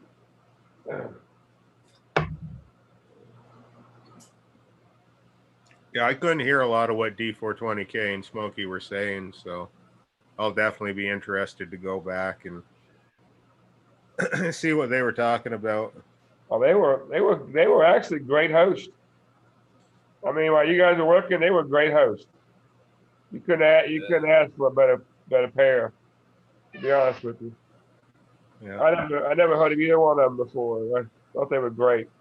yeah, yeah. We D420K is should, the bro. regular on Hash Church.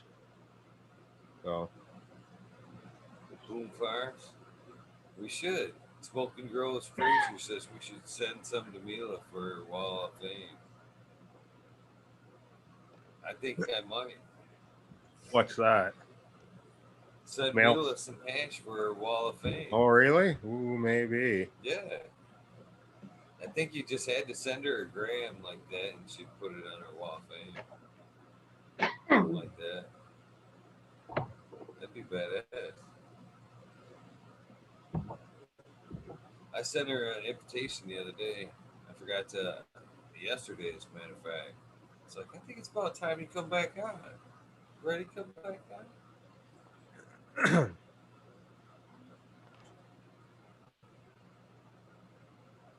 Yeah, D420K was being real modest, but he was a big deal, you know.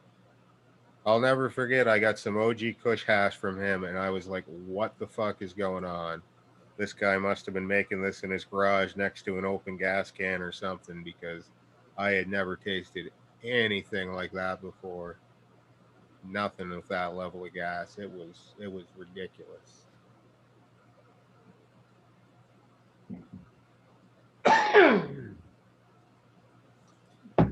So about ready for that first pull, boom. Almost. First pull of this wash. So how were you running it? I couldn't really hear while we were both doing it. You're not pulling every time you wash. You're doing 2 or 3 washes to one pull? Oh no, I used to do that. I could get away with that. Oh, I just realized that you're just like looking at the top of my head there. Fucking I don't think I get away with that. At least no way. When I dumped that 20, by the time I emptied So out the 20, you did 6 pulls, 6 washes, 2 bags each time. So you pulled 12 bags tonight every time. No. Oh yeah. Wait. Yeah, because you're pulling every time. You're pulling 2 bags. So if you pull six washes, that's 12 bag changes. See, if I did 6 washes, that was ideally for me. I would only pull twice. Right. Back when I had the 8-gallon, when I was running the 8-gallon, I'd run 3 washes, wash, dump, pull. Was the method then. But when I ran this and I dumped the 2 buckets, it was 2 5-gallon buckets. I pulled out of the 20, 2 full 5 gallons, and that's what I had to pull. Because even at that, when I got down to that 25, the 25 was still better than half full, so 2.5 gallons left in the 25. So you felt that you were getting enough yield that it was worth pulling. Yeah, I see. I'm interested in see Billy how big Hedge this is asking me how I smoke the hash. I just do it straight up. I don't put it on pot. I just put it. I got 2 screens in my pipe, and you can see it runs right through, and that's how I hit it. But yeah, I don't put it on top of weed. Sorry. What were you saying there, Eagle? Space. Oh yeah, me too. I was just saying I can't wait to see what the yield is on this first dry run. I'd say she sat a good 30 minutes while we bullshitted and fucking whatnot. And then I ran her for 6. I forgot to leave the top open so we could watch it while it was spinning like a dummy. But I used a bag and a half this round to what I put in there. You seen what I put in there, and it looked at, you know, to be honest with you, as I pulled out the fresh froze, it looked about similar amount, but this was dry, so I had to sop up. So I used a bag and a half this time instead of two full bags, which would have been 44 pounds.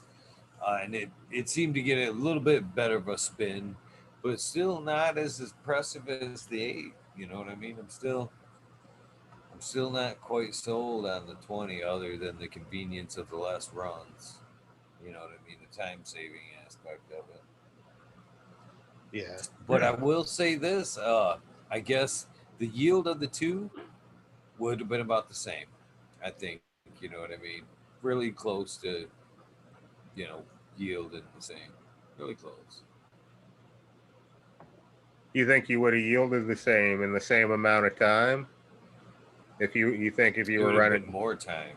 yeah. It would have been Yeah. more time. That's what I'm saying too. If I had the 20 gallon and the 7 gallon going right next to each other, I think the same amount of material, you might yield better in the 7 gallon machine, but the amount of time you're going to spend to get that yield is going to be, you know, lot higher.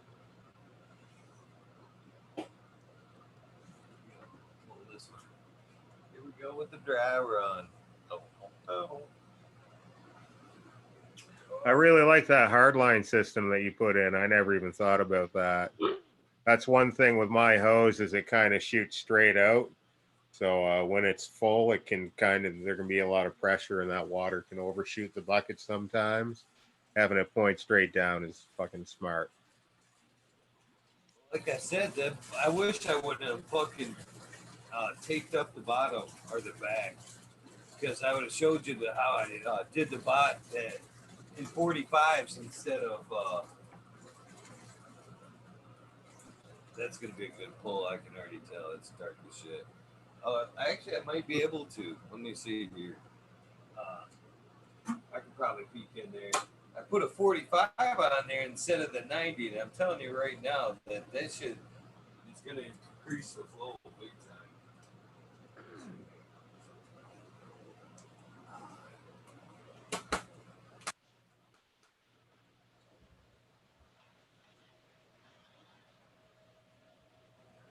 Now, Boom, why was your water purple? That because the weed? Because of the strain, I can tell you exactly which strain it was too. So I started with the Animal Cookies to Tropicana Cookies and the Slimer to Fruity Pebbles OG. And I don't know what I was thinking. I should have put all the weed in there. I've got 3 little odds and end bags that I don't know why I didn't put in there too. But I put the chocolate diesel to platinum in there, and instantly it was like I threw purple food coloring in there. So that it was yellow before, but I was looking at the water when it was washing, and it was still clear, and I knew I had way too much water for the amount of material I had for my first run. So I added that extra bag, and that extra bag is where that purple color came from. Yeah, I think it takes experience to learn those variations. Here's the thing, everything with growing weed. If you're growing from seed every time, your data is only going to take you so far, because strain dependent is a thing, right? Strain dependent matters. So if you got something you've been running for a long time, now we can really start doing some science. How's this go at 49 days, 53 days, 63 days, 85 days? What's it like? What's the difference? Right. Seed to seed to seed, you know, right. pheno to pheno. I have 2 phenos of the same thing, this chocolate diesel to platinum. You you you wouldn't recognize them. If I held out 4 things and said pick the 2 that are the same plant, you'd never pick these 2. One's great big Gorilla Glue looking buds, the other one's little tiny purple cookie buds. Yeah, there you go. It's all in the pheno. Yeah. I say it all the time. All in the pheno. Yeah. But that's the thing, when it comes down and you find that one finally. You know. That's right. That's what you're looking for. Yeah. That's looking for that one, just like Gorilla What's Glue sticking number the 4. boxes that you're looking for. Yeah, it's, good number 4 is, a perfect example. Why I named it number 4. Yes, yes. Yeah, I mean, it's just find that right one. And there's some that all look a little bit the same. So they're all brothers and sisters. But sometimes there's a little hot looking sissy there, she's just a little hotter than the rest. And that's just the way it is. So, different than weed. Weed and us, we both got cannabinoids. So, Yeah.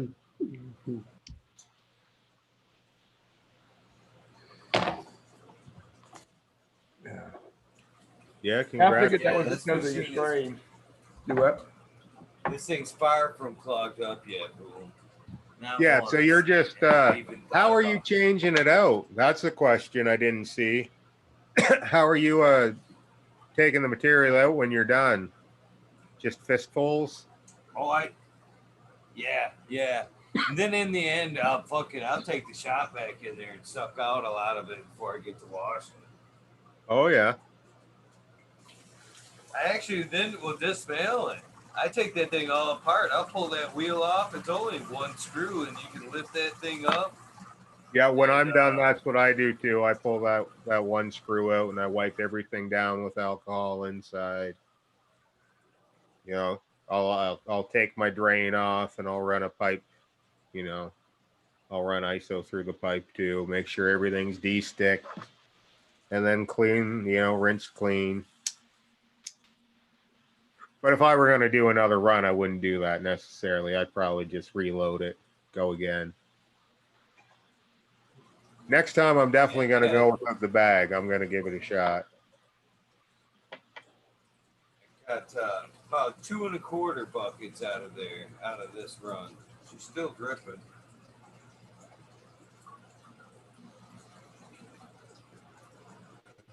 So that'd have been equivalent to almost 3 washes right there. Because you know what I mean? When you fill up that 8, you don't get 5 true gallons out of. No, yeah. Yeah. And when you hit the right phenotype for hash that's dumping, I mean, the gelato that I had was just a machine. It was crazy. Now, what bag are we looking at there, Eagle? What number That's bag? a 220 right there. 220. That's a 220 bag. So your 220 is a work bag. That's basically the same mesh that my work bag in the machine is. Yep. But that's not hash in that bag, guys. That's just a filter bag. That's to catch any little pistolate hairs, chunks of green, any of that kind of shit. Let me fill this up and we'll work that bag. I'll spray her out and show you how I get rid of that stuff. Because that's another thing, boom. You asked how I clean that machine out.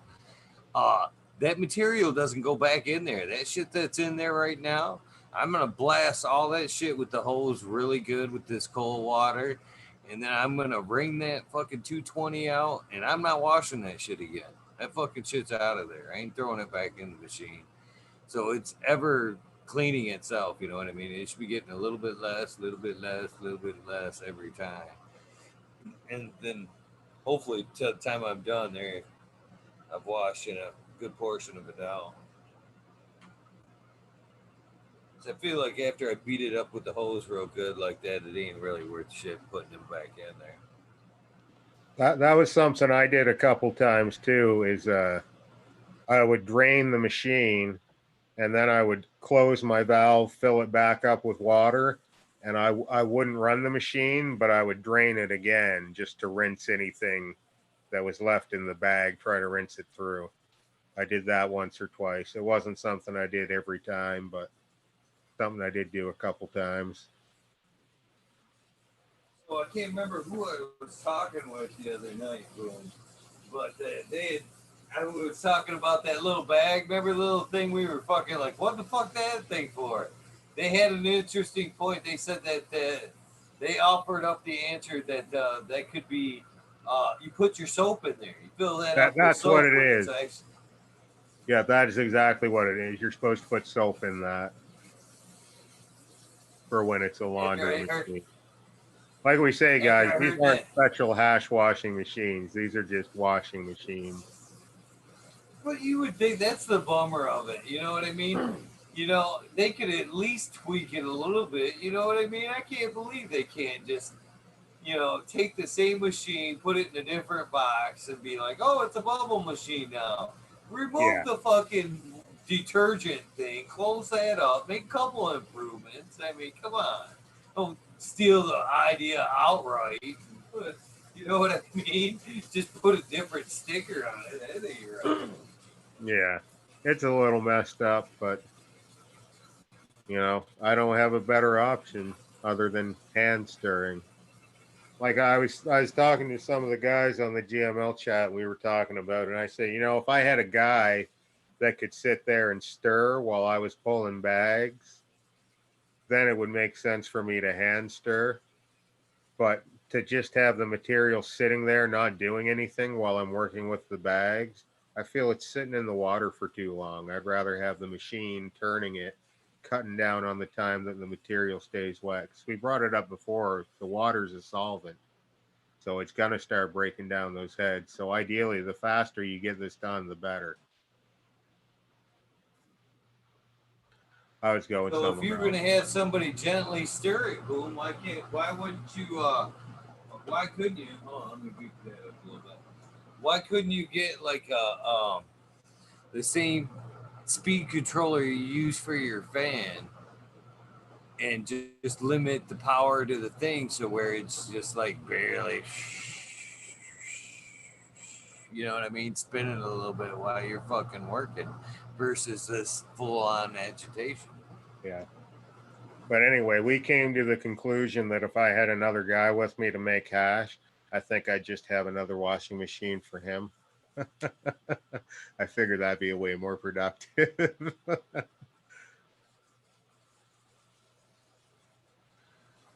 Red Eye Rustler says, have I ever tried an old ice cream maker hand crank? That'd be a good idea. I had something. So the first time I ever did it, I did it with a spoon. And I decided, well, that's not the move. So the next time I had it was a portable camping washing machine. So it was like a barrel with a top that you'd screw on. And then the barrel tumbled end over end. And it worked fantastic. But it was the same thing. You'd have to have someone there to be cranking it the whole time while you're pulling bags, or else it's just sitting there waiting. So what are we looking at here? That's the 60 bag or the 73? This is still the 220. I haven't pulled it yet. You rinsed through that bag? Yeah. Into what? Into the it's being rinsed into the 160. 160. Okay. No, this is garbage. You know what I mean? I'm chucking that to the side. You're chucking the 160. No, that was the 120. What was it? I'm sorry. 220. Okay. You're rinsing into a waste bucket, though. I see. You're not wasting it into the next thing. I was going to say, I definitely wouldn't just rinse my 220 through into the good hash underneath it, but you're not. Oh, I did. That's straight into the next level. That's into the 160. This is the 160 I'm pulling right now. Okay. Now, are you going to keep the 160? No. No. If I were to keep this right here, I would use it for food. For food. If I use that. Wait. I'm sorry. You guys got me all mixed up. This right here. Sorry, guys. Is my 160. Still. All high as shit. So this is what I'm pulling out right here. Pull it up. Around against the 160. God damn. I should say that. That's a good pull for the 60 that's in there right now. I'm excited to see what that 73 is going to look like. Because what came out of the other stuff earlier, see that right over there? Hold on. Oh, damn it. Right there, that little speck in the corner. That was the 160 before. So you look at the 160 now that's in there. These are pretty plentiful. already. Even though this is garbage, Yeah, I only use a 160 bag, and everything under it I keep. Right down to the 25. Yeah, I'll take it. I'll take it all, put it all together. I mean, I find it to be easy and just Yeah. get it done. That's what I did tonight. I went to the 45. I didn't really do a 25 bag tonight, but usually I do two separate qualities. So Eagle, this is a great example of what's that? The 160. that's the 160. Yeah, now I've never kept any of my 160. I've got 160 in mine. I used a 190 bag for a filter underneath the 220 though. I would not go from 220 right in. You're gonna get junk. But I like that 160 bag. I don't feel a need to separate it out. You know, I still get full melt from that stuff. But at Eagle, here's a difference in our tech. When I'm rinsing bags, I would pull that bag out and put it in a separate bucket. So any contaminant in there, I don't rinse through into the next bag. You know what I mean? If you're spraying your 220 bag, all that 220 small stuff ends up in the 160, and then you spray your 160, all that you're pushing stuff through to the next level. I like to push it all into its own separate bucket, and then at the end, I'll run that through all the bags too. That way, you get a bunch of dirty hash at the end of your run, but I find it keeps my runs a little cleaner. See, that's where this 120 here is coming into play because this would be like my garbage round. I wasn't even at that. I mean, I was getting nothing out of that 120 before that last round. I'm excited. This 73 is gonna be fucking. I bet you this 73 run. This is like a soup spoon. This isn't like a teaspoon. This is a fucking soup spoon. So I bet you that 73 is gonna be three scoops at least out of that. Oh damn! I'm supposed to put this. That's awesome. So yeah, I'm excited. This could be a good run. The last little bit of this out.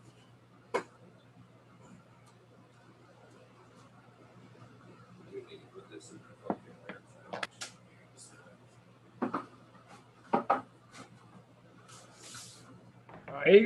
Eagle's got a video out there of him washing before he started all this live stuff. It's a very good video. I watched it a couple times. Yeah, it's a good tutorial. It is. It really I follows through back right what you when needed to he made do. the And first post that he was gonna go live and on the YouTube channel. I came and checked out the YouTube channel and I saw the hash tutorial. I go, oh well, I'm fucking watching that. yeah. And then I knew I was doing it in every night. I was like, oh, we're gonna hang out. I'm gonna be friends with this guy. Here we are, fuckers. Look at us. Yeah. This is gonna be a good one, Boo. I'm telling you that right now. This is gonna be a good one. Yeah. Here's an exciting thing, you guys. Have you guys ever gone fishing and you get a bite on the reel? That feeling you get when the big fish pulls. When you grab that 73 and you pull it up and it's heavy. Ooh, that's there you go. I haven't even touched it yet. Good. I haven't even tugged on it yet, and I know it already. She's already off the sides. One thing I would have liked to have asked Smokey, and maybe he covers it, is I wonder what size bag he's running. Is he running 20-gallon bags, and or is he doing the 5-gallon stack like we are? I think he's doing the 5-gallon stack. He said 5-gallon. Well, that's deceiving there because he said he was washing in a 5-gallon machine, 8-gallon, pretty much like we were, but he had those 20 gallons with the oars. You know what I mean? He had the 20-gallon trash cans there and the machine. So, which is he using? I don't know. She's pretty heavy. I don't know. Should be quite what I called out, but she's pretty good. So Now, you get a long time out of those bags. You satisfied with how long you get out of them? Well, for sure, they ain't even that expensive, especially buying them offline. They're pretty economical. I know, I but went to the grocery store today, and they were expensive there. They wanted like $60 for a 5 bag, and they were the full plastic on the side or canvas.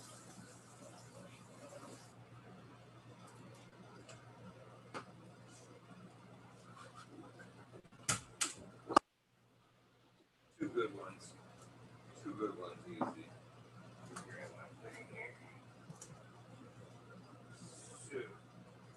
so that's the 73 coming off. Oh yeah, there's three. There's three. There's one. Nice. Nice. That looks very nice. Sorry, guys. Two.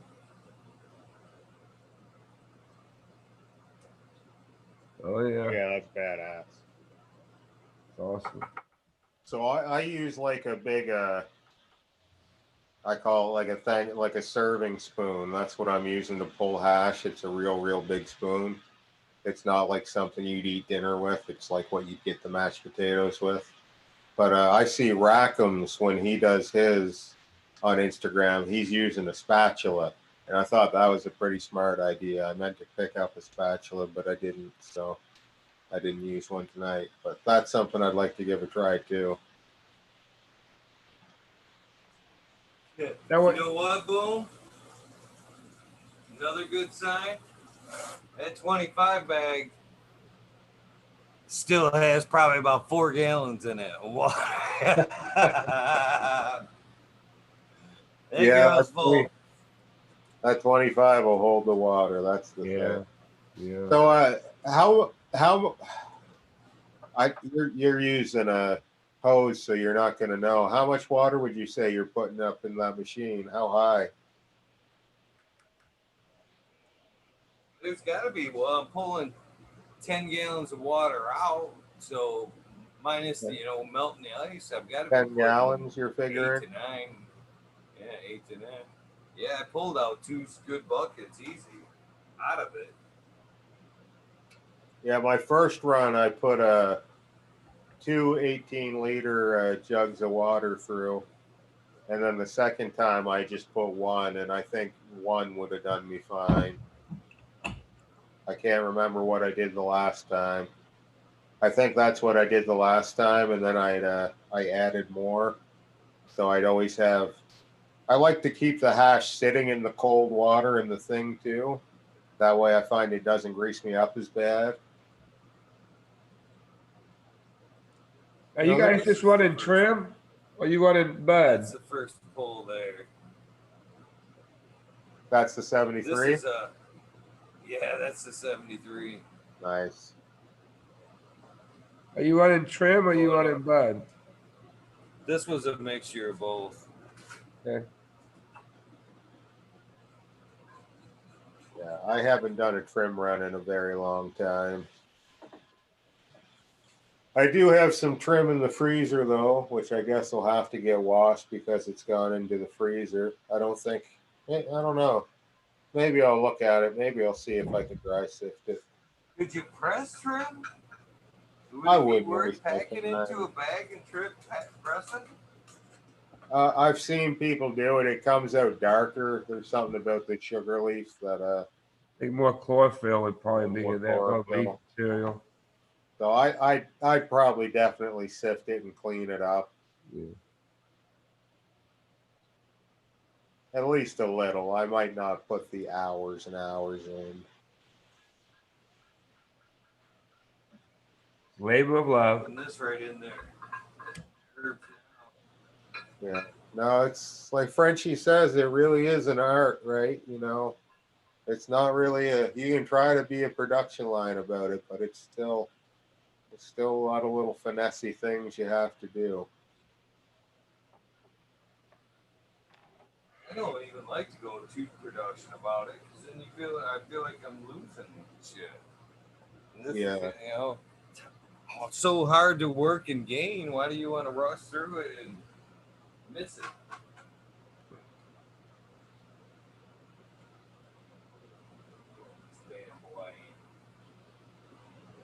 Does Frenchie only run bubble hash, or does he run anything else?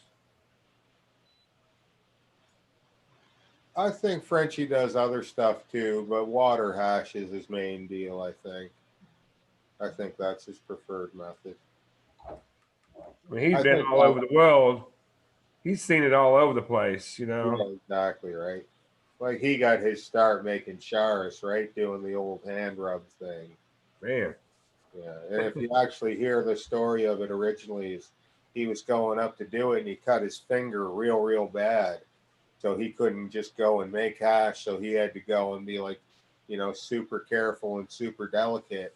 And because he was being so super delicate, he didn't make a ton of hash, but the hash he did make was so super unbelievably clean that it was, such a crazy high quality thing, right? But that's the way it works. I can make a bunch of sift, a bunch of keef, like 10 grams of keef right now, no problem. But it's not going to melt at all. If you try to press it in a bag, it's not going to do anything. I could spend 5 hours working on that and maybe end up with 2 grams at 80%. Or I could spend the 5 hours and really clean up maybe a gram of that 10 and make it super clean, right? It's where do you want to put your time, right? I never had that much material to run at a time, so never accumulated to be that much. But what I did make, I was very happy with.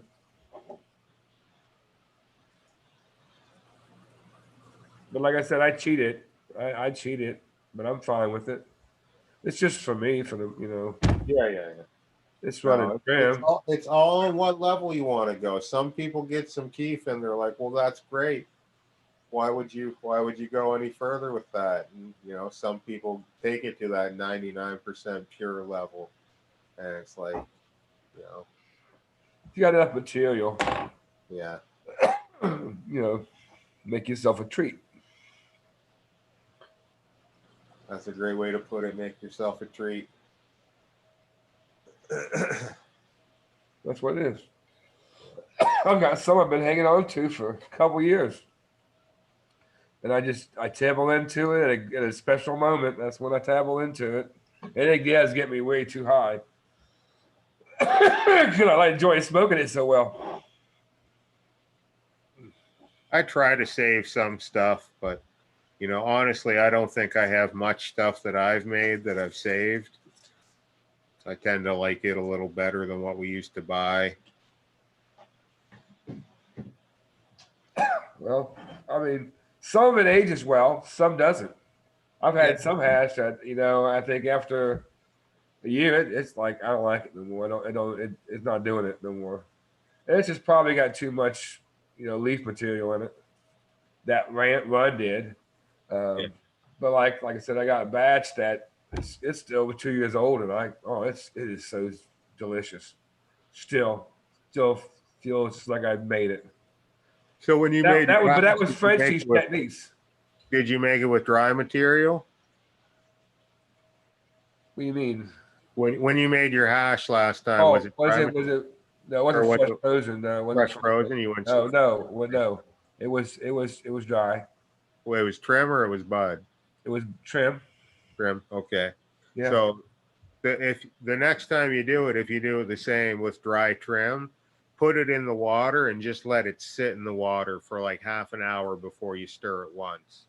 By doing that, you'll let it get more pliable, and that will make a cleaner hash just by doing that, because you'll get less broken up plant material in the hash, because that, you know what I mean? You think of a potato chip, you can't bend a potato chip, but if you've ever come across a potato chip they got set in like someone's condensation ring from their drink, that fucker's pliable. It gets saturated. It gets saturated. Yeah. I mean, it back to where it was when you put it in there. When it was growing, it definitely, we've all seen dry leaves. And yeah, they flake. Yeah. But I always took mine from the freezer. Always kept it cold. Yeah, that's a great tip too. If you have some sift in a bag, or some trim in a bag, once you've got it off the plant, throw it in the freezer right away. There's no need for it to be sitting out unless you're planning on dry sifting it. Then, I don't know what my opinion is on trying to sift frozen dry material. I don't know if that's better or worse. Great. Because there could be a condensation issue is what I worry about taking it out. And correct. I agree. Because it's called dry sift. It's not called, greasy wet sift. Right. You're not going to sift a greasy strain. You need that sandy quality. No, I ran that of now, which was also, I wet trimmed that and then put it in that dryer. Versus, I never do that. I always dry trim, and I think that had a lot to do with it too. I didn't try the machine with. I didn't want to. I hold a few leaves on that bad boy. And I don't want. I just don't want to put that in the dryer like that with the leaf so much leaf material. I feel like I had to strip the son of a bitch, to put it in that dryer. I guess I feel uncomfortable having all these leaves all packed in there. Even though the air is moving on, it still just didn't. It was uncomfortable to me. It needed to be trimmed and then put in the dryer. But that may have had a lot to do with it also.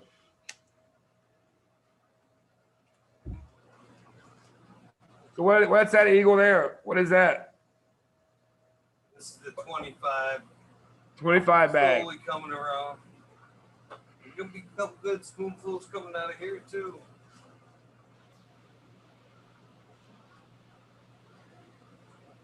You do this, Boom? Do you do the bucket tech like this? I do. You slowly pull down on the bag like he's doing, and what it does is it creates a vacuum inside the bucket. So it'll actually pull water through the hash. It's neat to watch. I got the wife to film me doing it there earlier in the show, so hopefully we got a good shot of it somewhere. Somebody said put it underneath the subwoofer. The vibrations. So cool used to do that with his Keith box. He used to put weed in it and then fucking jam out all day long, and then he'd go back and fucking sift the key for the hash out of it, and that's when he'd smoke the rest of the day.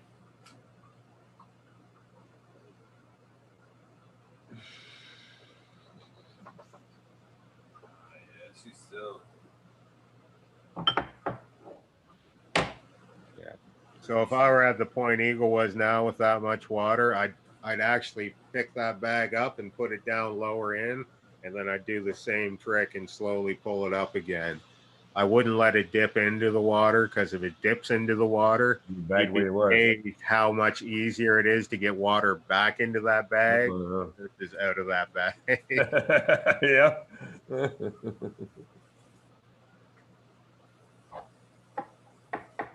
Spraying works good too. You can get in around everything. Really wash shit back down into the bucket. I love that fucking hose thing. I definitely need that. That needs to be part of my game.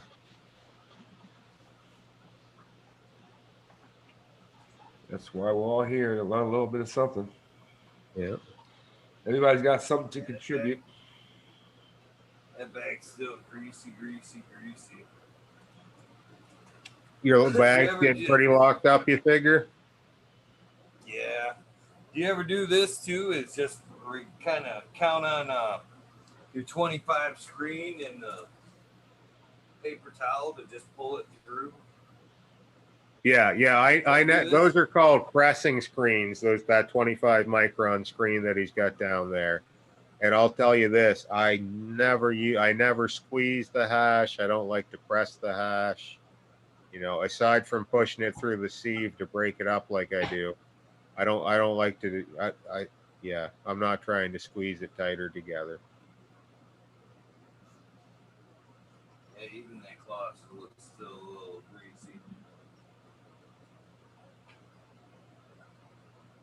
Another thing I found is I don't like to put it on that screen too wet. I find that'll give me. I find it's hard to get back off. Like it almost the water running through it. It kind of makes it stick to the thing better. You know what I mean? I find it's harder to get it off. Is what I'm trying to say. Harder to get it off. Anybody? Yeah, I knife it though. I actually You will do the take knife it, technique, eh? Right on. Yeah. Yeah. Yeah, I just use my spoon. But the amount that I end up with stuck to those screens, I don't fuss over. I give it another couple little scrapes with the spoon, and if it's stubborn, I just ISO it. You know, negligible weight.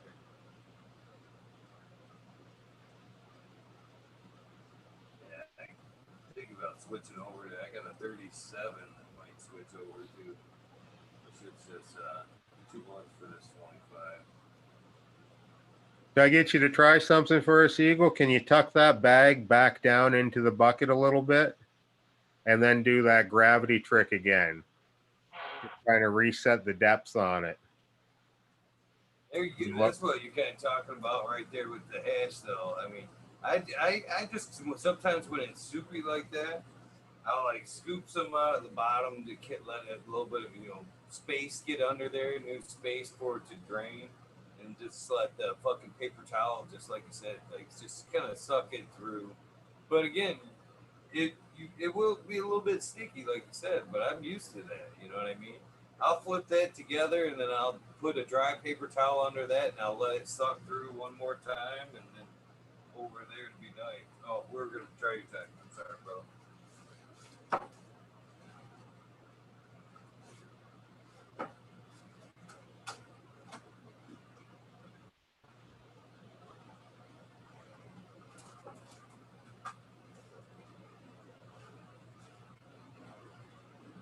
I can see it because it's already. I've already lost a lot of water. To be honest with you, I haven't even pulled it back up yet, and she's already fucking dry.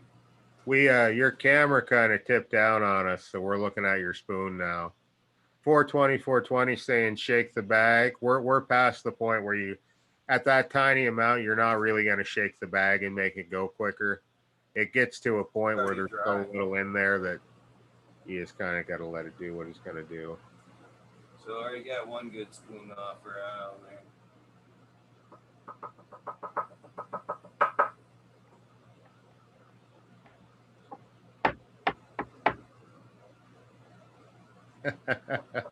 There's Green 13. It's hash day. You know hash days all day.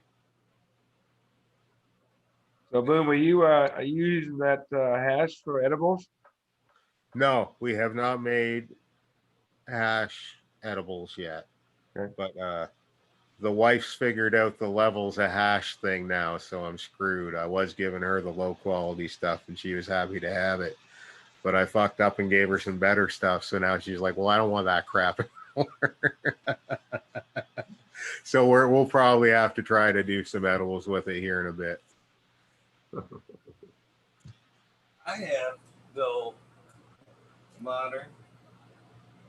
There's you could take it like a gram of hash and just throw it in some coconut oil and just let it dissipate into the coconut oil, like just stir it around until it disappears into the coconut it'll oil. dissolve. And you could, yeah, then you turn around and make anything you want with that. In the, you know what I mean? Cupcakes, anything. Do that overheat? Pardon me? Is that overheat? You're heating it up? No, it doesn't take much to melt the hash off into the oil. It really doesn't. Yeah, but you got to activate it somehow, right? Well, it's going to activate in the process of losing, when it heats up and it's dissipating into the coconut oil, it decarboxylates a little bit, but then when you turn around cooking with it, you're going to warm it up and decarboxylate it anyway. Yeah. See, that wouldn't work for my gummies, right? Because we don't bake the gummies. get you. I get you. Brownies aren't too bad. You know, I can handle brownies. The cookies just don't work for me. I've just not had a cookie yet that I've been happy with.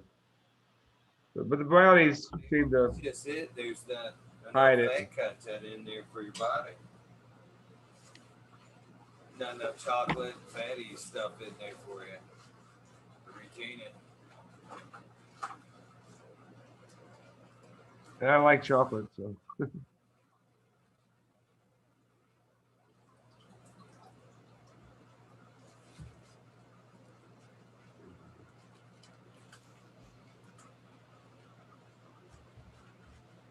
Already got another one ready. Time for another round. So are you washing the same wash again? Or are you switching material? How far are you away from switching material? Oh, that was the first wash on that material. So you figure you're going to wash it at least 6 times? Probably. Right on. As long as she's got given a decent amount, for sure. Yeah. The most I've ever washed is 9 washes, for anybody wondering. And the least I've washed is like 3, 4, probably 4.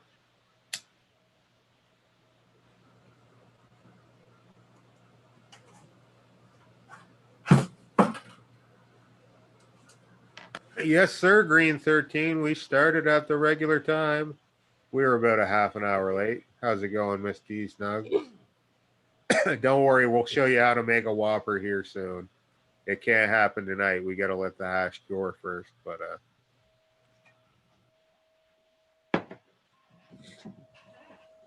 they all look in my little. What's happening, everybody? I haven't been paying attention because it's over there and I'm over here.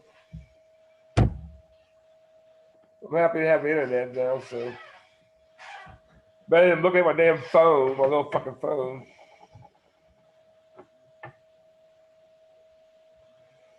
But you do what you gotta do.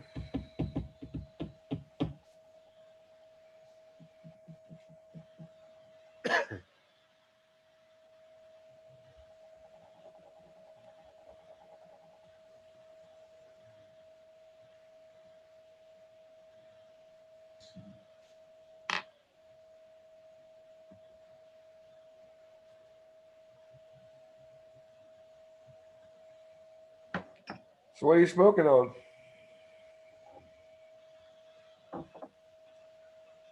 See this hash? All I'll do to make a ball is I'll give it a little squeeze. Just the heat from your hand and the pressure will make it start to stick to itself. I'll hold it here for a second. I'll squeeze it in a different direction, hold it for a bit.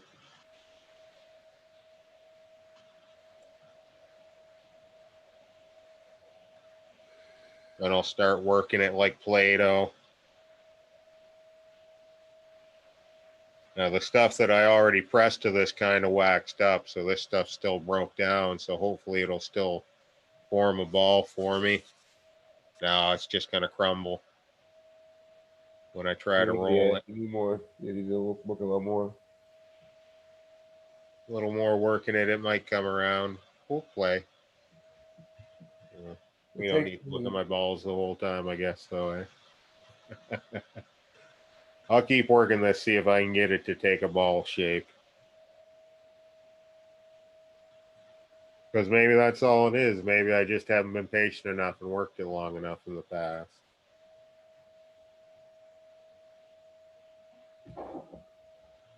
Smoking on the Acapulco Gold. I ain't got much left of it. I don't have no more cuts of it.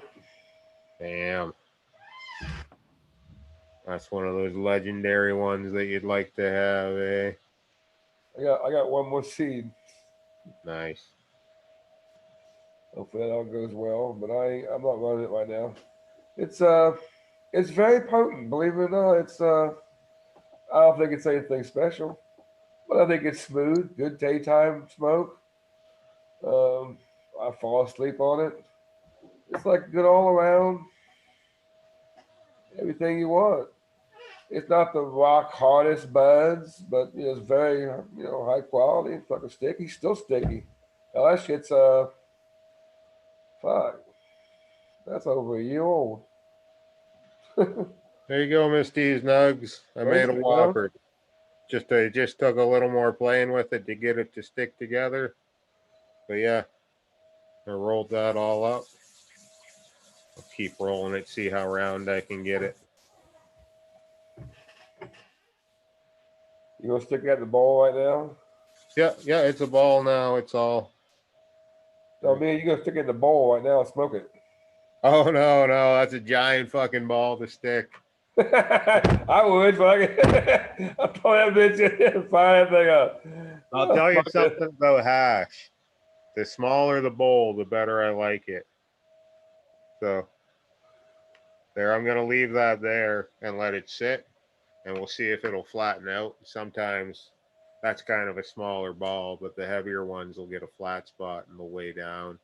They'll turn into like an egg. I usually flatten them. a little bit. I like them a little bit like a stone in the lake, the river stone. Just like when I break it apart, it's just better than a ball. It's like I'm just trying to cut it when it's a ball. That's the thing too. I don't necessarily prefer the temple ball style. The way I break it up real small, I like to leave it like that. And as long as it doesn't all stick to itself, I keep it like that. So like we've said a couple times, if I measure it all out into little jars and I keep most of them in the fridge and I only have one out at a time, I don't really get that sticking together problem.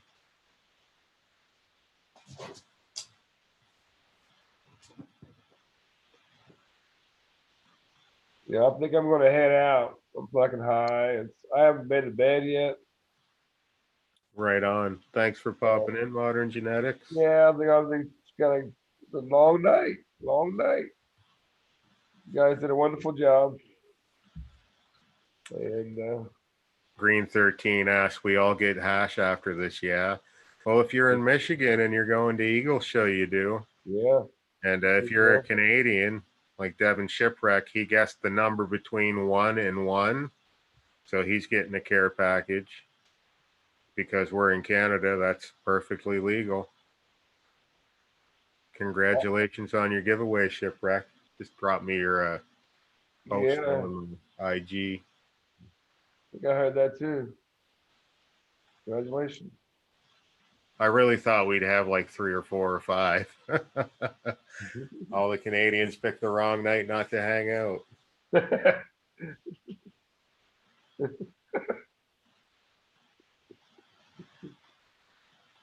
All right. Well, we'll cut the fuck out. All right. You guys have fun. I appreciate you. I'll hop in chat because I haven't been paying attention to it. So I'll hop in chat. I'll hop back in chat. Talk to them people. All right. See you, Eagle. He's washing away. Probably got his mic off. I'll talk to you guys later. He's in the garden. Yeah. I guess I better stay on until he comes back. I'll leave you all by yourself there. Don't want to leave you there by your lonesome. No way, the mic was off. I've been sitting here talking to you and shit. Oh, Chicha B's popping in. Oh, okay. Oh, fuck yeah. I was just going to say, if Modern's dropping out. Yeah, I'm dropping out. But I want to say hi. She's coming on. I have to say hi. For sure. Good morning, guys. Good morning. Good morning. Hi. How are you? Good. How are you? Doing good. Been a long night. Yeah, I see. I can't believe you guys are still on. Yeah. Yeah. He wanted to watch some more, so I popped on with Boom there, keeping company. Yeah, I thought I would jump on and just say, hey, what up? Good morning. No, you gotta stay now because I'm heading out. That's okay. I just made some coffee. It's all good. Good, and you can hang out for a while. He's got to do another round, so yeah. We'll be up for a little longer. Good morning, Eagle. All right, see you guys. See ya. Good day so far.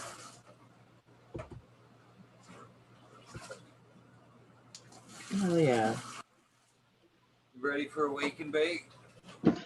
I think so. I think I'm awake enough. Hell yeah. What are you all smoking? It's hash night. We're smoking hash. Oh yeah, sorry. I haven't smoked hash in years.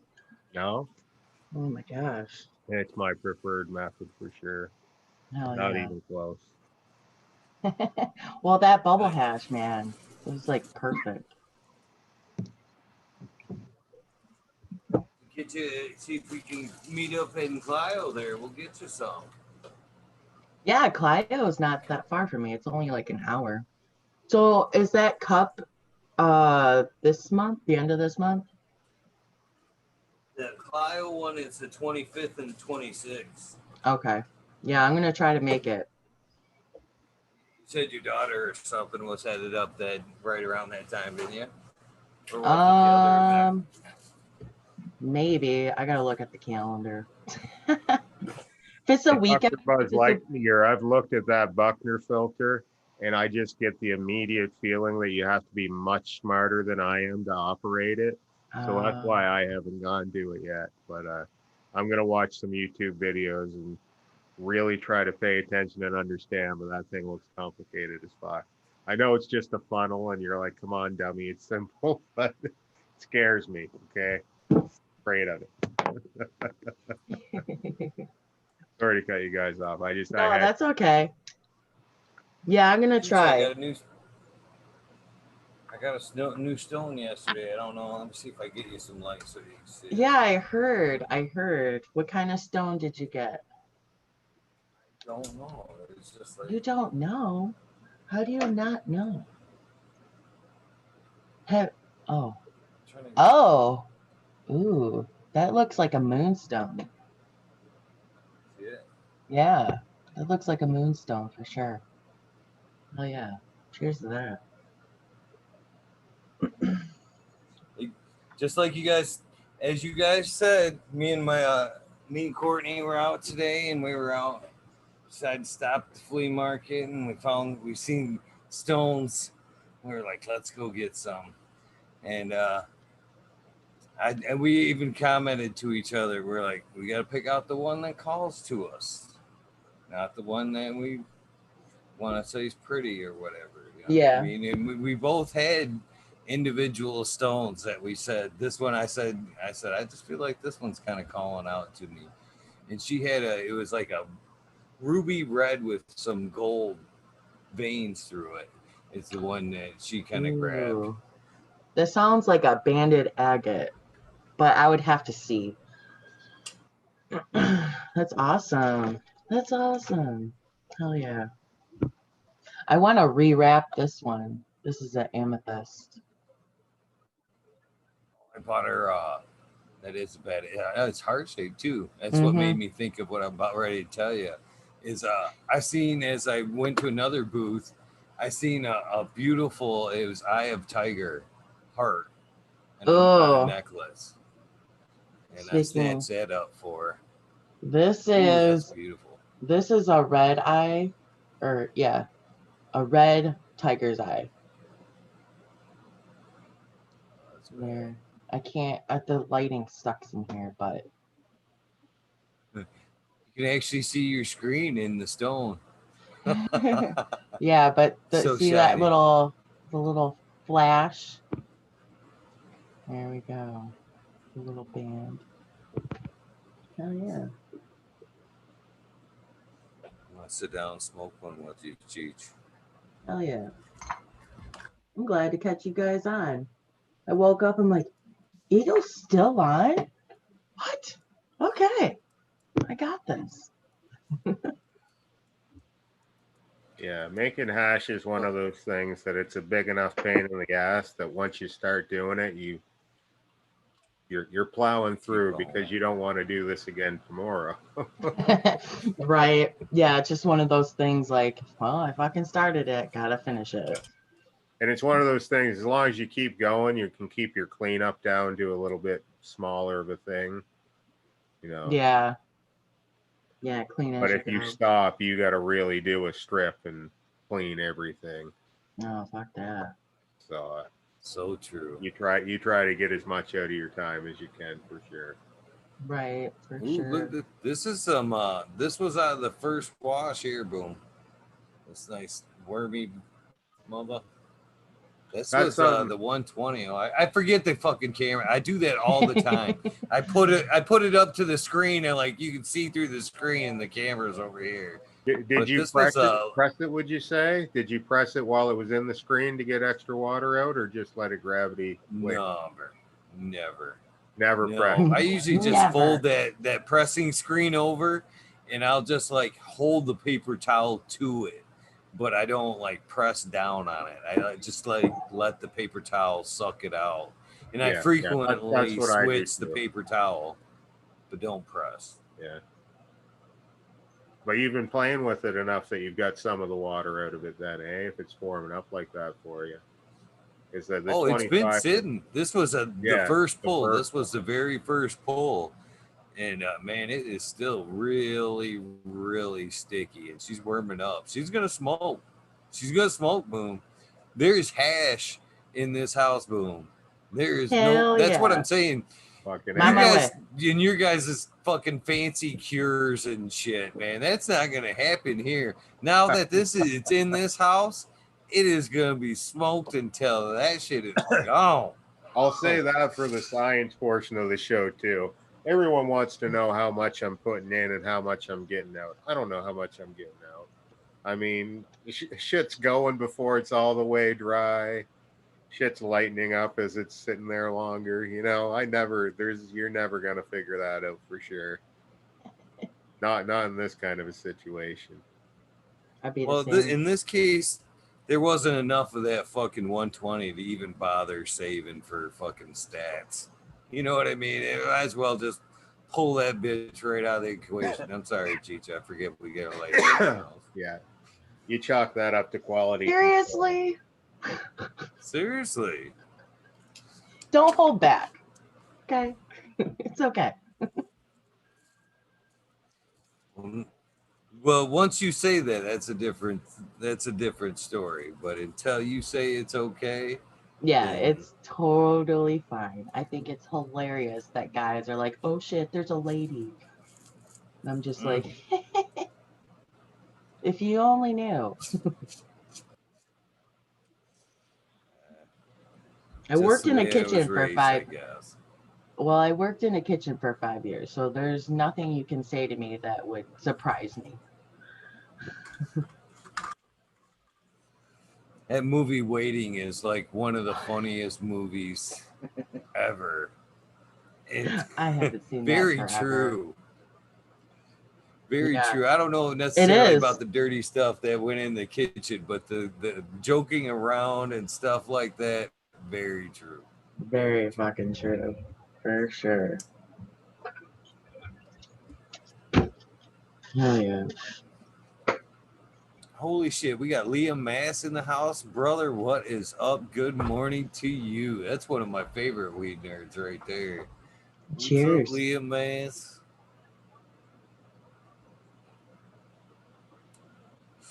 I got to meet that cat firsthand at one of the cups. Oh, nice. He was a great dude, man. Great dude. I enjoy seeing him every time I fucking get a chance. Oh, yeah.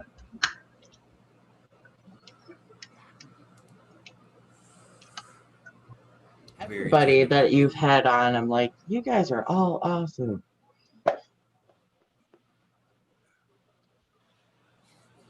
I can't believe it's one. I'm quickly coming up. I did some quick math on this the other day. When I hit 200, I will have roughly like episodes like freak episodes like tonight don't count. But if you go by the average, I will have 1,000 hours into this at 200. Holy shit. That's awesome. Crazy. That's crazy. A 24-hour show, and you know that's not counting the 420. That's only counting 5 hours per day. That's a minimum. That's the low water mark for what we for sure have at 200 is 1,000. It's well, it's not way above, it's hours above. That's funny. That's crazy. That's crazy to think about. Yeah, yeah. Dedication, man. Oh There's a yeah. lot of time to put into this.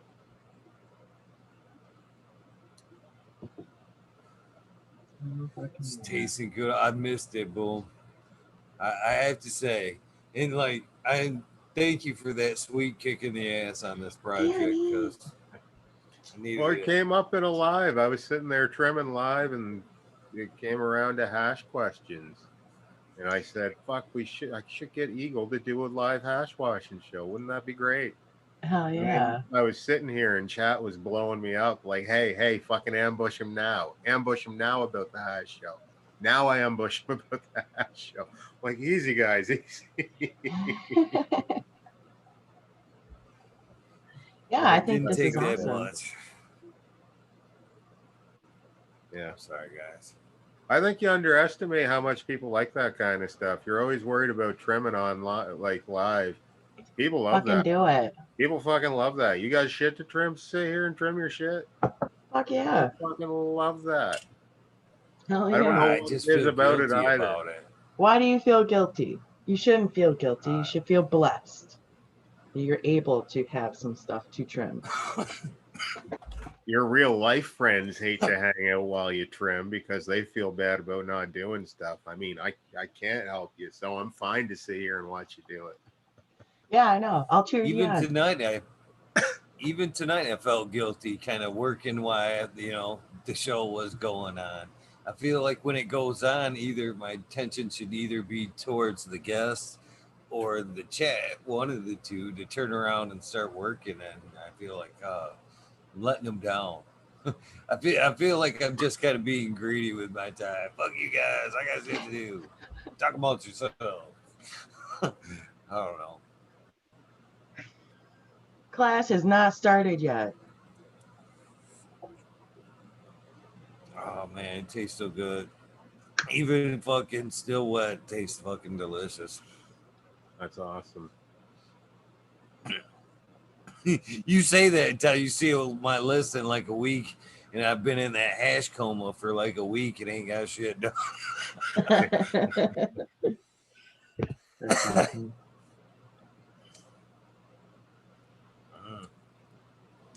Yeah, it's been a good night. I still Good got a lot night, of work to do Modern. too, man.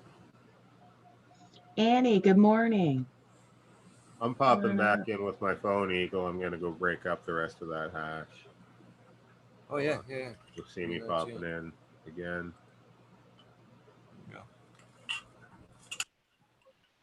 Should have just made you the co-host. Zoom can do that now. Now it can do two. Sorry, guys. Oh shit. There. I think I got it now. Haha. Yeah. So stones are officially over. Chakra's starting this week. Yep, chakras is Sunday. We are starting at the bottom, the root, the red. Hopefully we have a pretty good show for you guys. We got a lot of different aspects coming to the root. So yeah, it's gonna be fun. It's gonna be awesome. Can't wait. I'm excited. Mm-hmm. It's a topic I'm excited for. Yeah, a lot of people are actually excited for this, so I'm pretty happy. I can't wait. It's gonna be fun. Oh yeah. I had fun with you guys on. As I went back and posted that soundbite, I honestly looked at that clip and I was like, look at that lucky motherfucker right there. I just looked happy and be surrounded by 4 gals, man. You did. You were cheesing so big. I was like, that's funny. No, I had a great fucking time. That was awesome. I'm actually really surprised I made it the whole way. You guys were willing to go and then some. You well, guys were willing to go and then some. Yeah, it was crazy. So that little half an hour nap really did me in. Poor Madam T. I don't know how she made it through the next day. Yeah, I don't know either. I have no idea. A lot of cannabis smoking, I bet. I mean, if I was camping, that's what I'd be doing. But Oh, it's so delicious. So delicious. This one I can just like, the dominatrix is present in this hunk. The dominatrix is definitely present. that's crazy. So how long does hash usually take to dry, or is it just depends? It depends on how well you break it down. If you're letting it just sit out, where you're keeping it. And on average, before storage, if I'm keeping it like room temperature and I broke it up pretty good, 3-4 days before I'll start to close it up, and then after that I'm like really leery. I'm checking on it for moisture, and if I feel any in there, I'm opening it back up and setting it back out for a sec. Oh, nice. To each their own. It depends on the method there. I know Boom. Right. He talked about what 7 to 9 days there. Boom. Is that what you said? That's awesome. Yeah, 7 days, and I break it up ultra fine. And I like to go a minimum of 7 days. You know, I'm just pushing it through gently with this. Give it a little tap. You hear it falling, maybe. But we can see again, I stopped paying attention and I put a little bit too much here. This little patch right here will not be as high quality as all this out here. This stuff will be a better quality melt than this stuff for me. Wow. Huh. Just in the way that it dries, that Right. little bit of extra moisture that it's going to retain. Now I can make that as good as this, and it might even be better. I've never really taken the time. But if I let this stay in here, like if I scooped all this stuff out and left that portion in there, Right. it might be, and let it dry for a little longer, it might bring the quality up, you know, once the humidity gets to the right point. Right. But honestly, usually I just take that stuff and smoke it first. That's awesome. That's cool. I'm learning. You know, I find the hash for me is very uplifting. That's another thing I like about the hash versus dabs. Is dabs for me, it's very heady. It's all up trapped in my melon there. But a good hash, a quality hash, really quality hash, keeps me up and running. It's almost like coffee when I'm smoking it. I really enjoy it. That's awesome. That's awesome. Yeah, you gotta love a good. Did you tell us? No, I did not. I have AOG. I just learned that it was Agent Orange. Thanks, Twisted. I'm like, I don't know the abbreviations, what it stands for. All I know it's AOG. And it's really good. So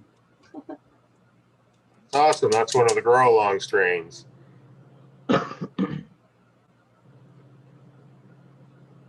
this one, I wish I had better I'm towards the end of my bag.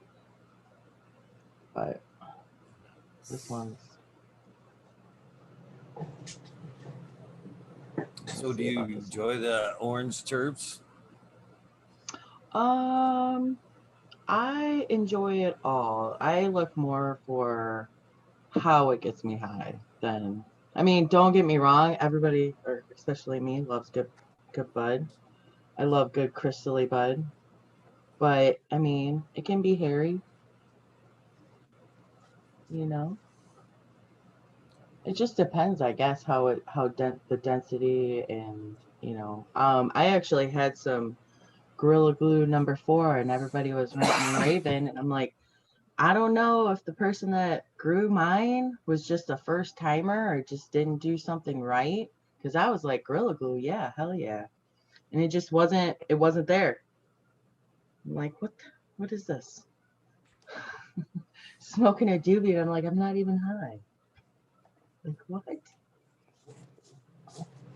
Man, I'm just cheesing on this one over here. It's like it's one of them ones you haven't probably caught it, but I've been staring down at one of these. It's one of them ones that more.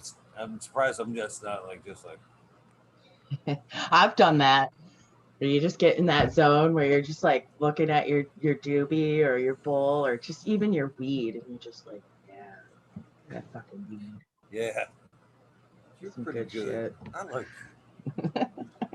I like you. Or you just like you're hitting a doobie and you're just like, thank you. Like, thank you.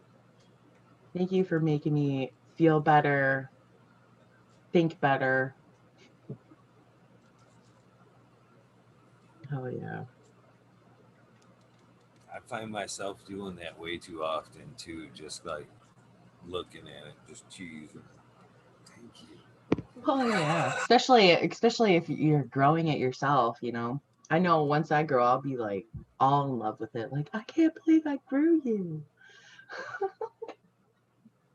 Have you actually ever grew one out, Teach? No, I have not. Oh, this is gonna be fun. This will be fun. Yeah, the situation, I just need to move. I need space. Oh, Teach. Okay, so you here's do the not thing. even know what we're talking about yet. You do not even Shit. understand. You're not even here yet. You're not even here yet. No. You're here, but you're not here. No, I'm not. I'm telling you, once you get that, I know you understand. You enjoy growing other plants, but there's just something about that, especially that first run you get off. It's like it just ignites a whole new passion for the plant. It really does. I wish I was joking, but it does. No, to be honest, like I have helped some growers, planting and moving and trimming and all that. And definitely when I'm That's trimming. not yours. I know it's not mine, but I've definitely put some love and care to help this person to grow this. Whether I'm putting dirt in buckets or transporting the plants from the one room to another, or so I definitely have done that. And with trimming, at least for me, like I just look at it, it's like, Alexa, trim this bud, and it's just I'm gonna love it. Like, it's just so pretty, it's so awesome. And the smell, I love fresh bud. Like, I love that fresh, just stinkiness. What's up there, Mr. Suggs? Good morning, everyone. Good So the men carried us through the night, now the women's taking it all the way through, huh, Cheetah B? Hell yeah. That's what's up. Hell Good morning, yeah. Eagle Gardens. Good morning, Boom Farms. Good morning, Chat. Good morning. Johnny Yes, good morning. 420. Woo, woo. I know. Morning. That's what's up. I feel like if I did my shout outs, I'd be like Eagle over here for 20 minutes. I mean, I love everyone. Like, yeah, I love all of you. Kazoo. My gosh. Where's the Ewok? The ninja Kazoo, Soil Life, Dr. Buzz, Johnny, I'm so happy to see you. I will be in Vegas. Annie! Sorry. Spikey Pilot, Mr. Green Pots. That's what's up. DL, yeah, Mr. Green. Yeah. 2372. Whoop, whoop, whoop. I mean, I could go on forever. Yeah. It's so nice to, wake up and come in and, say, hey, good morning, guys. And, you have like 5-10 people saying good morning to you. And you're just exactly. Like, oh, you guys are fucking awesome. I was listening to the story as I prepared my morning presents. I was listening to the story how Eagle ran up on his stone. That's what's up, his crystal. Yeah. Yep. The universe guided you right to it. And that's what's gonna happen with me. Hell yeah. Yeah, you gotta let the universe kind of guide you sometimes. Green 13. I'm OG for real, 420. That's what's up. That's what's up. What do you all have planned for this beautiful Saturday morning? I know Eagle, Booms, and most of the chat will be going to sleep. So me and Cheetah B, we got to get our day started. I know. It's like, I feel like maybe I should go back to bed. Shit. Cleaning. Yeah, I did that yesterday, thank God. So today I think I'm gonna take the autos to a dark period. I always do like a 48-hour dark period. So it's time. I think it's overtime for those. They've been going, to be honest, I done lost count, but I think it's been over 9 weeks. Oh damn. Oh damn. Yeah, for sure. For sure. Which ones are you running? Fast Buds. Sorry, I have the Fast Berry and the Lemon AK. And it's my first time doing it. And at first, it really did start flowering like after 2 weeks. And I was like, okay, this is some crap. It's not going to come out good, but it came out really good. Yeah, I seen the pictures. Good. Yeah, I got to post the ones I took last night too. So yeah, it looked really good. Yeah, that's one thing I can't wait to when I actually grow is just watching it, because like even watching the tomato plants, it's just like, yes, grow. Grow. Okay. So in chat, Spiky Pilot says that there is no dark period for autos. So I just chop them down. I'm not used to that. I just chop them down. I don't let them, go to sleep first and surprise them in the middle of the night with an axe. I feel like, that's kind of wrong a little bit. You got to like kind of wake them up, Okay, ladies, it's time for your trim. Your cut down. Green 13 is having a COVID test today. That test, I've heard a lot. It's rough, but it's a good thing that you're having it. So I feel you. I heard so many stories. Yeah, good group. They say they touched my brain. Yeah, that pretty much everyone that I've talked to about that, they're like, yeah, so they touched my brain. Right. Exactly. Oh man. And here in Michigan, it's getting cooler because winter's coming. And I'm right here with you. Yes. Allergy season. I don't know if you guys see. My outside plants, I don't know what they're doing. We're gonna go take a look since the sun is out. I got terrible allergies. I was talking about that earlier. Man, this time of year gets me. The last couple of years have got me pretty bad, and it seems like every year I get them, it just gets worse and worse and worse. I'm like, no, can we not? Holy shit, it is a light outside. Oh, it is. Yeah.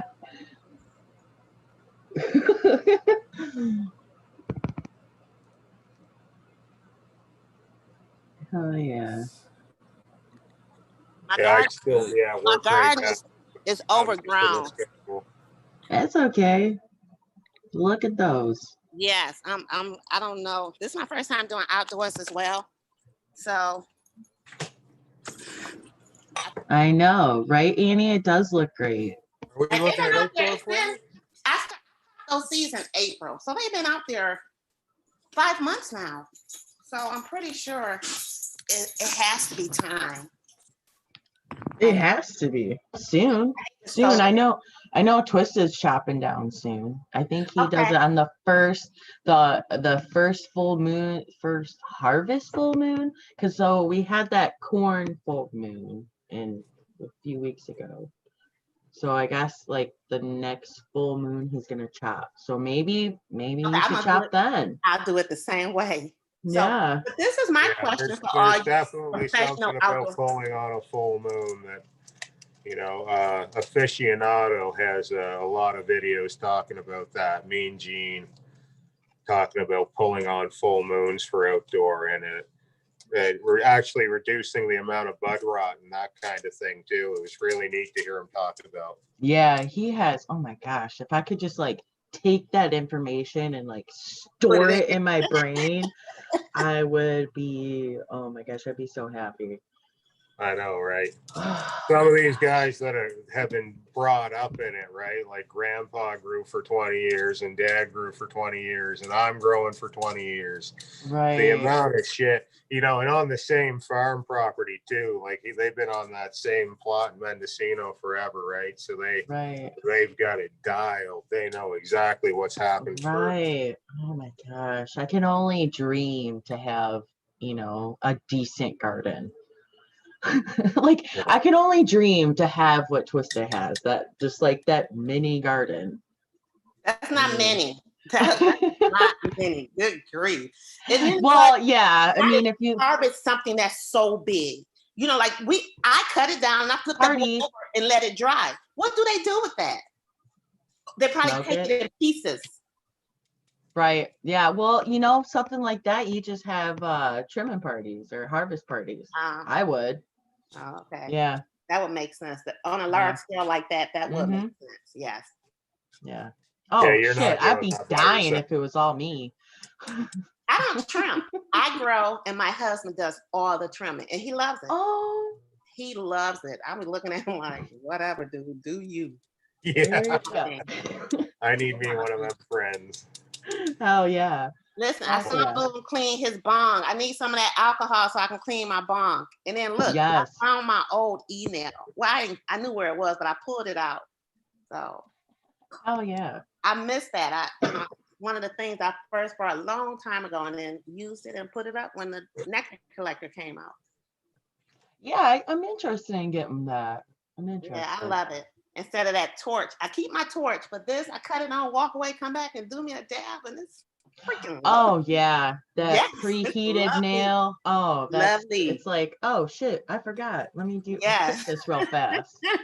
Yeah, I don't have to worry about it. Oh dang, it cooled off too much or anything. Yeah, for sure. I love it. For sure. Yeah, I'm definitely I don't have a lot of knowledge in the whole dab aspect of it. I'm just like, oh, okay. I just know it gets me really fucking baked because I don't smoke it a lot. Yes. That's all I know. Cannabis, the flower gives me like a heady buzz, but the concentrates, they warm my toes. They give me a whole body buzz. I'm on another level. Yes. Oh. And my brother, he's all like, oh, you don't do dabs a lot? Here, let's just do a humongous one so you can die. 420. Yes, I'm going to ask Alexa for help. Yes. Yes. Alexa, trim this bud. I know, that's right. Exactly. When is the next full moon? Oh, shit. I should know. He said October 1st, 2020. So see, she's helping me already. Now I just need to tell her to set a reminder to harvest on October the 1st. You should, definitely. Fuck yeah. And she's still talking. I don't even know what she's talking about. The volume is too low. I can hear you, but I have headphones in, so. No, I'm saying Alexa was still talking. I just don't know what she was saying about the full moon. She was giving me some information about it. Alexa, stop information. I know. Oh my gosh. I don't have an Alexa in the house. I mean, I know I have my phone, but I don't have an Alexa. Man, you gotta get an Alexa. She changed my life. I can say, Alexa, I'm leaving. And she'll say, okay. What she do is listen for glass breakage. She'll let me know if she hears some glass breakage. Oh yeah. Well, one thing, I would have to rename it because Alexa is too close to my daughter's name. So it's Alexa, computer, or something. It's only 3 options that she give you: Alexa, computer, and maybe it's only 2. Yeah, I definitely can't. I wish I could have called her something. I should, they should make it to where you can call her whatever. That would be so sweet. I'd be like, my alter ego, tell me what the weather is for the next 5 days. That's awesome. So Eagle Gardens, are they going to cut this because it's been running forever? No. Wait, yeah, Zoom. I don't. Yeah, it's got to hit 12 hours before they. Actually, they'll let you go buy it, but they just won't repost it. That's what I learned on 420. the hard Oh. way. Why? We still got 4 hours. I'm like, why? That's Difference doesn't make. retarded. Can you imagine if someone wanted to sit and watch the entire thing? That's there. That's Fucking props to them, man. For sure. 420, Yeah, there was that's the time people on that hand. watched the whole thing. Modern Genetics was one. There was That's a few awesome. people that went the whole distance on 420 with me. I couldn't believe it. And, you know, the numbers showed it. They showed it where it come up and it peaked there at one number, and then it leveled out and it stayed that number. Wow, for the that's 24 awesome. hours. Yeah. That's like, awesome. yeah, I couldn't believe it. Sucks that we'll never get to see it though. Yeah, I know. Fuck. Let's do another one. I'm gonna. Oh shit. 420 this year. We'll do it again. The only thing I learned this year is we gotta bust it up into 2. Intermission. Right? Right? Hell yeah. That's awesome. Most definitely doing it again. Hell yeah. Okay, and then I heard you saying something Let it about up against Cleo. 10. What's that, Notes? I heard you guys saying something about Cleo, the 25th, 26th. Oh, Clio? Yeah. There's a Are you cup coming? going on in Clio. I don't know what cup. I just know I want to fucking go so I can meet some of you stoners. For sure. That sounds like I something never like correct anybody on the Clio. Clio. I'm sorry. I hear it so often. You know, even up here, it's the same thing. There's a town up here called Mayo, and you wouldn't believe the people that call it Mio. And Really? actually, the ones that like even live around there, I'm like, it made me question it. Maybe. Yeah. Genetic Memory Farms is in trim jail right now. Good morning, Jack Greenspaw. Yes. Good morning. Good morning. Good morning. Good morning. Good afternoon. Good night. Hell yeah. Yeah, it's pretty crazy. You almost, like you said, you question yourself, like, am I saying it right? But then in some aspect, it's like tomato, potato, potato. Exactly. Envelope, you know. Yeah. Same thing. Hey, I don't care how you say it as long as you get there. You gonna come? That's what he said. You gonna come? You gonna make me? You gonna make me? I just turned as red as my shirt, didn't I? That's awesome. I'm planning on coming to meet the crew. Yes. Yeah. I will be. Yeah. It's like, I find it so funny. It's like, Amber, she introduces me into this world and I meet, I'm talking to you guys and some of you I find out are in Michigan. I'm like, where the fuck have you guys been? Because like, there's just assholes around here. And then now like the whole COVID thing. So it's like, what the fuck? There's no cups going on. Yeah. And then when Eagle was like, there's one going on in Clio. Fuck yeah, I'll go. Now, I think it's about an hour from me. I'm in Romulus. Okay, so it's about an hour and a half from me, and I'm 45 minutes north from Detroit. Alexa. So. Volume 3.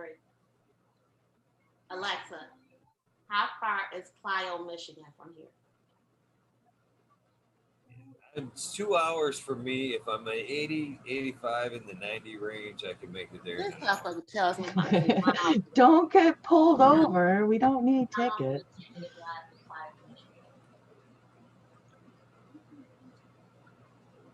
Oh, Brittany, I'll send you out. Make sure you get another.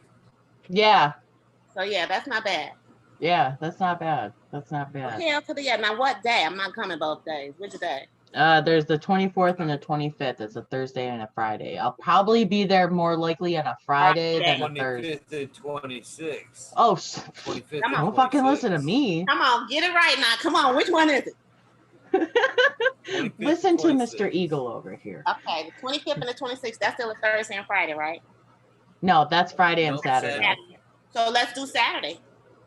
Fuck yeah, I'll definitely be there on Saturday.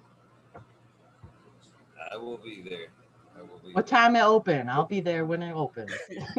I don't have my daughter. I'll fucking be there. ready. I want to say it's 11. I think the doors open at 11. Oh, that's perfect. That's Get what's up up. early, get ready, pack Shit, my what's shit up? for the day, and go on up. It'll be a good day. Hell yeah. Good day. Fuck yeah. Hopefully Sorello, Christy that's how comes. you should be at 7:00 in the morning. High as fudge. I know, Yeah, right? for sure. Happy Especially when 420 you have West nothing to Coast. do. Yeah, I'm going to Phoenix. Monday. Monday. I'll be there till Saturday. I'm going to visit my father. Aw. And so I'm going to Vegas between that time. So I might hit up Johnny Canasee when I get there. My cousin lives in Vegas. Aw. So I'm taking a You look. should. Hell You to the young should. kid now. I'm breaking out. You should. I've been sitting here this whole time. It's time to make a move. It really is. Jack. Happy 420, everybody on the West Yeah. Happy Coast. 420, Jack Green. Happy 420. Hell yeah. Good morning to you. Happy 420, Jack. Welcome to the show. Good morning, Boom. I watched earlier as D420K and you and Purple Thumb OG and Eagles were all making some hash. I fell asleep. I got to admit, I was like, hey, it's being recorded. This is going to be a good one to watch on the after because like the whole process, I like to watch it 2X or 1.5 or whatever.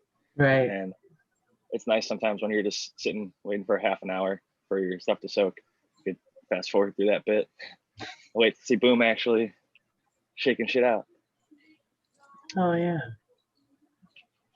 Yeah, I started watching it and I took a dab and I woke up and started watching it again and took another. I like woke up at like 1 and I was like, well, I could go in there, but I couldn't focus for the fucking life of me. And then I woke up and I'm like, he's still on? All right, let's fucking do this shit. Yes. Yeah. We'll And fucking when do Chief this B shit. said I'll go on, I was like, okay, Chief B, that's what's up. I'm with you. I'm with you. Yeah, I'm like, oh, it's the after show and we're just hanging out? Fuck That's yeah, what's let's up. do this. That's how you get it done. Oh yeah. I had to jump on, but I was like, maybe I'll jump in and make some hash. And I was like, wait, I do exactly what Frenchie Canoli does. Exactly. So like there's no sense in showing a technique that everybody already knows. Same bags, same technique. Sometimes I'll run a bag within the washing machine, but the first few times that I've done it, I've gone Frenchie style, like or Eagle style, I should say, where material straight in the machine. So with that said, my technique's no different than Frenchie. He's a bit better at doing it, and he's got that big 50-gallon metal washer. But I learned from him on his YouTube video of him making it in the backyard with a 8-gallon washer like most of us use.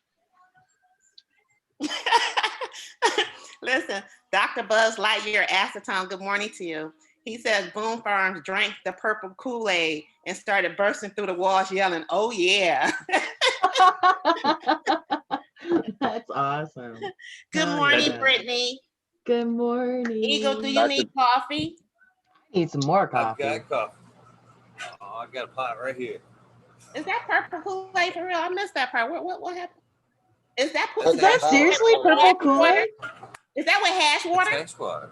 Oh, shit. The Chug. Can you drink that? That I know that might sound like a stupid question. Yeah, I did. It's not a stupid question. I'm not going to drink some again. It's not that tasty. I was just about to say, what did it taste like? I know. Chlorophyll. Did you put sugar in the water? No. No, you can't make Kool-Aid without sugar. Fuck yeah. No, it's not Kool-Aid. That's just straight hash water. That's nothing. Dude, add a pack of Kool-Aid and some sugar to it and let me know how it tastes. Yeah, no shit. You could. Eagle said if I heat that up, it would actually activate some of the oils that have gotten loose into the water. Dude. Wow. Do it in coffee. Could you put it? That's what's up, good. Yeah, could you put it in a coffee maker? I have no idea. Dude. That's what heat it up. Me? Make I'm some going to tea pour or it some right down coffee the with kitchen it. sink. I'm not going to do any of that stuff with it. Eagle's actually feeding his to his plants. Okay. He's got I've seen seen people. Flower. He's going to use it as a turf booster. Yeah, I've heard people say that about feeding it to the plant. But Rob, do you really drink dirty bong water? No, don't. Sorry. Some people do. Some people do. I don't know why. There's some Ugh. cannabinoids in there. It's gross. Listen, Yeah, if unfortunately. it's too much water in here and I take it and the water hits my lip, no, I don't want it. No. Yeah, it's gross. No, that's why I clean it. I used to run with a guy that used to eat every roach because it was already activated, and he was like, "Why waste it?" And he ate every. That's called Wu-Tang in it. Wu-Tang. Wu-Tang Clan. They're all about the last hit. You eat the roach. I've eaten roaches sometimes. Green 13. Yeah, good morning, Green 13. Good morning, Green What's up? 13. I'm gonna jump Everybody out. I just wanted okay? to pop in for the hash episode and say what's up. Cheers to Have a everyone for beautiful 420. day, Jack. Have a great day, everyone. Jack, what the fuck? Peace and love, y'all. Later, Green 13. I'll be in the Later, Jack. chat. Have a good day. Here's Green 13. Night. Welcome to the Late Show, or in your case, the Super Early Show.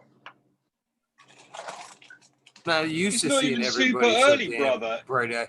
He's gonna make coffee. It's No. midday. He's It's like, lunchtime. it's midday. This ain't no fucking morning around here. It's my birthday. What? Good. Happy Happy birthday. Guys. 7:26 on the clock. On the clock. 7:26. Oh. Oh, your birthday I is was gonna the say, day before my 21? dad's. Okay, so you'll always remember me. Yeah, hell yeah. Hell yeah. That's awesome. I always say that Are when you I not look at the gonna- clock and I see. Me too. Me too. Right, you know, like what's up? What's up? My birthday time. Hell yeah. My birthday's actually on Friday the 13th this year. What? That's what's up. Which Hell yeah. I know. I think there might be a full moon too. Hey. Oh, water stinks so bad. Ugh. Yes, good grief. My brother. What a when we crazy were young- episode, dudes. How long? Forever. Eagle looked 7 hours. Eagle looked fresh. Eagle looked like he went on the coffee. Well, he's had hash for the first time in weeks, so he's all kinds of energized now. Oh, he eating ice cream. Yeah. I have one. I want ice cream for breakfast too. Oh shit, everybody get their ice cream. Let's do this. Coffee and ice cream. Oh, it's delicious. It's delicious. Spiky, actually, my birthday will be on Friday the 13th every 4 years. I figured that shit out. Nice. What month? Teach. You mind me November. November asking? 13th. Coming up. Yep. And it's kind of a milestone.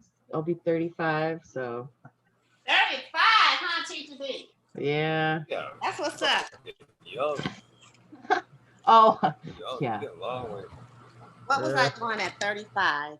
I definitely was Oh, not. fuck. Here we go. No, just kidding.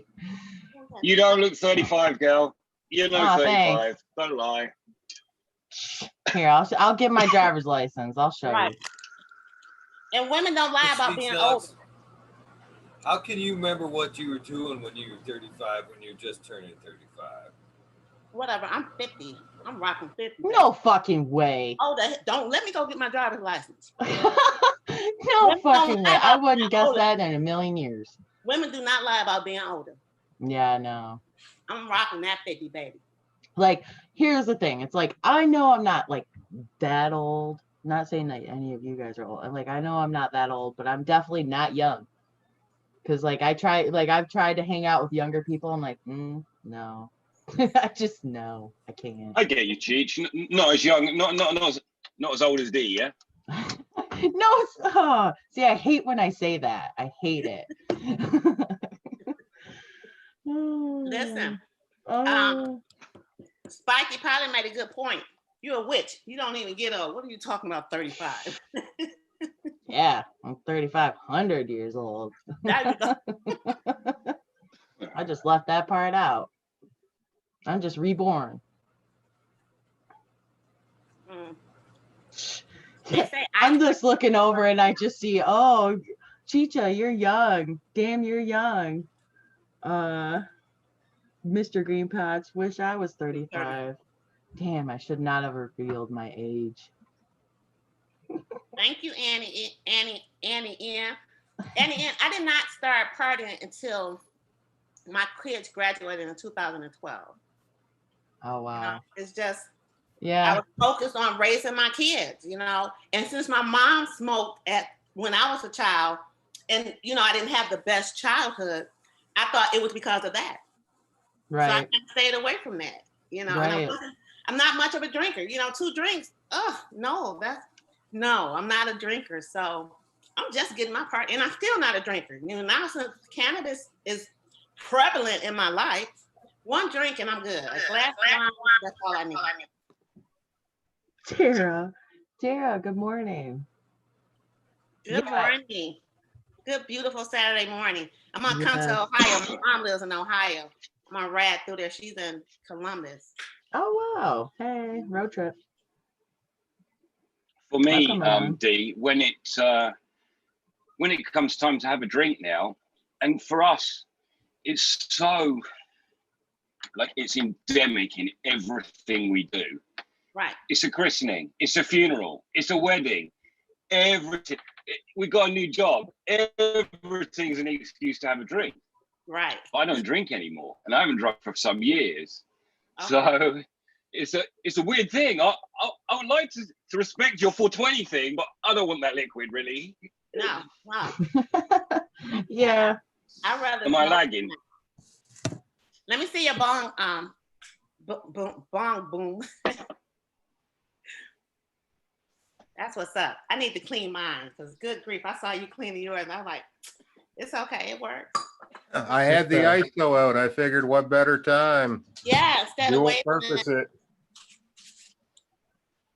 Morning, Tara Wilson.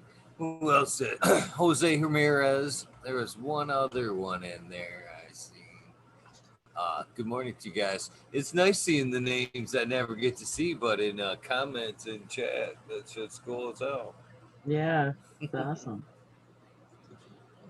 This is actually, it feels a little bit exciting to have your awake. Like I don't have any windows in here, so it's not that exciting, but it does feel like you're in my time now, you know, like Eagles our guest for a minute, and I bet half of chat is Europe.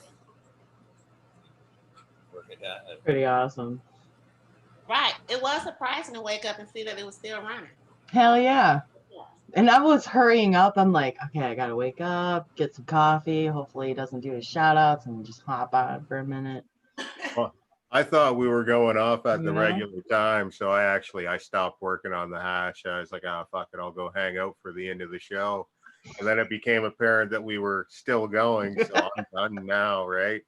Like I've still got to use the shower to really wash out the machine and really clean up the bag, but the wife's asleep, so I can't be running the shower while she's in bed. But it's all ISO'd out and degreased, so it's a good start. Right? Yeah. No more work to be done. Yeah. You're world ahead of me. I'm gonna be regretting it here in about an hour or two. Boom. Yeah. Yeah, I was gonna say, yeah. Still washing? You still washing? Yeah. You had a lot, huh? Yeah. A lot less now. So are you making Whoppers? Are you making Whoppers with them? Those little balls? Don't they look just like Whoppers, man? That was the best candy, man. I love Whoppers. Mm-hmm. As soon as I saw them on Instagram, that's the first. As soon as I saw the picture, I was like, Whoppers. I love them. Looks too good to eat. Yeah. I've never had that. I've never tried hash. What? No. Now watch the show back. Now you'll know how to do it yourself. Right. Yeah. I like how I saw Purple. He had the big garbage can inside of. No, I like his setup. Let's just put it that way. Because I remember seeing someone where they cut the cans to make it easier to move. That was a great idea. That was a great idea. Yeah, so we both want to set up like that. It's definitely a bonus. Yeah. Yeah, I've actually made hash one time way back when. but we use like the bagging system, so we had the 5-gallon bucket full of ice. You know, you mix it in, and then you chop it up with a drill or whatever, and then you pour it in the bags, and then you just let it go through the bags all the way to the bottom. That was kind of a neat process. Fucking took forever. That's the thing. It takes a long, long time. What are we looking at? Is that the sherbet queen? This is my next edition. Yeah. Organic mushroom growth kit. Oh. Yeah. Okay. Yeah. I'm ready. I'm gonna go road trip over there and learn with you. I'm ready. I've heard so much about it. I've never tried it, and I'm ready. I'm ready to just come out the freaking box. I know you need a very sterile environment. Yes, I've watched so many videos. I know oh my that. goodness, it's like, yeah. Yes.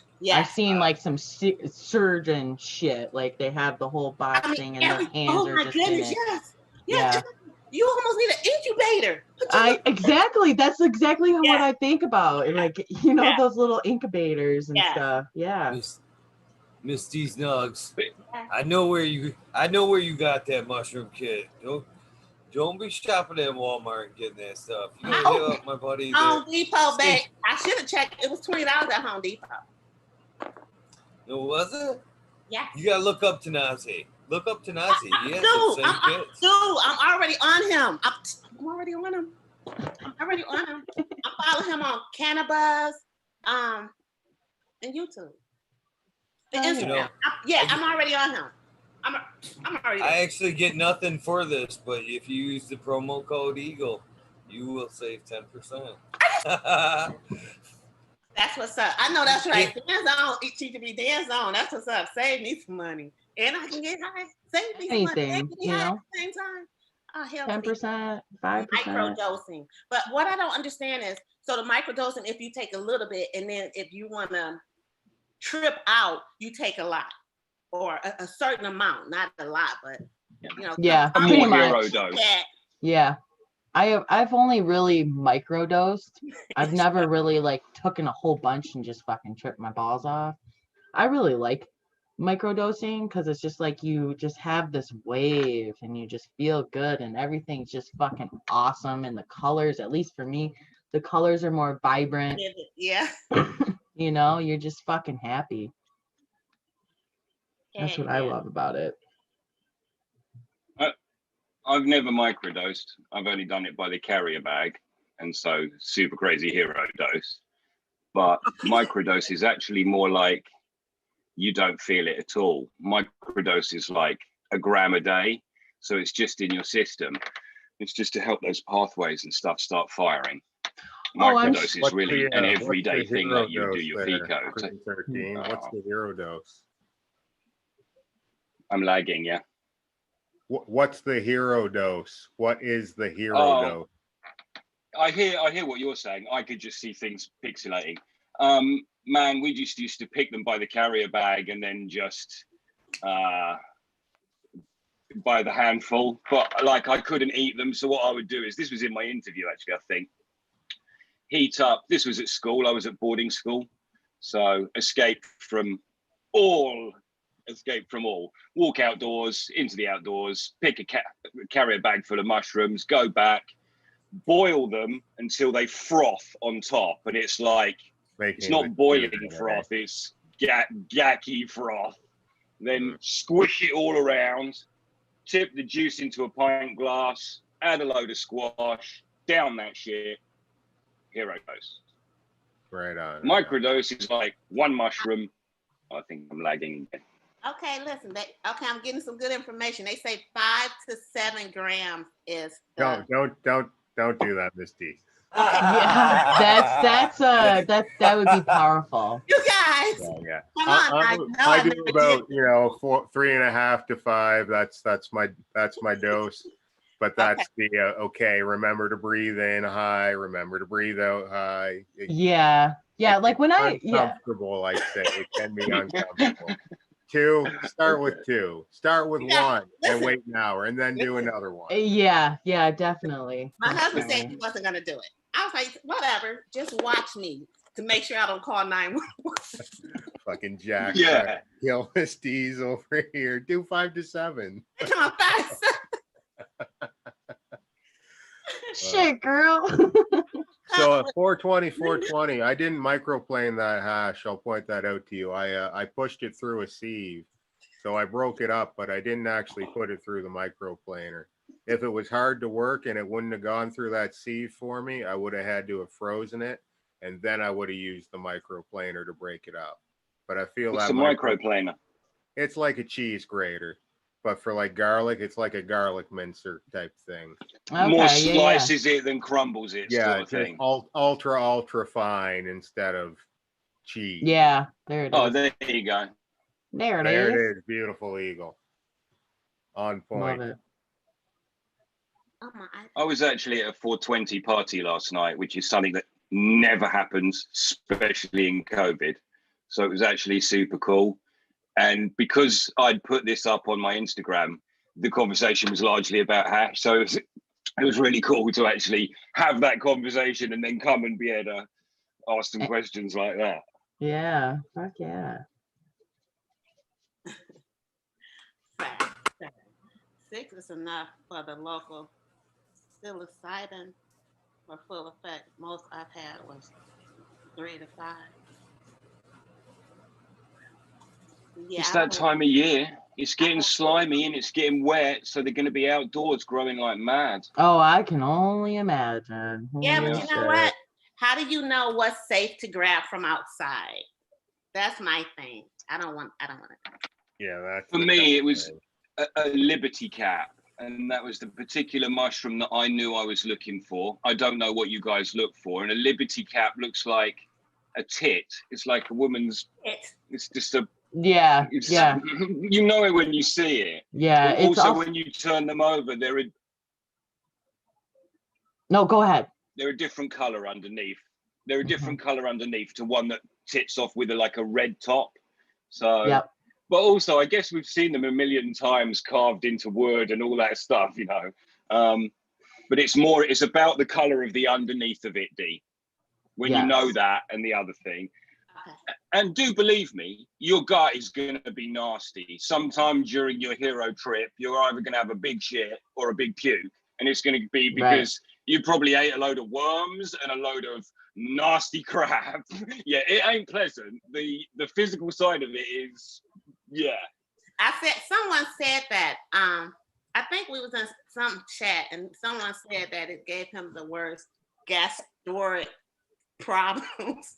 Gastronomical. Well, it's food poisoning if you think about it. You're eating food poisoning. So, you know, that's why you either throw up or fucking shit your brains out. Is that effect immediate? No. Oh, okay. No. It's not like, 20 minutes in, you're like, oh my God. It waits till you're good and fucking tripping balls before you have to go deal with it. No, actually, I'm joking. It can be really casual. It can be chat, blah. Sorry about that. What were we talking about? Oh, wow, man. So, or it can do lots of things. It can change the direction of a thing. Right. Oh, I do recommend eating before you actually take some shrooms because I've, microdosed all day, didn't eat all day. And it was towards the end, and I'm like, yeah, my body's feeling it. I'm either gonna upchuck or it's just not gonna be pretty. It's not gonna be pretty. So yeah, I would definitely recommend eating. Some preparation in whole. Yeah. Now, Jack, sitting in my chair. I like to be laying down when they're peaking. And also another thing I really like to do is I like to take them and then I like to go for a walk and come home. I don't like to go far and I don't like to be out of the house when it really, really hits, but just out for a walk in the fresh air, something about that triggers them. And then I'll come home and lay down in the bed. Now, Jack Greenstock has That's interesting. He really should have stayed on. I know. What the heck? Right. I know, Jack. All the time for what? Right. So listen, now. Some of the best. Go ahead. Some of the best mushroom experiences I've ever had. I keep forgetting how the cameras are all which way. Get it together. Some of the best. I know. Some of the best experience I've had on this assignment was falling asleep to that point. I've had mid-trip. I mean, just I'm tired, and then fell asleep and just. I mean, tripped while I was sleeping, and it had some just crazy dreams. And woke up still kind of fucking dazed and confused. That's some of the best rides I've had. I never had that. That sounds nice. It sounds calming. Yeah. The last trip I did was on Golden Teacher. Jack Greenstock's got that he's got Golden Teacher and Penis Envy. And I've got a batch of Penis Envy for whenever I decide to do my next one. But I found that the Golden Teacher was very gray experience, like everything kind of grayed out. It wasn't a lot of fancy kaleidoscope colors or, little elves running around or anything. I want blue a and green. Like that. I want blue and green, blue and green. Yeah.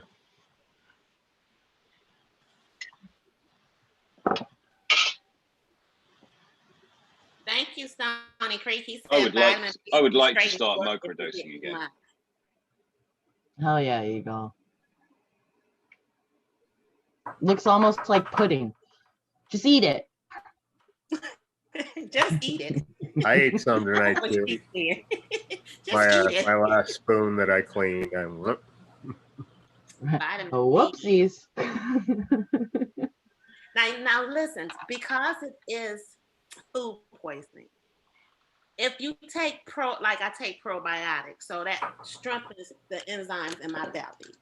Do you think that will lessen the after effect of it? I think if you bring your mushrooms home and clean them, that will help, because a lot of it is they like to grow in the. I brought a kid. Well, she's like shit. Grown in a sterile situation is going to change things, I think, because there aren't worms growing in it, and it isn't growing next to a cow shit. Right. Yeah, it's more of a clean. I saw that. Yeah, a lot of it grows in that, and that's interesting. That you walk by and pick that up and take it home and wash it and eat it. You should be shitting and throwing up. Yeah. Yeah. Definitely. Where did you get it? Definitely. When I'm looking for them, I'm looking for a field with running water and cow shit. They're the things that I'm looking for to start bothering to even look in that field. Right. That's the fertilizer. Just eat it. Yeah. That's right. Just eat it. Weird, Al. I wonder if farmers are like, oh shit, fucking shroom season again. That's what they had to get this, the hippies would go, yes.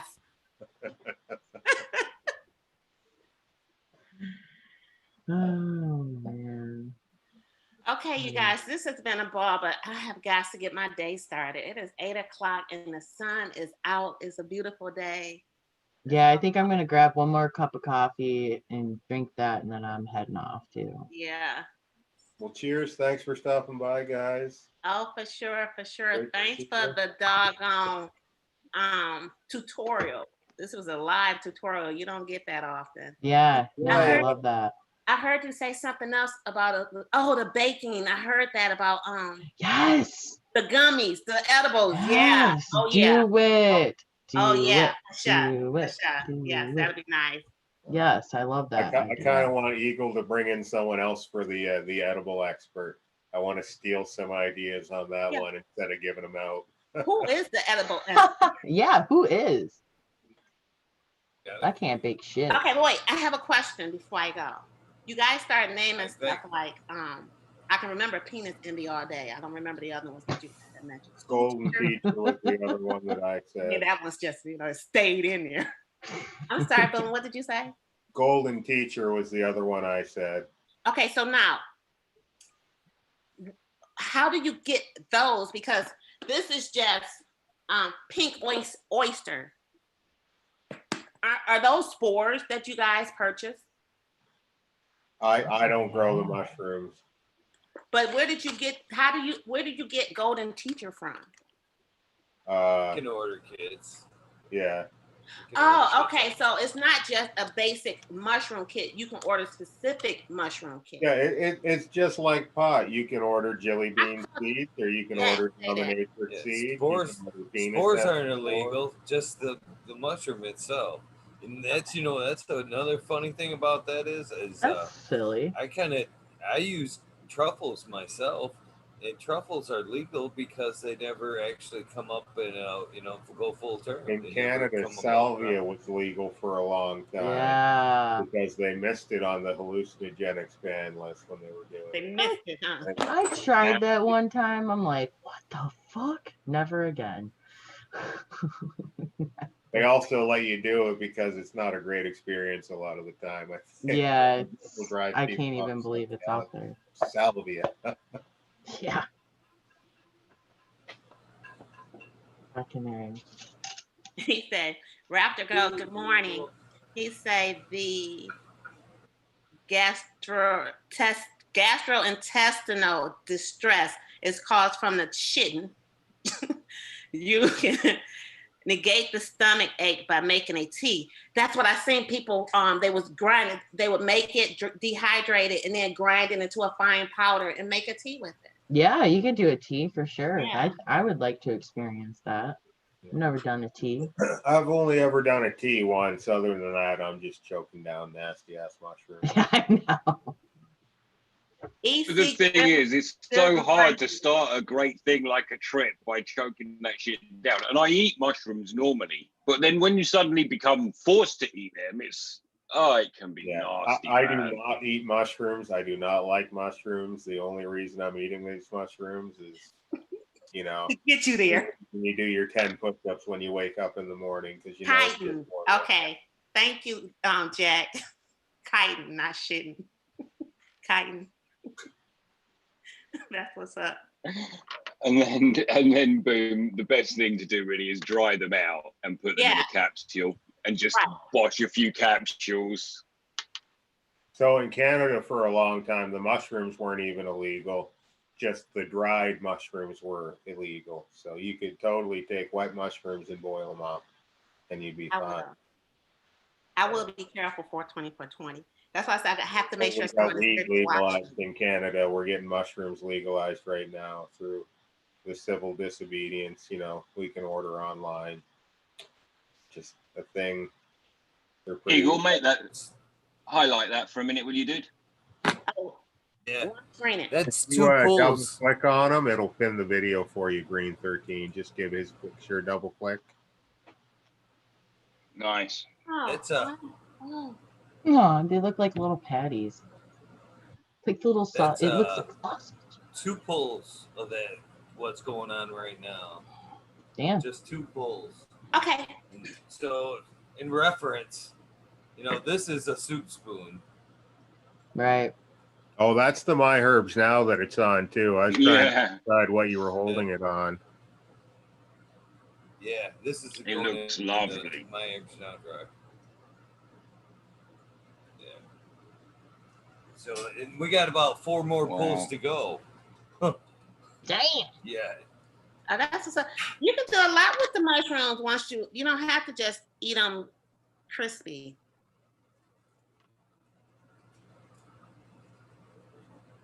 Capsules. Oh shit. Orange juice are really good with mushrooms too. Yes. Yes, orange juice for sure. Why is that? Just to settle your system? Yeah. Kind of, because the acid kind of, I guess, enhances it. I don't know. I just know it's good. I was thinking about that. Someone asked me a question about growing. I was like, honestly, I can't remember why it's good. I just remember it was so overwhelmingly good that I was like, that goes in the playbook if we run that play every time. Good morning, Kush Crazy. All right, I'll be right back. I'm going to get some coffee. Go ahead, babe. I know I said I was leaving, but it's just getting good. I feel like I missed something. I wanted to comment on something. Oh, that's this whole show tonight. I had so many things I wanted to comment on while I was washing, but I was like, I don't want to cut this conversation off, and I'm not sure what they were saying because I can't hear the computer while the machine's washing. We definitely needed 2 other people to talk while we did this Green 13. There was no way we were going to both wash ash and talk to each other, explain what we were doing. It just that there was no way. I'll have to watch it back. Air hugs, air hugs. Okay, I have another question.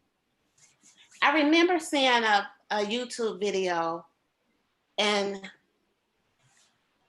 oh, it was dry. It was dry shifting. It wasn't what you guys. Dry sift. Yeah. Okay. No, I do dry sift too. Because I remember seeing the color difference in the process. And in this, you guys don't have a color difference, right? It is always stay like that color. So we're curing it different ways this time. I've got 2 just in my basement in my what I have environment, which right now is 21 degrees Celsius and 63% humidity. And then I have 1 in my refrigerator, and it's 6 degrees Celsius right now, and that's been dropping, and 20% humidity. So they're definitely going to dry at different rates. Okay. One of them being kept at a real cool temperature.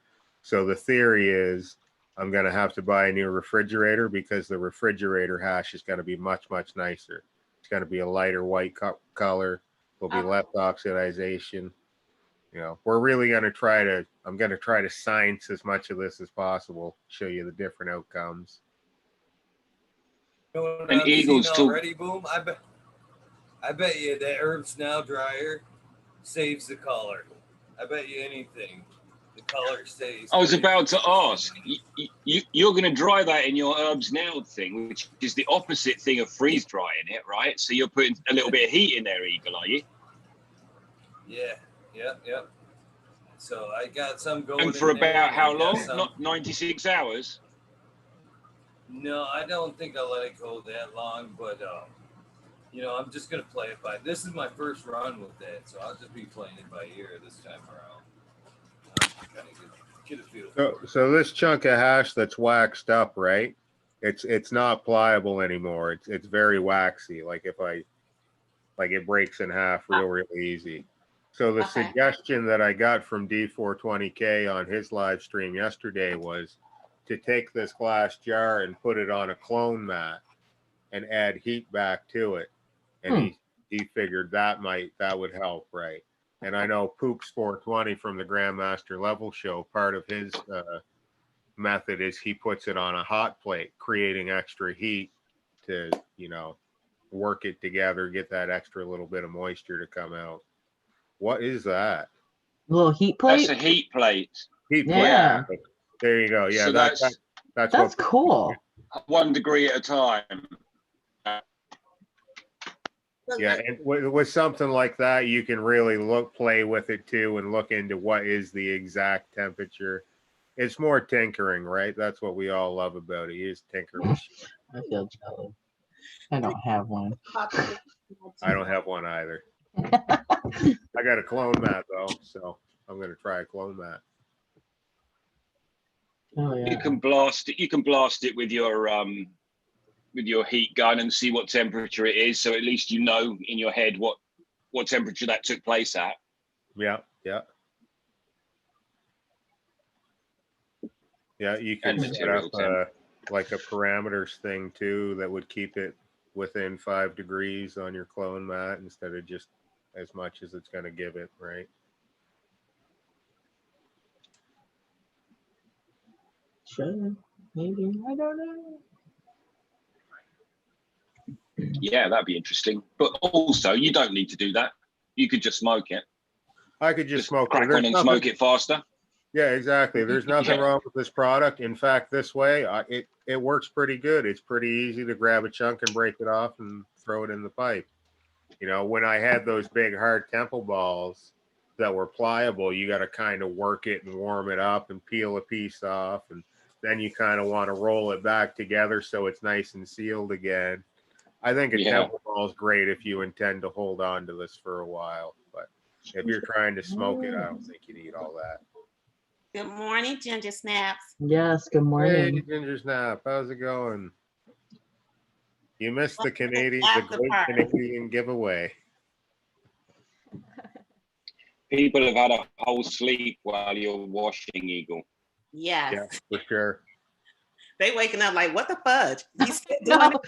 Hey, I woke up and was like, what the fuck? It's after 5 and he's still on? Okay. Oh, I'm sure it's going to show in tonight's episode. Bush pretty Crazy sure says he it'll show. just saw D420K press his hash. Looks exactly like I thought it would. That's flower rosin. He didn't press any hash.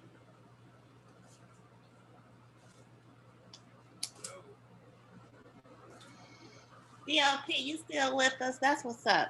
What you been Hey. cooking on? What you been cooking on lately? I haven't asked you that in a long time. I don't even recall seeing anything on Instagram lately. Oh shit.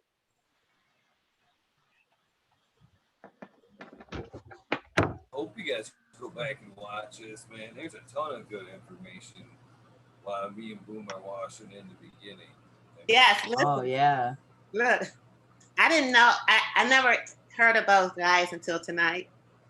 And so when they were just sitting there talking, I was like, if they're not going to be hashing, they got to sit and chat. But they had so much information. I know. Yeah, D420K is kind of the mentor, kind of the guy that I started with. His dry sifting. Like I've said a couple times, the thought of washing weed, once it's wet, it's wrecked. There's no bringing it back once it's Yeah, wet. I know. That's how I feel.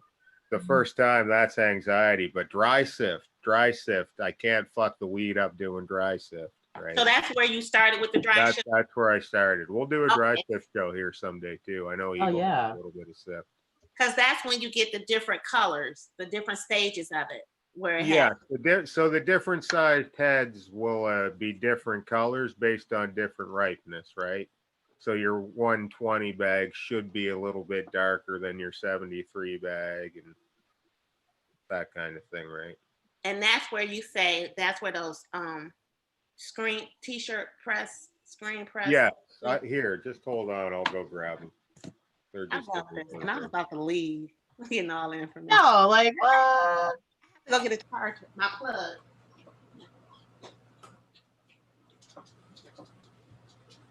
Hell yeah. She is gone. Where the hell? I she know. gone? I was like looked up and she was gone. I love it. It's awesome. Hell yeah. Do you dry sift as well, Eagle? Not bother. I do.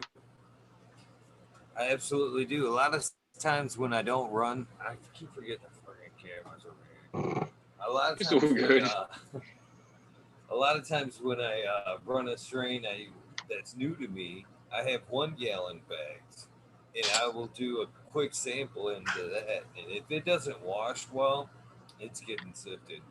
It gets sifted. And could it be, sorry, I'm going to let you talk about that, Boom, but could it be that you could take the first few bounces and then take that shit and wash the rest of it? So just take the best the best top bit as dry sift and then wash the rest for cleanup.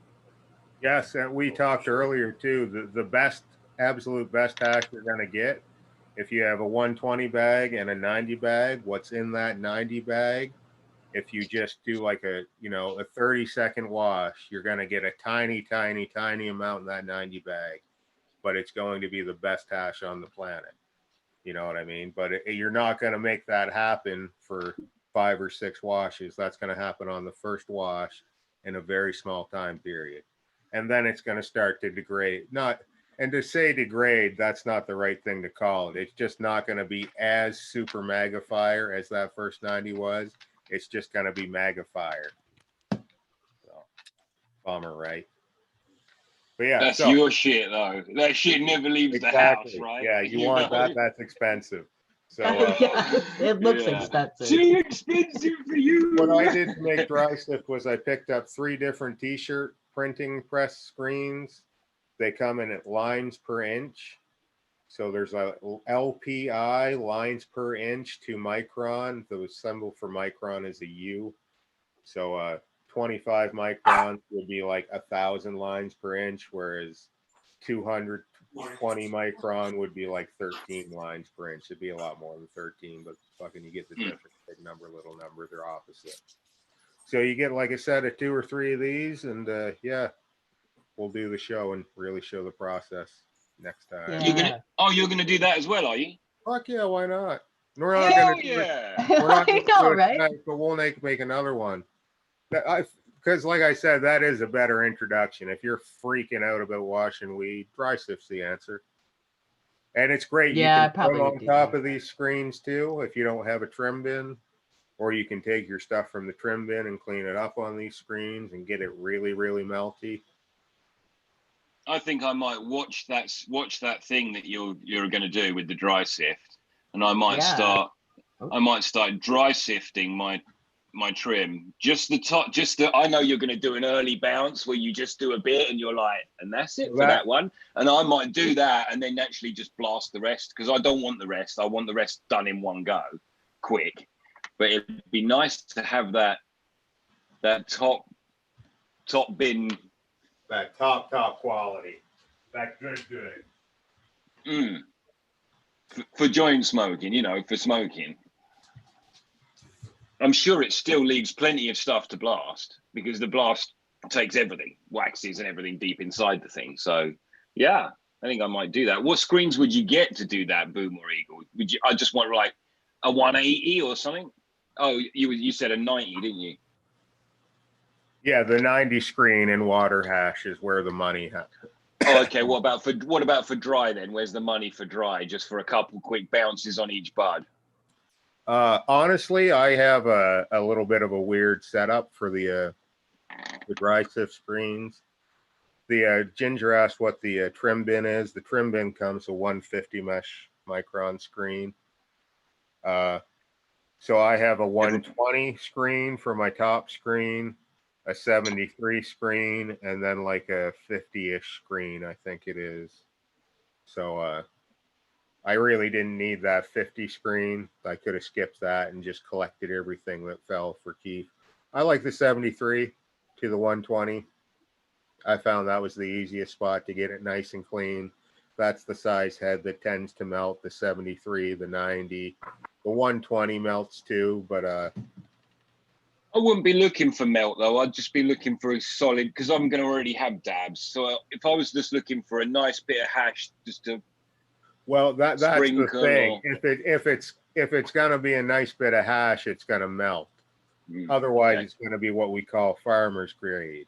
So it's easy. Right. It's easy to make keef. Keef's no problem. You just need one screen.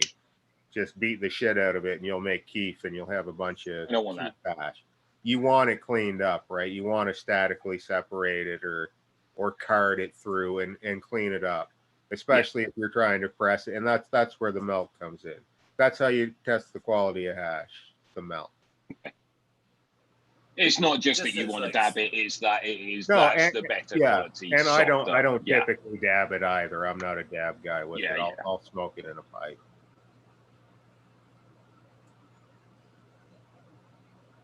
Yeah, I don't talking really like regular screens, or are you talking like really sift screens? Sift screen. Because for me, I mean, for a single bounce, I'm going for that 160. Just not dirty, just single bounce, like you said, just big heads. Yeah. Try to get as full of them as I can head in stock. On a nice clean table or a piece of plastic or a piece of glass, just bounce each one and then chuck it in a bucket. That's getting blasted. No. Bounce it right on the screens. If I were going to make my first, so here's what I would do. I would set my screens up and I would cut every bud off the stick and it would bounce off where I cut it and land on the screen. Then what I would do is I would pick up the top and second screen as gently as possible and move it out of the way. Because what's fallen through those two screens and landed on the third screen, if you collect it right now, is already going to be super, super clean. No work added. Then I would go to the next one. It's not going to be as clean as that third screen because it only fell through one, but it's still going to be pretty clean. I would collect that. And then I would give the top one a flick and everything would fall, and that's where I would start cleaning. Another mighty pull of hash, Eagle. Yeah, I know. What's that, number 5, Eagle? That's the second. That's the second 45. So the second wash. So I guess Boom says that's 4 pulls. 4 pulls. But, It's all so foreign to me. I'm like, what? A little of this is their own made-up terminology too. Like I do 3 washes and then I pull the bag 1 time. Eagle does 3 washes. He's pulling the bag 3 times. So every time he's collecting, whereas I'm letting it build up and then collecting a bunch. Right. Is there a difference? Like, well, that's what we're doing here tonight. We'll find out in about a week. Okay. Okay. It's just a preference thing, right? Right. Their own. Different environments will require different things too. Yeah, that's true. Super, super greasy strain and it's hot. I'm fucked. Right. But you do a test wash and you'll know that, right? And then you can back out. Live dangerously. Right. Ideally, you do like a 1 gram bag. But, when I have stuff that's marked for hash, it's marked for hash. I'm not doing anything else with it. Right. I'm not going to go picking through the freezer and decide, I'll smoke that one. I've got enough A-bud that I'm not worried about it, right? Yes. But that's where your clones come into play. Space Queen dumps like crazy, so you keep Space Queen and you wash Space Queen. Your strawberry strain doesn't dump very much hash, but it makes really good bud. You keep that for bud. Right. It's that kind of a thing, right? You got to find the right plant. It's so overlooked. A lot of people make hash once probably and have a terrible experience. And it's probably their fault for not really growing it to the full potential. Right. But there can be that secondary thing, like some of the masters we've had on that talk about it. Some strains just don't make hash very well. They don't produce a lot. Some of them make incredible hash, but in tiny, tiny, tiny amounts. So it's like not. My experience was utterly, utterly amazing. I was an outdoor grower for a very long time before I was an indoor grower. And I used to just chuck my trim in a glass jar, a really big glass jar. And it just used to live in a shed, which probably was, well, I'm not going to do the degrees thing because it's not going to work for you. Very fucking hot summer temperatures, very fucking cold winter temperatures for years. And then I heard about making hash. So I bought some I bought some bubble bags. And fortunately, on one super crazy fucking snowy night, me and my wife went through the process. And we got this fucking pile of hash. And it was like, this was just shit that was in the shed that we didn't give a fuck about. And it turned into this fucking pile of hash. And it was like, what? What did we do? We were in our kitchen my wife don't even smoke. Yeah, but it was like, what? The world has just opened up. So, but I did it a few more times after that and then started blasting. So it's funny that it's back round, being really relevant again. Oh yeah. Yeah. I think it was just purely the scale of it, and it was so fucking cold, and the water was. And I just think we lucked out like fuck, and we didn't put too much green material through. And I think we only did things where everything came together that you gained 5% because it was snowing outside, and 10% because it had been sat there for so long. Yeah, it was meant to be. And wanted to come off, yeah. Exactly. It was so brittle and ready to go. Yeah, that's exactly it. They're like, you're finally making the hash that you set me aside for. Yeah. Yeah. I've actually got a plant that's still in the tomato cage in the basement that's just been sitting in the corner to get extra dry. So we'll dry sift that maybe in a future episode. Yeah, 20% humidity in my refrigerator versus 60% in the basement. It looks like a tortilla shell. I just want to make a taco.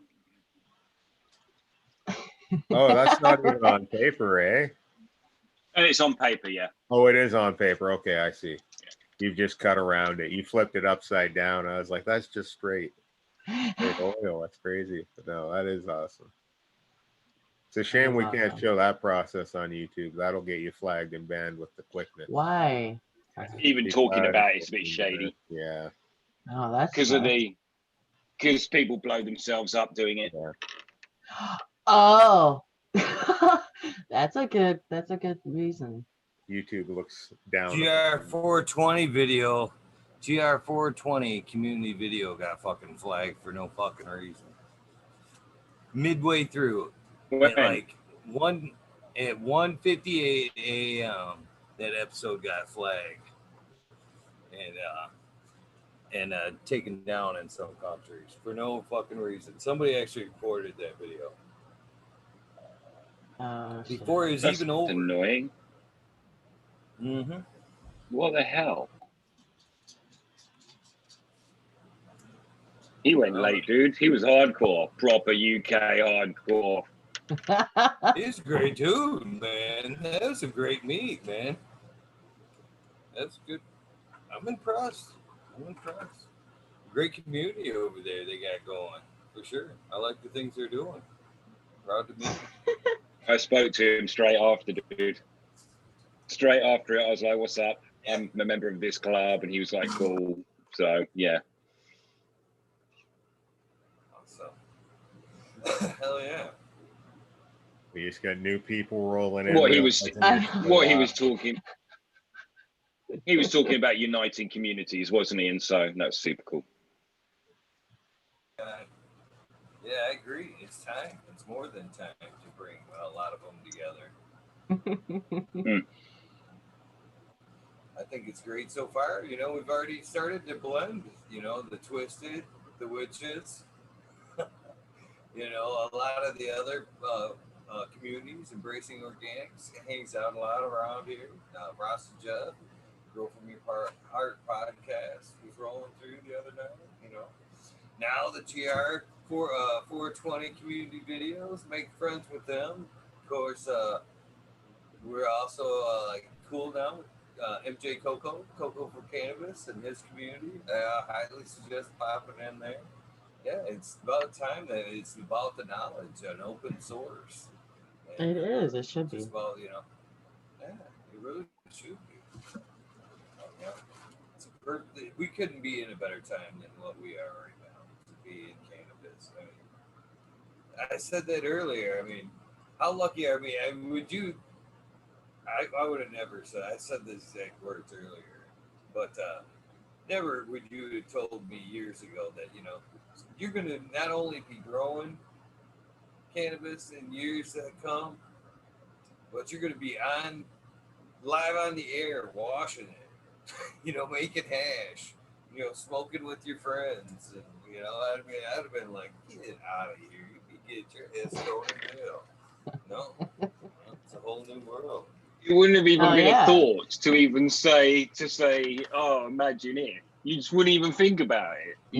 No. You'd be lucky to be able to wash the hash, let alone to be able to talk and show about it. Fuck yeah.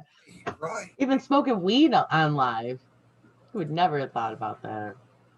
At least I wouldn't. I mean, it wasn't even... Last night, which was very much like this, but live.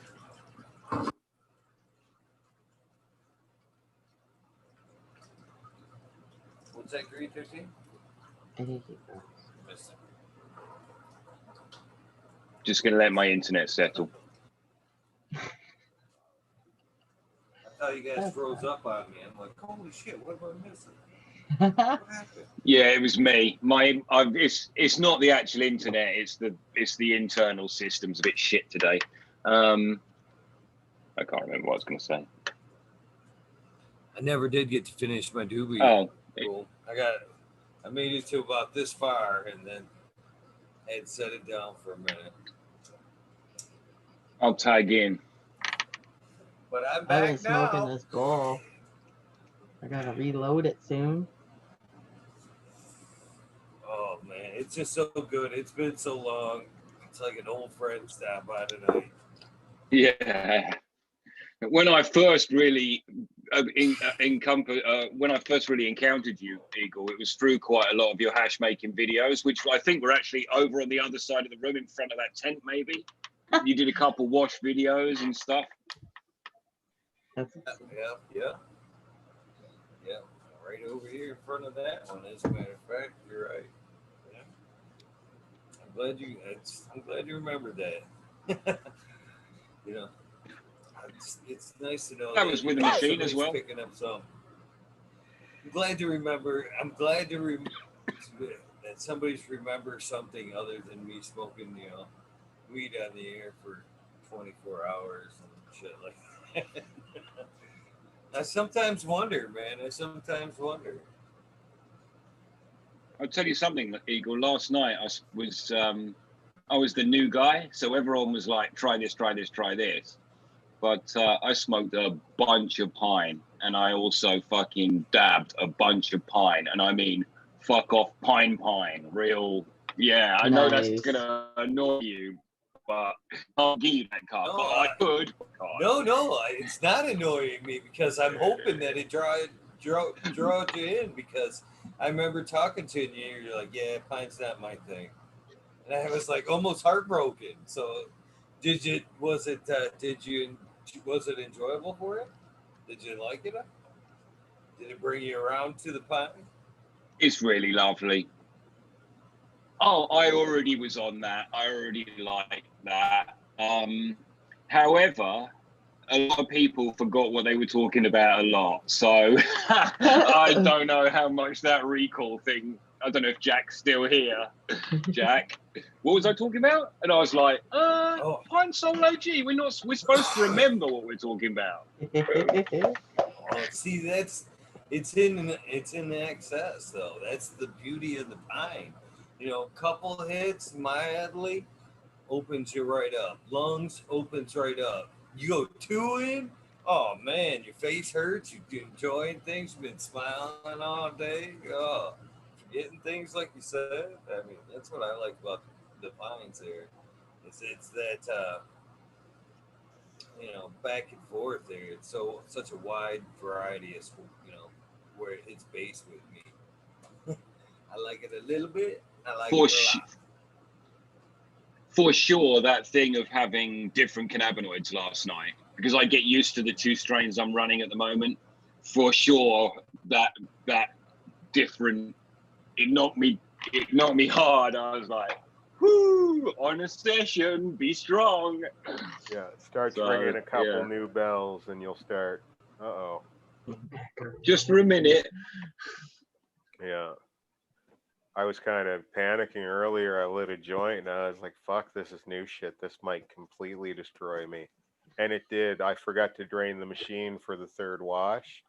So I finished the 3rd wash and I was going to do 3 washes and then do a pull. I did 2.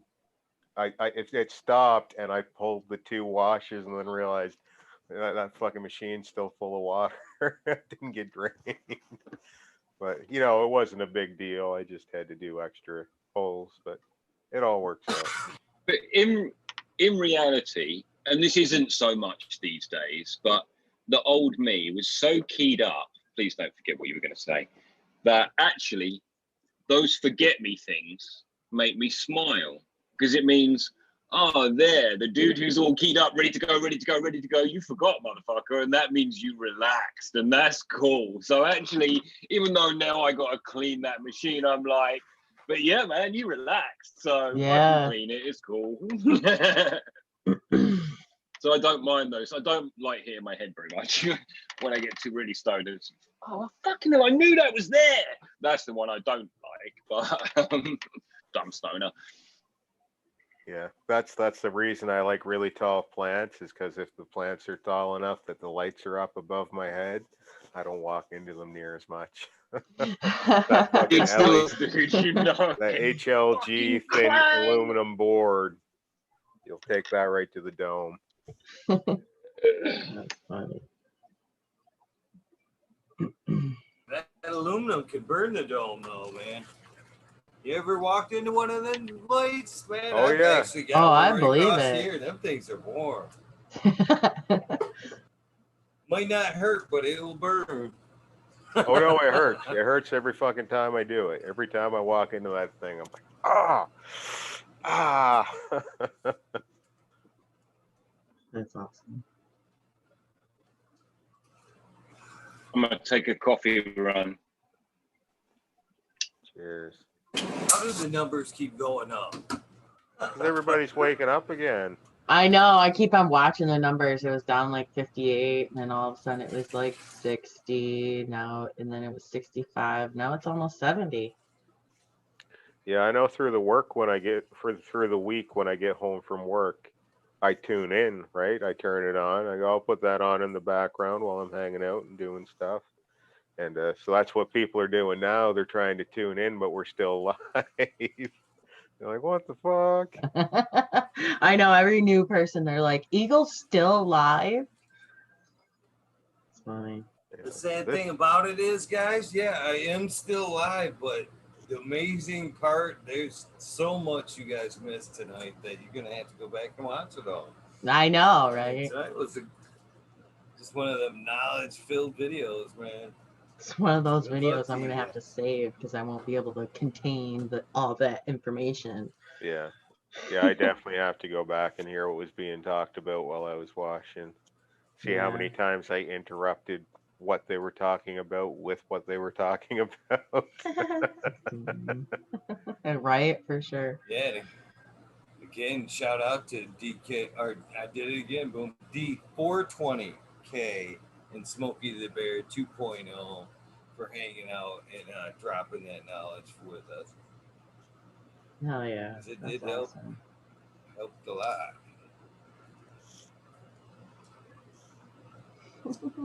Can't forget them guys just because they're not here. No, D stayed on a lot later than I figured he would too. You know, he was like 50 minutes short of the 420 mark, which I was pretty surprised about. Even better yet, they both kind of committed to coming back to doing the single episodes. Yeah, I'll be excited to see that. Really get that backstory going. That's awesome.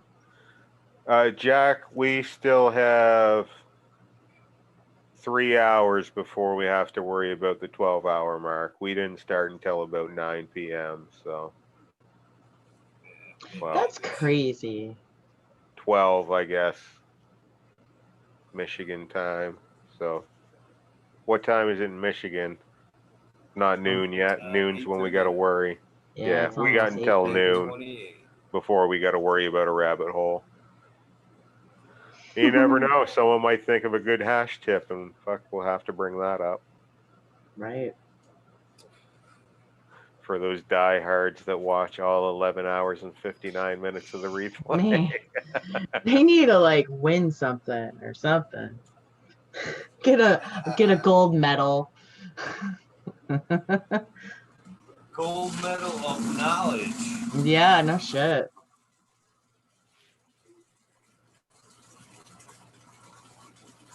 Yeah, fucking 420 cheers. Automation is freedom. What's up? Good morning to you. Are you recording this one, Eagle? Do you have this on backup or? No. No. Damn. Never did I think it was gonna go this long. I mean, I figured it was just like the normal night. I downloaded back when after YouTube processed it, I downloaded it back from them. It's just an easier file. Do you think this is going to be processable, or file's not going to be too big by any chance? Not at all. Not at all. And they kind of let you do one, but not both, right? Like you can go over the amount, but have it under 12 hours, and they'll be like, okay. But if you're over 12 hours and over the file, they're like, fuck off. There's no way. I mean, 5 hours is usually like 3 gigs, you know, so we're way under the 128, and you know, as long as we stay under 12.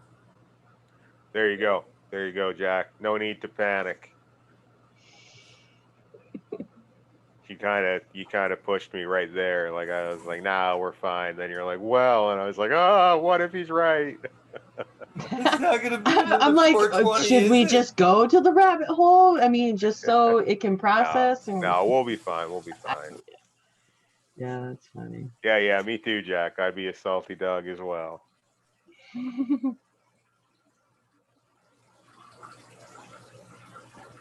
I can hear Eagle Say doing the a number great. +2, 69 +2, 71.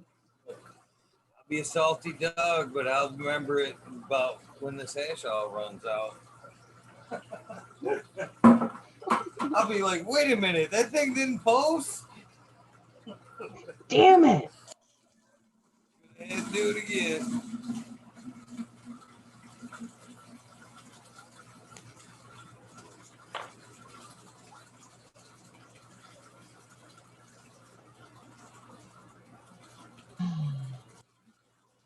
I gotta say one thing. This is probably I haven't checked out on 108 likes in a long time. That's a good night. Thank you guys. Oh shit. Yeah, make sure you hit that like button. Who's fucking thumbs downing it? Come on. I don't care. They show up every night. That's all it counts. Fucking Karens. It's all views, baby. That's what it's all about ultimately. Right. How many eyes? In the long run. Yeah. Even if some eyes don't appreciate it, as long as they watch for 30 seconds. Gotcha.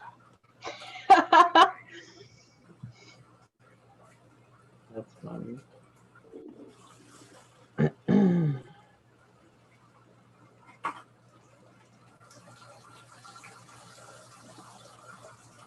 You know, There's the sad names thing in here about I've it, never Will, seen.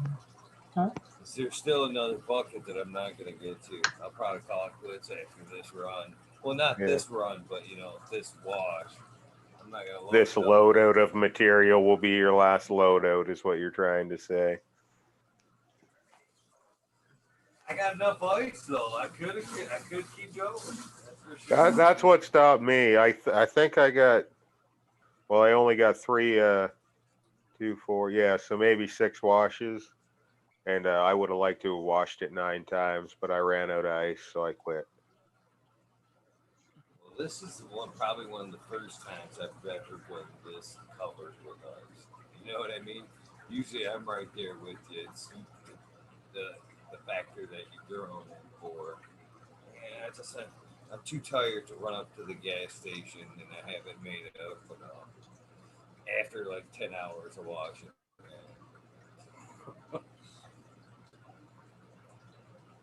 That's awesome.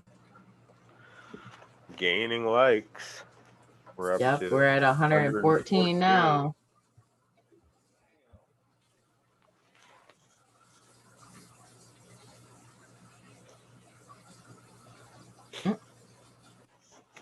I actually haven't done any dry sift in years, so I'm going to have to do an off-camera test sift to see if I remember anything.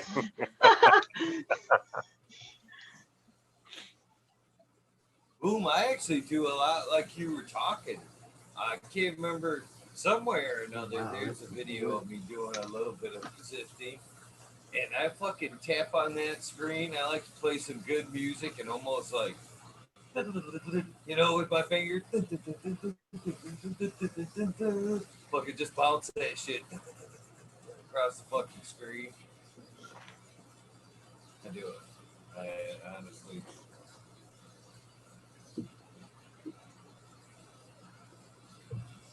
It'd be fun.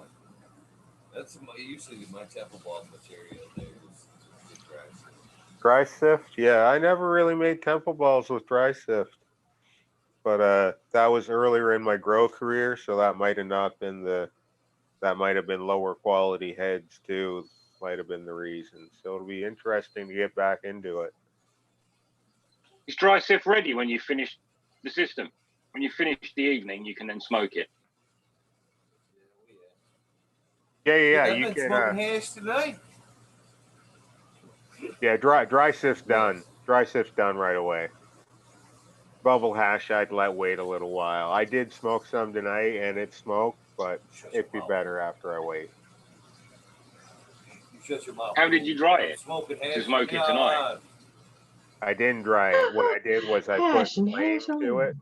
and that dried it out.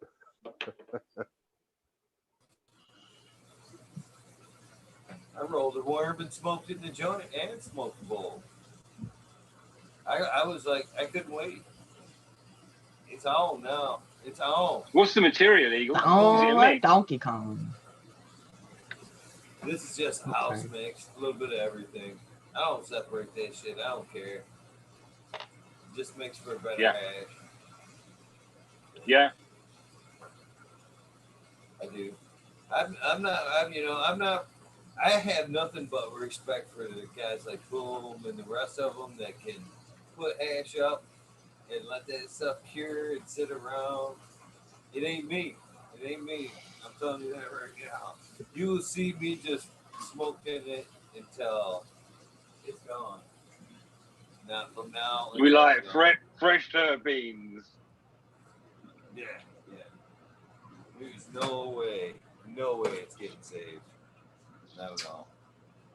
Not even for an experiment. Not even for an experiment.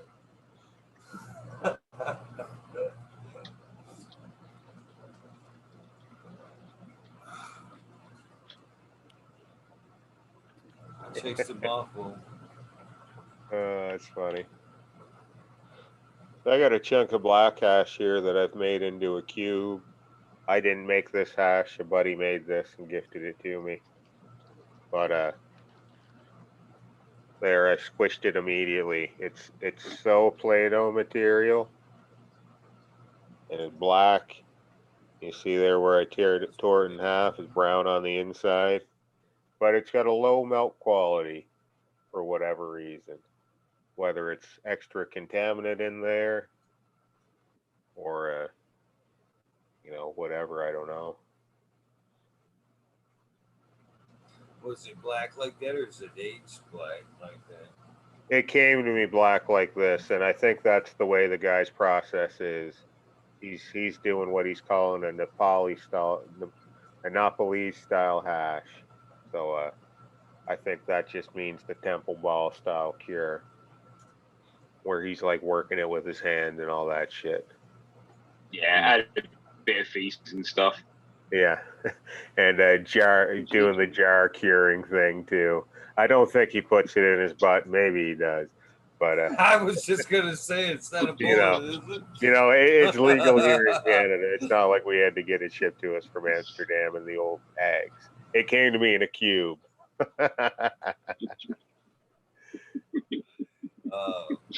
So you never know. There could be somebody just saying that it's just that old world unless it's done. I was just gonna say that way. It's pretty number one old world. I insist Gotta be in you wipe somebody's a little butt. bit in this. Yeah. I didn't want to do it. That's just the way the process You're gonna is. want this to at least go on a little plane ride in someone's rectum, or else it's just yeah, it needs the altitude. Yeah. It needs at the a pressure. bare minimum, they're gonna need to take a ferry ride, like a bare minimum. Some sea air, it's a different thing. But again, a little bit of feces.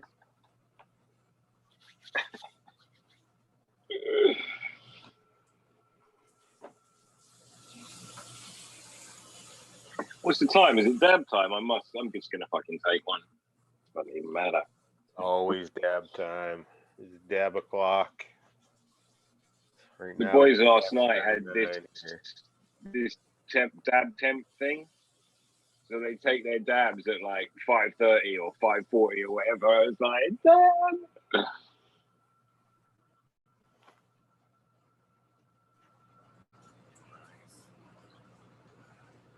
Well, this is gonna be another good one. Some of these nights are tough, bro. There was a lot of bud there, though. You gotta wait for that bud to break down.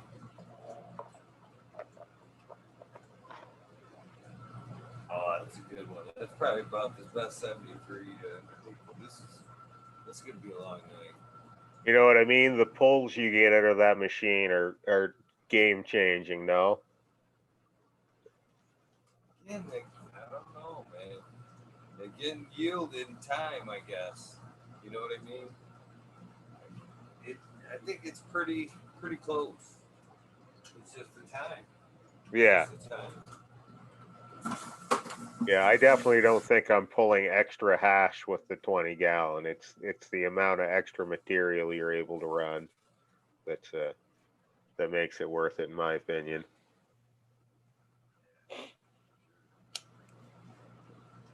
I would have never been able to get through what I've gotten through tonight.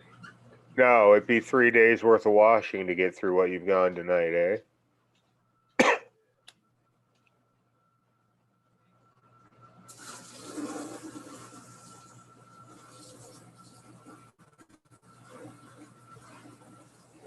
Oh shit, dab time.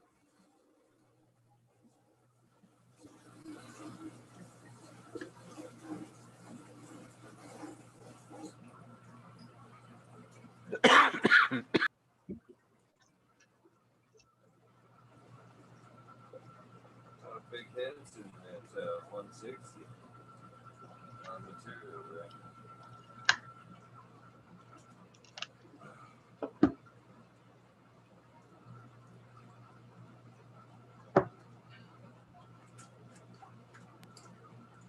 So the refrigerator's at 4.7 degrees Celsius, 20% humidity. Like, I don't know why I'd need a freeze dryer if I just had a fridge to put pizza boxes in. In a refrigerator, I don't even think I'd need the pizza box. You know, I could do like a cookie tray system, because the fridge would keep all the dust and particulate out of there.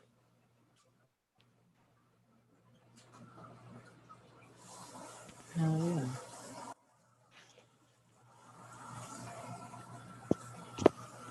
How much is a freeze dryer?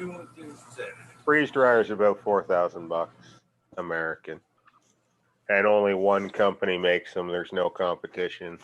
You can get an Alibaba one, but do you trust that?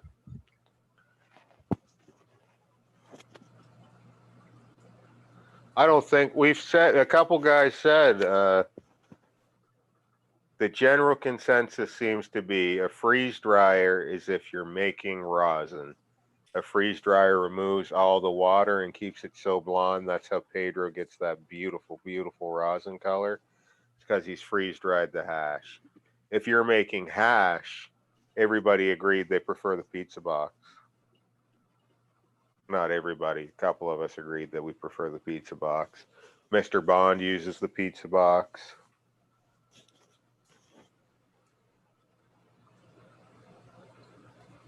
Very interesting, dude. That is very critical information.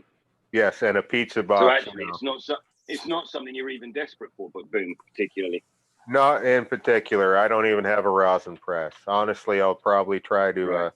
I might, when I go visit D420K, I might take some of this hash with me and see if he wants to do a squish. Just see if it's, maybe I absolutely need to get a rosin press. Maybe we squish it and I'm like, you know what? I can do without. I like my hash enough.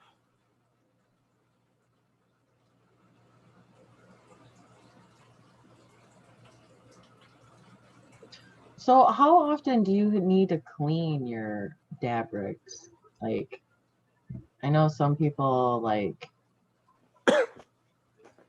do it every time or like never. You mean the banger? Yeah, the banger. I'm sorry. Every time. Every time? Every time. This was 150 pounds. I clean it spotless every single time. When I'm sitting here cleaning this, it's not fun. It is part of the stoner process. However, I do not want to have to burn it off. The only way to clean a banger afterwards is to burn it off. You can put it in some solution, but and every time you burn it off, you fuck it up a bit. Yeah. I only ever heat this up for 10 seconds. So this particular one is made out of one piece of glass. That is one piece of quartz, not two welded together. Right. So, yeah, I go through Do you just clean it with alcohol? No, Q-tips. Nearly never alcohol. I mean, I don't mean nearly never. I mean like 1 in 20 cleans with alcohol, maybe. It's just like, not that effective. It kind of just. Do you just use it? Oh, sorry. I'm sorry. You just use a Q-tip. You don't put anything on there. You just swipe it in there. Okay. Yeah. That's cool. That's awesome. It's not a tampon. It's just a bit of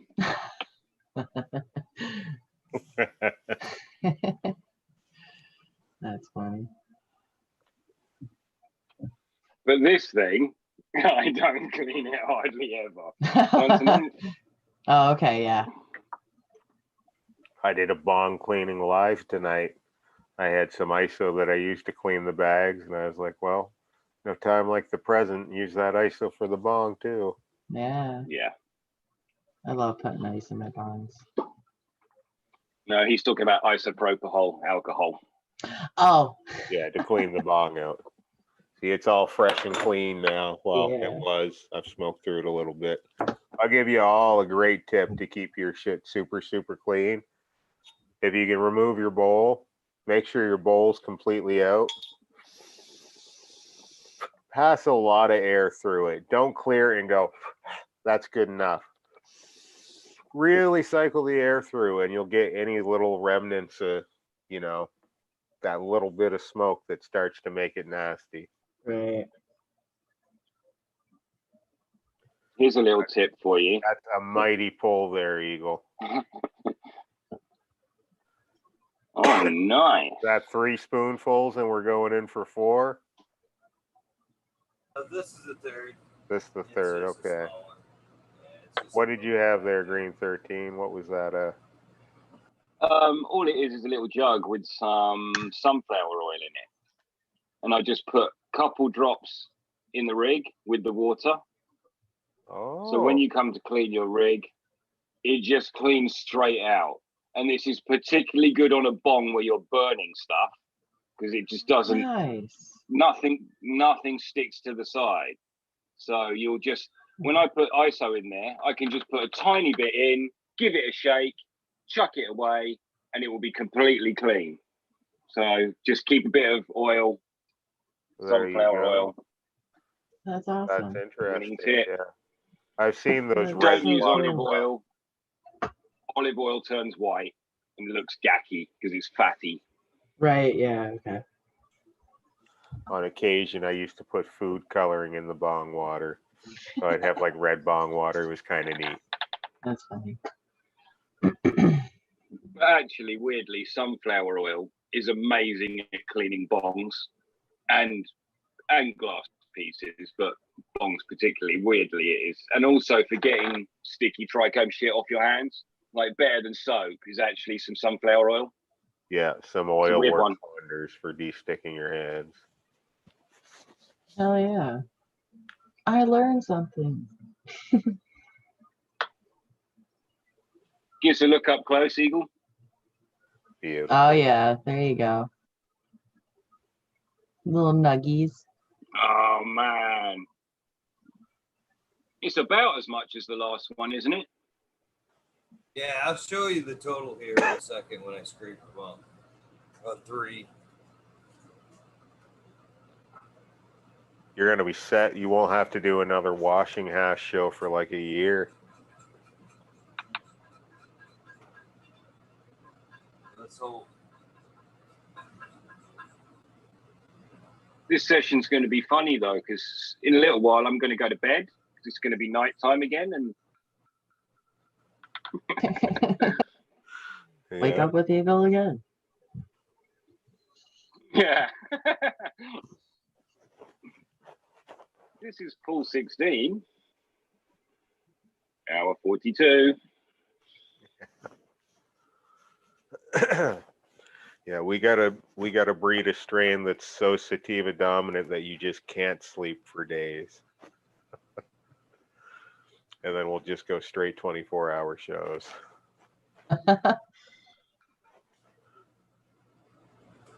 Hopefully that's the beans Eagle sent us.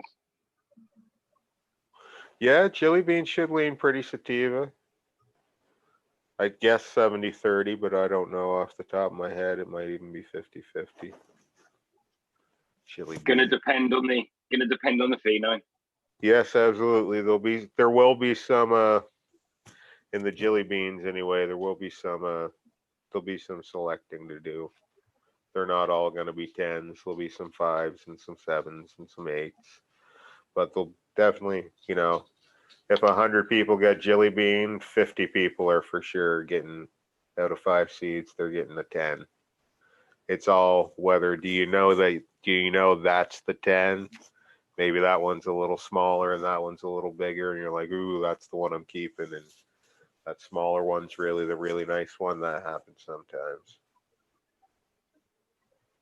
My keeper of my Sherbet Queen is not the big.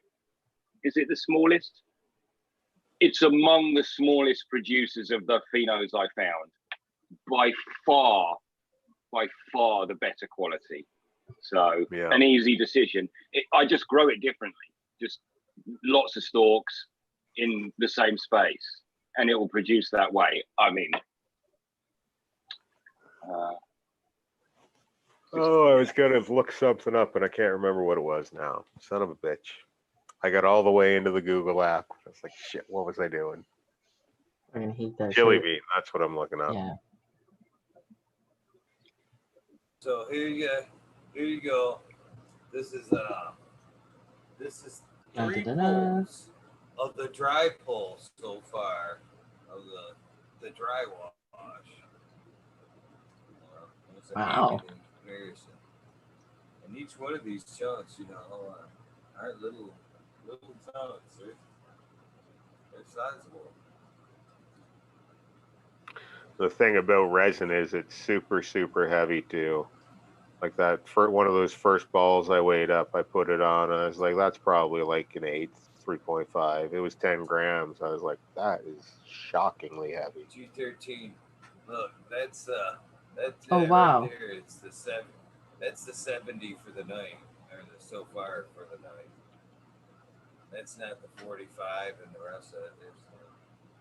There's the machine's working the machine too. The herbs now still working. man, that is a good night's work. I know, right? I've seen the future. You're gonna get high. Really high. Yeah, you're right. As soon as I pull this 25 and strain it out, I am most definitely sitting down and getting high. Getting baked. Sure. It's time for a break, that's for sure. Time for a cup of coffee and a break.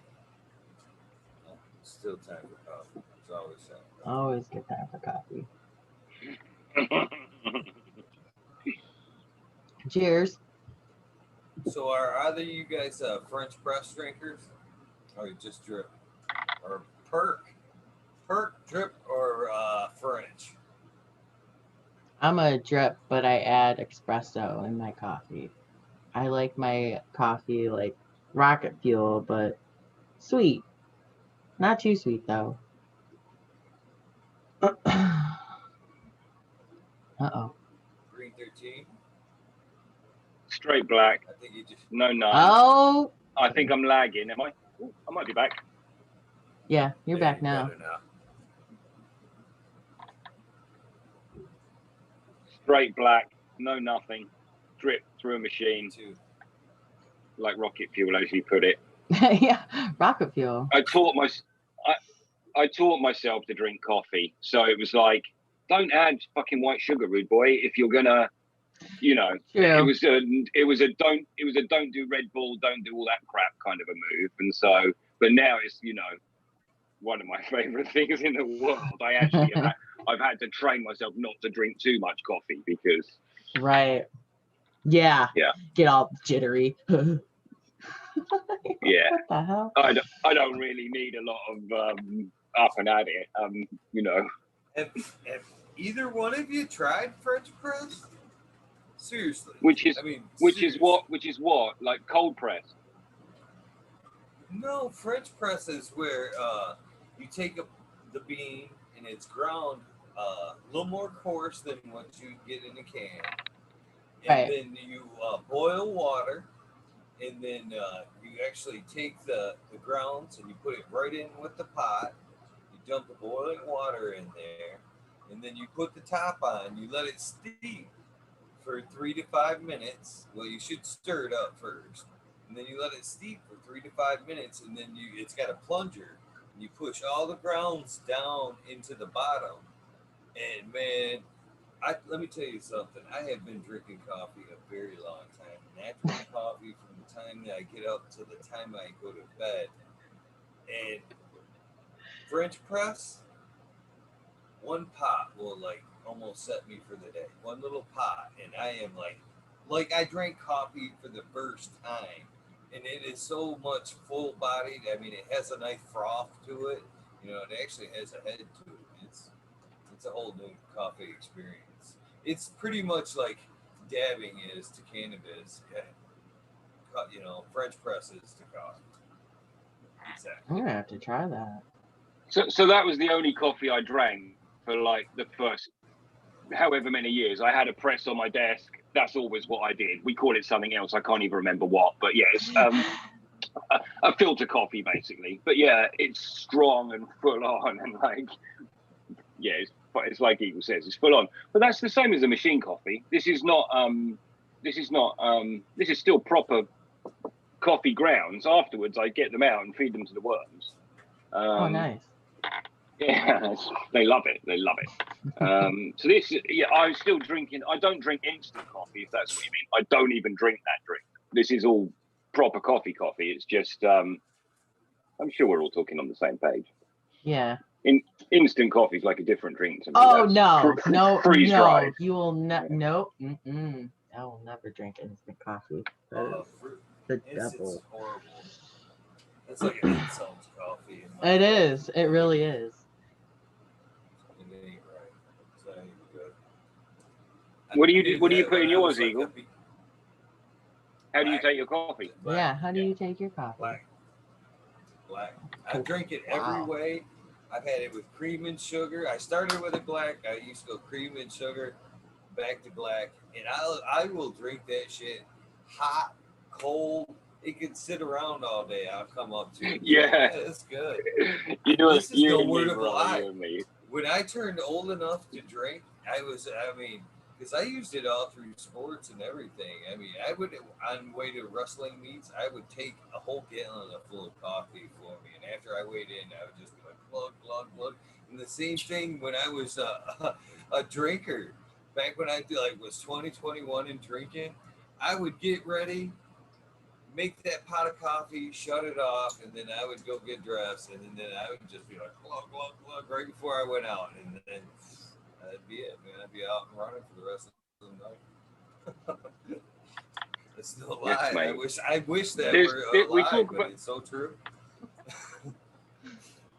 we talk about cannabis, but there's cannabis, and then there's cannabis and coffee. And like, I mean, the two things together. Like, when I went to Spain the other day, the first couple of days I didn't drink coffee just because it's fucking hot for a start, and it's just different, man. It's not the same.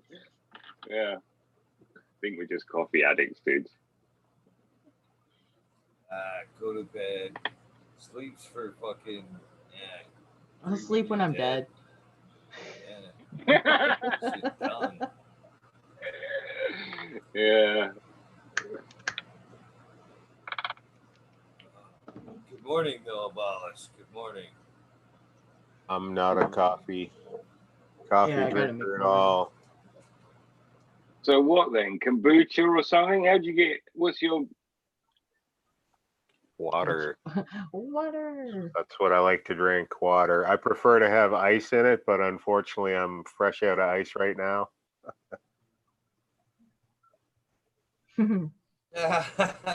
Why, Boom? Yeah, funny Is story. it hot there? Yeah, a little hotter than I would have liked it to have been, for sure.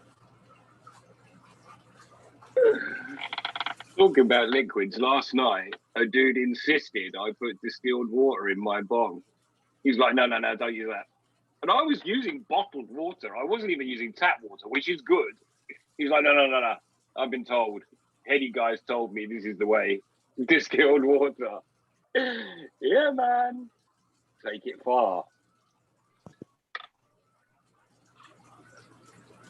It's 9 a.m. My pocket says. Where's that thing? That must mean it's time to wake up, eh? It's up here. Some days. Actually, the wake up alarm isn't for another 35 minutes. That's a warning. Oh, well. I know. For real, you see these lights shut off in another 35 minutes. Time to close them and open the other ones. Yeah. Be a whole nother angle. You guys can see the daytime LEDs.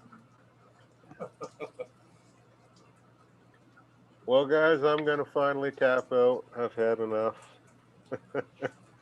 I got to do transplanting today. I was supposed to transplant yesterday, but I put it off for a nap that never really panned out. Right. So I'm going to try to make it happen today. But have a good one, everybody. Take care. Boom. Boom. Boom. Have a good day. For sure. Yeah, thanks again, brother. I appreciate it. Sincerely. He's the fucking man. He's awesome. I love it. Help deliver another episode, that's for sure. This is another long one. I mean, this one will probably go right next to 420 for sure. You know what I mean? It isn't as long, but it's a close runner up, that's for sure. Yeah, this is definitely the longest one I've seen you have so far. You guys tried to take it there, yo. You guys were like willing. I had to shut it down. Yeah, I know. We It was did a kind of handover almost. Tag in. Day crew. yeah, I know. Yeah, there should be a switch, you know. Working shifts. Right. That'd be cool though. Should be multi-shows. That's what I'm saying though. There should be just like a network to where the cannabis shows are like 24 hours a day. There's enough of them and enough past episodes of them that, you know, a network could be put together too easily. Dude, Well, I always think when you were interviewing UK 420 videos, and I know you've talked about this in the past, it all started clicking in my head. And like the conversation, I don't know, I just feel like you're absolutely right. There should be where there is a, listen, you know what I'm saying? You could easily do what you're saying and have the tag in and use, I don't know, over to the UK for UK 420, blah, blah, blah, blah. It would be very interesting. And I'm not saying that's the link. I'm just saying there are links, and maybe it is, maybe the next one is, and like, but definitely should all come together and just just for everybody else. we should all come together and just make a schedule and put out a schedule. Here's all these people at what time in their lives and when they. Actually, somebody I think is currently working on that. I seen something the other day. Somebody was trying to work on that, and I forgot. Somebody mentioned it. I think it might have even been GR420 yesterday that was mentioned. Somebody's kind of working on that. That's awesome. As well. Yeah. I told him, good luck, man.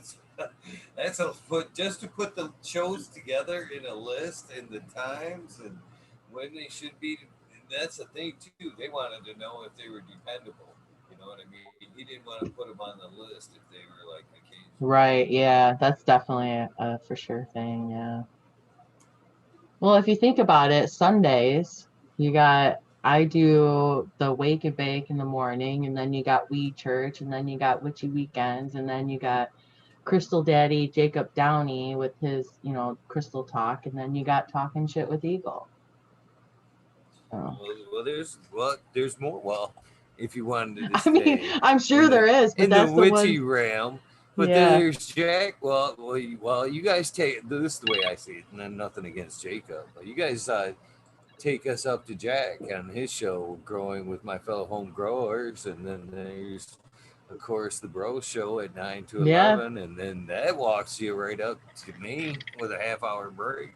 Right? Yeah. That's a full day. Yeah, it is. Cascadian Grower is the guy who's making up the schedule. Who?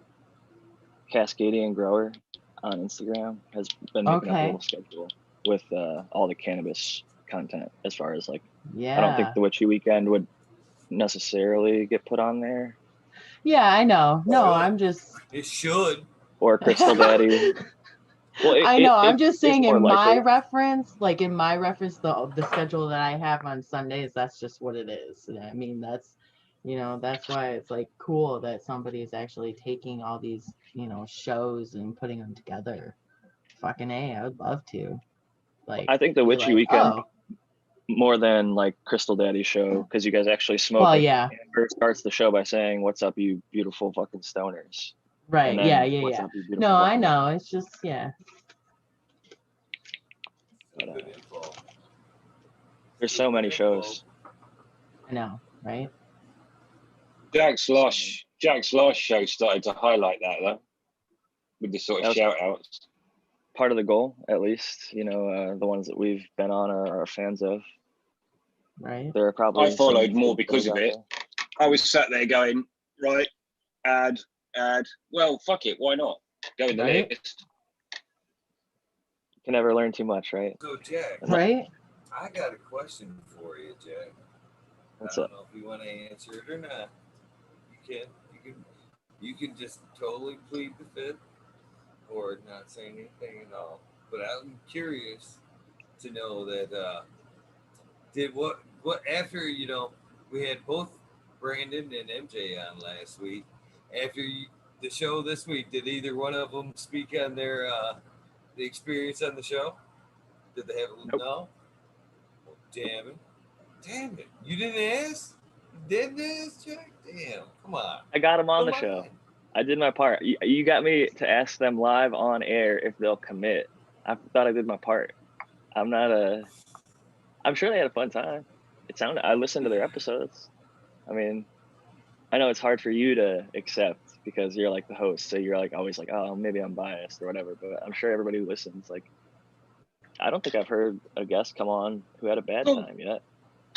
Dr. Coco talked it up big time on your show. On Growing with My Fellow Growers, he was like, I had an amazing time. That group are amazing. So he did talk about it. Oh, okay. I thought we were talking privately or something like. But yeah, I'm also prone to forgetting, as it's 6 a.m. and I'm smoking Bubba Kush. But I would have assumed Eagle would have watched that because he's normally in the chat. I did watch. I was watching. Yeah. Well, and that's what I thought. That's why I didn't. That's why I didn't bring that up. Because it was live on air and I saw you in the chat. But yeah, no, I think they both had a great time. I just when I talk to them, literally that's the only time I talk to them is live on air because they get there at 3:58 for a 4:00 show. I sure was watching. I was kind of disappointed when I got first two strikes. I was like, what the fuck? I actually even said it in chat. I was like, man, I can't believe it. 2 in a row. 2 in a fucking row. And then even to the point Jack jumped in, he was like, we can't forget about Eagle. I was like, thank you, Jack. I don't even know if you caught that. I was like, I knew Jack wouldn't forget me. It was funny. I actually had a feeling Spartan would forget you, and not for the reason that you're probably thinking. I think it's because he was going day by day, and you don't have a specific day. You're 7 days a week. So when he was like, all right, so I watched this show on Sunday, this show on Monday, this show on Tuesday. And then like when I was like, you've also been on Talk Show with Eagle. And he's like, oh, fuck, like how could I forget Eagle? But it's because he was going day by day. I don't think there was any nefarious intent. I think he's got a lot of love for you in the show. I'll take that well-explained explanation. I've got love for all you guys. I'm a third party. I'm not biased in this. I'm probably here more than any other show, so I guess I'm biased towards the Eagle. But I'll say this: I love Michigan Bros Grow Show. I love Abolished. I love Spartan. I love all the people in the community. Even Bingus. Me and Bingus had like the little headbutting the one night, and everyone probably thought him and I hate each other. I still love Bingus. Him and I say cheers to each other every time he comes in the chat, and he says cheers back to me. We're full-grown adults. We can have differences of opinion. That's one of the things that we love most about the show. Shit, I just realized I emptied that bag and I'm standing here not smoking. Come on, dude, you're on a break, smoke break. Come on. I know, right? Dab time. Can we get a dab song? That's the thing, though. I can't. No. Damn it. No. That's the thing. You know, well, that's the thing. You don't know how many times, if I play the dab song, 80% of the time, it will not get copywritten. But sometimes, if we actually go like, during it, the Offspring will hit it. The Offspring hits it every time. If we throw in that the Offspring claims it for like 5-10 seconds. Even though the song isn't even theirs, they claim it. Fuck that.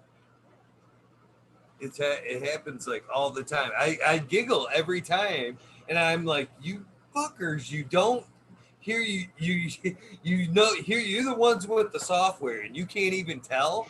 You can't even tell two different fucking songs, but you're dishing out fucking copyright infringements and shit. You're right. You yeah. check yourself. That's fucking damn straight. I gotta say, we're getting semi close to the 12 hours, right? What time do you start at? 8:30. 12. My time. Oh, okay. So you got a little bit of time. Got another 2 hours and 45 minutes, Jack. Why you trying to kick me off? You trying to come on the air, Jack? We normally do. Live, Jack? No, we normally do the Witchy Weekend or whatever. They just go straight to the second part right after, and you normally do the rabbit hole right after. And all the guests that have originally been on have left. D420K is gone. Boom is gone. Purple Thumb OG is gone, and the guy who won the Boom just left though. I mean, technically, Boom just left.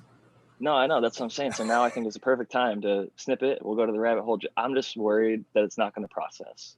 And I know you're all confident that, this gig whatever. But the 12 hours and then there's another qualification that could potentially fuck us over is what worries me. It's like, what if this, for whatever reason, is a bigger file? I don't know. Like, we could just snip it here, jump right back on, and all the people will still be in the chat. We'll be in the rabbit hole, A lot of times you would be surprised how many don't come back, though. You'd be surprised how many don't come back.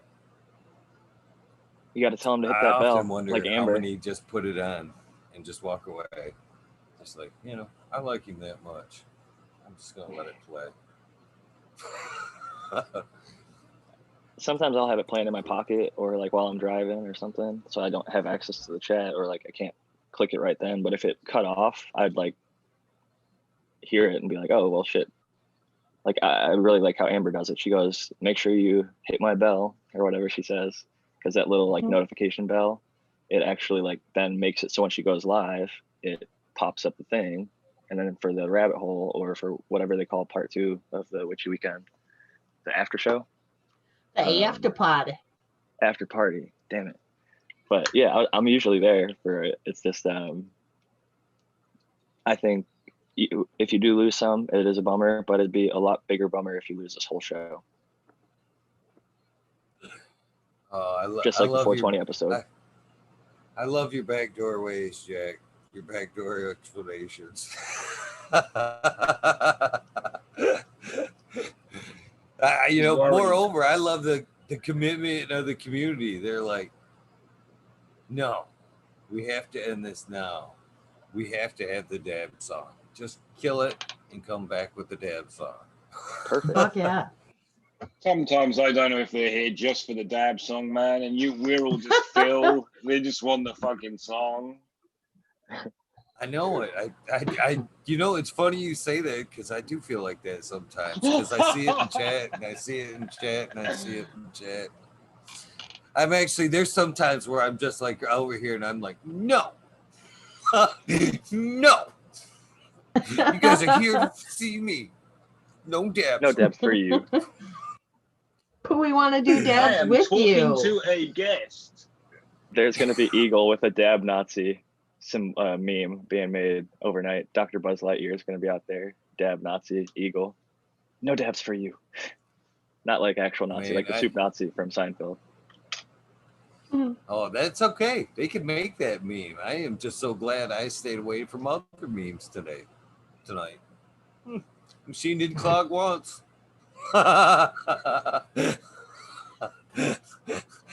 It was a miracle, and I'm thankful for it.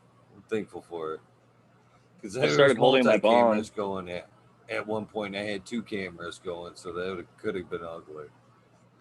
I hold my bong different because of the show now, Eagle. Because if I don't hold it up here, you like kind of see my mouth sucking on the bong, and it looks weird. I don't know, because of the angle that I've got my shit at. It's plugged in right now. My phone was at like 5% when I woke up. It wasn't charging. That's funny. But yeah, the things the camera makes you aware of. Right. All right. That's funny. I guess if you guys want and you guys are gonna come back, I guess we can pull the plug on this so it gets processing. You gave them the carrot. You're dangling the carrot. You say you don't get the dab song unless you come back. It's 9:16. We can cut it at 9:20. Cheers. Cut it now, and we'll do 9:20 to start. 4:20 for the thing. You got to dangle that carrot for him. Say, come on, chat. If you want the dab song, you got to come. We're gonna kill it now, and then we'll go live again right after this one. Oh. I'm going to go and eat lunch, and then I'm going to go and have a COVID test. No. Yay. Do not enjoy that. No. Apparently, we get to do it ourselves. We actually get to do it ourselves. Ugh. I'm not going to get into it too much. No. The way I hear it. Yeah. No. It isn't the one where, I don't trust myself not to just like stab my brain. I know they touch it or they can touch it, but I don't want to be like, and just impale myself and give myself a lobotomy. Yes, I had the COVID lobotomy. I'd wait until you can spit in the cup or whatever. I know that they've approved that FDA. So some places you can just spit in the cup and it's effective. So I wouldn't want that swab. I'm not doing this. My kid is super sick, so yeah, it's. Are we still live? It says live. We're gonna go last week, and okay. If you want to come back for 4:20, I'm getting out of you gotta here. hurry up because it takes a few. You can see the sun is literally rising. Thank you guys. See you in a few. See you in a few.